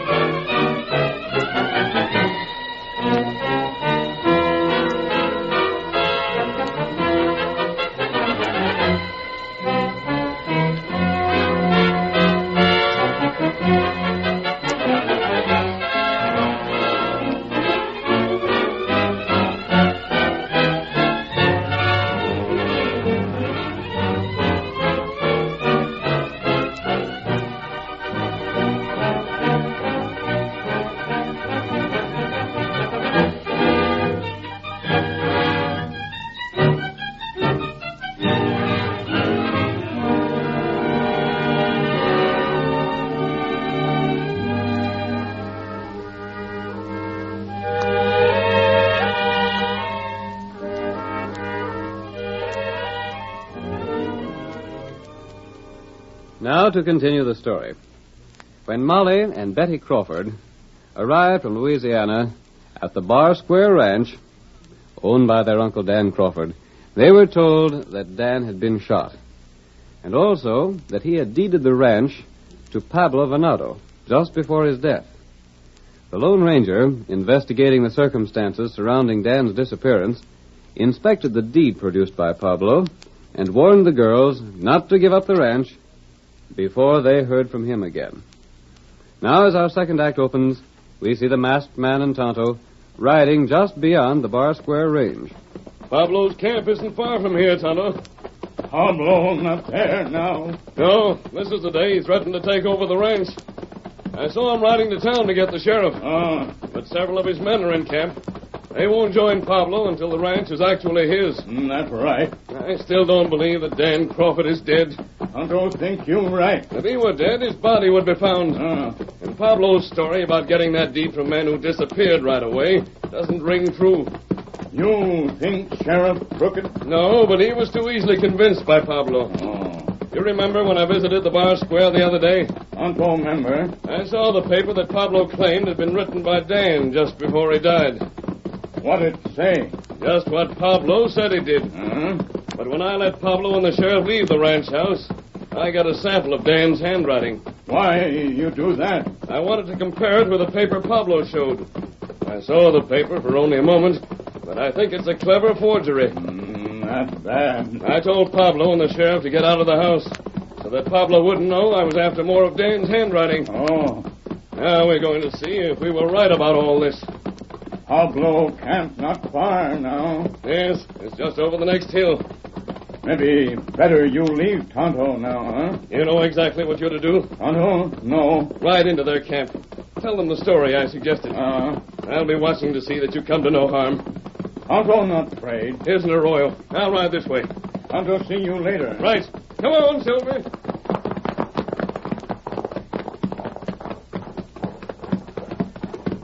Maybe we catch Pablo feller. Him plenty smart. White friend of Tonto. Plenty smart, too. There Pablo camp, white fella.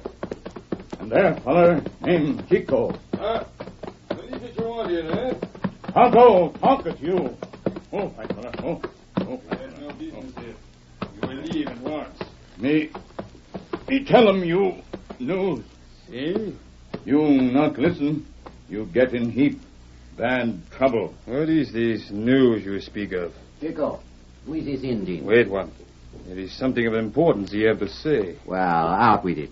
You know feller named Dan? Senor Crawford? That's right. What about him? Tonto see him. What is that? It is impossible. Tonto tell truth. Listen, you try to play the trick on Chico and you will die.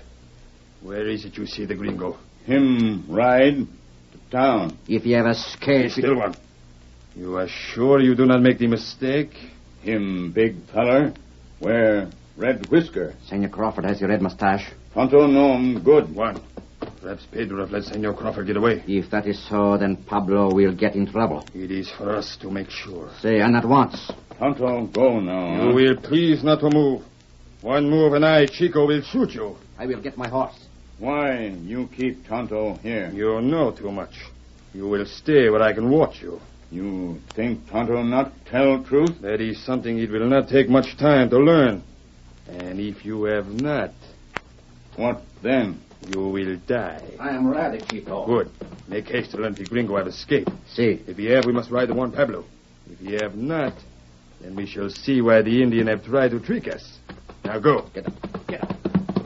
And you, pig of an Indian, pray that you have not lied to Chico. For if you have, it shall be my pleasure to show you what can be done with a knife.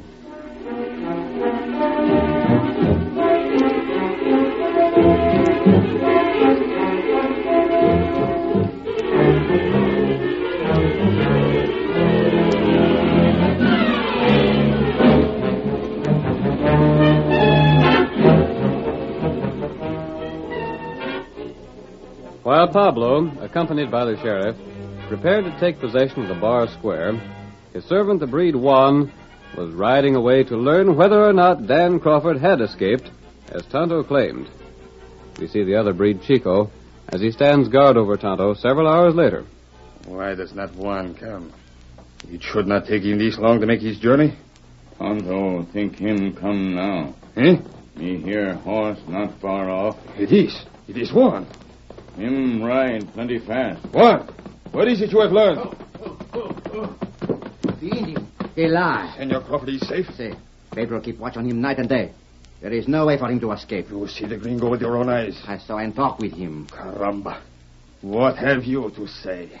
Tonto not talk. But you will. You see this knife? See how the blade she shines. You not scared, Tonto. And the edge, how sharp she is. One stroke, like this. And you no tell no more lies. Do not waste time talking, Chico. I waste no more time. I will... A mask robbery.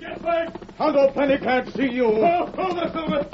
Stab him. Stab him. See, I will. You shoot my knife. You're lucky I didn't shoot to kill. I'll get him, you now. Hold him, Tonto. Get away. Do not shoot me. I give up. I do not wish to die. You should die, but we haven't time to waste on you now. What we do? First we'll tie these men safely. And then we have another ride ahead of us.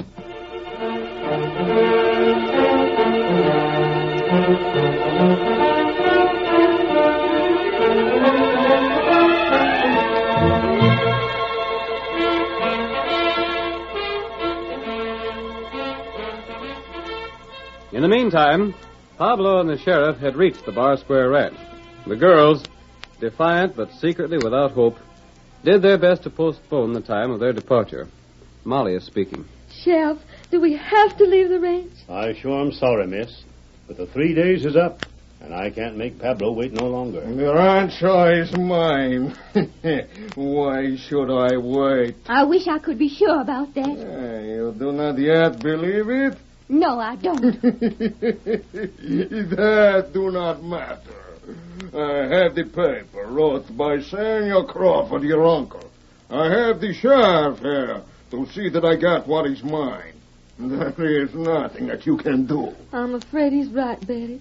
I'll see that the two of you get back to town all right. And I will be most happy to pay your fares back to where you came from. We wouldn't take anything from you. I'd rather die. That is for you to decide. We're all packed. Yes. I'll just get the bag. There's a buckboard out in front, miss. Thank you. I'm so very sorry that you come here only to meet with so great disappointment. But then, what would you have?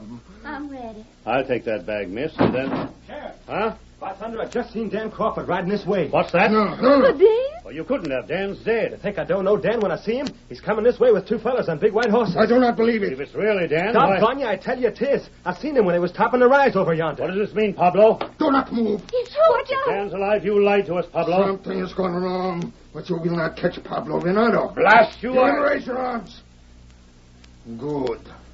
Now, Miss Molly and Miss Betty, you will walk out of this house ahead of me. What are you doing? You're a crook. Do not hesitate. Otherwise, I shall be forced to shoot. If you hadn't got the draw on me, But I have. Now, march. We'd better do as he says, Molly. Yes. I'm watching you. One false move will be the last. You can't get away with this, Pablo. I will soon be across the border. And then your law cannot touch me. But the girls. If I am safe, then they will be sent back. If I am followed, and then who can say? You wouldn't harm us. Hurry, and maybe I will not. The horses, they're just over there. I'm not very good at riding. Hurry. And I've never ridden anywhere but side saddle. Blue, it's already too late. Don't point that gun at us. I will shoot if it... What is this happened now? That is your rope. This rope on me. Let me go, you good work, Tonto. Get them all right. You cannot... You're all through, Pablo. Nothing you can say will help you now. Sheriff, get your men. Have them escort this man over the border. Boys, hurry up. Help the masked man. Do what he says. Hey, you're the same masked fellow as here the other day. Yes, Sheriff. But what's this all about? I can tell you about it, Sheriff. By golly, Dan, it's sure good to see you again. I figured you was dead a long time ago. Dan. And this is Molly and Betty. But where did you come from? Now, hold on. Just give me the chance to tell you. Please. It was the masked fellow that got me out of all this alive. Yeah? He was telling me about it on the way here. He had his Injun pard tell a couple of Pablo's fellers that I got away. They'd been holding me prisoner in an old shack back in the hills. Well, I'll be doggone. They fell for the Injun story, and one of them rode over to the shack to make sure I was still there. And then what happened? That's the best part of it. The breed named Chico held on to the Injun, but the masked fella, he trailed the other breed and found where I was. The masked fella thought of that? He sure did. He roped them breeds and set me free. Then he brung me here. And just in time. Oh, Uncle, we're so glad to see you. Just a minute, Dan. I sort of hate to ask it, but what about them cows of Pablo's that's been found on your range? Shucks, it was Pablo brung them there. Huh? That's a fact. I found that out for myself when they was holding me. They brought him across the border and threw him on my range just so it looked bad for me. Of all the low-down, sneaking, ornery tricks. Well, it don't matter now. Where's the masked man gone to? Hey, ain't he around? There he is. Him and the Injun. Wait! Hey, I want to talk to you. Well, I'll be doggone of all the things to do. Save my life and my ranch, then hightail without even waiting to be thanked. He's riding away, Uncle, but he'll never be able to ride so far that we'll forget what he's done for us.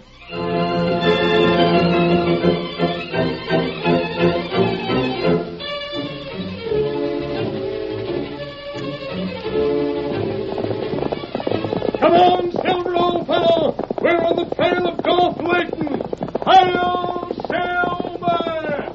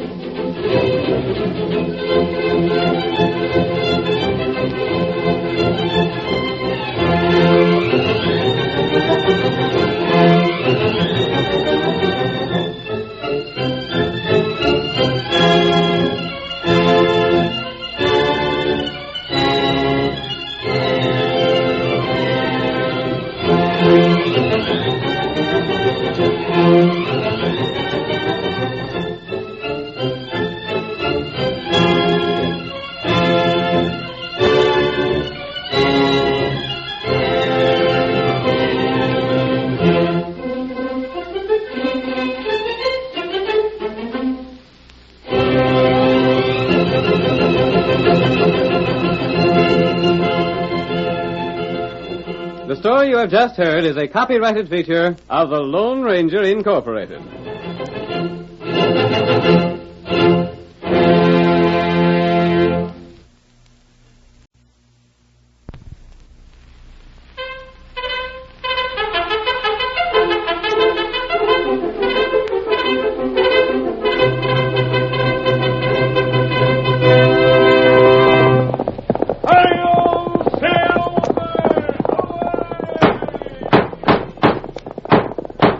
Horse with the speed of light, a cloud of dust, and a hearty hi-yo Silver, the Lone Ranger.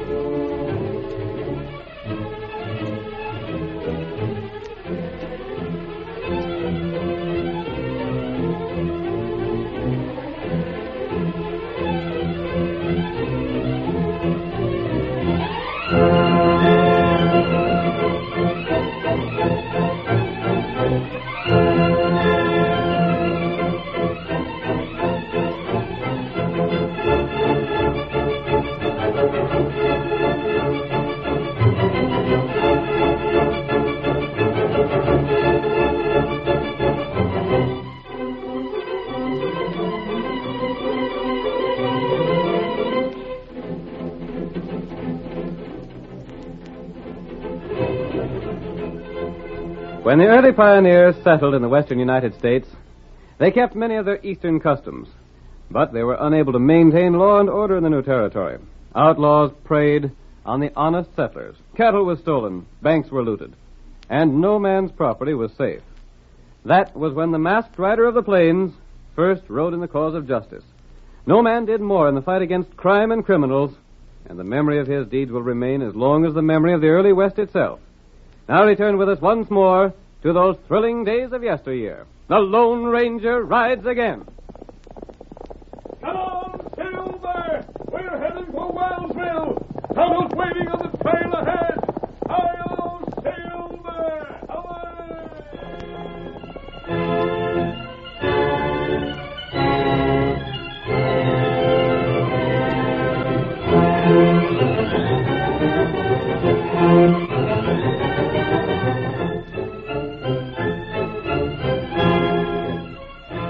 The town of Wellsville was founded by Zeb Wells, an Easterner. Its citizens were old neighbors and friends of Zeb from the East, and it was Zeb's money that had made it possible for them to settle in the new country.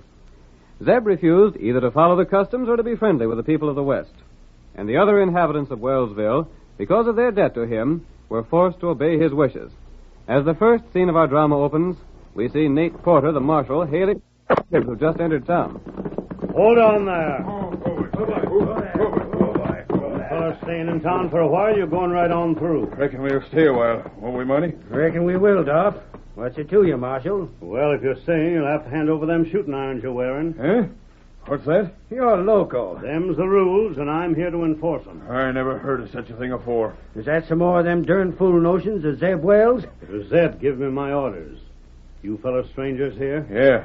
And how come you'd know about Zeb? Shucks, everyone around these parts has heard about the crazy things he does. Is it a fact old Zeb won't let none of the girls in this town keep company with anybody that ain't from the East? It sure is. And he won't let nobody but Easterners stay in town unless they're on business? Well, not that exactly. There ain't no way to stop strangers from coming here. They just ain't made welcome, that's all. You don't talk like no Easterner. I ain't. But Zeb had to have a fellow that's handy with a gun for town marshal, so he hired me. This is sure the darnest setup I ever seen. Give me your shooting irons. You can have them back when you're ready to move on. All right. Here's mine. They'll be in my office when you want them. And here's mine. Mm-hmm. Come on, Monty. Let's get going. Here. Say, Marshal, there's two more fellas coming. Them fellas on two big white horses. You taking their guns, too? I sure am. There ain't nobody comes to this town without handing over his gun belt. Come on. Get up there. Get up there. Come on. Get up there. Get up there. Come on. Get up. I don't know whether I should have let them fellows stop in town at all. They're sure a pair of tough-looking hombres. Hey, you fellas! Go, Silver. Oh, boy. Steady there. Here's my gun belt, Marshal. Here mine. Well, I'll be doggone. How'd you fellows savvy what I stopped you for? We heard it was the rule here. Well, it ain't none of my doings, but I reckon Zeb savvy's what he wants. He seems to have definite opinions about everything. He has that. Especially about Westerners. Shucks, Zeb ain't a bad feller, but he's just come out this way, and he's still got the notion there ain't no Westerner was ever any good. I see. Come on, Tonto. Your guns will be in my office, stranger. Very well. Come on, Get on, white fella.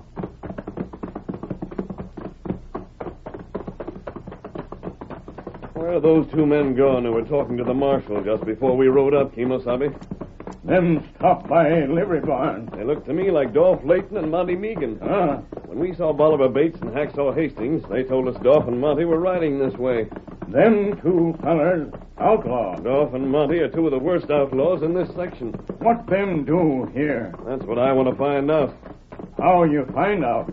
First, I want to have a talk with Zeb Wells. Him plenty strange feller. I've heard a lot about him lately. And from what I've heard, I'm afraid he's heading for trouble. Why you think that? He's prejudiced against everything Western.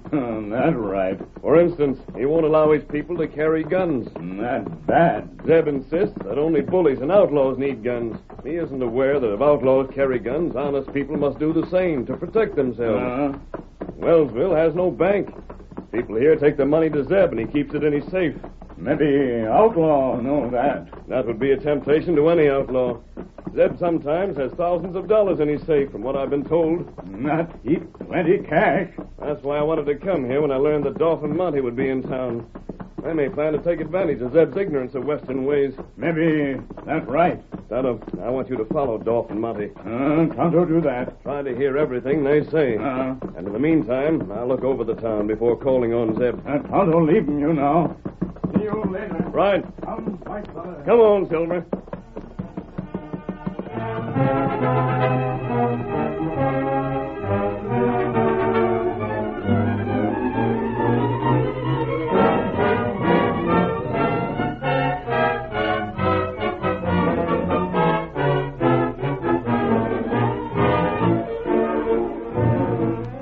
Young Cliff Dolan had been born in the West, and now was the owner of a small but prosperous ranch not many miles distant from Wellsville. We see him as he enters the general store run by Zeb Wells in town. Howdy, Rita. Cliff, what are you doing here? I come to see your pa. Oh, no. I told you I was. And I ain't afraid of him even if he is Leb Wells. Oh, Cliff, if he should find out I've been seeing you... That's just what I figure on telling him. But you can't... Well, where is he? He just stepped back in the storeroom. Please leave before he comes. Now, honey, you can't do that. We might just as well settle things once and for all. You can't talk to Father. I aim to tell him you and me plan on getting hitched. He'll be furious. Maybe he will, and maybe he won't. But I don't hanker to keep on sneaking behind his back. He's going to find out right now how things stand. Oh, Cliff, wait. Please wait. But, Rita, there ain't no sense in it. You don't know.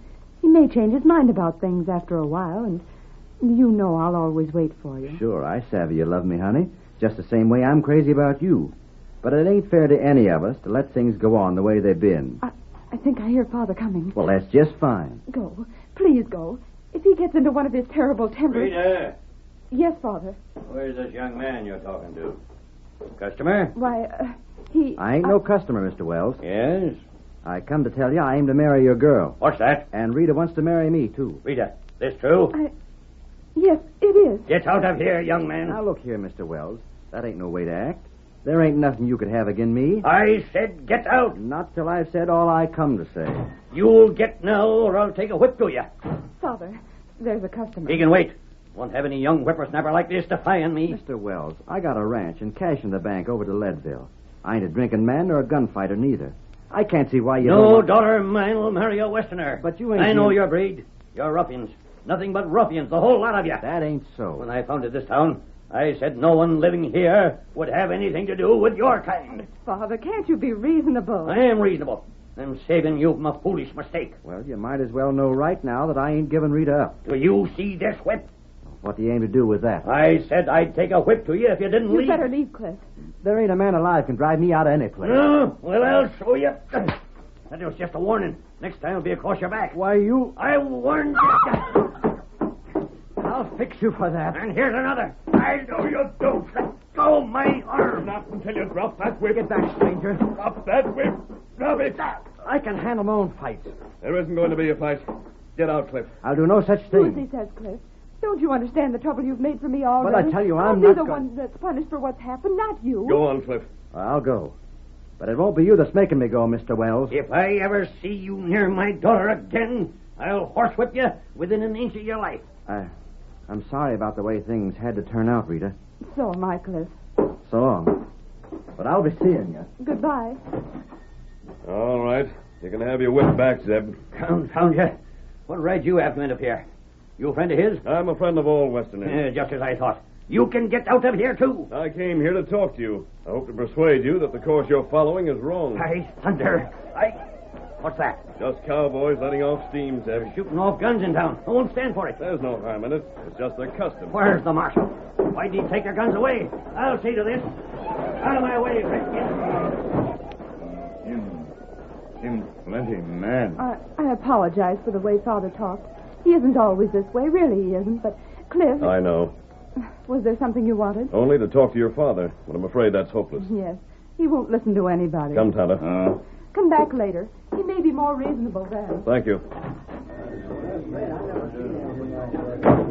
What did you learn, Kimosabe? How to hear 'em talk. Dolph and Monty? What did they say? Me learn there plenty other feller with 'em. They have a gang? That's right. I wonder where the rest of the gang is. Maybe we trail 'em, Dolph, huh? That's a good idea. Steady, Silver. Then leave town only short time. We'll see if we can pick up the trail. They must have something planned if they're here with a gang. And I'm afraid it won't do any good to talk with Zeb now.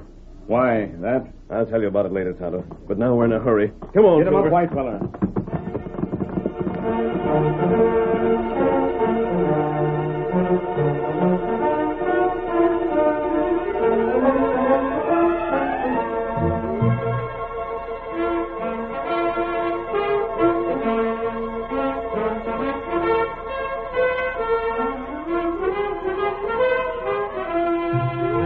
The two outlaws, Dolph Layton and Monty Meagan, were careful to avoid the regular trails when they left Wellsville. They headed straight for the hills and a dense forest. We see them now as they enter the clearing where their gang is camped. Hi there, Link. Well, fellers, what'd you find out? Plenty. This is going to be just about the easiest stunt we ever done. Yeah? Bonnie's right. That blame fool Zeb Wells couldn't have fixed things better for us. That's why I said it might be a good notion coming here. And it was the best notion you ever had, Link. I'm telling you, there ain't nobody in town even carries a gun except the town marshal. That's a good one. What's more, when some cowboys come riding into town from off the range, firing their guns and whooping it up, you'd have thought everybody in town would go loco. Even old Zeb himself beat it out of his store to stop him. Zeb did that? Weren't only him. The blacksmith, the hotel clerk, the fellow in the feed store, the whole bunch of them come running to give the marshal a hand. Well, I'll be doggone. And it was just that give us our scheme. Yeah? You tell him about it, Dolph. It was your idea. How would you fellas like to be cowboys for maybe an hour or so? Go ahead, Dolph. Well, it's like this. When I seen how all the folks in town rushed to help the marshal when them cowboys rode in, I figured you fellas could do the same thing. How do you mean? I suppose you know all the cash in town is mostly kept in Zeb Wells' safe. Yeah, that's because they ain't got no bank yet. Well, if you fellas rode into town firing your guns in the air, making a plenty noise, that'd give me and Monty a chance at that safe while nobody was around. My golly, that ain't a bad idea. Zeb would be out of his store like a flash as soon as he heard the commotion. And Dolph and me'd be right there to open the safe with blasting powder. But that'd be heard. Not if you fellas made enough noise. Just a second. If there ain't none of them carrying guns but the marshal, why can't we just ride into town and help ourselves without trying to fool them? Sure, we could do that. Then it'd be known who was the outlaws. This way there won't be no one to see us. And there ain't no way for it to be proved you was working with us. I reckon you're right at that. All you fellas got to do is make a commotion. Do you see us riding out of town? And when we meet you in camp, there'll be cash enough for all of us. And all because old Zeb is too darn stubborn to savvy what's good for him.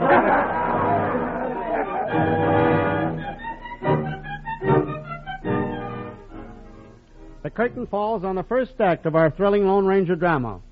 Before the next exciting scenes, please permit us to pause for just a few moments.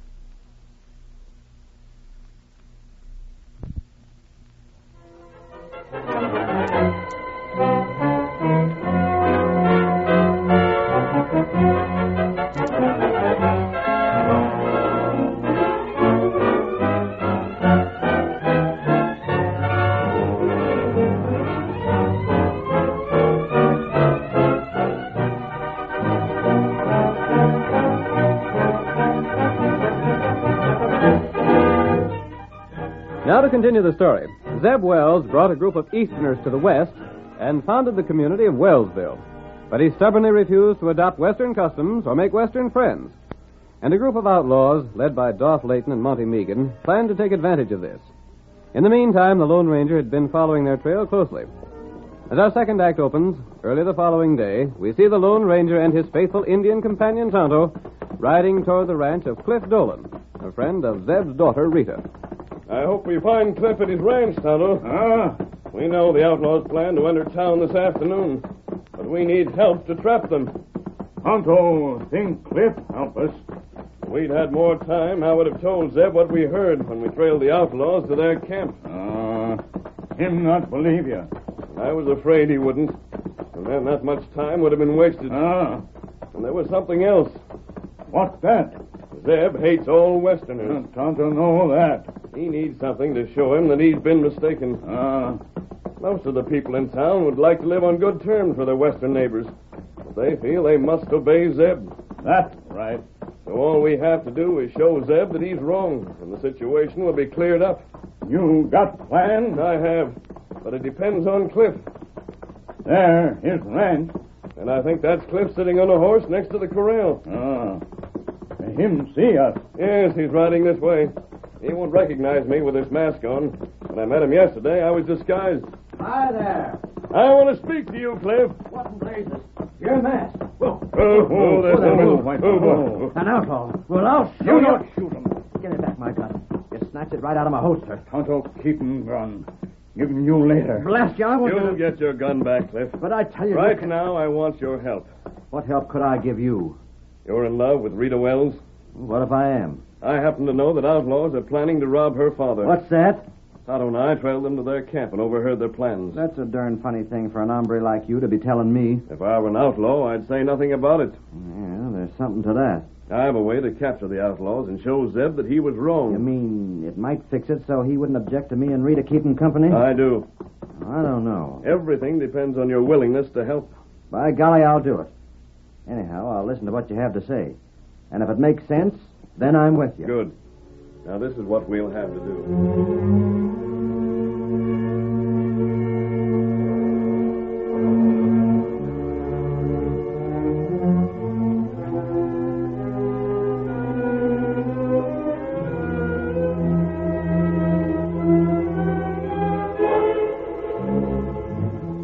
The outlaws had completed their plans for the raid upon Wellsville. We see them now, their horses saddled and their guns loaded, as they discuss the final details. I reckon you fellas have got most everything straight now. How soon do you want us fellas to follow you into town, Dolph? Just give me and Monty 5 or 10 minutes. Then come riding in as noisy as you can. Yeah. Just a second, Dolph. How about blasting powder for the safe? I was forgetting about that. I weren't. But I don't see none. Just keep your shirt on, Monty. Old Zeb is going to give us the powder for blowing up his own safe. Huh? Why should we carry any? We have to give our guns to the marshal. And if he sees us carrying blasting powder into town, he's liable to suspicion something. Yeah, I know, but Zeb's got some in his store. We'll buy it from him. Then when he's out, we'll just take back our own cash with the rest of it. I gotta hand it to you, Dolph. Ain't you taking extra guns with you? Sure. Got 'em hidden inside our shirts. We'll give our gun belts to the marshal, and he won't never think of looking for more shooting irons. And most likely we won't need 'em if everything goes off all right. The main thing is make all the commotion you can. You just leave that to me and the boys. Set one of the fellows to watch the general store. If he sees any trouble, the rest of you can come and help us out. Yeah. But if he sees us come out and get on our horses, he can give you the high sign and you can all light out and get away. I won't forget. You got our horses there, Monty? Yeah. All right. Let's get going. We'll be seeing you, fellas. You're darn right you will. Get up there. Come on. Get up there. Come on. Get up. Get up.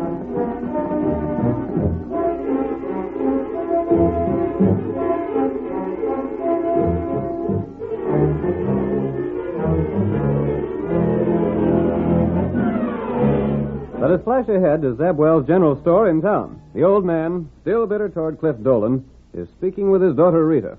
You haven't seen anything of young Dolan since yesterday, have you? No, Father. Yeah, you'd better not. Father, can't you realize how wrong you are? Cliff is one of the nicest men I've ever met. They're all the same. Oh, Haven't you're I unfair. seen them gambling, drinking, gunfighting? I won't have a daughter of mine associating with them. I suppose there's no use trying to argue with you. None at all. Oh, there's the marshal. Howdy, Mr. Wells. Hello, Marshal. Quiet in town today. Yep. Just took some guns off a couple of strangers. They didn't make no trouble. Strangers? Well, not exactly. They was in town yesterday, but I never seen them before that. I got some cash here. Reckon you could put it in your safe for me? Be glad to. Here it is. Close to $40 there. You're saving your money. Shucks. There ain't nothing else to do with it in town. I'll put it away for you now. The safe's open. You got a sight of cash there. Close to 10,000. Won't be long before we'll be needing a bank here. Not by the looks of it.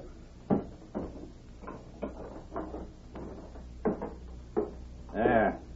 It's all locked up good. There's the strangers now I was speaking of. They're coming up the steps. I see them. Good afternoon. Howdy. You got some blasting powder here, mister? Why, of course. What we want is blasting powder, fuse, and caps. Yes, I can sell them to you all right. Blasting out some trees, are you? Nope. We're using it to get gold. Oh, you're miners. You might call us that. Yeah, it's right over here. I'll get it and... Blasted, Mr. Wells. More cowboys? It sure sounds like it. Sounds like there's plenty of them. Most noise I've heard yet in town. Well, don't stand there, Marshal. Do something. Stop them. I'm a-going to. You may need help. I'll go along with you. Father, you were waiting on these men. You can wait on them. Oh, I'm sorry. What was it you wanted? Just stand there. That's all we want. The first move you make, we're liable to shoot you. All right, Monty, get going. I forgot about the girl here. That ain't gonna make no difference. Just get the blasting powder ready and we'll blow up that safe.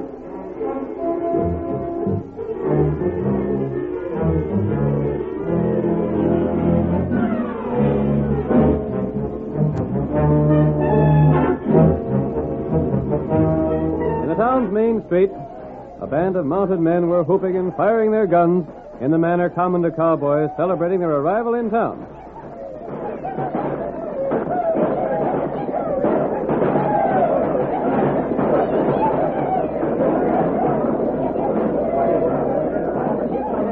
From all sides, the townspeople, aroused by the shooting, ran to aid the town marshal.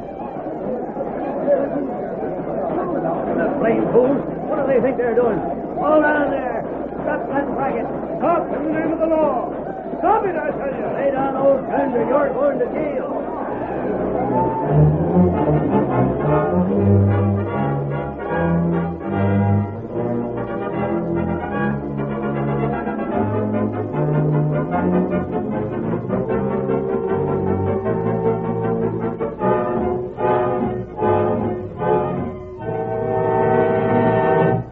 Back in the store, Doff and Monty wasted no time. They prepared the blasting powder, lit the fuse, then stood back, waiting for the explosion. It'll blow up in just a second, Doff. You crook. Shut up.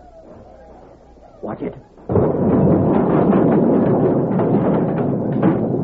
The door's blown clean off. Now to get the cash. You can't get away with this. You just think we can't. Come on, Doff. Curly, I never seen so much gold and silver before. It fell all over the floor. Pick it up. We gotta hurry. I'll call the marshal. Get her, Monty. Hey, you. Let go. We warned you. Get your hands off me. Tie her up, Monty. That's what I'm gonna do, the blame wildcat. You coward. Let her go. What the? Monty, look. There's the dog. And we caught you robbing the store, you low-down coyote. Put up your hands. You ain't gonna get me up. Oh, my hand. All right, Monty. Up with your hands or I'll shoot your gun away. Where's my gun? And I'm raising my hands. Don't shoot me. What's going on here? Father. Zeb, these outlaws blew open your safe and were stealing your cash. Oh, what's that? But with Cliff's help, they were captured. Monty, where's our fellas? Why don't they come to help us out? They're all prisoners, Dolph. But we've got We them. made them prisoners just as soon as you left camp this afternoon. But who was doing all the shooting outside just now? That was my fellas from the ranch. We caught your gang, then headed for town and hooped it up so as you'd go ahead with your scheme. We had to do it that way. If you hadn't blown the safe, there would have been nothing against you. Hold on. Let me get this straight. Zeb, this was all your own fault. These men would never try to trick like this if they had thought they were going against armed men. But I They never still would have been captured if Cliff and his men, the same Westerners you've misjudged, hadn't come to your help. They saved me close to $10,000. If it had been taken, I'd have had to pay it back. You would, every penny of it. It would have ruined me. I hope that now you'll believe they're friends. After the way I've talked, I'm not so sure they want to be my friends. Shucks, Mr. Wells. Everybody makes mistakes. I'm willing to let bygones be bygones. Thank you. But how'd you know this was going to happen? How'd you find out about these crooks? It was the masked fella and Tonto that done that. They trailed them to their camp and heard what they was planning. But why wasn't I told? The masked fella figured you might be sore at him after his taking that whip away from you. Is that the same man? Sure it is. He talked me into taking the fellas that worked for me and capturing the other crooks when these two left for town. The rest of the gang planned to do just what we done. Come yelling and shooting. And without guns, we could have done nothing. The masked fella was sure enough right about that. I think I've been wrong about a number of things. But I've had my eyes opened at last. You have. And it was the masked fella that done it.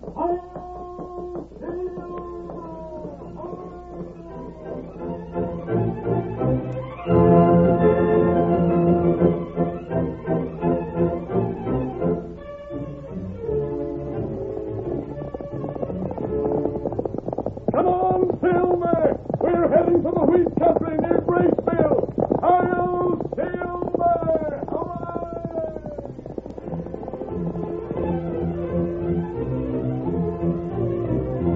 Away!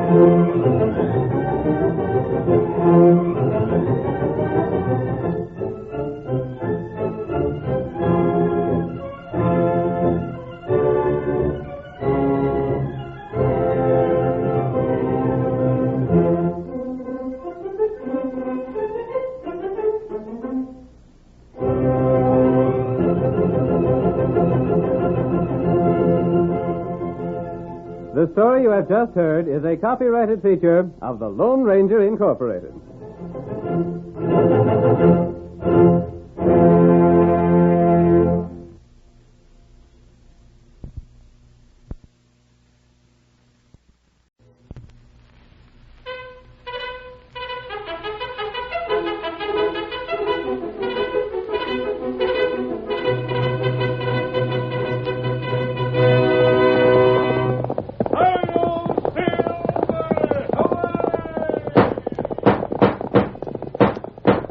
Horse with the speed of light, a cloud of dust, and a hearty hi-yo silver, the Lone Ranger.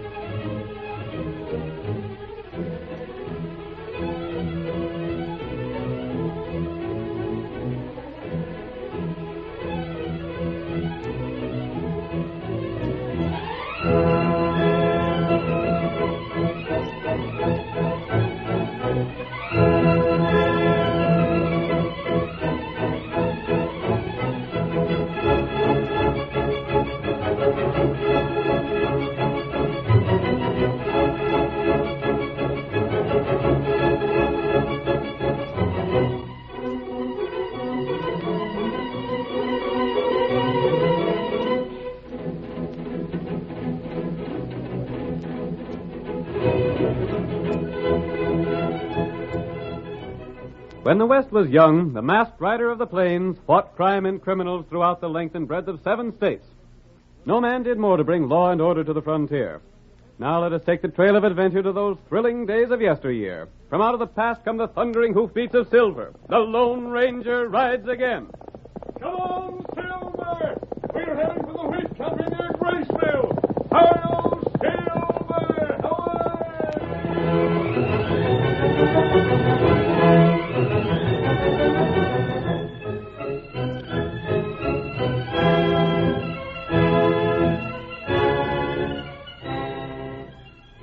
The greater part of Texas was suited only to raising cattle.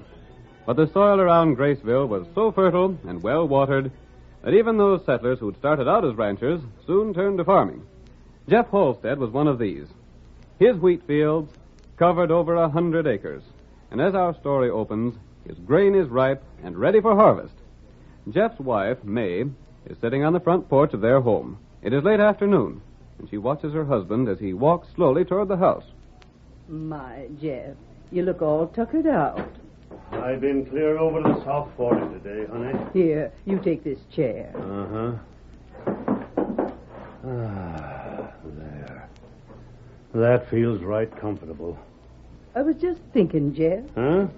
I wouldn't trade this for all the money in the world. Trade what, May? Oh, our house and fields and all. Yep, we got lots to be thankful for. There ain't many folks can settle down in their old age feeling as well provided for as we are. And with 3 growed boys out in the world and going great guns. I can't help wishing sometimes that they was all to home again, just like they used to be. It's the way of life, I reckon. Yes. I get the same hankering sometimes, but they had their places to make in the world. They were such good boys. And still are, by golly. Look at how Luke paid me back that $1,000 I loaned him so's he could get started in the freighting business. I sometimes wonder if you did the right thing with that cash, Jeff. You mean I shouldn't have given it to Cephas Cooper? Oh, I wouldn't have minded if it had gone to pay back some of the cash we borrowed from him. I did better than that. I do hope so. I used that $1,000 to get me an option on Cephas land. I suppose it was all right. You're darned right it was. After harvesting, when I've sold my wheat, I'll pay him the rest of the cash. And next year we'll have land for 3 times the grain we're raising now. I know. Just think, May. We'll be rich. Have you seen Mr. Cooper yet? No, but I'll get around to it soon. There's the $2,500 you owe him. That comes due on the 25th. Shucks, the wheat'll all be harvested and hauled to town by the 20th. There's time to spare. You sure you're getting a good price for it? Cephas fixed that up himself. He got me a buyer. And it's all writ down what I'm to be paid. I'm a-getting top prices. It's funny about Mr. Cooper. Everybody says he's so mean and stingy. He's sure been fine to us. But I still think you ought to ride to town soon and put him in mind of his promise. Maybe he'll go tonight. If you do, I want you to take along the letters I wrote to the boys. I'll put 'em on the stage myself. I told Davy all about how good we was doing. Did you tell him how we was raising wheat just like he is over at Lake City? Mm-hmm. And have a letter for Steve.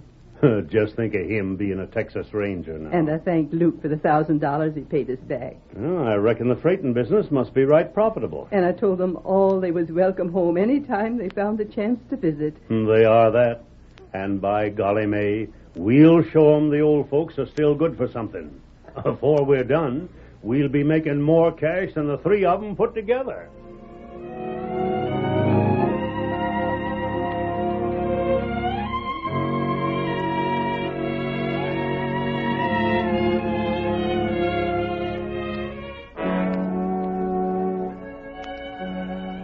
Cephas Cooper was the richest, most influential man in Graceville.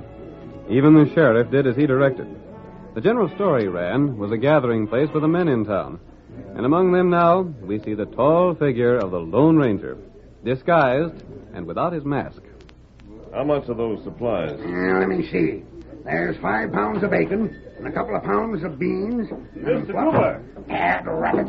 Don't be bothering me when I'm trying to figure things in my head. Oh, it's you, is it, Halstead? I just want to talk business with you for a couple of minutes. You in a hurry, stranger? I can wait. How's the wheat coming, Jeff? Fine, just fine. Ripe for cutting, ain't it? Just about. You come to see me about that cash you owe me, Jeff? Partly. Let's step over here to talk. Come on. But if it's credit for grub you want, you ain't getting it. It ain't nothing like that. This'll do. Now, what is it? You seen my wheat of late, Cephas? Where did I get the time? You figuring on paying me the cash you borrowed? Well, you know I can't do that till after harvest. You must be joking, Cephas. For land's sake, you knew the grain would have to be cut and then hauled to town before I could sell it. All right. Don't waste my time, then. The stranger's waiting for me. I come about that promise you made me. You ain't forgot, have you? What promise? Darned if you ain't forgotten. Why, don't you recollect when I borrowed the cash for planting and such? You said you might loan me some more to hire men and do the harvesting? I don't recollect no such thing. But, Cephas... You got a copy of the agreement we read out, ain't you? Why, sure I have. It says you're to pay me $2,500 by the 25th of this month, don't it? I ain't trying to get out of that. And it says if you don't pay me that cash by that day, your house and land and wheat is all mine. I don't just say... Maybe when you pay me what you owe, I can lend you some more. But I ain't fool enough to send good cash after bad. Then you never intended to let me have the cash for harvesting? I didn't put it in writing, did I? No, but you... If it ain't in writing, it ain't business. You planned this all the time. Well, it ain't my fault if I stand to gain more by foreclosing than by lending you more cash. And you took that other $1,000 for an option on your land, knowing I'd never have the cash to take it up. I ain't saying. You know darn well I can get a good price for my wheat if I can haul it to town. I oughta. It was me fixed up that deal for you. For yourself, you mean? It'll be you that's selling what I worked and slaved to raise. Now, look here. First off, you sold your cattle and went to farming. Then when your cash run out, you come to me for help. You seemed right willing. I gave you $2,500. And you got $1,000 from that boy of yours, Luke. And I sold you the right to buy my land for half what it's worth. What in blazes ain't fair about that? Half what it's worth? You did that because you figured I'd never be able to buy it. And you could just keep the $1,000. That is your lookout. Why, you... Don't you go threatening me, Jeff. I wish I was packing a gun. Don't you raise your hand to me. I'd like to... Boys, come here. Jeff's threatening me. What do you want us to do, Seaton? Throw the old fool out. I'll handle Jeff. Throw him right out on the street. You sneaking coyote. Go on. Come on. Let me alone. Take your hands off me. You're going outside. You're going pronto. Get back. Don't you interfere, stranger. Leave Jeff alone, or you'll have me to deal with. Thank you, stranger. Cephas is boss around here. He's not my boss. Come along, Jeff.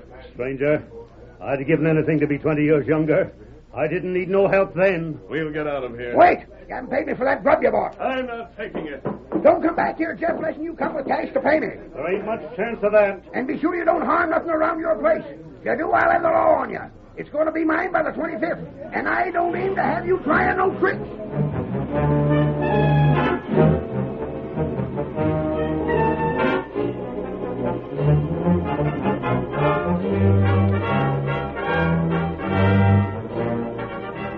Outside the store, the Lone Ranger left Jeff, and the old man made his way home alone. He told his wife of Cephas Cooper's scheme, and together they decided to pack their few personal belongings, preparing to leave the house that had been their home for so many years.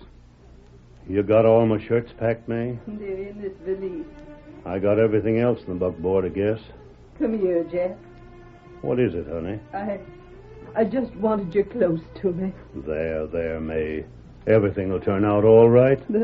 The boys was brought up here, Jeff. I know. Look, there's the chair where Davy carved his initials with his knife and you spanked him. If them days were only here again, he could carve up the whole house and I'd never say a word. And over there's where Luke always used to sit when he was studying his books. I never did see a young'un like him for book learning.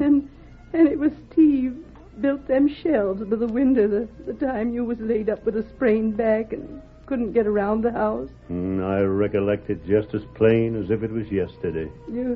You don't suppose Davy'll mind putting up with us, do you, Jeff? Well, of course he won't. No, we can't turn to Steve. The Texas Rangers just live as in barracks. Mm-hmm. And Luke's not married. He's with his wagons most of the time. Shucks, Davy'll be glad to see us. I'd rather almost anybody but Mr. Cooper got this place. May, I was just a doddering old fool, a danged idiot, to think I could make a go of raising wheat. And when I think of letting Cephas talk me into giving him Luke's 1,000 for that option, it makes me so doggone mad I could go back to town and fight Cephas and all his sneaking friends single-handed. Jeff. Oh, there, I reckon I've been a mighty poor sort of a husband to you, honey. Now, don't you be blaming yourself, Jeff. If there was only something I could do. You've got to promise me you won't stop in town to make trouble. You know as well as I do that there ain't a man there won't do Mr. Cooper's bidding. You wouldn't have a chance agin him. I reckon we'd better get going. We can send back for anything we've left behind that's ours. Yes. Here, I'll carry the valise. You go on ahead. We'll make out, Jeff. We'll be happy again. Sure we will, honey. Let's hurry, Jeff. I can't stand to say goodbye to the house. I'll put the valise in the back of the buckboard. Uh-huh. There. Now give me a hand, May, and I'll help you up. It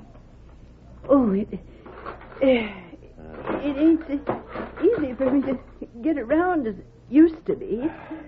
I'll be right with you. Now don't look back, honey.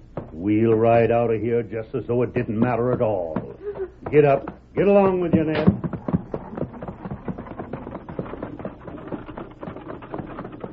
Will it take long to get to Davy's, Jeff? A couple of days, I reckon. Get along there.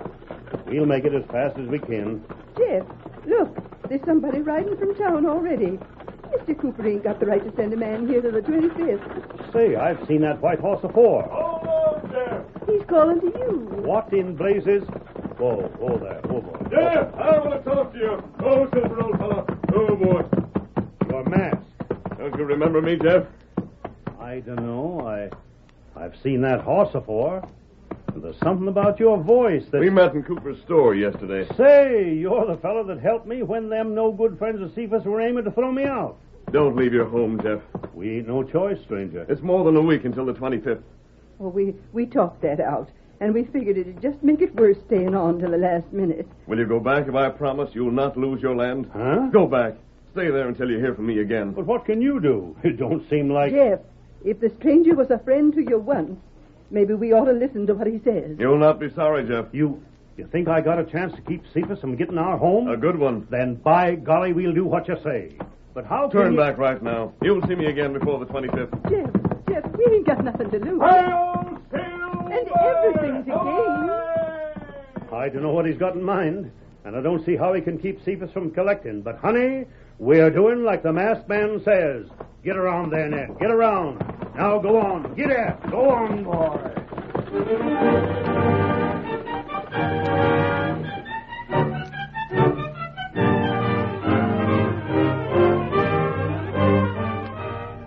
the curtain falls on the first act of our thrilling Lone Ranger drama.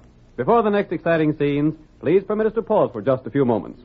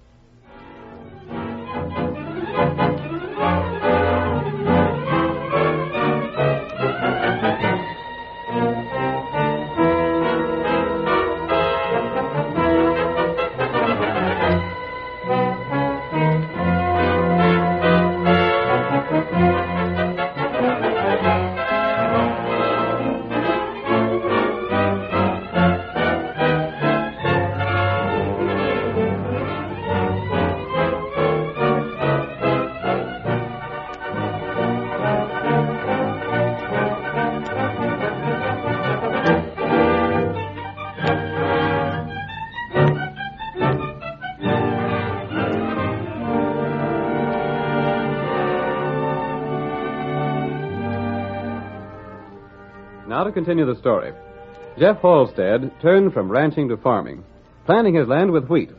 He borrowed money from Cephas Cooper and gave his property as security. But when he asked Cephas to make good a verbal promise of another loan to pay for harvesting, Cephas refused. Jeff and his wife May, believing they would lose their home, made ready to leave and join one of their 3 sons. The Lone Ranger, however, persuaded them to return and stay on their property until the loan came due. As our second act opens, we see the masked man riding in his great horse Silver at the small camp he shares with his faithful Indian companion Tonto. Silver! Boy, steady there. Tonto, I just talked to Jeff. They were leaving their home, but I convinced them to turn back. That good thing. Were you able to get the information I wanted, Kimosabe? Tonto, get him. Where are Jeff's 3 boys? Dave, him Lake City. He's the one who took up wheat farming. Luke, him Bakerstown. Good. Steve, him Sandy Ford. That's where the Texas Rangers have their barracks. That's right. Lake City, Bakerstown, Sandy Ford. All of them are a long way off. Them plenty far. And I have to make the trip. Silver take you all right? If it weren't for Silver, it would be impossible to get there in time. Tonto ride, too? No, Tonto. I'll make this trip alone. I want you to stay here and see that Cephas doesn't harm Jeff and his wife before I get back. Tonto, do that. Steady, Silver. You going now? I can't stop the rest. There isn't a day to spare. Tonto, wait. Come on, Silver!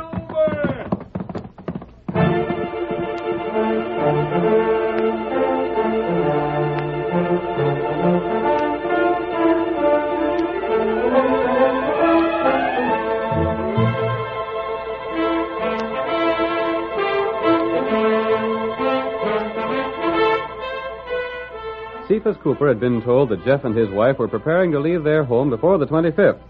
But when he learned that they had returned, his curiosity was aroused, and with one of his men, he rode out to the Halstead place. Wonder what that fool Jeff is up to. It ain't gonna do him no good to stay on. You're blame right it ain't. Jeff signed that paper giving me his place if he didn't pay me by the 25th. And he can't do it. Yeah. I seen to it nobody'd work for him for nothing. You took care of that all right. There ain't a fella around here with a nerve to go agin me. When I tell them what to do, they do it. It's the worse for them. Well, Jeff's sitting on his steps. I'll get to the bottom of this. Who asked you to come out here, Cephas? This is my place, ain't it? Not yet, it ain't. It will be soon enough, so it won't make no difference. Maybe so, and maybe not. You started to leave once, didn't you? And what if I did? What I want to know is, why'd you come back? You're up to something. And by thunder, I aim to get to the bottom of it. You wouldn't believe why I stayed on even if I told you. Yeah? He's just bluffing, Cephas. Well, he ain't fooling me none. I'm here because of a masked man. Huh? Yep, that's right. He told me to stay on, and I'm doing like he said. A masked feller. Mm-hmm. What's an outlaw to do with you? I don't know. Are you loco? I don't know that either. Now, you look here. I reckon I taught you once that I ain't the feller to fool with. And I ain't putting up with this here shilly-shallying. If you're joking with me, I don't care none for jokes. Cephas, I'll give you the straight of it. All I'm doing is waiting for the masked man to come back. What he can do for me, I don't know. But I'll tell you this. If I had anything left in the world to bet, I'd bet the last penny of it that he'll help me out of the fix I'm in. You always was a trusting idiot. It don't hurt to trust folks. The thing is to trust the right ones. I see it now. You're going to try a trick to spoil the wheat so's I won't get the good of it. You can think what you want. If you do, I'll have you jailed. This is your place after the 25th if I don't pay you, isn't it? It is. But up to then, it's mine. Ain't that so? Well, And I'm giving orders. You get out of here and stay out. I'm sorry I ever met you. But sure as sin, I don't have to see any more of you than I want. And that's none at all. Why? Get, do you hear me? I'm a-going. And if I catch you on my property again before it's yours, I'll fill your hide with buckshot. Jeff's feeling right violent, Cephas. He's up to something. I can feel it in my bones. I got the same hunch. But it's not going to do him no good. Steady there. I'm going to have some of the boys keep an eye on him. That's a good idea. And if I can catch him doing something that ain't legal, I'll make him sorry for it if it's the last thing I do. Get up there. Get along. Get up there. Get up there. Come on. Get up.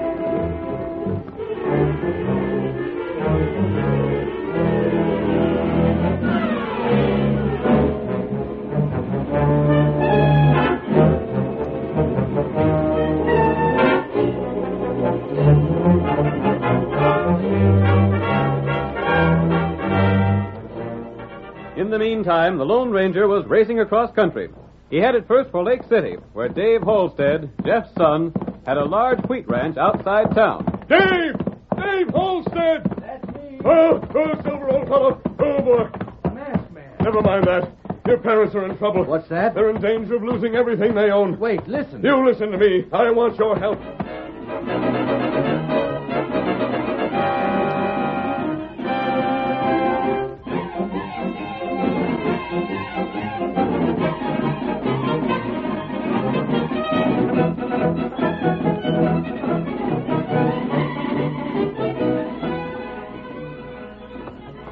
Stranger, you say Cephas done that to Paul? He did, Luke. Why, the cheating old skinflint? Will you do as I asked? Do it. Say, stranger, there ain't men enough in Texas to stop me. Good. Come on, Silver, old fellow. Wait, these things I want to ask you. There's no time to wait. Hi-yo, Silver!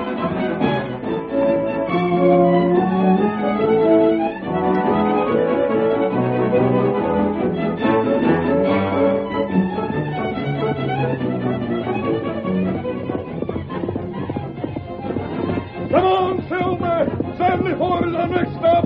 We'll see Steve and head back again for Graceville. Hi-yo, Silver! Away!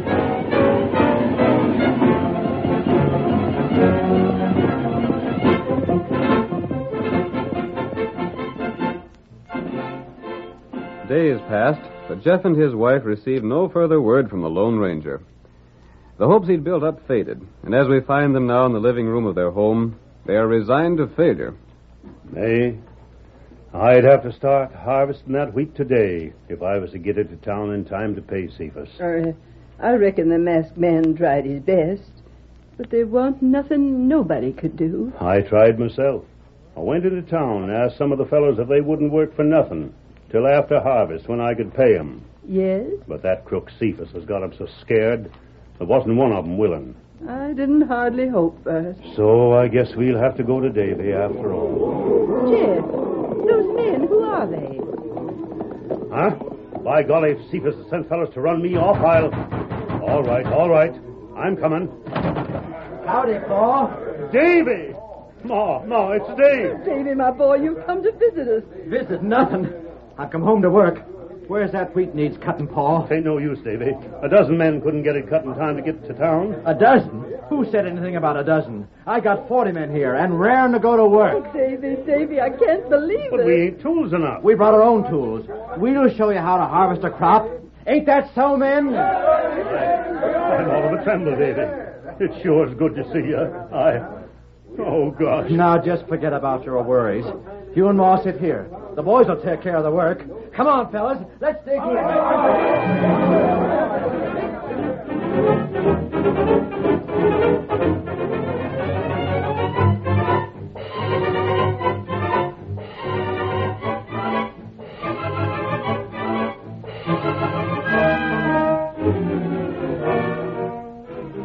All that day and well into the next, Dave and his men worked furiously.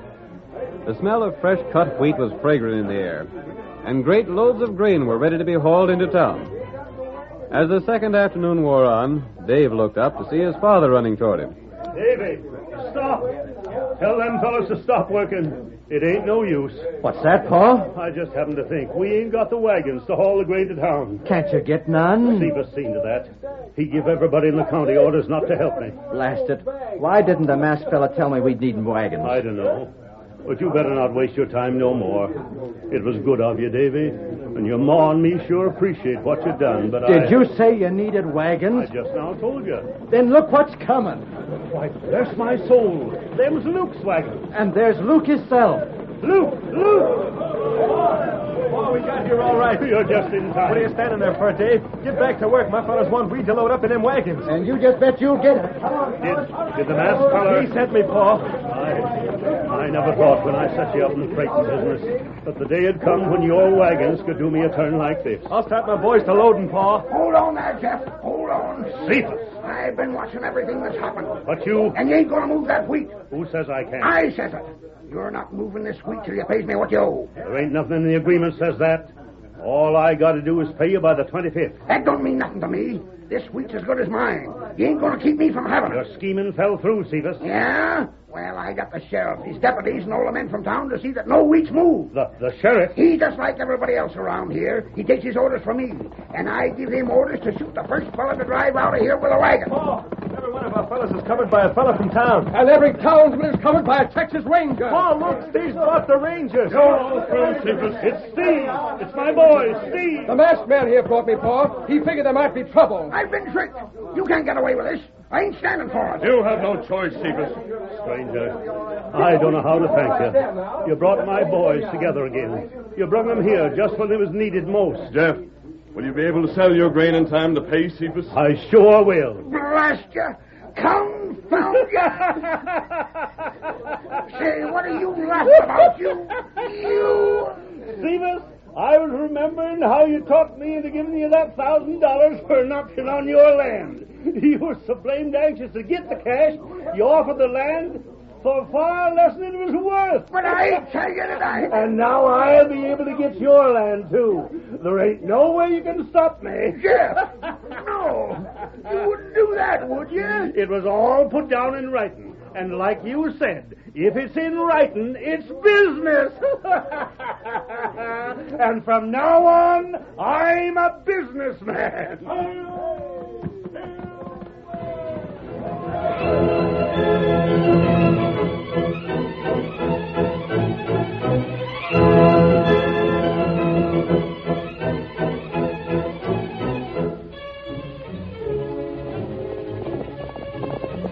Come on, Silver, old fellow. There's going to be trouble at the Lee Ranch.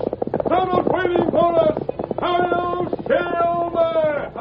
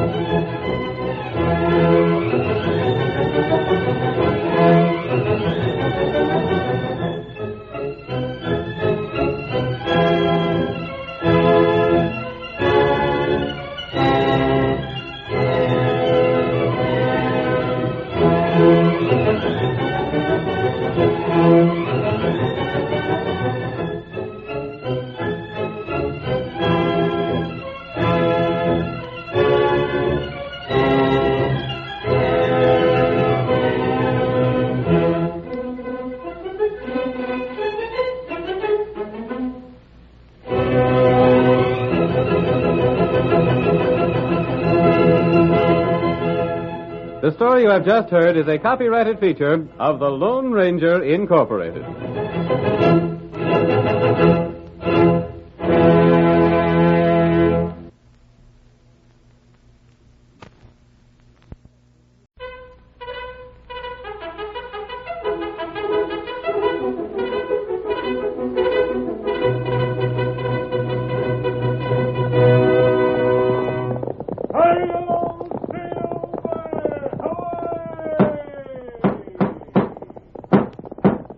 horse of the speed of light, a cloud of dust, and a hearty hi-yo silver, the Lone Ranger.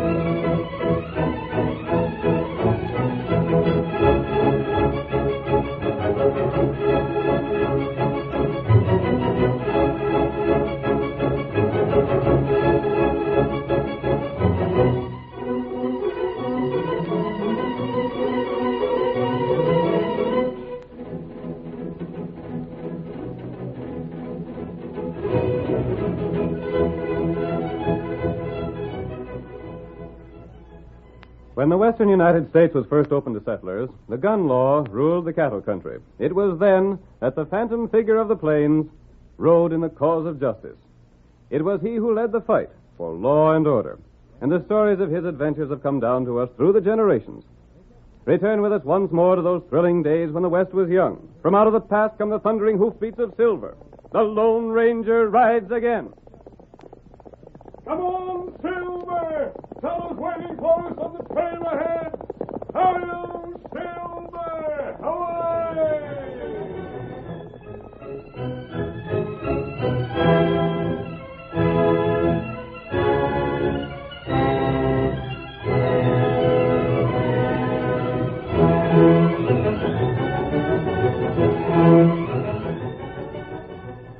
As our story opens, we find the Lone Ranger and his faithful Indian companion Tonto heading south toward the Rio Grande.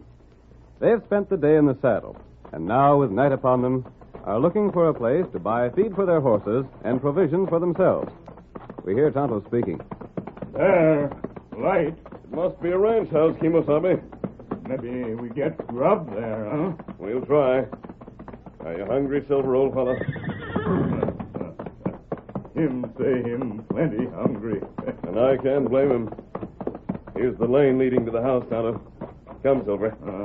We maybe get grub quick now. You'd better speak to the people inside, Kimosabe. My mask might frighten them. Tonto, do that. I'll rein up here and wait. What's that? Silver. Oh, my God.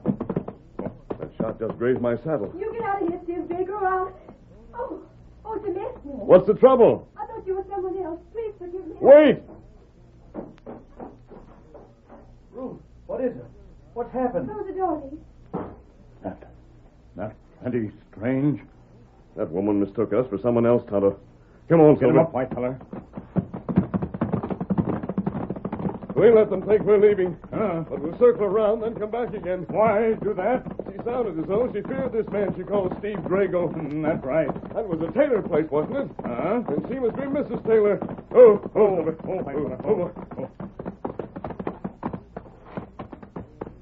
They can't hear us at this distance. We'll go back now. We not make noise. We'll be careful. Come on, Silver. Get him up, white fella. I want to find out why she fears Drago. She must have been expecting him, or she wouldn't have been waiting outside the fire when he arrived. Her plenty brave. It is a brave thing for a woman to do, but she must be desperate to attempt it. That's what Tonto think. We don't want to get too close to the house this time. Maybe her outside again. I don't think so. He probably wouldn't have the courage to try the same thing a second time. This is close enough. Silver. My father. No one will be able to see the horses if we leave them here. No. Trees hide them. Stay here, Silver. Come, Tonto. He come.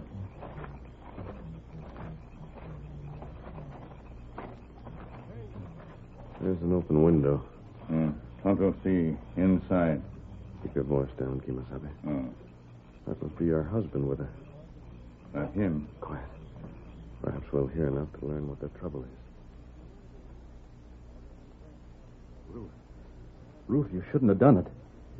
If that'd been Steve Drago, it'd only made things worse. I'd like to kill him. Well, anyhow, you sure scared them other fellows away. I wish you'd do the same to Steve. We ain't strong enough to fight him, honey. If you're a man, you will leave. But how? He's got a whole bunkhouse full of cowhands. The last fella I had working for me drawed his pay yesterday. You can't fight against odds like that. No? Steve grabbed off the water hole and left men to guard it, so as I couldn't water my stock. What cows I got that ain't been run over the edge of the canyon are dying of thirst. If I were a man, I'd fight no matter what the odds. I'd never give up. I can't call in the sheriff because there ain't no witnesses to what he done. Witnesses? And this is all open range, so I can't claim he's took what belonged to me. None of us ranchers hold title to any land but what our houses are built on. This isn't something for the law to settle. I know it, honey, and I reckon I'm a mighty poor excuse for a husband. But it's just something that's in my blood that I can't help. Lee, it isn't true. You just told yourself that so often. You've made yourself believe it. But Pa was... And you think that because your father was a coward, you are too. I've heard folks talk about the way Pa died. He just stood there and let them shoot him down. He was too scared even to go for his gun. You don't know whether that's true or not. That was over in Wyoming. But the story got back. But Lee... And his pa was the same way. It's just something that runs in the family, I guess. Oh, honey, listen to me. I know you better than anyone else in the world. I know you're brave and strong and fine. I know that you're as capable as any other man on the range. It's only that you don't believe in yourself. Oh, Lee, believe what I tell you, not the stories you hear from other people. It's the only way you can keep from losing your home and your self-respect and me. I'll try, Ruth.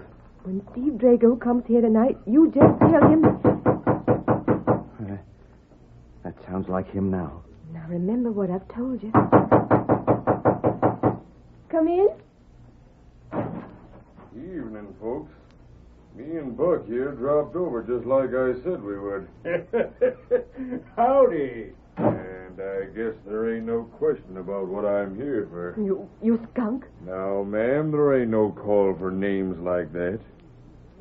Well, Lee, what do you say? I ain't moving out. Huh? You heard me. Well, if the rabbit ain't showing some fight. You look here, Lee Taylor. When I tell you to move off this range, I mean business. But I tell you... Remember, Lee. Do you hear me? I won't move out. You ain't got no right to try and steal my range. I'm staying here. Yeah? Should I let him have it, boss? No.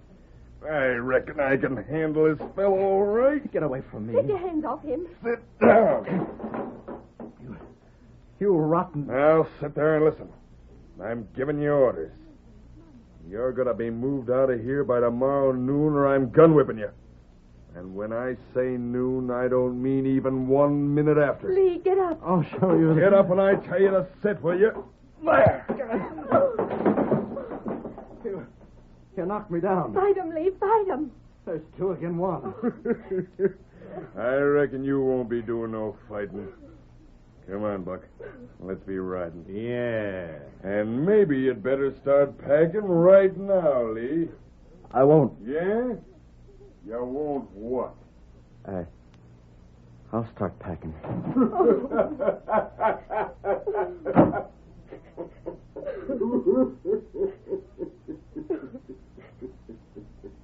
Lee. What is it, Ruth? I'm leaving you. I don't blame you, honey.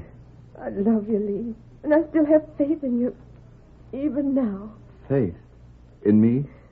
But I can't live with a man I don't respect. I said I'm not blaming you. I'll be waiting for you always. Waiting for you to prove yourself.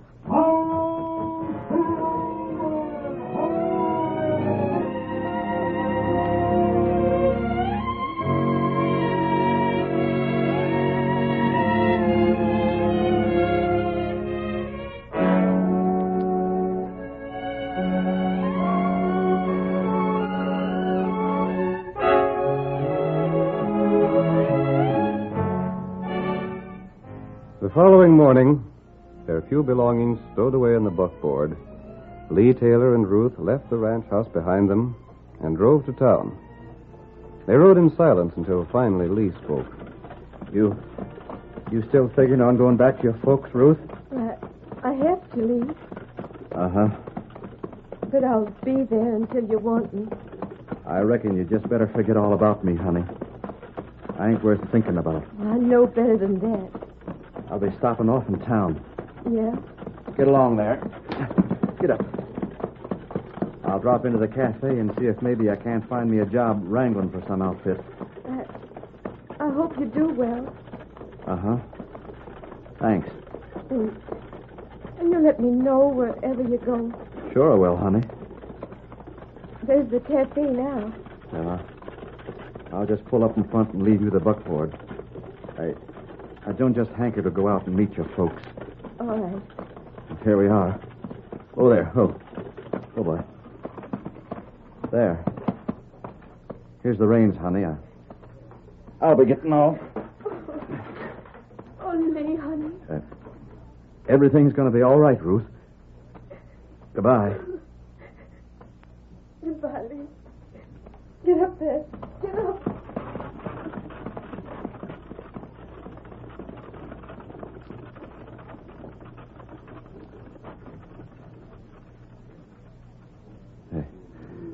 I guess there ain't nothing lower than me anywhere. And there goes the finest wife a man ever had.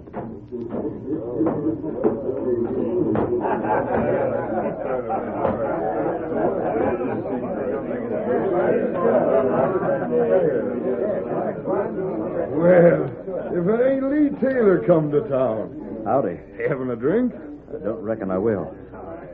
Look here, barkeep. You don't know any outfit that's needing a top hand, do you? You looking for work? Well, man's got to eat. Well, Lee, I've always liked you, but... Yeah? Oh, doggone it. I reckon you savvy without my telling you why it ain't going to be easy for you to find a job around here. So everybody knows about me and Steve Drago, huh? Well, there's been a heap of talk. Sure I know. I'm a coward. I'm a yellow rat. I've got no more backbone than my paw had afore me. I ain't fit to eat at the same table with real men or share the same bunkhouse. Now, take it easy, I won't take it easy. I'm sick of the whole thing. I wish I'd never been... Well, Lee, I see you moved out today like the boss told you to. You... Looking for trouble? I ought to shoot you and Steve and your whole crooked bunch. You take my advice and you clear out of this country. Yeah? Before me or one of the boys loses our tempers and takes you over his knee and spanks you. Cut out that kind of talk, Buck. Lee can't do his own fighting, huh? He's got to have you stick up for him. I've heard what you've been saying, Buck, and I'm here to tell you there ain't going to be no brawling in town while I'm sheriff. This ain't no fight, Sheriff. Lee here's too yelling. I reckon I'll be running along, fellas. Hey, who's that fella just came in? He's masked. An outlaw. I'm not an outlaw. Put up your hands, No, you won't. Look at that draw. Like chain lightning. You can't arrest me, Sheriff, for wearing a mask. But I'll... Lee, Huh? I came here for you. What's that for me? I want to talk to you. Put down them guns. I'm the law here. Lee and I are leaving. What do you want me for? What do you... Come along. Let go of my arm. Hey, wait. Where are you taking Lee? You'll see him again soon enough. I don't have to go with you. Out that door. What's the idea? I'm going to help you. You can't help me. Nobody can. Get in that saddle. Stop! Hurry. All right. Stop it! Stop that man! Don't let him get away!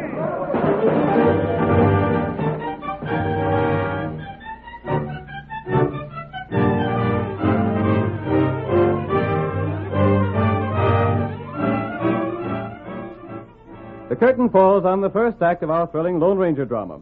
Before the next exciting scenes, please permit us to pause for just a few moments.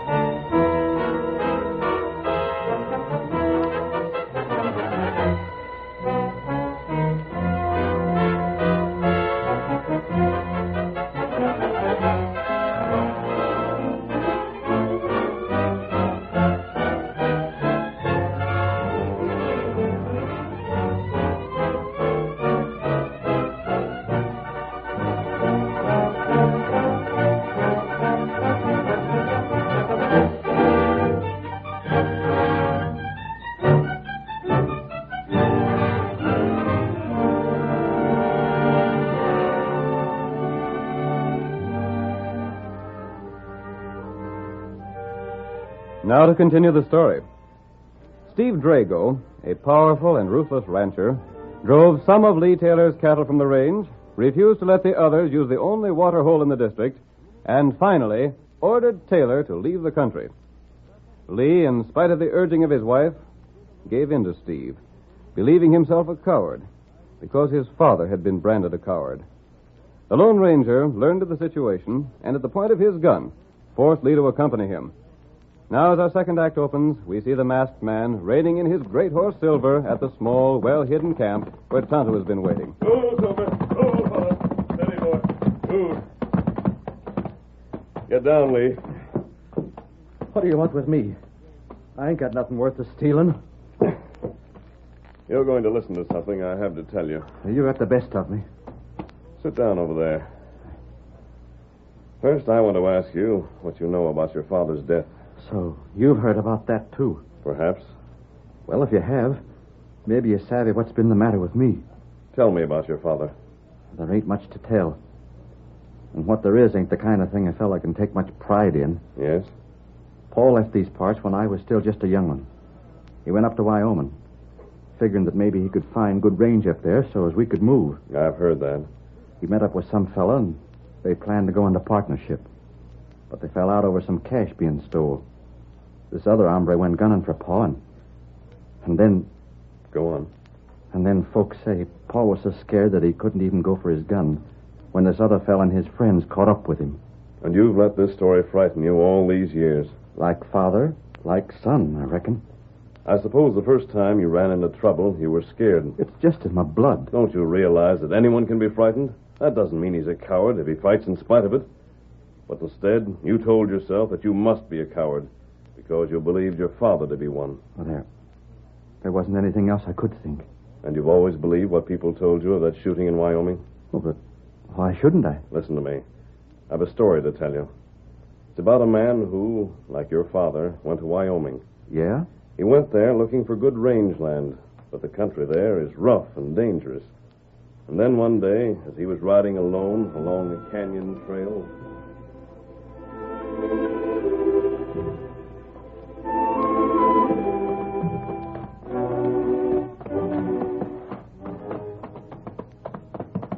If I'd known what this trail was like, I'd never come this way.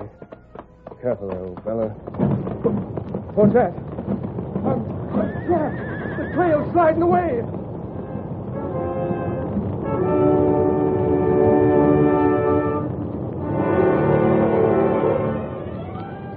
Something had started a landslide just as he rode along that treacherous path. But instead of being plunged to the bottom of the canyon, which would have meant his death, he was saved by a small scrub tree a third of the way down. He hung on. He couldn't climb back. And if he loosened his hold, he'd be dashed against the rocks hundreds of feet below. Finally, however, he managed to get his gun from its holster and fire 3 signal shots. If I don't bring somebody, I'm done for. The roots are pulling out. I'll be falling in just a minute. I can't hold on. Hello there.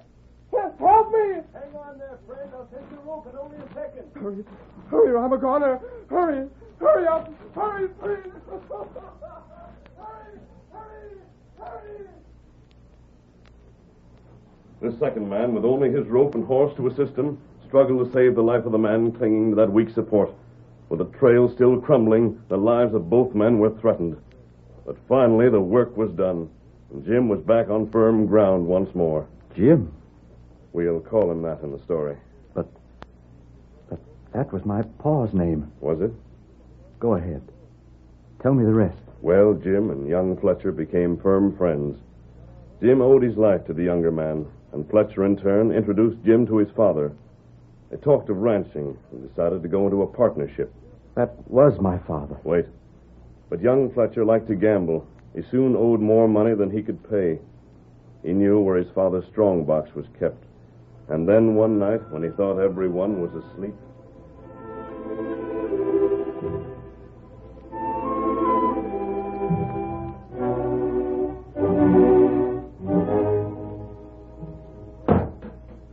There. $1,000 in folded money.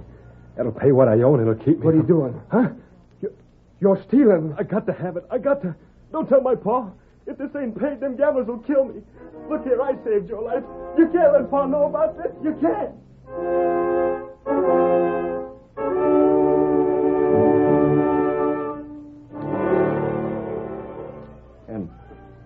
And then what did Jim, do? What could he do? He couldn't tell the father of the man who had saved his life that his son was a thief. He couldn't make the boy put the money back and be killed by those gamblers. And he didn't have the money himself to help. Yeah? He had only one choice. When the boy had gone, Jim wrote a note. Said that he had to leave in a hurry, then saddled and rode off. But what did he do that for? He knew he'd be suspected of theft instead of the boy. He hoped to make his escape so that it wouldn't matter. But old Fletcher, believing Jim had used his hospitality to steal from him, pursued him at once. And the trail led to a lonely mountain cabin.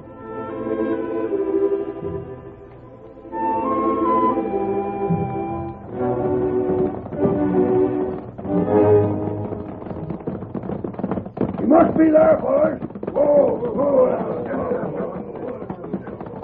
I'll get him. I'll get the sneak myself. You fellas stay here.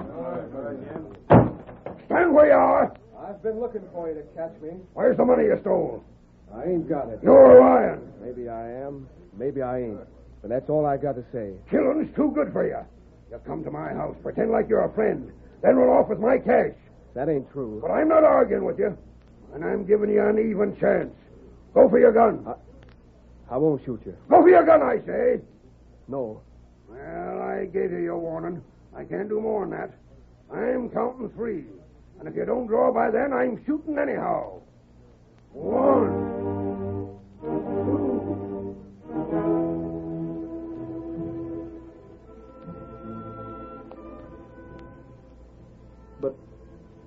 But why wouldn't he shoot? His life had once been saved by young Fletcher. But I Jim still don't... wouldn't fire upon the father of the man who had risked his own life to save his. Then that's why my father didn't draw. It wasn't because he was yellow at all. Do you still believe cowardice is in your blood? Look here, stranger. My paw was braver than if he'd fought it out. And what are you going to do? I'll show you. Where's your horse? Here, Silver. You're taking me back to my ranch. Tonto. We're leaving, but you do as we planned. Want to do it? What Paw could do, I can do. And I'll show Steve Drago that he ain't got men enough to take from me what's mine. Good. Come on, Silver.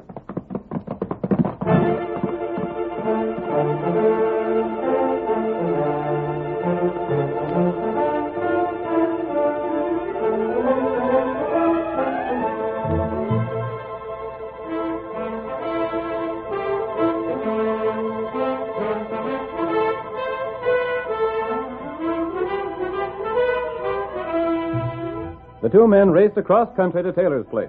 It was almost evening when they arrived, but the gathering darkness did not conceal their arrival from Buck, who had been stationed nearby to warn Steve Drago if Lee should come back. We see Buck now as he draws up before Steve's ranch house. Oh, there. Oh. Stand there, Blackjack. Boss! What's the matter, Buck? Lee's come back. Back to his ranch? Just now. He rode up with a masked fella. Why is that? Where are you going? I'm going to teach that young fool a lesson. But wait for me. I'm riding ahead alone. I don't need no help to handle that hombre. But look here, You get the other fellows together and ride after. And if there's anything left of them when I get done, you fellas can finish up.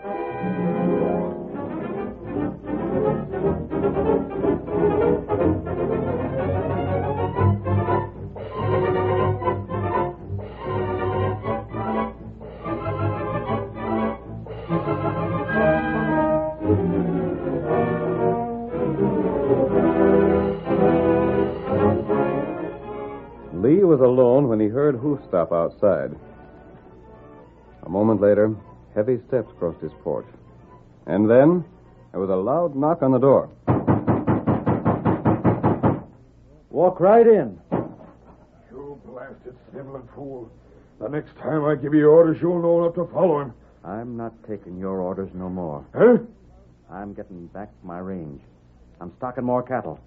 And there's something else I'm going to do. Yeah? I'm going to knock your block off. Why, you... Come on, get it. I'll show you. Here's one to begin with. Oh, I'll break you in two for that. And here's another for you.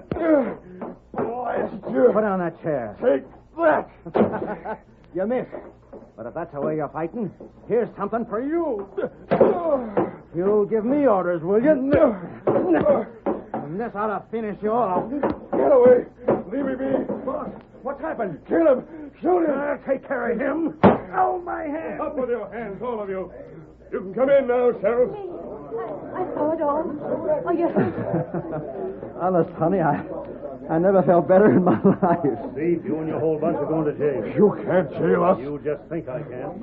I heard you tell Buck to kill Lee. And if the masked fella hadn't shot first, he'd have done it. Ruth, honey, it was the masked fella showed me I didn't need to be no coward. I know, Lee.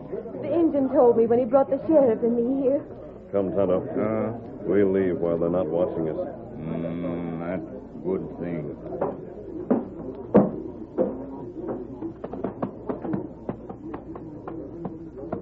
Steady, Silver, old fellow. Yep. You tell plenty good story. I did the work, Kimosabe.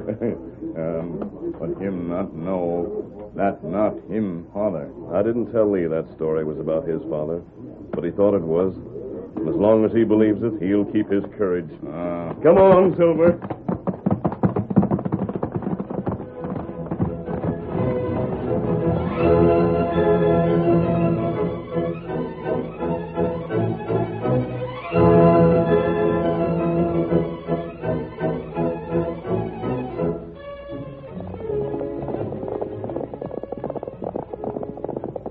Come on, Silver, old fellow. We're heading for Jackson City.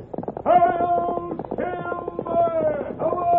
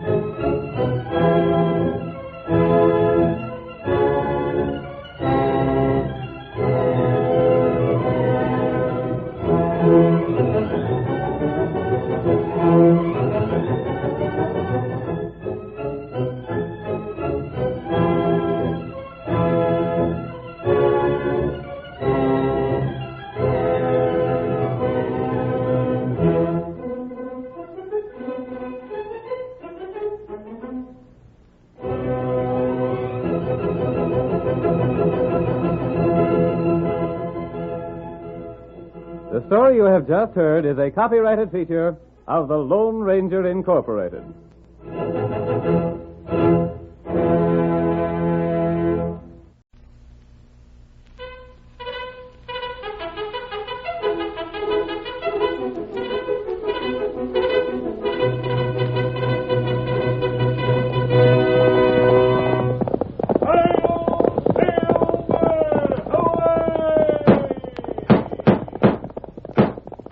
A fiery horse with the speed of light, a cloud of dust, and a hearty hi-yo Silver, the Lone Ranger.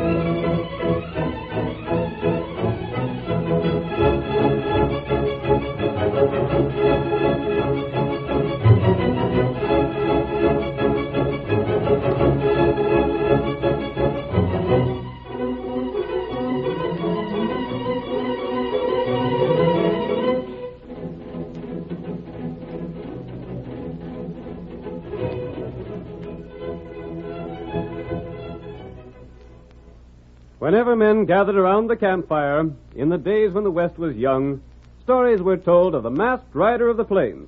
Astride his great horse Silver, he fought crime and criminals throughout the western United States. And no man did more to bring law and order to a lawless frontier. Now, from out of the past come the thundering hoofbeats of Silver. The Lone Ranger rides again. Come on, Silver! Tonto's waiting on the trail ahead! Hi-yo, Silver!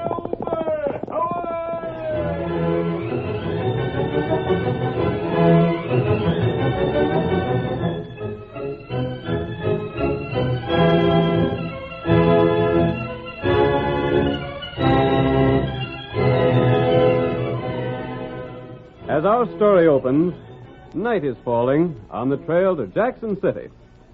The Lone Ranger and Tonto have been riding for the greater part of the day and are now preparing to make camp. There, good place. Yes, Tonto. I think it'll do. We make camp early. We get up early. We're both tired from our trip. We get good rest. This is fine here. Oh, Silver. Oh, right. We can find plenty of wood around here for our fire. That's right. Well, it looks as though others thought this was a good camping place. There's plenty track here. You can see where they built their fire. Doesn't look as though they could have been gone long. Maybe 4 or 5 hours. How many men would you say were here, Kemosabe? 5, 6. Probably cowboys who stopped to cook a meal. Look there. Cigarette stuff. Oh, them loco weed. Loco weed? That's dangerous stuff to smoke.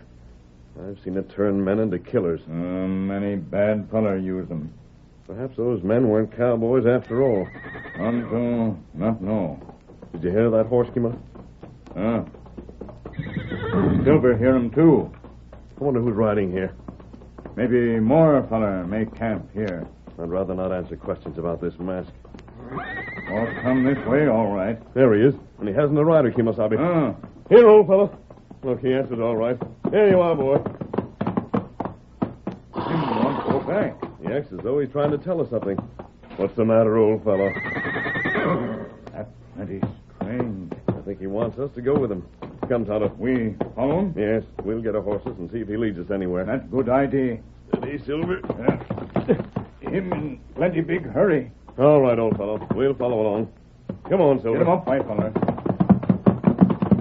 Tonto, he's taking us toward that woods. Did you see anything wrong, Kemosabe? What's that there? There's something on the ground. Looks as though it might be a man. Come on, Silver. Here we are. Oh, Silver. Oh, fella.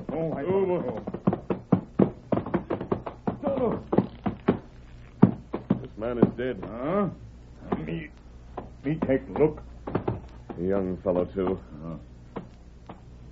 Him get shot through back. Shot in the back. Him die quick. Can you tell how long he's been dead, Tonto? Maybe 3, 4 hours. 3 or 4 hours.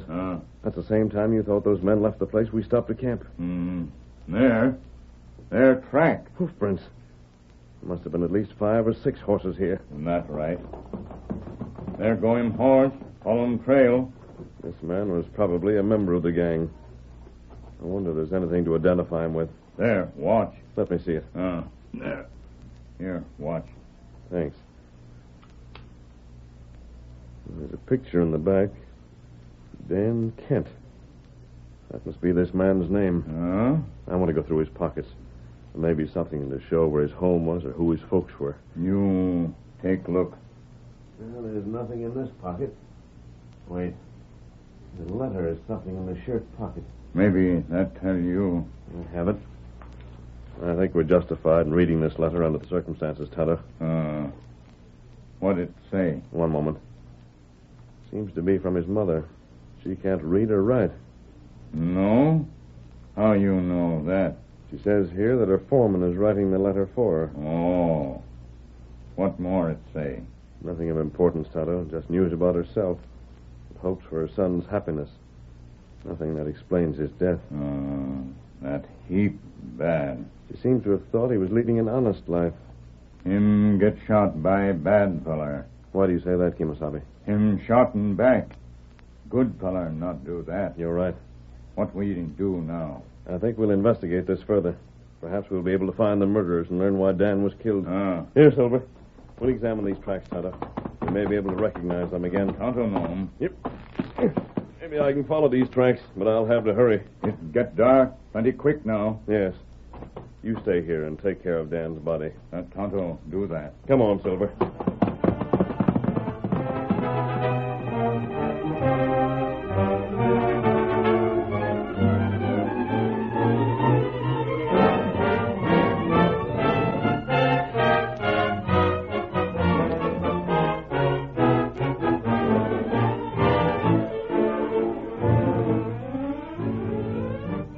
Jackson City was a typical western town.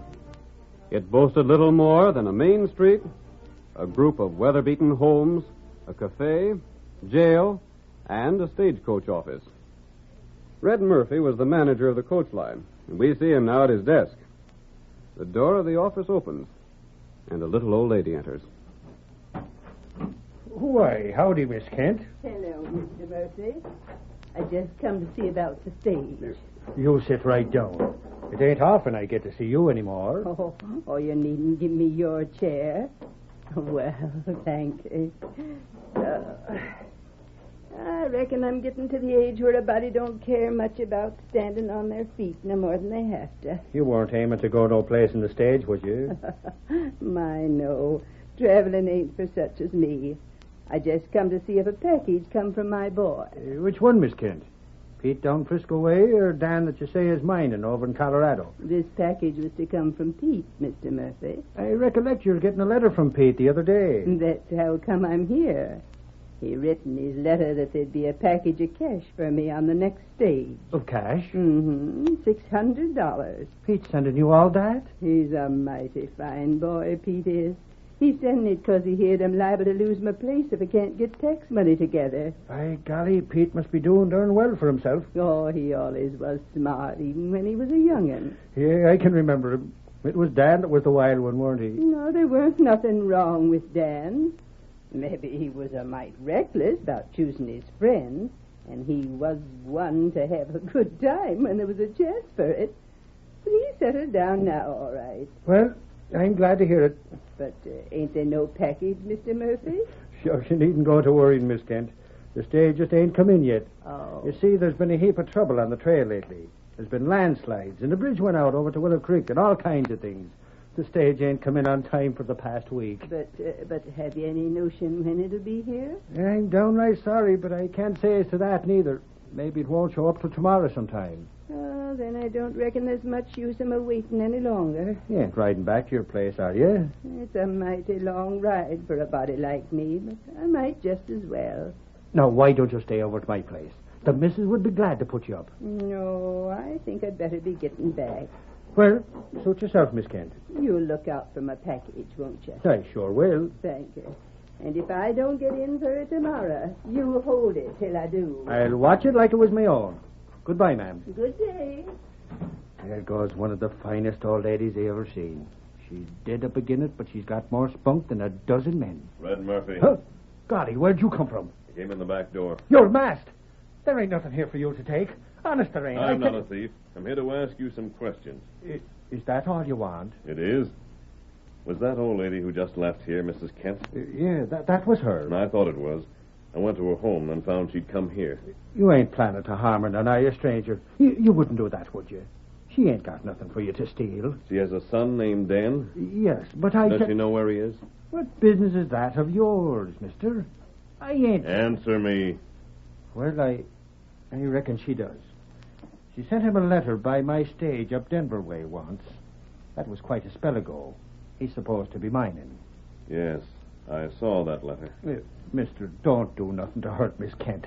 She's old and feeble. You like her? Well, I should say I do. They don't come no finer. What would you do to keep her from being harmed? Why, I'm just like the other folks around here that knows her. I'd do most anything. Red, her son Dan is dead. Dead, you say? Yes. And the men who killed him are right here in this district. How come you know that? Red, I want to know this. Does Mrs. Kent own anything of value? Anything that outlaws would want to steal? There's nothing that I know of. Are you sure? I ought to be sure. Even the cattle she owns ain't worth the stealing. I told her she ain't got nothing. What's that? By golly, it must be the stage. Dratted, Miss Kent just missed it. She was looking for the stage? I ain't got the time to talk to you now, stranger. I got to see to the stage. But you stay on. There's things I want to ask you. I'll wait for you.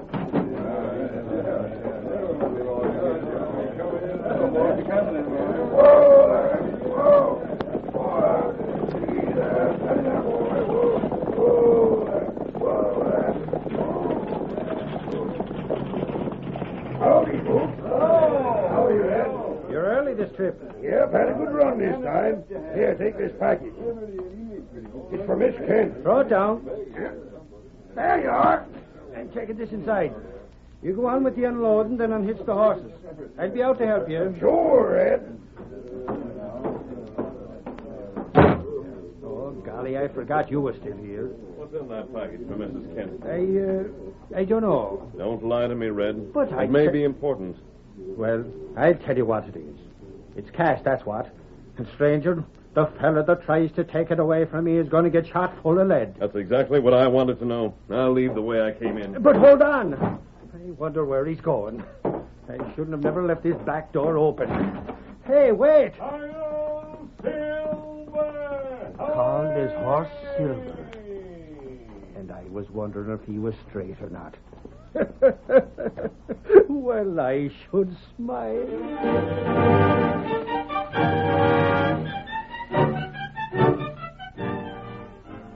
The curtain falls on the first act of our thrilling Lone Ranger drama. Before the next exciting scenes, please permit us to pause for just a few moments.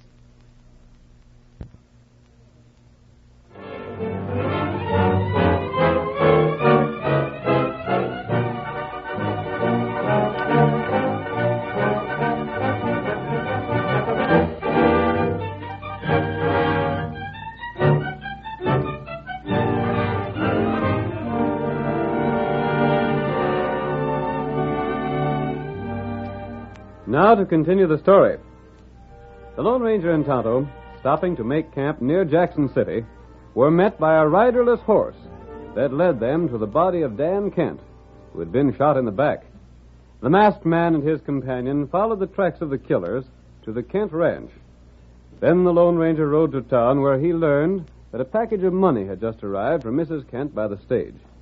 As our second act opens, we see the masked man reining in his great horse at the camp he shares with Tonto. boy, steady there. Oh, boy. Tonto! Yeah. You get back soon. I think I've learned why outlaws rode to the Kent ranch. Why that? Mrs. Kent is expecting money from another son. How outlaw know about cash? I'm not sure, but I believe I know the answer. Kent woman knows son Dan outlaw? I don't think so. And we won't let her find it out unless we have to. Not good. There are still things we have to do before we can catch the outlaws. That's right. I want you to find the sheriff and his deputies. Don't tell them anything, but learn where to locate them if we need them in a hurry. Tonto, do that. We must be sure to be ready for whatever happens.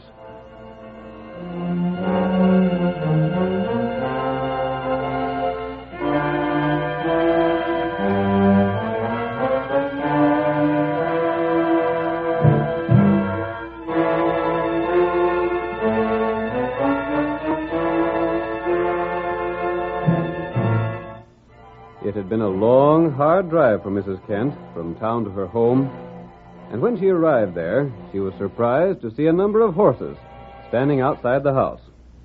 She climbed down from the buckboard, and when her foreman, Clem, came up to lead the horse away, she asked him about the visitors. Clem, who's the folks come to see me? Just some gents that aims to speak to you. You get that package off the stage, ma'am? The stage is late, so I didn't wait for it. Are they strangers, Clem? Uh-huh. The folks in the house. Oh, them. Well, ma'am, maybe they're strangers to you, but they ain't to me. I wonder what they want. You'll find out soon enough, I reckon. I haven't a notion why anybody'd be calling on me. They won't be backward about telling you. Oh, what are you coming in for, Clem? Thought you was going to stable my horse. I got some things to say to you, too. Yeah, here she is, boys. We've been waiting for you, ma'am. Yes? This is Duke Reavers, Miss Kent. He'll do all the talking for us. What talking? You went to town for a right important package, didn't you, Miss Kent? Oh, what's that to you? You'd be surprised. You didn't fetch it back with her, Duke. The stage wasn't in yet. Clem, did you tell these fellers about that package? Sure I did. We know all about that cash, Miss Kent. So it won't do you no good to lie about it. You mean... We mean we want it, and we're going to have it. Clem, they're aiming to rob me. Well, and what of it? And you're in with them. Of course I am. How else do you think they'd know enough to come here? To think you'd do a thing like this to me. Talking won't help. I paid you good money, and now you turn on me. I ain't interested in hearing about that. All we want is that cash. Well, it won't do you no good. I never brung it with me. So Clem said. And you won't be able to get it. You think not? I know you won't. Red Murphy'll keep it when it gets here. And he won't give it up to nobody but me. There's ways of getting around that. You low, mean, ornery coyote. Clem, you hold a gun on her. I'll do that. Holding a gun on a woman. You won't get hurt unless you goes against orders. Now sit down over here, Miss Kent. There's a pen and paper. Clem's already read out what we want. You just put your mark on it. What's that paper say? Never you mind about that. You just sign it. And the rest you can leave to me.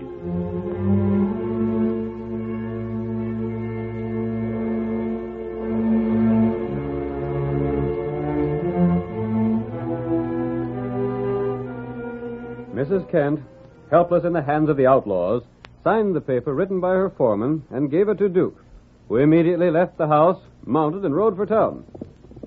Get along there. Get along. Come on. Get along there. Get up there. Come on. Get along. Get along. Get along.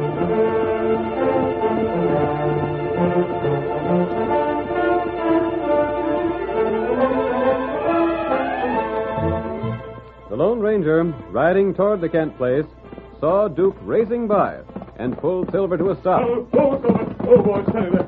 Oh. Silver, that fellow came from the Kent ranch, and he's heading for town. He's one of the outlaws. We may be too late. I want to see the hoof prints of his horse. Silver, he is one of them. Tonto and I followed that same track before. We've got to get back to town and find Tonto right away. Yep. All right, old fellow. We'll have to hurry. Hail, Silver!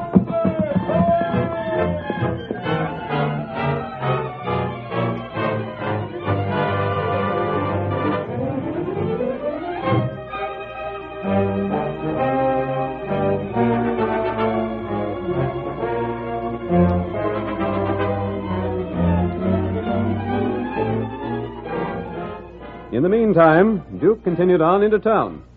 There, with a signed paper in his hand, he halted before the stage office, dismounted, and strode inside. Red Murphy looked up in surprise at the sound of the door. You the manager here? Uh-huh. What can I do for you? Read this here note. It'll tell all that needs to be told. Yeah. Give it here. It says Miss Kent wants me to give you the package that was to come addressed to her. That's what it says? I didn't know nothing about it.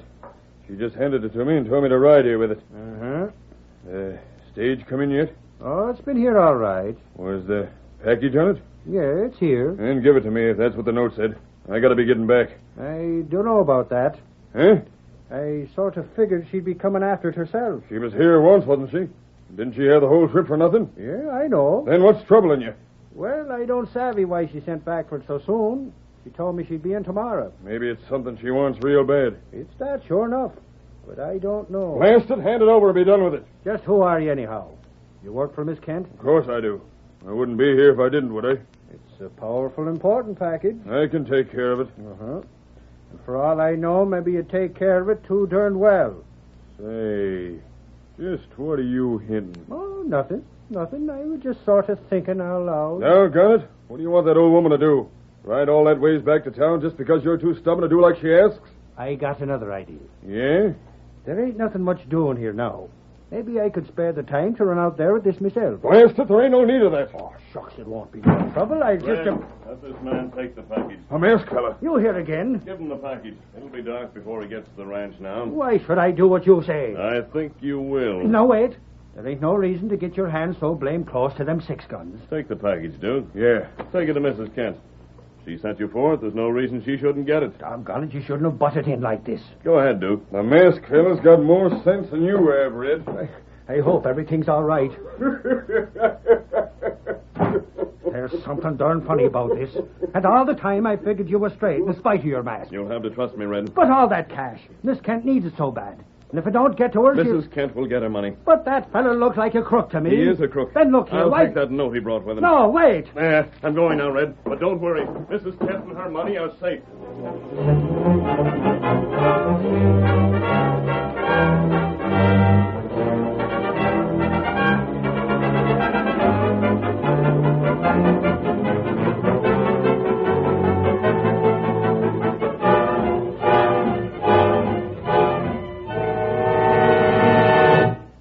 The rest of the band of outlaws had made themselves comfortable in Mrs. Kent's home while they awaited the return of their leader.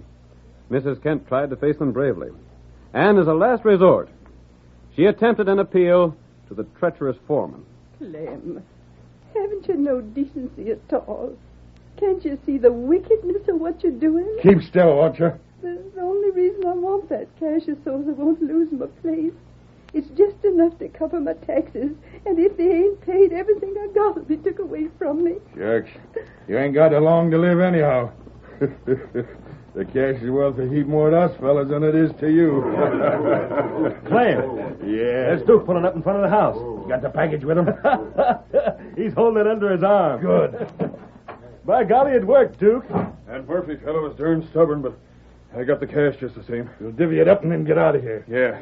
I was just wondering. What's the matter now? We got the cash all right, but I don't like the idea of leaving anybody behind that can tell the law about us. Yeah. I was thinking the same. You mean we ought to... You wouldn't do that. You wouldn't do It's that. us we gotta look out for. Maybe you're right, Clem. I don't see nothing else to do. But as long as it's your idea, you can take care of it. Sure. All you fellas set to pull out? We're settled up. Now that we got the cash, there ain't nothing holding us. You just think there ain't nothing holding you. What's the law? Come on in, boys. How'd they get here? Don't try to go for your gun. We ain't got a chance. Sheriff, thank heaven you come. It was the masked fellow brought us, Miss Kent. He's the fellow that made Red Murphy give me the cash. I did that so we'd have enough evidence to arrest you. Then you're a lure and a snake for what you done. How did you trap us? The masked fellow followed your trail here. He found... Careful, Sheriff. Thanks, Sheriff. I was sort of forgiven. I know what the sheriff was about to say. Yes? He was going to tell about Dan. Get him, Tonto. You get him. Get that rope off of me. Hold him, Tonto. Me do that. We hold you. You not get What away did he from start me. to say, masked man? What is he going to say about Dan? I'll tell you later, Mrs. Kent. Well, we might as well be taking these fellows along to jail. You ain't taking me. Let's make a break for it, Clem. You're doing right out. That'll hold you. Oh, you winked me in the shoulder. Well, I'm darn sorry I didn't finish you up. My hand. That was a darn quick shot, stranger. I saw him go for his gun. My hand is smashed. Smashed? The masked fellow just shot the gun out of it. Take these men away, Sheriff. Come along, you fellers. If the masked fella hadn't meddled in, But he we'd did. have- Blame lucky thing. Now get out there. My deputies will take care of you. I can't thank you enough for what you've done. There's no need. You said something about Dan. We saw your son, Mrs. Kent. You did? I know you're worried about him. Well, sometimes he didn't always do just what he should. There's only one thing I can say. You needn't worry about his going wrong any longer. You sure of that? Yes, Mrs. Kent. Come, Tonto. Oh, but wait. There's more I want to ask you about Dan. We may meet again, Mrs. Kent. I sure hope so.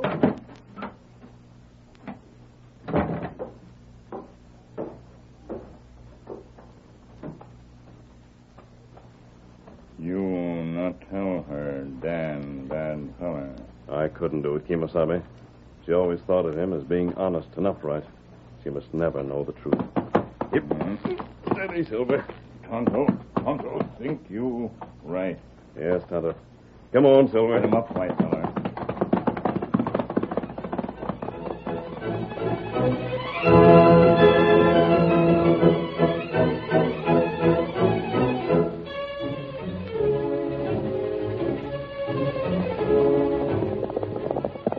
Come on, Silver, old fellow. We're heading north to the Oregon Trail.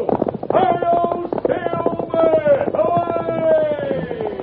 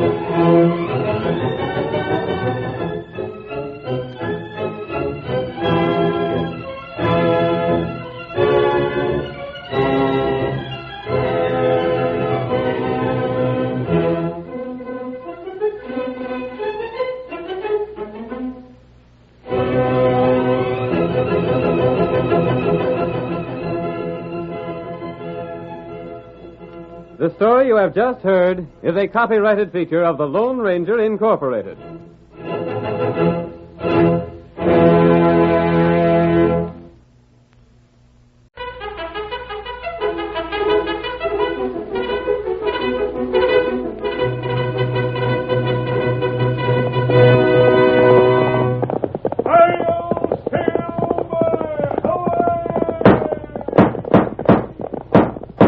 Fiery horse with the speed of light, a cloud of dust, and a hearty hi-yo Silver, the Lone Ranger.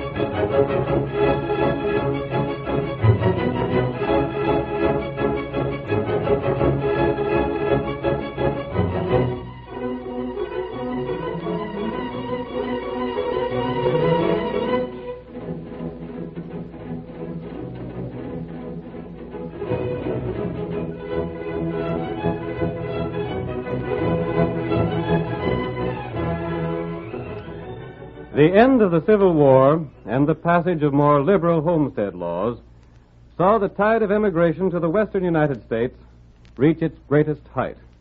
Land was to be had for the asking, but peace and security were not, and the West could not be won until law and order were established.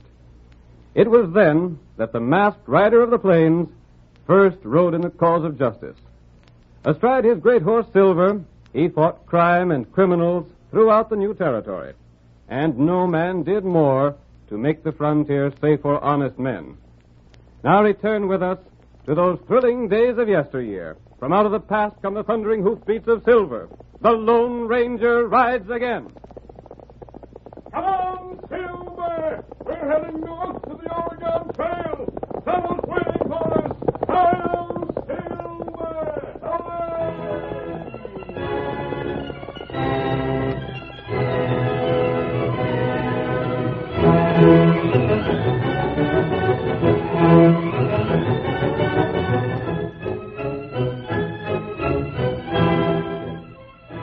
As our story opens, the Lone Ranger and Tonto have made their camp for the night on a bluff overlooking the famous trail to the northwest. The light of several campfires can be seen on the plain below. There's another wagon train, Tonto. Me see it. That's what this part of the country needs. People to make homes here. People with the courage to face difficulties and fight for what they want. That be plenty good thing. Someday the West will be just as rich as the East. That's right. But the people who will make it rich are these pioneers. What that? Listen. That buffalo. Must be the herd we passed earlier today. Them come plenty fast. Something's frightened them. They're stampeding. There they are. Them not far off. They're heading for the valley. I wonder. What you think? The valley's narrow, and it leads to the place where the wagon train is camped. That's right. Here, Silver. What you do? The buffalo may stop before they reach the wagon train, but if they don't... There'll be plenty trouble. Fall, white fella, Tonto. Here, white fella. We'll follow the herd and see if they do any damage. That's a good idea. Come on, get on. White fella.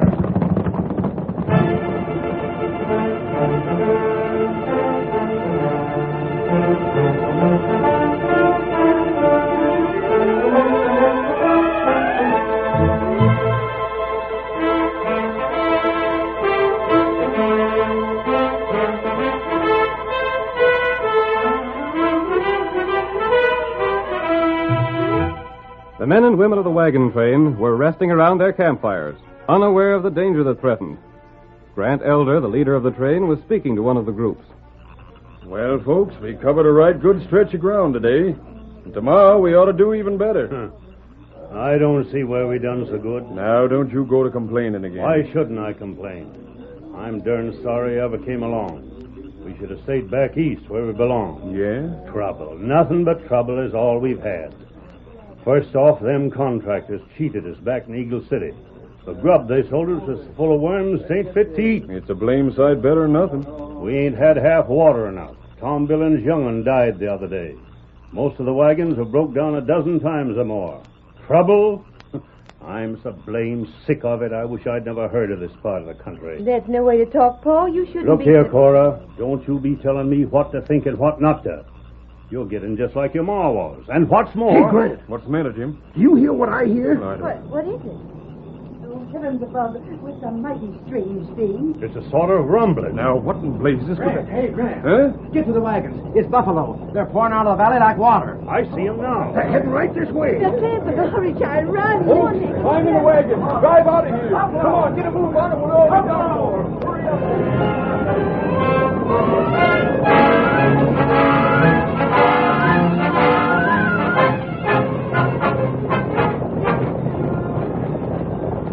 The buffalo swept down upon the unprepared camp. Few of the men had time to hitch their horses, and still fewer were able to drive clear of the stampede. Come on, fellas. Come on, your wagons are there. Get your wagons are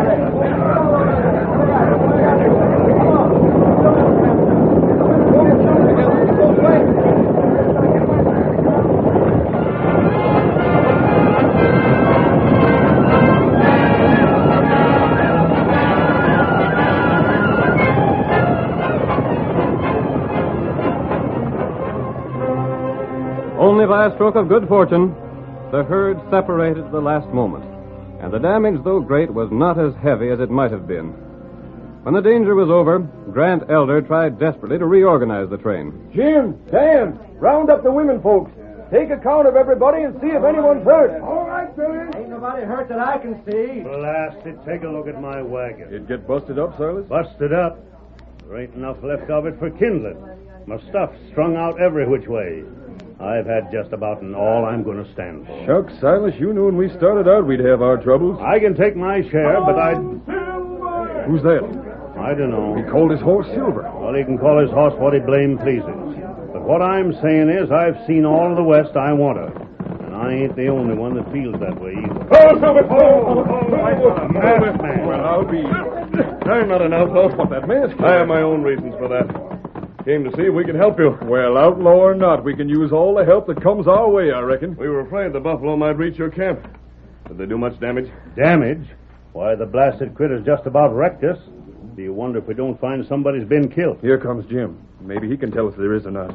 Well, I've had a good look around, Grant. What'd you find out? Well, there's about a third of the wagons pretty well smashed up. But I think maybe some of them can be fixed again. Yeah? Anybody hurt? Not one, thank the Lord. We was mighty lucky that way. Where'd Dan get to? He's bringing the women folks along. There they are now. Land sakes alive. I never in my born days had such a scare. You all right, Cora? Just shook up a little, Paul. Folks, it's about time we had a showdown. Meaning just what, Silas? That's like what I've been saying for the last week. The biggest mistake we ever made was to come out west. What I say is we ought to turn around come morning and head back for where we belong. Sure, Silas, what's got into you? I'm just talking good sense. You really believe that, Silas? Well, look what's happened. If this was the first thing that'd gone wrong, maybe I wouldn't say nothing. But it's been one thing after another ever since we crossed the Mississippi. And now you want to turn back? Of course I do. Anybody with sense would feel the same. What do the rest of you think? I'm for keeping on. Well, I don't know, Grant. Maybe Silas is right. Well, like Silas says, we've run into a heap more trouble than we ever figured on. Isn't the opportunity to make a new home worth the sacrifice? Sure, but You then... men. Grant and the masked man are the only ones with any gumption. It ain't for women to judge. We're good enough to nurse you when you're ailing and mend your clothes and do all the things you'd rather get out of. But when it comes to deciding anything, then it's only the men folks that have any say. Now, honey, it ain't right for you to speak up so. Well, isn't it right? We do our share, don't we? Cora. I don't care, Paul. You ought to ask us women what we think once in a while. Good for you, child. That's enough of that. I Oh, don't now want you're to hear looking anything here, like Silas. that Speak out out of and you right. again. What do Wait. you want? Huh? Listen to me. When you people started out, it was to begin new lives in a new country. Don't give up now. Settlers are needed in the West. And whatever your hardships, you'll be repaid 100 times before you're through. Just a second. Yes? I'm wondering just what your game is, anyhow. What are you so blamed anxious for us to keep on for? Looks mighty funny to me. You'll have to believe I'm thinking of your good. I don't have to believe nothing, and I don't... Silence, I declare you're the most contrary man I ever seen. Hold on, everybody. This is something we can decide later on. But right now we got work to do, and it's time we did it. That's good sense, anyhow. We'll straighten things out. Then maybe by tomorrow, Silas and the rest of you'll get your gumption back. Come on, you fellas, get them wagons straightened out.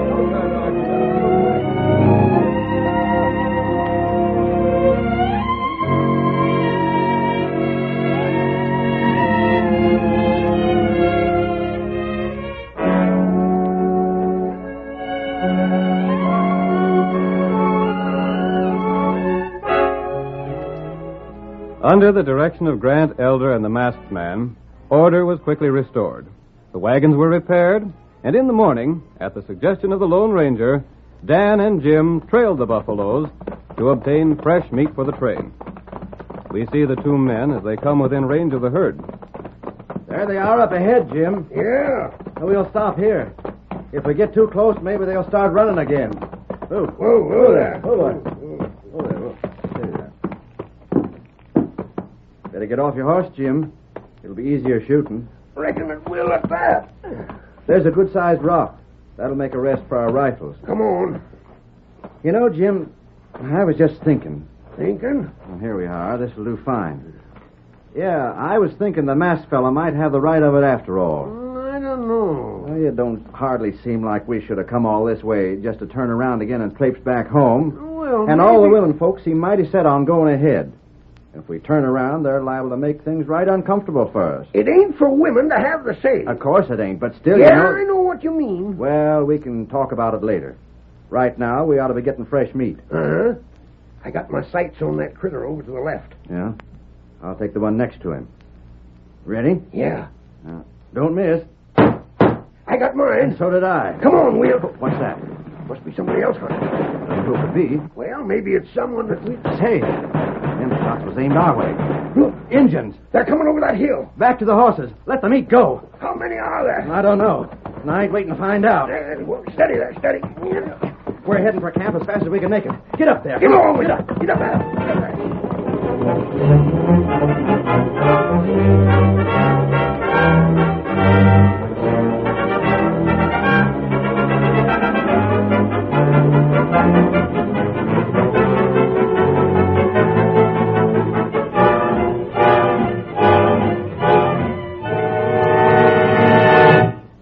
Dan and Jim raced across the prairie toward the wagon train. As they neared the camp, their shouts brought a group of people running to meet them. Injun! We see redskins! Oh, Injuns fired at us. They heard us shooting at them buffalo. You sure they were Indians? We wouldn't mistake a thing like that. Then that settles it. That settles what? We are heading back east. We can face stampedes and dust and sickness, but when it comes to murdering redskins, it's time we got out of here. Indians wouldn't be likely to attack a wagon train as well guarded as yours. They just shot at Jim and Dan, didn't they? Because they saw them alone. How do we know what they'll do? Grant, I'm telling you, you can't make us go no further. Do the rest of you fellas feel like that? Well, I wasn't so sure before, but right now I says the same as Silas. And so do I. Well, then, I reckon that's what we'll have to do. Land sakes alive. Growed men is scared of a few painted savages. It's your own good we're considering as well as ours. It's the men that has to do the fighting, let me tell you that. Come, Tonto. Let me come.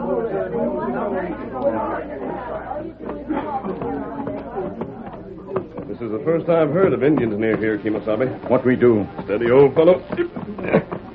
You and I are going to investigate those Indians. That's good. I want to know more about them. Hey! Get him up, point.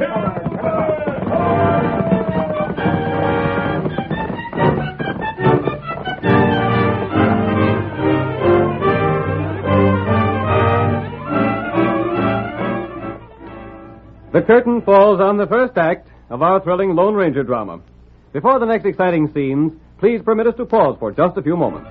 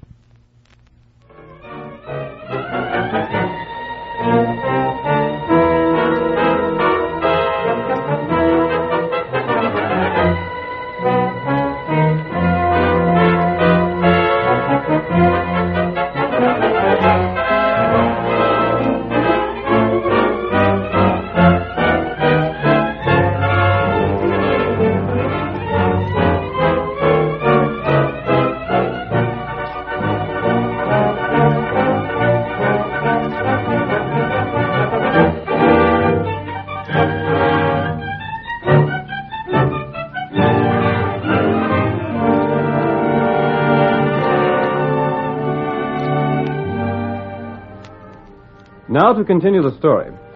A wagon train, led by Grant Elder, became disheartened after a series of misfortunes.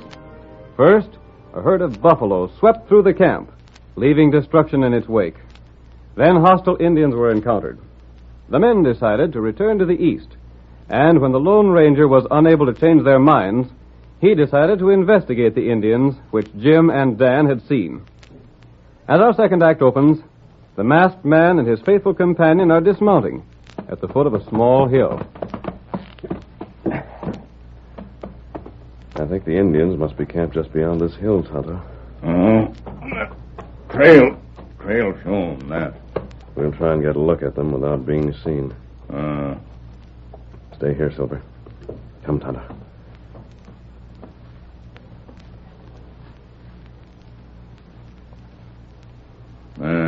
Not many, Injun. Only a few from the tracks we've seen. There, bush. I see it. If we can get that far without being discovered, we can hide behind it. Careful now. Here, bush. Now. This is far enough. Look down below. There. Injun. But fewer than I'd expected. Tonto never see them before. But I could give a close guess as to who they are. Who you think? You remember the Indians who raided the Overland Station? There were 5 of them. The soldiers have been hunting them for weeks. You think them same feller? And so do I. See? There are 5 in this group. If they were dodging the law, this is probably the direction they would have chosen. That's right. Come. We've seen enough. Tonto, did you notice the location of their camp? Tonto, see. Gave me an idea. What's that? I don't want the wagon train to turn back. That'd be a bad thing. The men aren't cowards, but they've met an unusual number of hardships. That's right. Naturally, they're discouraged. They'll go on if we can prove to them that the dangers they fear are mostly imaginary. What we do, Steady, Silver. Yep. Tonto, just as soon as it's dark, we're going back to where the wagon train is camped. That's good. And there, I believe, we'll get some willing help for our plan. Come on, Get Silver. him up, my fella.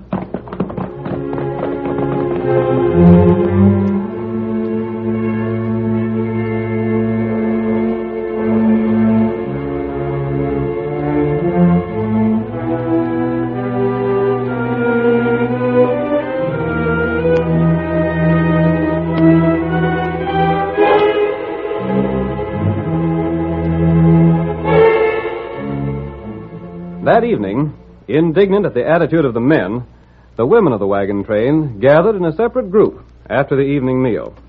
Maggie, Jim Barton's wife, Cora, Silas Digby's daughter, and Jean, Dan Hardy's sister, voiced their resentment at what they considered the men's lack of resolution. I'd like to shake 'em good.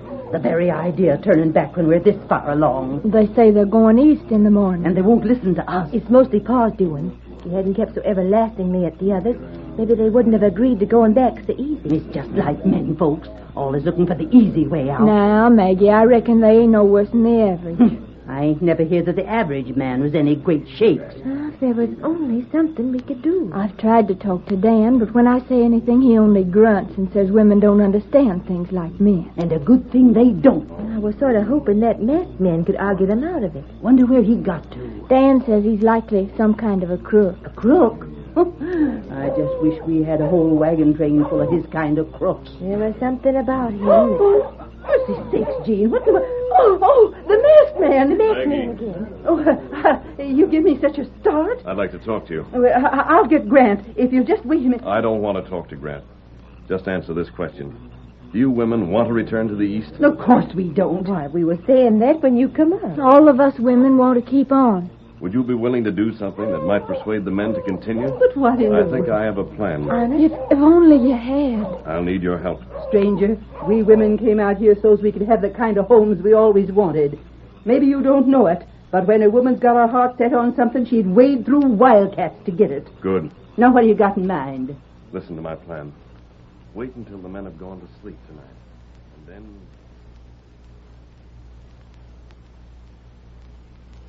Now, do all of you understand clearly what you're to do? When I think how the men folks will look.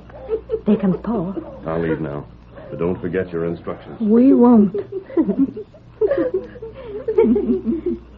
Say, who was that I just seen you talking to?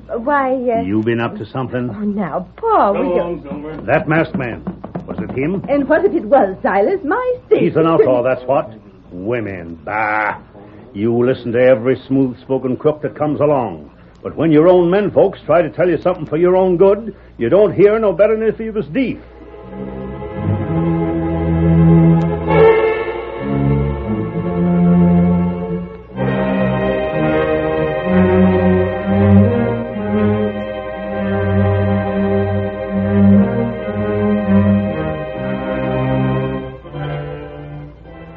Sentries were posted at night to guard against a surprise attack by the Indians. The early watch was shared by Grant Elder and Jim Barton. We see them now as they sit together on the tongue of a wagon, rifles held loosely across their knees. Seems like a shame, Jim. Huh? What does? Leaving this country, going back east again. You know, the more I see of the West, the better I like it. It's mighty pretty country, but it's just as dangerous as it's good to look at. Yeah, I reckon. Yeah. You got any idea what was bothering the women tonight? Shucks. They was just mad because they couldn't have their own way. There's more to it than that. What makes you think so? Well, they was mad at first, all right. But later on, they was acting like maybe they had something up their sleeve. You're just imagining things, Jim. Maggie was most likely trying to get you riled. Maybe. What was that? I didn't hear nothing. Listen. What's ailing you anyhow, Jim? You're as fidgety tonight as a girl at her wedding. I'd have swore I heard something. There weren't a thing. It's just the night being so black. The plains being so lonesome like that's getting on your nerves. You talk like I was a scary kid. Well, you ain't... Where? Over by the end of that wagon. Did you see it? See what? It was like a shadow. Come out of that wagon, then was gone. Just all of a sudden. By golly, you... There's another. Grant, I'm going to have a look. Oh, you blame fool. Maybe I am. But how do you know there ain't Indians sneaking into camp? You see anything? Just a minute. You better come back here and make yourself comfortable. If you're going to jump every time you see a shadow, you won't be fit to live with. I don't know.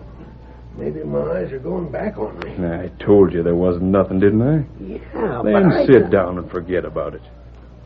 Now, like I was saying, them women didn't have nothing up their sleeves at all. Why, right now, I'll bet they're dreaming in their sleep about going back east.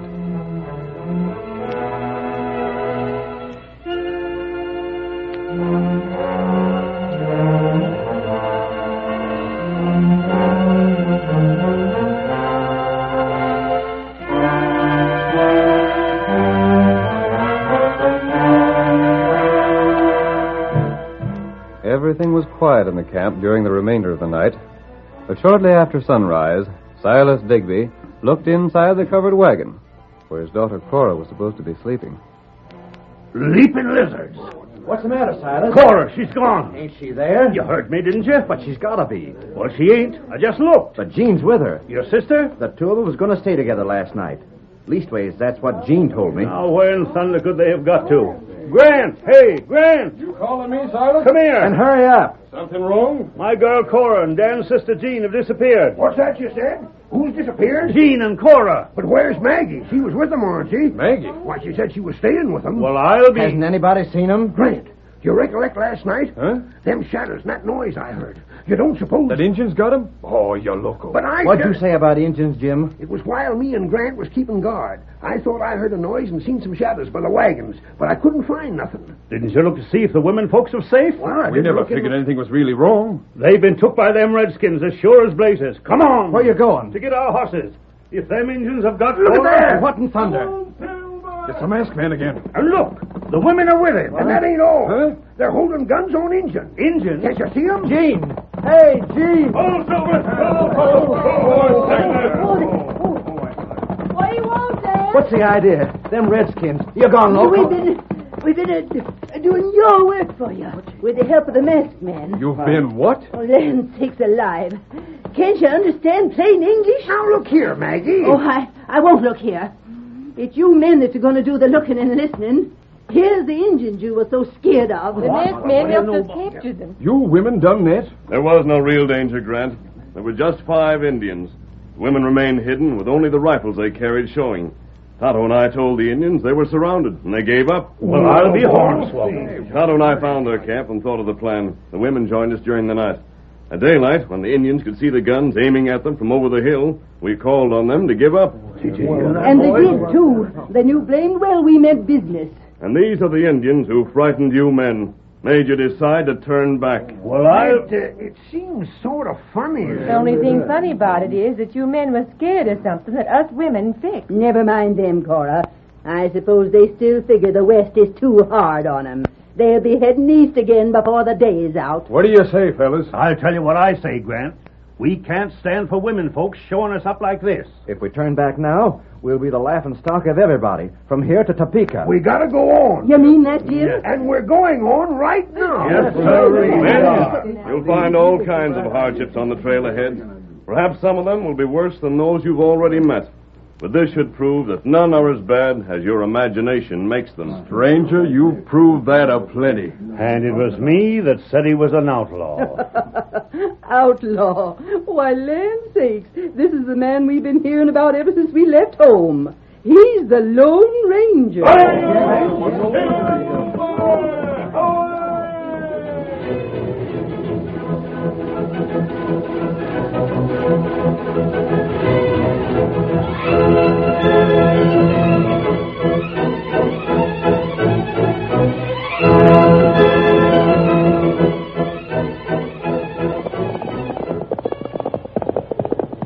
Come on, Silver, old boy! The stage has been held up near Mill City! Hi-yo, Silver!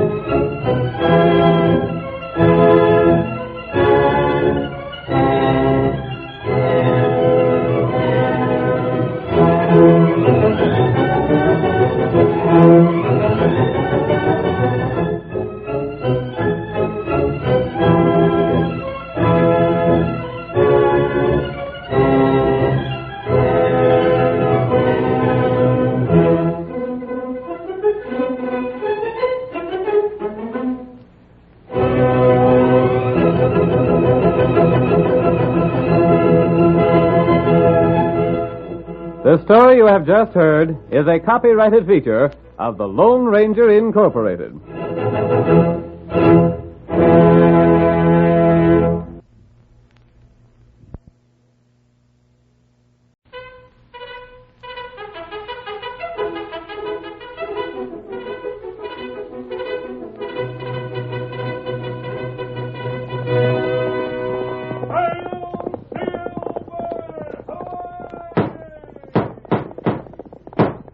Fiery horse with the speed of light, a cloud of dust, and a hearty hi-yo Silver, the Lone Ranger.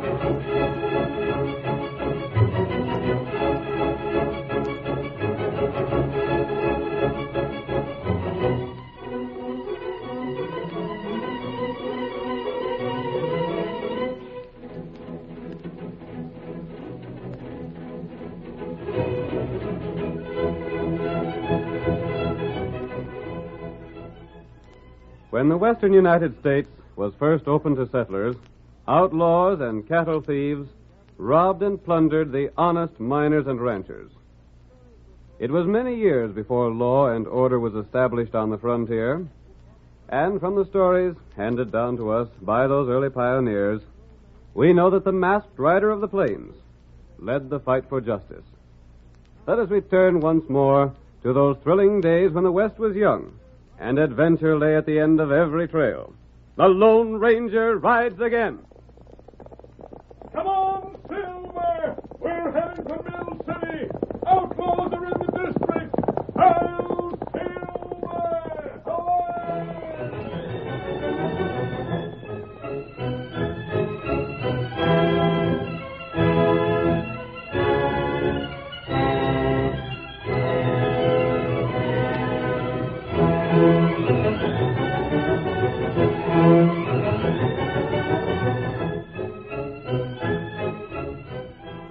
Gold had been discovered near Danville, and the region boasted more than a dozen rich mines. But though the yellow metal brought prosperity, it also brought trouble. The stage carrying the gold to Mill City was held up several times, and the robberies continued in the face of every effort to stop them.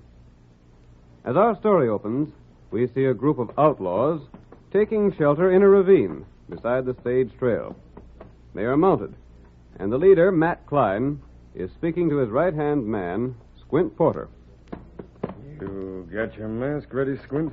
Yeah. I'll slip it on before the stage gets in sight, man. The next time that masked hombre riding a white horse runs into the law, he's going to have a heap of explaining to do.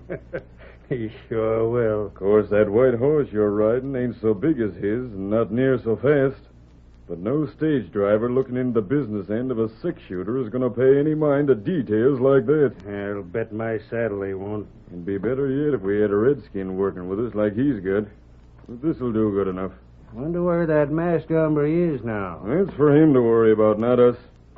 I'm just thankful we seen him the other day and got the idea to put the blame on him. Yeah. Hey, Matt, what's that dust over the hill? Ain't that the stage? Most likely. Keep back till it starts coming down this side. Get that mask on, Squint. That's what I'm doing. When we stop the stage, you act like you're the boss of this gang. That'll make it worse than ever for that masked hombre. I savvy. There it is on top of the hill now. Yeah. Quiet, fellas.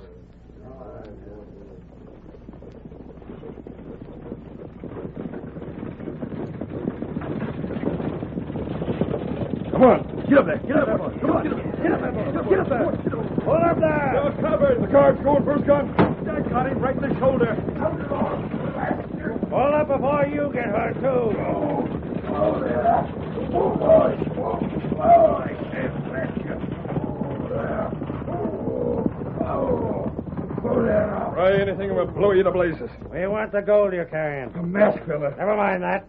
Where's the gold? How did you fellas know we was carrying gold this trip? That's our business. Every time the stage carries gold, you doggone polecats knows about it. It don't matter none how secret it is. You always... Shut your mouth and get busy. Or it'll be the worse for you. Yeah, just a second. Don't get hasty. The gold's right here in these boxes. Hand them down. Yeah.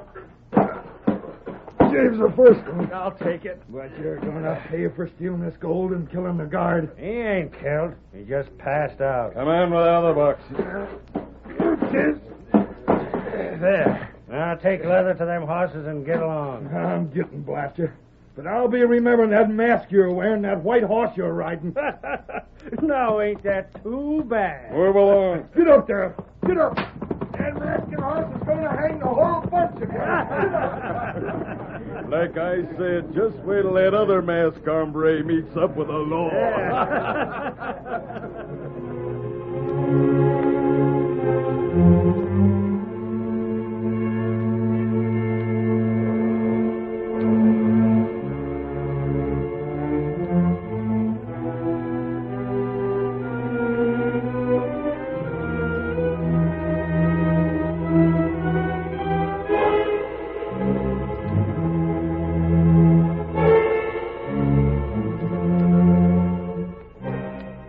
Jake Faust was not only the agent for the stage company in Mill City, he edited the town's weekly paper, and raised fine horses on a ranch not far from town.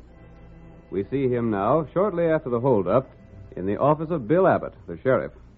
With them are Ray Davis, a special investigator for the Wells Fargo Company, and Andy Symes, the sheriff's deputy. The sheriff is speaking. Fellers, if something ain't done right soon about these holdups, we're all going to lose our jobs. I'm just hoping nothing happens to that shipment due in today. It's a funny thing you ain't been able to do nothing since Wells Fargo sent you out here, Ray. Yeah? You've been here close on to a month. You ain't found out yet how them crooks operate. Look here, I ain't the only one that's been stumped. Now, take it easy, fellers. Sounds like somebody just rode up outside, Sheriff. Well, if it's anybody on business, he can wait. We're here to figure out them holdups, and it's got to be done no matter what else happens. Now, this is the way I look at it, Sheriff. Who? Stay where you are. A masked man. What the... Another outlaw. Careful. Don't shoot. No one will be hurt unless you try to draw. What do you want? I'm here for information. Put down them guns. We ain't giving information to no masked hombre. I'm not an outlaw. Then what are you I wearing? want to help you. You're loco. We ain't fools enough to listen to any story like that. Wait. Sheriff, you've been trying for months to find the outlaws who've been robbing the stages. This man here was sent out by Wells Fargo, and he's failed. The stage line manager here has failed. There's more gold being stolen now than there was at first. And for all we know, you're the fellow that stole it. I'll bet Jake's right. You're Ray Davis? Well, what if I am? I've heard about these holdups. The outlaws never touch a stage that doesn't carry gold, but they never miss a stage that does. What does that... One moment. How do those outlaws get their information? Do you think if we knew that, we wouldn't have done something about it? The fellers down at Danville that ships the gold have tried every way they know how to keep them shipments secret, but it just don't do no good. Sheriff, do you know when gold is being shipped? Jake here's the only one of us that knows that, and even he wouldn't if he didn't have to make arrangements for it to be shipped on east from here. Then perhaps the outlaws get their information from Jake. That won't get you nowhere, stranger. The Wells Fargo folks thought of that right off. Yes? That's why they sent me out here to look into things. And you learned nothing? Not a blasted thing. Jake, you never knew it, but I trailed you for 3 weeks steady. There was 2 stages held up in that time. But if it was you who told them crooks what stages carried gold, you must have done it by magic. Running the stage office, the paper here in town, and my horse ranch gives me plenty to do without stealing no gold. You'll never pin nothing on Jake, stranger. And somebody at Danville is responsible. Shucks, there ain't a fella here or there we ain't watched closer than a hawk. You're asking a heap of questions for a fellow that claims to be straight, mister. I'm as anxious as any man here to stop these holdups. That sounds likely, don't it? Coming from an hombre that's scared to show his face. You better clear out of here, stranger. Or... There's the stage, Sheriff. Now, why in Tunket is it stopping here instead of the station? Maybe there's been more trouble, Sheriff. By golly. Jake just told us there was gold coming today. Well, come on. Drop them guns, mister. We gotta go outside. Don't any of you move until I'm gone. And I'll see all of you again. I'd give a heap to have a look at that feller's face. Just the same, I ain't so sure as I was at first that he is an outlaw. He didn't talk like one. Come on, Silver. He's gone, Sheriff. Let's see what's wrong with the stage. Yeah. Look, what's he in the guard? Sheriff, there he goes. Get after him. What's the matter, driver? Get after that masked fella, I tell you. He's the one that done it. Done what? He shot Jed here, stole the gold, and rode off with his gang. That masked feller? How could he have done all that and got here ahead of you, driver? He must have cut across country. You sure it was the same feller? Sure. With that mask and that white horse, I'd take my oath on it. Then that's enough. Andy, bring our horses around. We're going after that thieving crook and jailing him. Come on, let's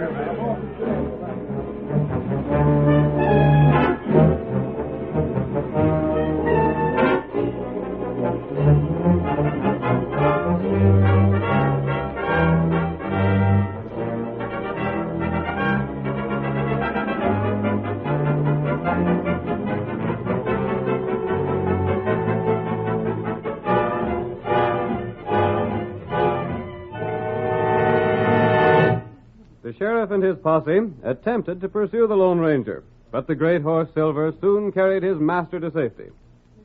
At his hidden camp, he waited for his faithful Indian companion Tonto, who joined him finally with news of the latest holdup. Together they determined to visit the scene of the robbery and learn what they could. But now let us flash ahead to the camp of the outlaws. Their leader, Matt Klein, is speaking.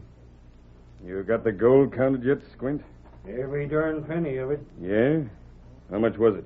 Over 5,000, boss. And that's not counting the share I put aside. Careful of names, Squint. Sorry, I was forgetting. Ain't nobody around these parts to hear us, but it's just a good idea to get used to not saying that name. One of us might make a slip sometime. And if that happened, we wouldn't have nobody to tell us when the gold is going to be shipped. Yeah. Did you send Mort to town? Uh-huh. He ought to be along soon. Maybe that's him. Yeah, there he is. Got the paper in his hand. Come here with that paper, Mort. Whoa there. Whoa. Any news? Plenty, Matt. Yeah. Let me see that paper myself. Yeah. Let's see.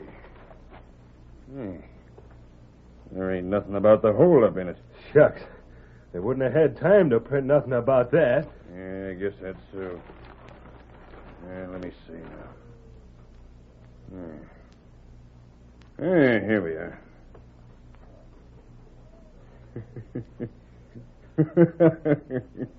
Well, now, here's some right interesting news. What's that, Matt? Why, it says that Jake Faust is selling off 5 of his horses out to his ranch a week from next Tuesday. Yeah? I'll just tear this out for keeping.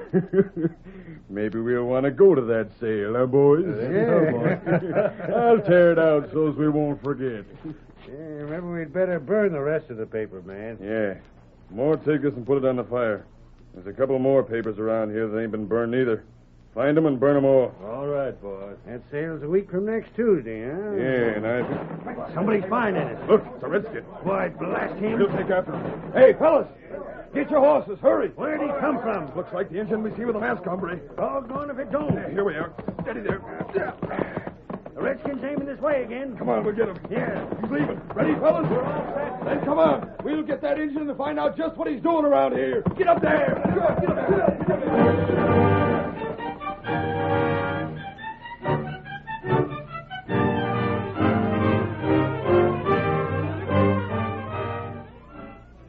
The curtain falls on the first act of our thrilling Lone Ranger drama.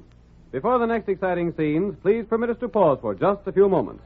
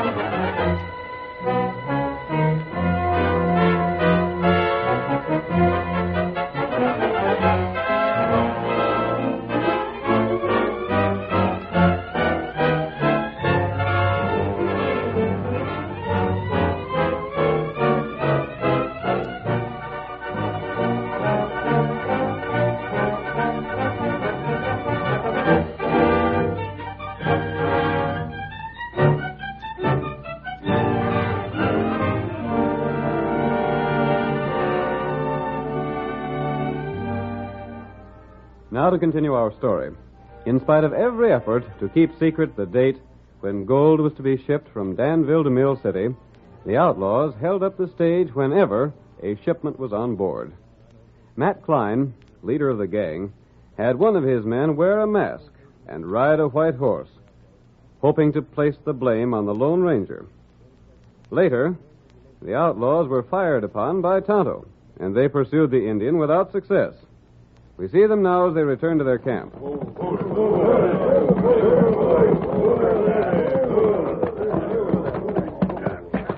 By golly, that Indian was sure riding a fast horse. Yeah, too fast for us, anyhow. What I can't figure is what he was doing around here and why he fired at us. Maybe him and his mask pard found out about us making a stage driver think it was a masked man held up the stage. Uh-huh. Well, I don't like it. There's no harm done, I reckon. He might have heard something. Yeah, what was there for him to hear? We didn't mention no names, did we? Anyhow, we better make camp somewhere else. We don't want him bringing anybody back. Yeah.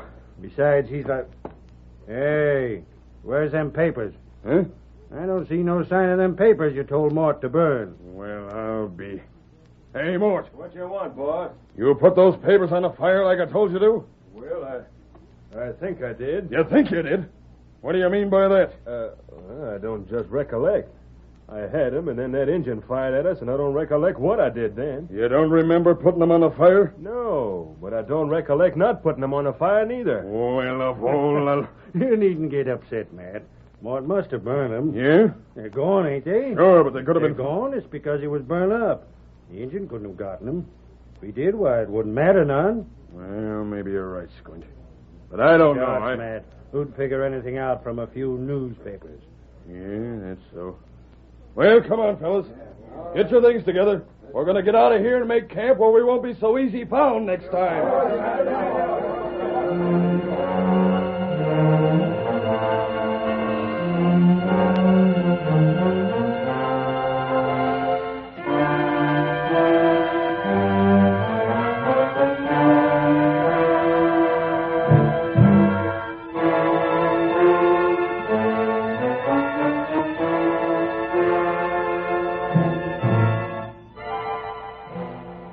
It was the night of that same day that Jake Faust, stage line manager, newspaper editor, and rancher, worked alone in the office of the Mill City Bugle, editing the news for the next edition.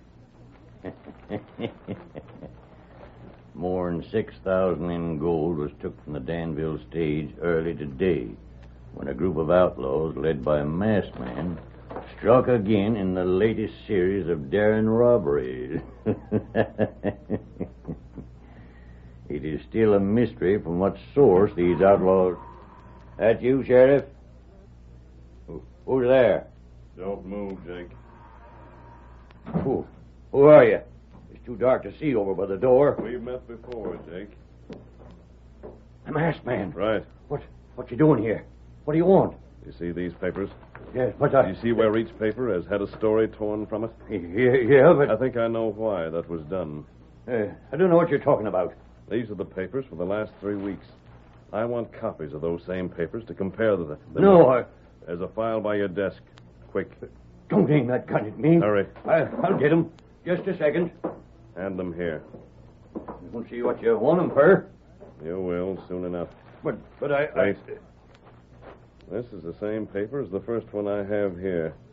We'll find out what story was torn out. You must have gone crazy. Today is Friday, and it says here that you were selling 6 horses from your ranch today. I did. My foreman sold them. Now look at the next paper. You advertised 10 horses for sale a week ago Saturday. And I sold them. I can prove it. There's one more paper. 3 weeks ago, Jake, you advertised 8 horses for sale. I can sell horses if I want to, can't I? I'm in the business, ain't I? Don't those dates mean anything else to you? What do you mean? I think you know what I mean as well as I do. This week's paper, the paper that was published today, says you're selling 5 horses a week from Tuesday. I am. No, you're not. But I tell you... Pick up your pen. What? Did you hear me? Pick up your pen. I got it. Now write this. Say that your sale will be held Monday instead of Tuesday. I won't. I don't have to. You won't? I get... Sure, I will. I didn't mean nothing. Don't point that gun at me like that. Write what I told you. Yeah. Sale be held Monday instead of Tuesday. There it is. Now get out of here and leave me be. You're not through yet, Jake. Take another piece of paper. I will. Good. Now leave a note for your printer, telling him you're called out of town suddenly. I can't do that. Now he's to print this correction you've just written. I guess I got to. You do. And when you finish that, you're coming with me. There, I wrote just what you said. So I see. Now get up. What you going to do? I'm taking you along. Let go my arm. Come on. Me for this. Perhaps. I'll fix you. The sheriff will get you. Open your mouth to yell and I'll shoot. You ain't... Get in that saddle. Steady, Silver. I'll be on for this. I doubt it, Jake. Hail, Silver! Away!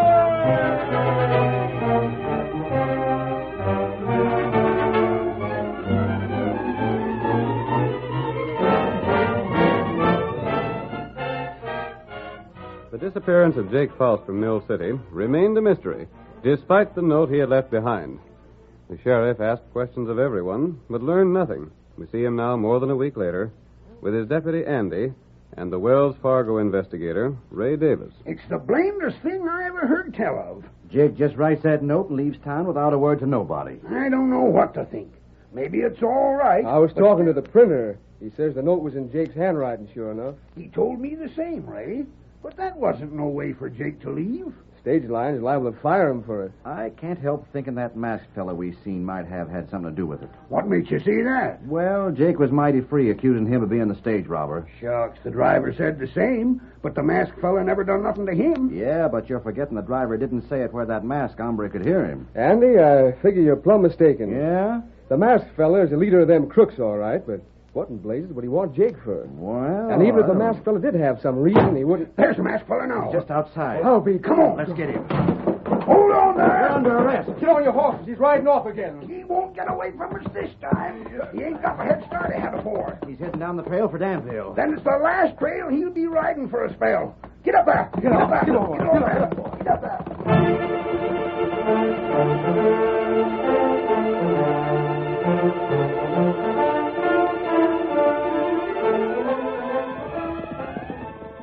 The sheriff and his two companions raced in pursuit of the masked man once more.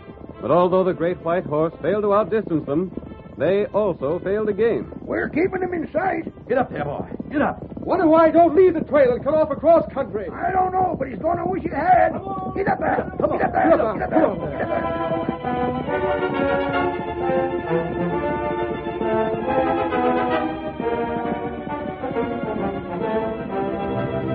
up Almost half the distance to Danville had been covered when the sheriff and his companions saw two horsemen ride out from the side of the trail and join the Lone Ranger. Who are them two fellers? One's an engine and... By golly, the other's Jake. Jake? You can see where his hands are tied to a saddle horn. Then it was the masked fellow took him, just like I said. But we'll get him back. And when we do, the masked fellow will be sitting in jail for the rest of his life. Get up there. Come on, boy.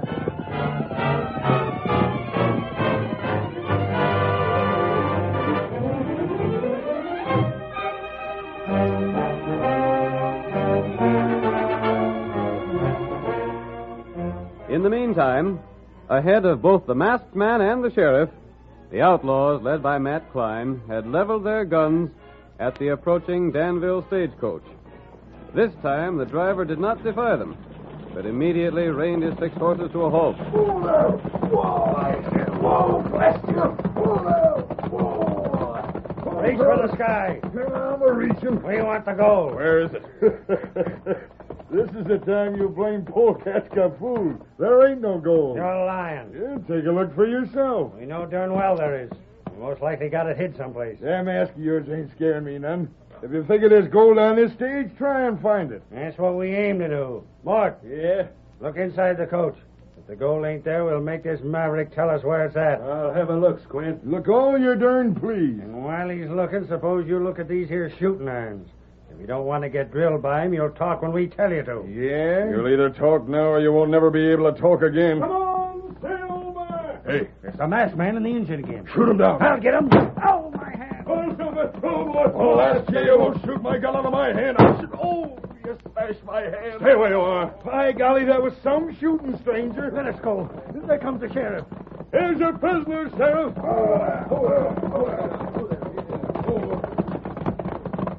These are the men that have been holding up the stages. You don't have to tell us, stranger. We seen you get them. And they were caught holding up an empty stage. Empty? You could break up the stage and you still wouldn't find gold in it. But the paper said Keep still, Matt. Just a second. How come you know these fellers, Jake? Matt, the information in the paper was wrong. Jake, you double-crossed us. Keep your mouth shut, blast you. You must have sold us out. We'll talk plenty. Hold on, all of you. Now, stranger, what's this all about?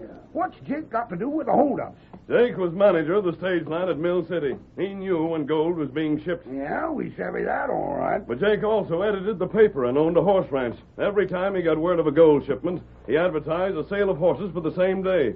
The number of horses offered for sale told how many thousands of dollars would be sent. And that's why I couldn't catch Jake passing all the information. Right. Sheriff, if you'll check back, you'll find a stage robbery every time Jake had a sale. Right off, I can think a couple of times. And that ain't all. What's that, Sheriff? Jake bought that there ranch just before the holdup started. He done it on purpose. Sheriff, let me explain. Jake, you needn't bother. All the explaining that's needed, the masked feller done already. Stranger's one thing I'd like to know about. Yes? How'd you get onto that trick of Jake's? Tonto, my Indian friend, followed the outlaws' trail to their camp. We heard enough to know the newspaper had something to do with their scheme. Then, while Tonto drew them away from their camp, I took the papers they had. And every one had the notice of a sale torn out. Shucks, if you trailed them outlaws, you'd have let us know. But you believed I was an outlaw, and this man here in the mask was the reason. Yeah, we figured you to be an outlaw, all right, stranger. But I reckon you proved that two fellers, both wearing masks and riding white horses, can still be as different as they make them. Hey, wait! Let him go, Ray. He done what he set out to do, and if he don't want to wait to be thanked, why, I reckon that's his business. All right, you coyotes. You're going to jail, and you're going pronto.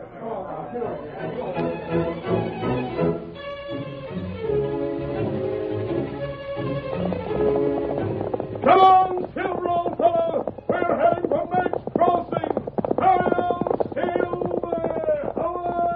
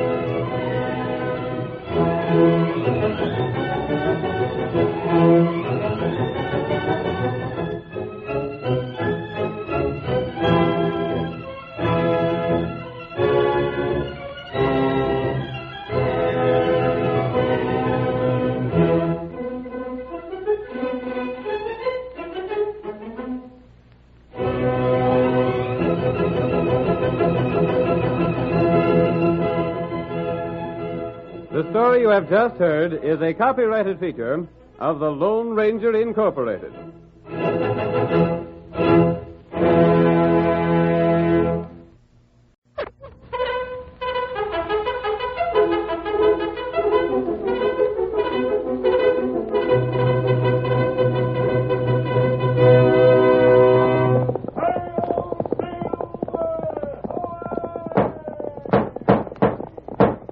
A fiery horse with speed of light, a cloud of dust, and a hearty hi-yo Silver, the Lone Ranger.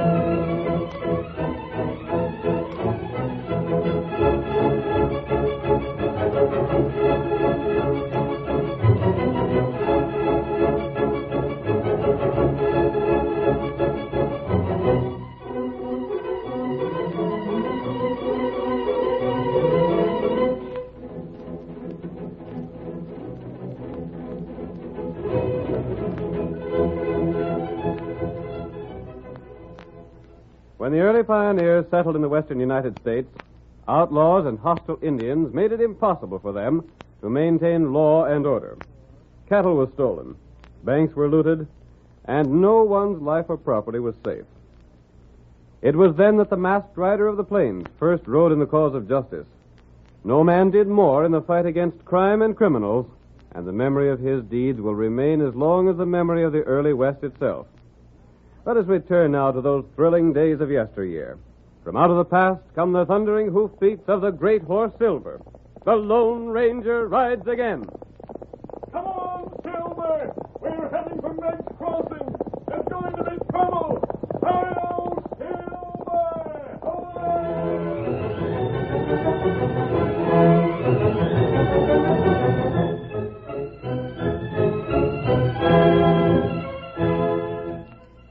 The Texas sun blazed down on the range country, not far from the small town of Meg's Crossing. A trail wound across the prairie, a trail overlooked on one side by a cluster of rocks. And behind these rocks, a young man crouched. His face was lean and hard. His eyes were intent on the sights of his rifle, pointed toward the trail. A rider approached. The young man's fingers slowly tightened on the trigger. There. That'll hold him. Here, boy. Come on, fella. We gotta hightail it out of here. Steady there, boy. We're right over there to make sure, fella. But I don't reckon there's much need. I was aiming dead center. Get up there. Come on, get up, get up.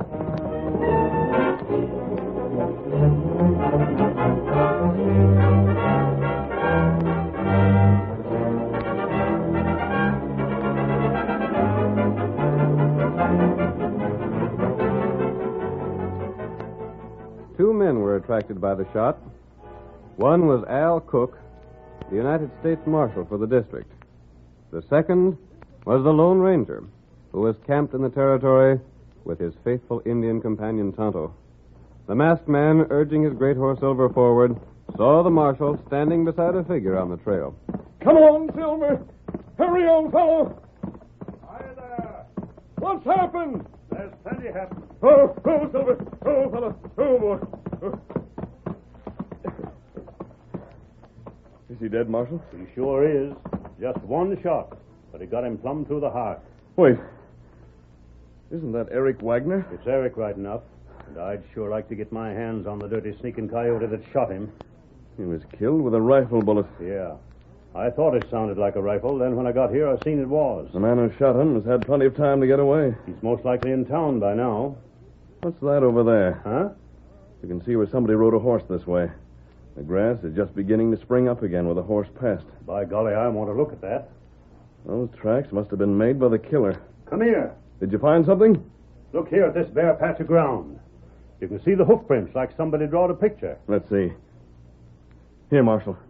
Do you see where a part of the shoe had been broken from the hoof? Yeah. You could recognize that print again anywhere. It ain't proof, though, blast it. No. Could have been possible for these prints to have been made before the killing. And I doubt it. Doubting won't help none. You're well acquainted here, aren't you? I ought to be.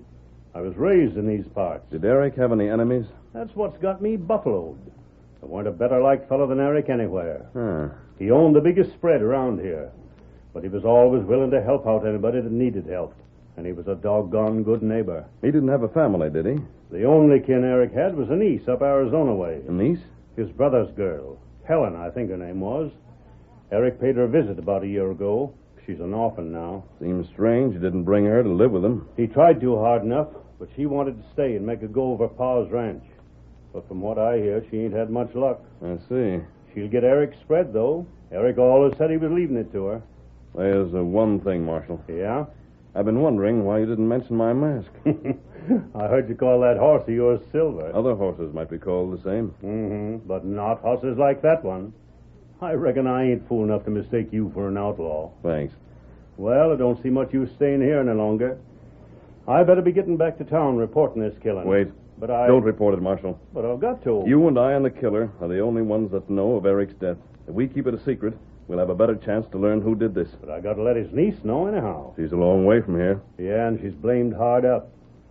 She'll be feeling mighty bad about this, but at least she'll know she ain't in danger of starving no longer. Then I'll make a bargain with you. Yeah? If you'll keep this a secret here until I get back, I'll ride to Arizona. To see Eric's niece? Yes. But what did you want to make a trip like that for? You say Eric had no enemies here. His niece inherits his fortune.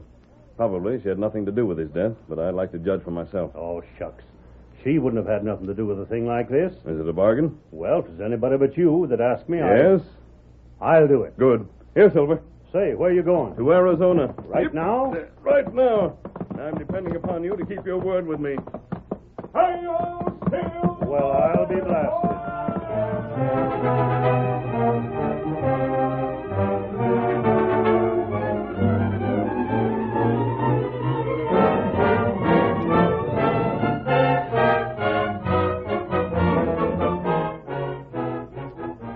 A ranch owned by Helen Wagner was barely making expenses. A disastrous winter had reduced the herd to almost nothing. And only young Tom Forbes, out of what had once been a large crew, remained loyal to his worried employer. We see Helen and Tom as they return to the ranch house after a ride across the range. I'm afraid I can't hold on much longer, Tom. You ain't figuring on selling out, are you, Helen? I've been thinking of it. We'll scarcely clear enough this year for taxes. All we need is stock the range again. And that takes money. I got some cash saved. Please, Tom. Shucks, I know you told me not to mention it again. But that cash is only sitting in the bank. There ain't nothing I'd rather do than give you the lend of it. I couldn't take money from you, Tom. There's one way you could. Yes? If I was married to you, Tom, I think a lot of you, but...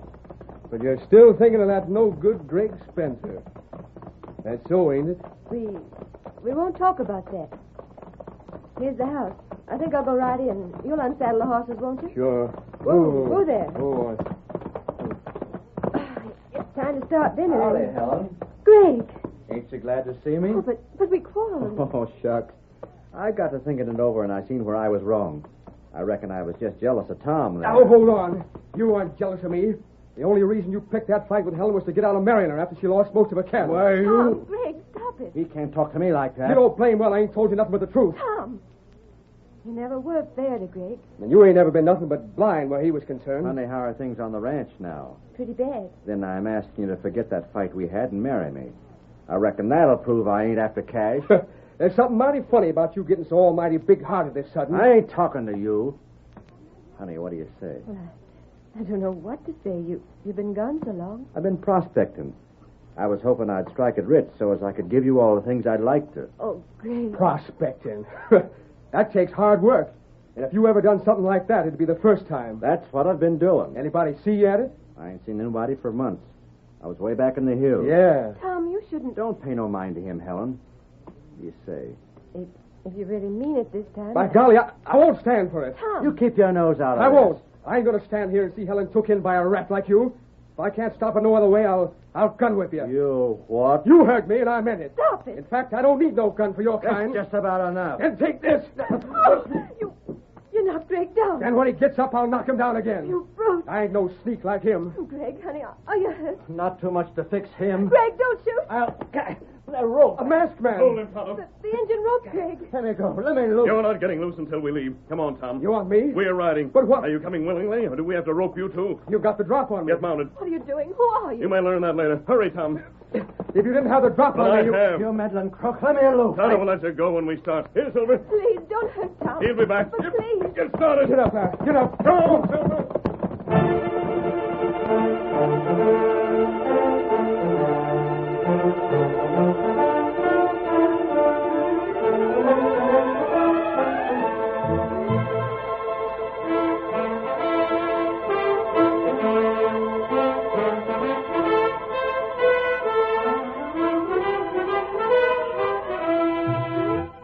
Guarded by the Lone Ranger and Tonto, young Tom Forbes was taken to the small camp near Helen Wagner's ranch.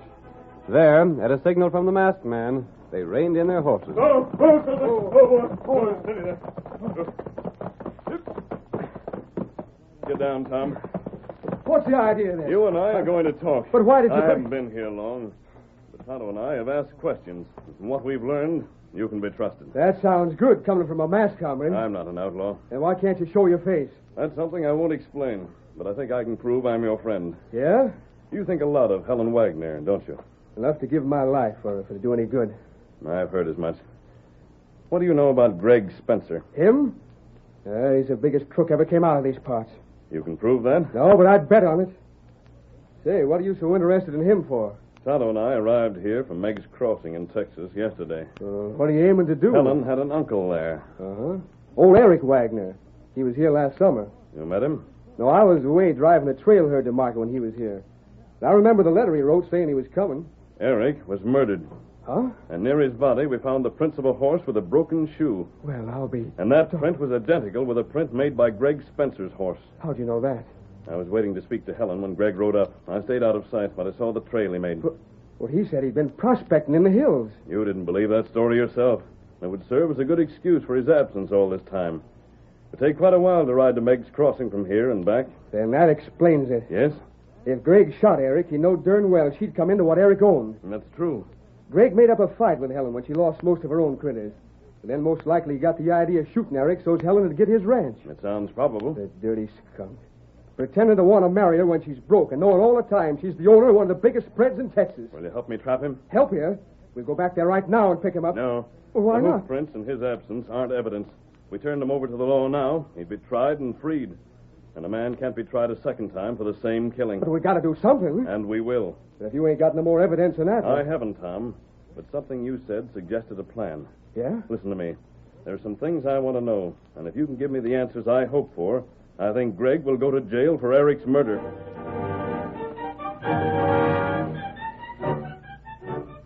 The curtain falls on the first act of our thrilling Lone Ranger drama. Before the next exciting scenes, please permit us to pause for just a few moments.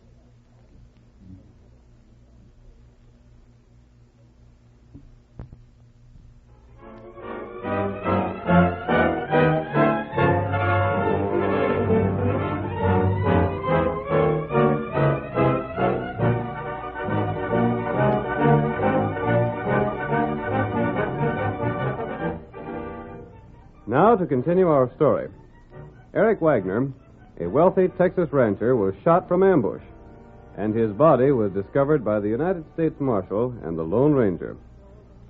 The Marshal promised to keep Eric's death a secret, and the masked man rode to Arizona to inform Helen Wagner of her uncle's death. On his arrival, he found that the hoof prints of Greg Spencer's horse corresponded to prints found near the scene of the murder. The ranger took Tom Forbes to his camp in order to question him. And now, as our second act opens, we see Tom back at the ranch house once more, talking to Helen. And the masked man didn't try to rob you, Tom? He ain't no outlaw, Helen. But what did he want? Well, that's something he made me promise not to tell right now. But I reckon you'll know all about it in time. No, I'm curious. Well, I'll give my word. Tom, there's something... Yeah? The last couple of days, there's been things missing. I don't know who could have taken them. You mean somebody stealing things? I had some rings in my room. They're gone. And some gold spurs that were given to Paul once. Oh, gone. Who could have taken them things? I can't think. Say, I'll bet it was that sneaking... Don't. I know what you're going to say, and I won't listen to you. Well, maybe you'll learn better someday. I forgave you for the fight you had with Greg the other day, but you can't say things about him to me. I don't think you know Oh, just... there's Greg now. Don't he ever stay away from here? Don't you fight with him again. Fight with him. I'll do more than that before I'm through. They're outside talking. I'd better see what's in that desk while I still got the chance. Here it is. Hope it ain't locked. It ain't, by golly. Now, let me see. I gotta find it. No, that ain't it. Oh, where in tarnation? My gosh, this is it. I'll just... Honey, I just had to see you. Tom, what on earth are you doing? He just now took something out of that desk. I seen him slip it into his pocket. Tom, is that true? Well, Look at him.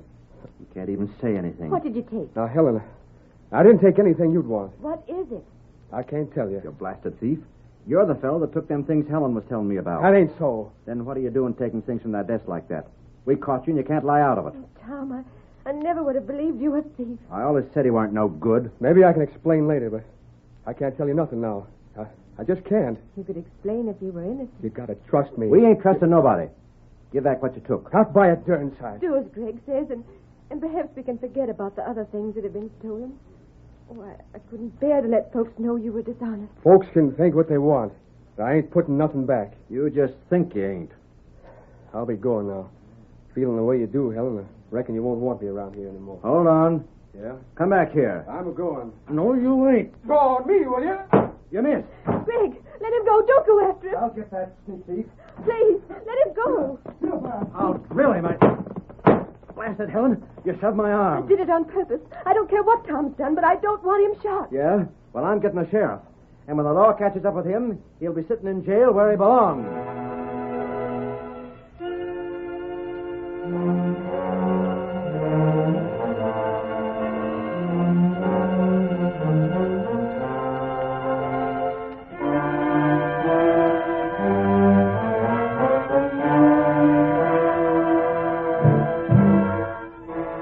Greg Spencer mounted and rode to town for the sheriff, in spite of Helen's pleas. Then he accompanied the sheriff and his deputies on the search for Tom. But the young man seemed to have disappeared completely. When the sheriff and Greg were finally convinced that the manhunt was a failure, they returned to the ranch house. I sure never figured Tom Forbes to be a thief. Well, he is. We seen him taking something from the desk ourselves. Did you find out what it was? No, but... Well, maybe Miss Helen has gone through the desk and found out what's missing by this time. And if you ever find that polecat, you throw him in jail. I reckon I know my duty without being told. Here we are. Oh there. Did you find him? No, but he ain't going to be able to hide out forever. I'm glad you didn't. I thought it was you he stole from, Miss Helen. Yes, You ain't feeling sorry for that hombre, are you? you know I'm not. He's always been a good friend to me, until now. Then forget about him. What was missing? I don't know. Huh? I went through the desk carefully, and I had some money there, but that isn't gone. That's most likely what he was after. But we come too soon. But you told me he took something. He did. He must have. Of course, there's a lot of papers I keep in the desk, too. Some of those could be gone, but I can't think of anything of value. Well, anyhow, he must have taken that other stuff. I don't know what to think. Well, I'll be getting back to town. I'll keep an eye out for Tom, and if I find him, I'll hold him in jail till you bring charges against him. Steady there. You ought to find him before he skips out of this part of the country, Sheriff. Maybe. Well, good day to you, Miss Helen. Goodbye, Sheriff. Get up there. Come on. Get up there, boy. Get up there. Get up there. I wish you hadn't told the sheriff about this, Greg. I reckon it's about time you and me got hitched, Helen. You're too darn soft-hearted. What you need is a man to look after things for you. You still want to marry me? Of course I do. Well, perhaps... And the sooner the better. Not too soon, Greg. We ought to have more time to think it over. I don't need to think it over. I care a heap for you, and I reckon you know it. Do you really? You're blame right. How about getting hitched right now? But... I can get the parson, and he can do the job tomorrow. Not tomorrow. And why not? I couldn't get married that soon. Well, I want a day set for sure. Give me 2 weeks. And then you'll marry me? Yes. Then 2 weeks it is. And then, honey, we'll have the biggest wedding that was ever seen around these parts.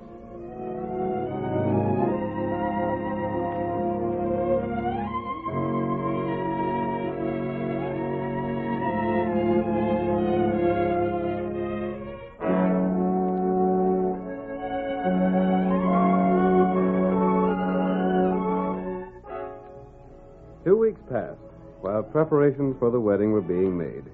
Everyone for miles around was invited to the ceremony, and nothing was spared to make the occasion festive. Meanwhile, in the Lone Ranger's camp, young Tom Forbes was close to despair.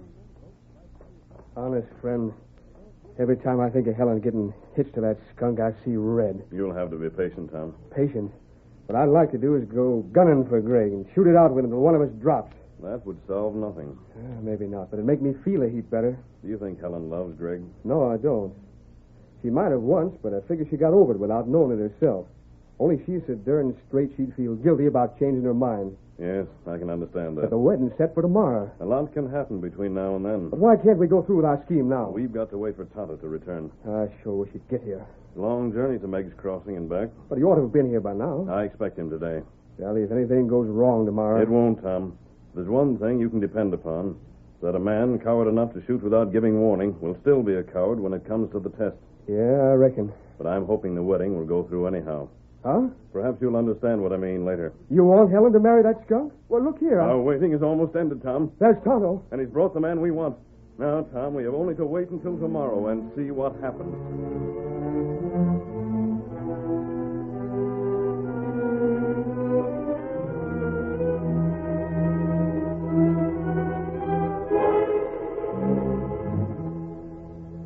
The next day, guests for the wedding arrived at the Wagner Ranch. Some came in the saddle, others by buckboard or wagon.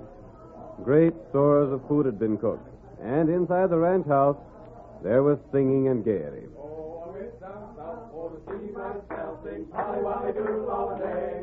My Sally and my spunky girl sing Polly Wolly Doodle all a day. Fairly well, my fairy say. For I'm from Louisiana, for the king of Louisiana, singing Polly Wolly Doodle all a day. Fairly well, my Helen, of all the crowd, seemed unable to smile. Her lips were set, and her eyes betrayed the evidence of recent tears. She tried to face the crowd and hide her true feelings. Well, honey, what's ailing you anyhow? It's nothing. Well, I always heard that girls take to crying before they got hitched. And I guess you ain't no different from the rest that way. Yes. Howdy, Miss Helen. You don't mind if I introduce a friend of mine, do you? Of course not. Hey, step up here, Al. Miss Helen, this is Al Cook. He's a lawman, too. Pleased to make your acquaintance, Miss Wagner. How do you do? You're a lawman? Sure he is. He's a U.S. Marshal down Texas way. This is Greg Spencer, Al. Uh-huh. I think I've seen him somewhere before. You couldn't have. I've never been to Texas. Yeah? What's going on over there? Why, that same masked man. And Tom's with him. Arrest him, Sheriff. Miss Helen, What do you want with me? What's Tom doing here? we came to ask you to put off the wedding for a short while. What are you butting in for? Don't you think Helen should wait for her uncle to get here for the marriage? But I don't... I wrote him, but he didn't answer. He did write you a letter. You're wearing a mask. You're an outlaw. Ask the marshal. You know this fella, Al? I do. And you can take my word for it that he ain't a crook, Sheriff. Then what's he lying for? Lying? Helen's uncle never wrote her. Suppose you look at this. Well, give it here. What's the matter? Why, that's... Quiet, Helen. But Don't you say nothing. You leave the masked fella handle this. Well? Helen's uncle couldn't have written this. He says he's on his way here, doesn't he? But he's dead. Oh. Sheriff, arrest the masked fella, too. He must have wrote this letter himself. Helen, is this your uncle's handwriting? Well, of course. Didn't I tell you to hush up? I think that proves it isn't a forgery. But it's got to be. Helen's uncle was shot and killed. Greg, you never told me that. Well, I just heard it the other day. That's right, Miss Wagner. I'm sorry you had to learn it this way, but it's so. Uncle, dead. Oh. And I'm arresting Greg here for being the killer. No. How'd you know Eric Wagner had been killed? Well, a fellow from Texas, well, he rode through here and told me. That's a lie. Only two people besides the murderer knew of his death.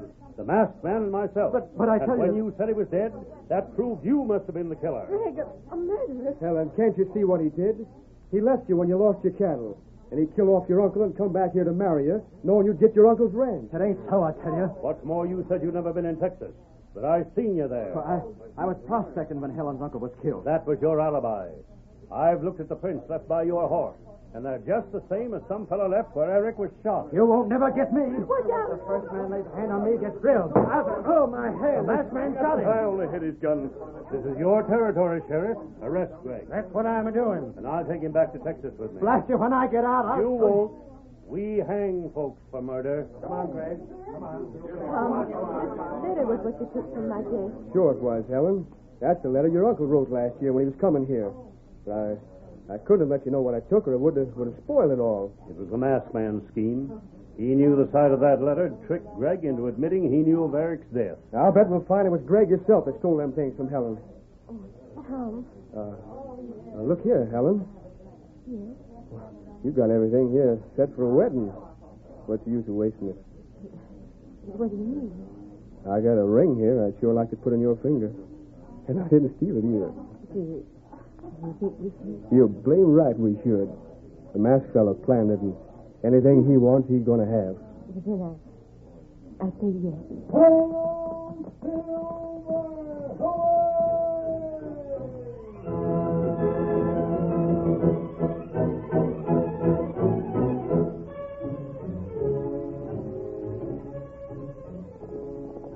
Come on, Silver! We're heading for Thunder Cloud Camp in the hills! Hail, Silver!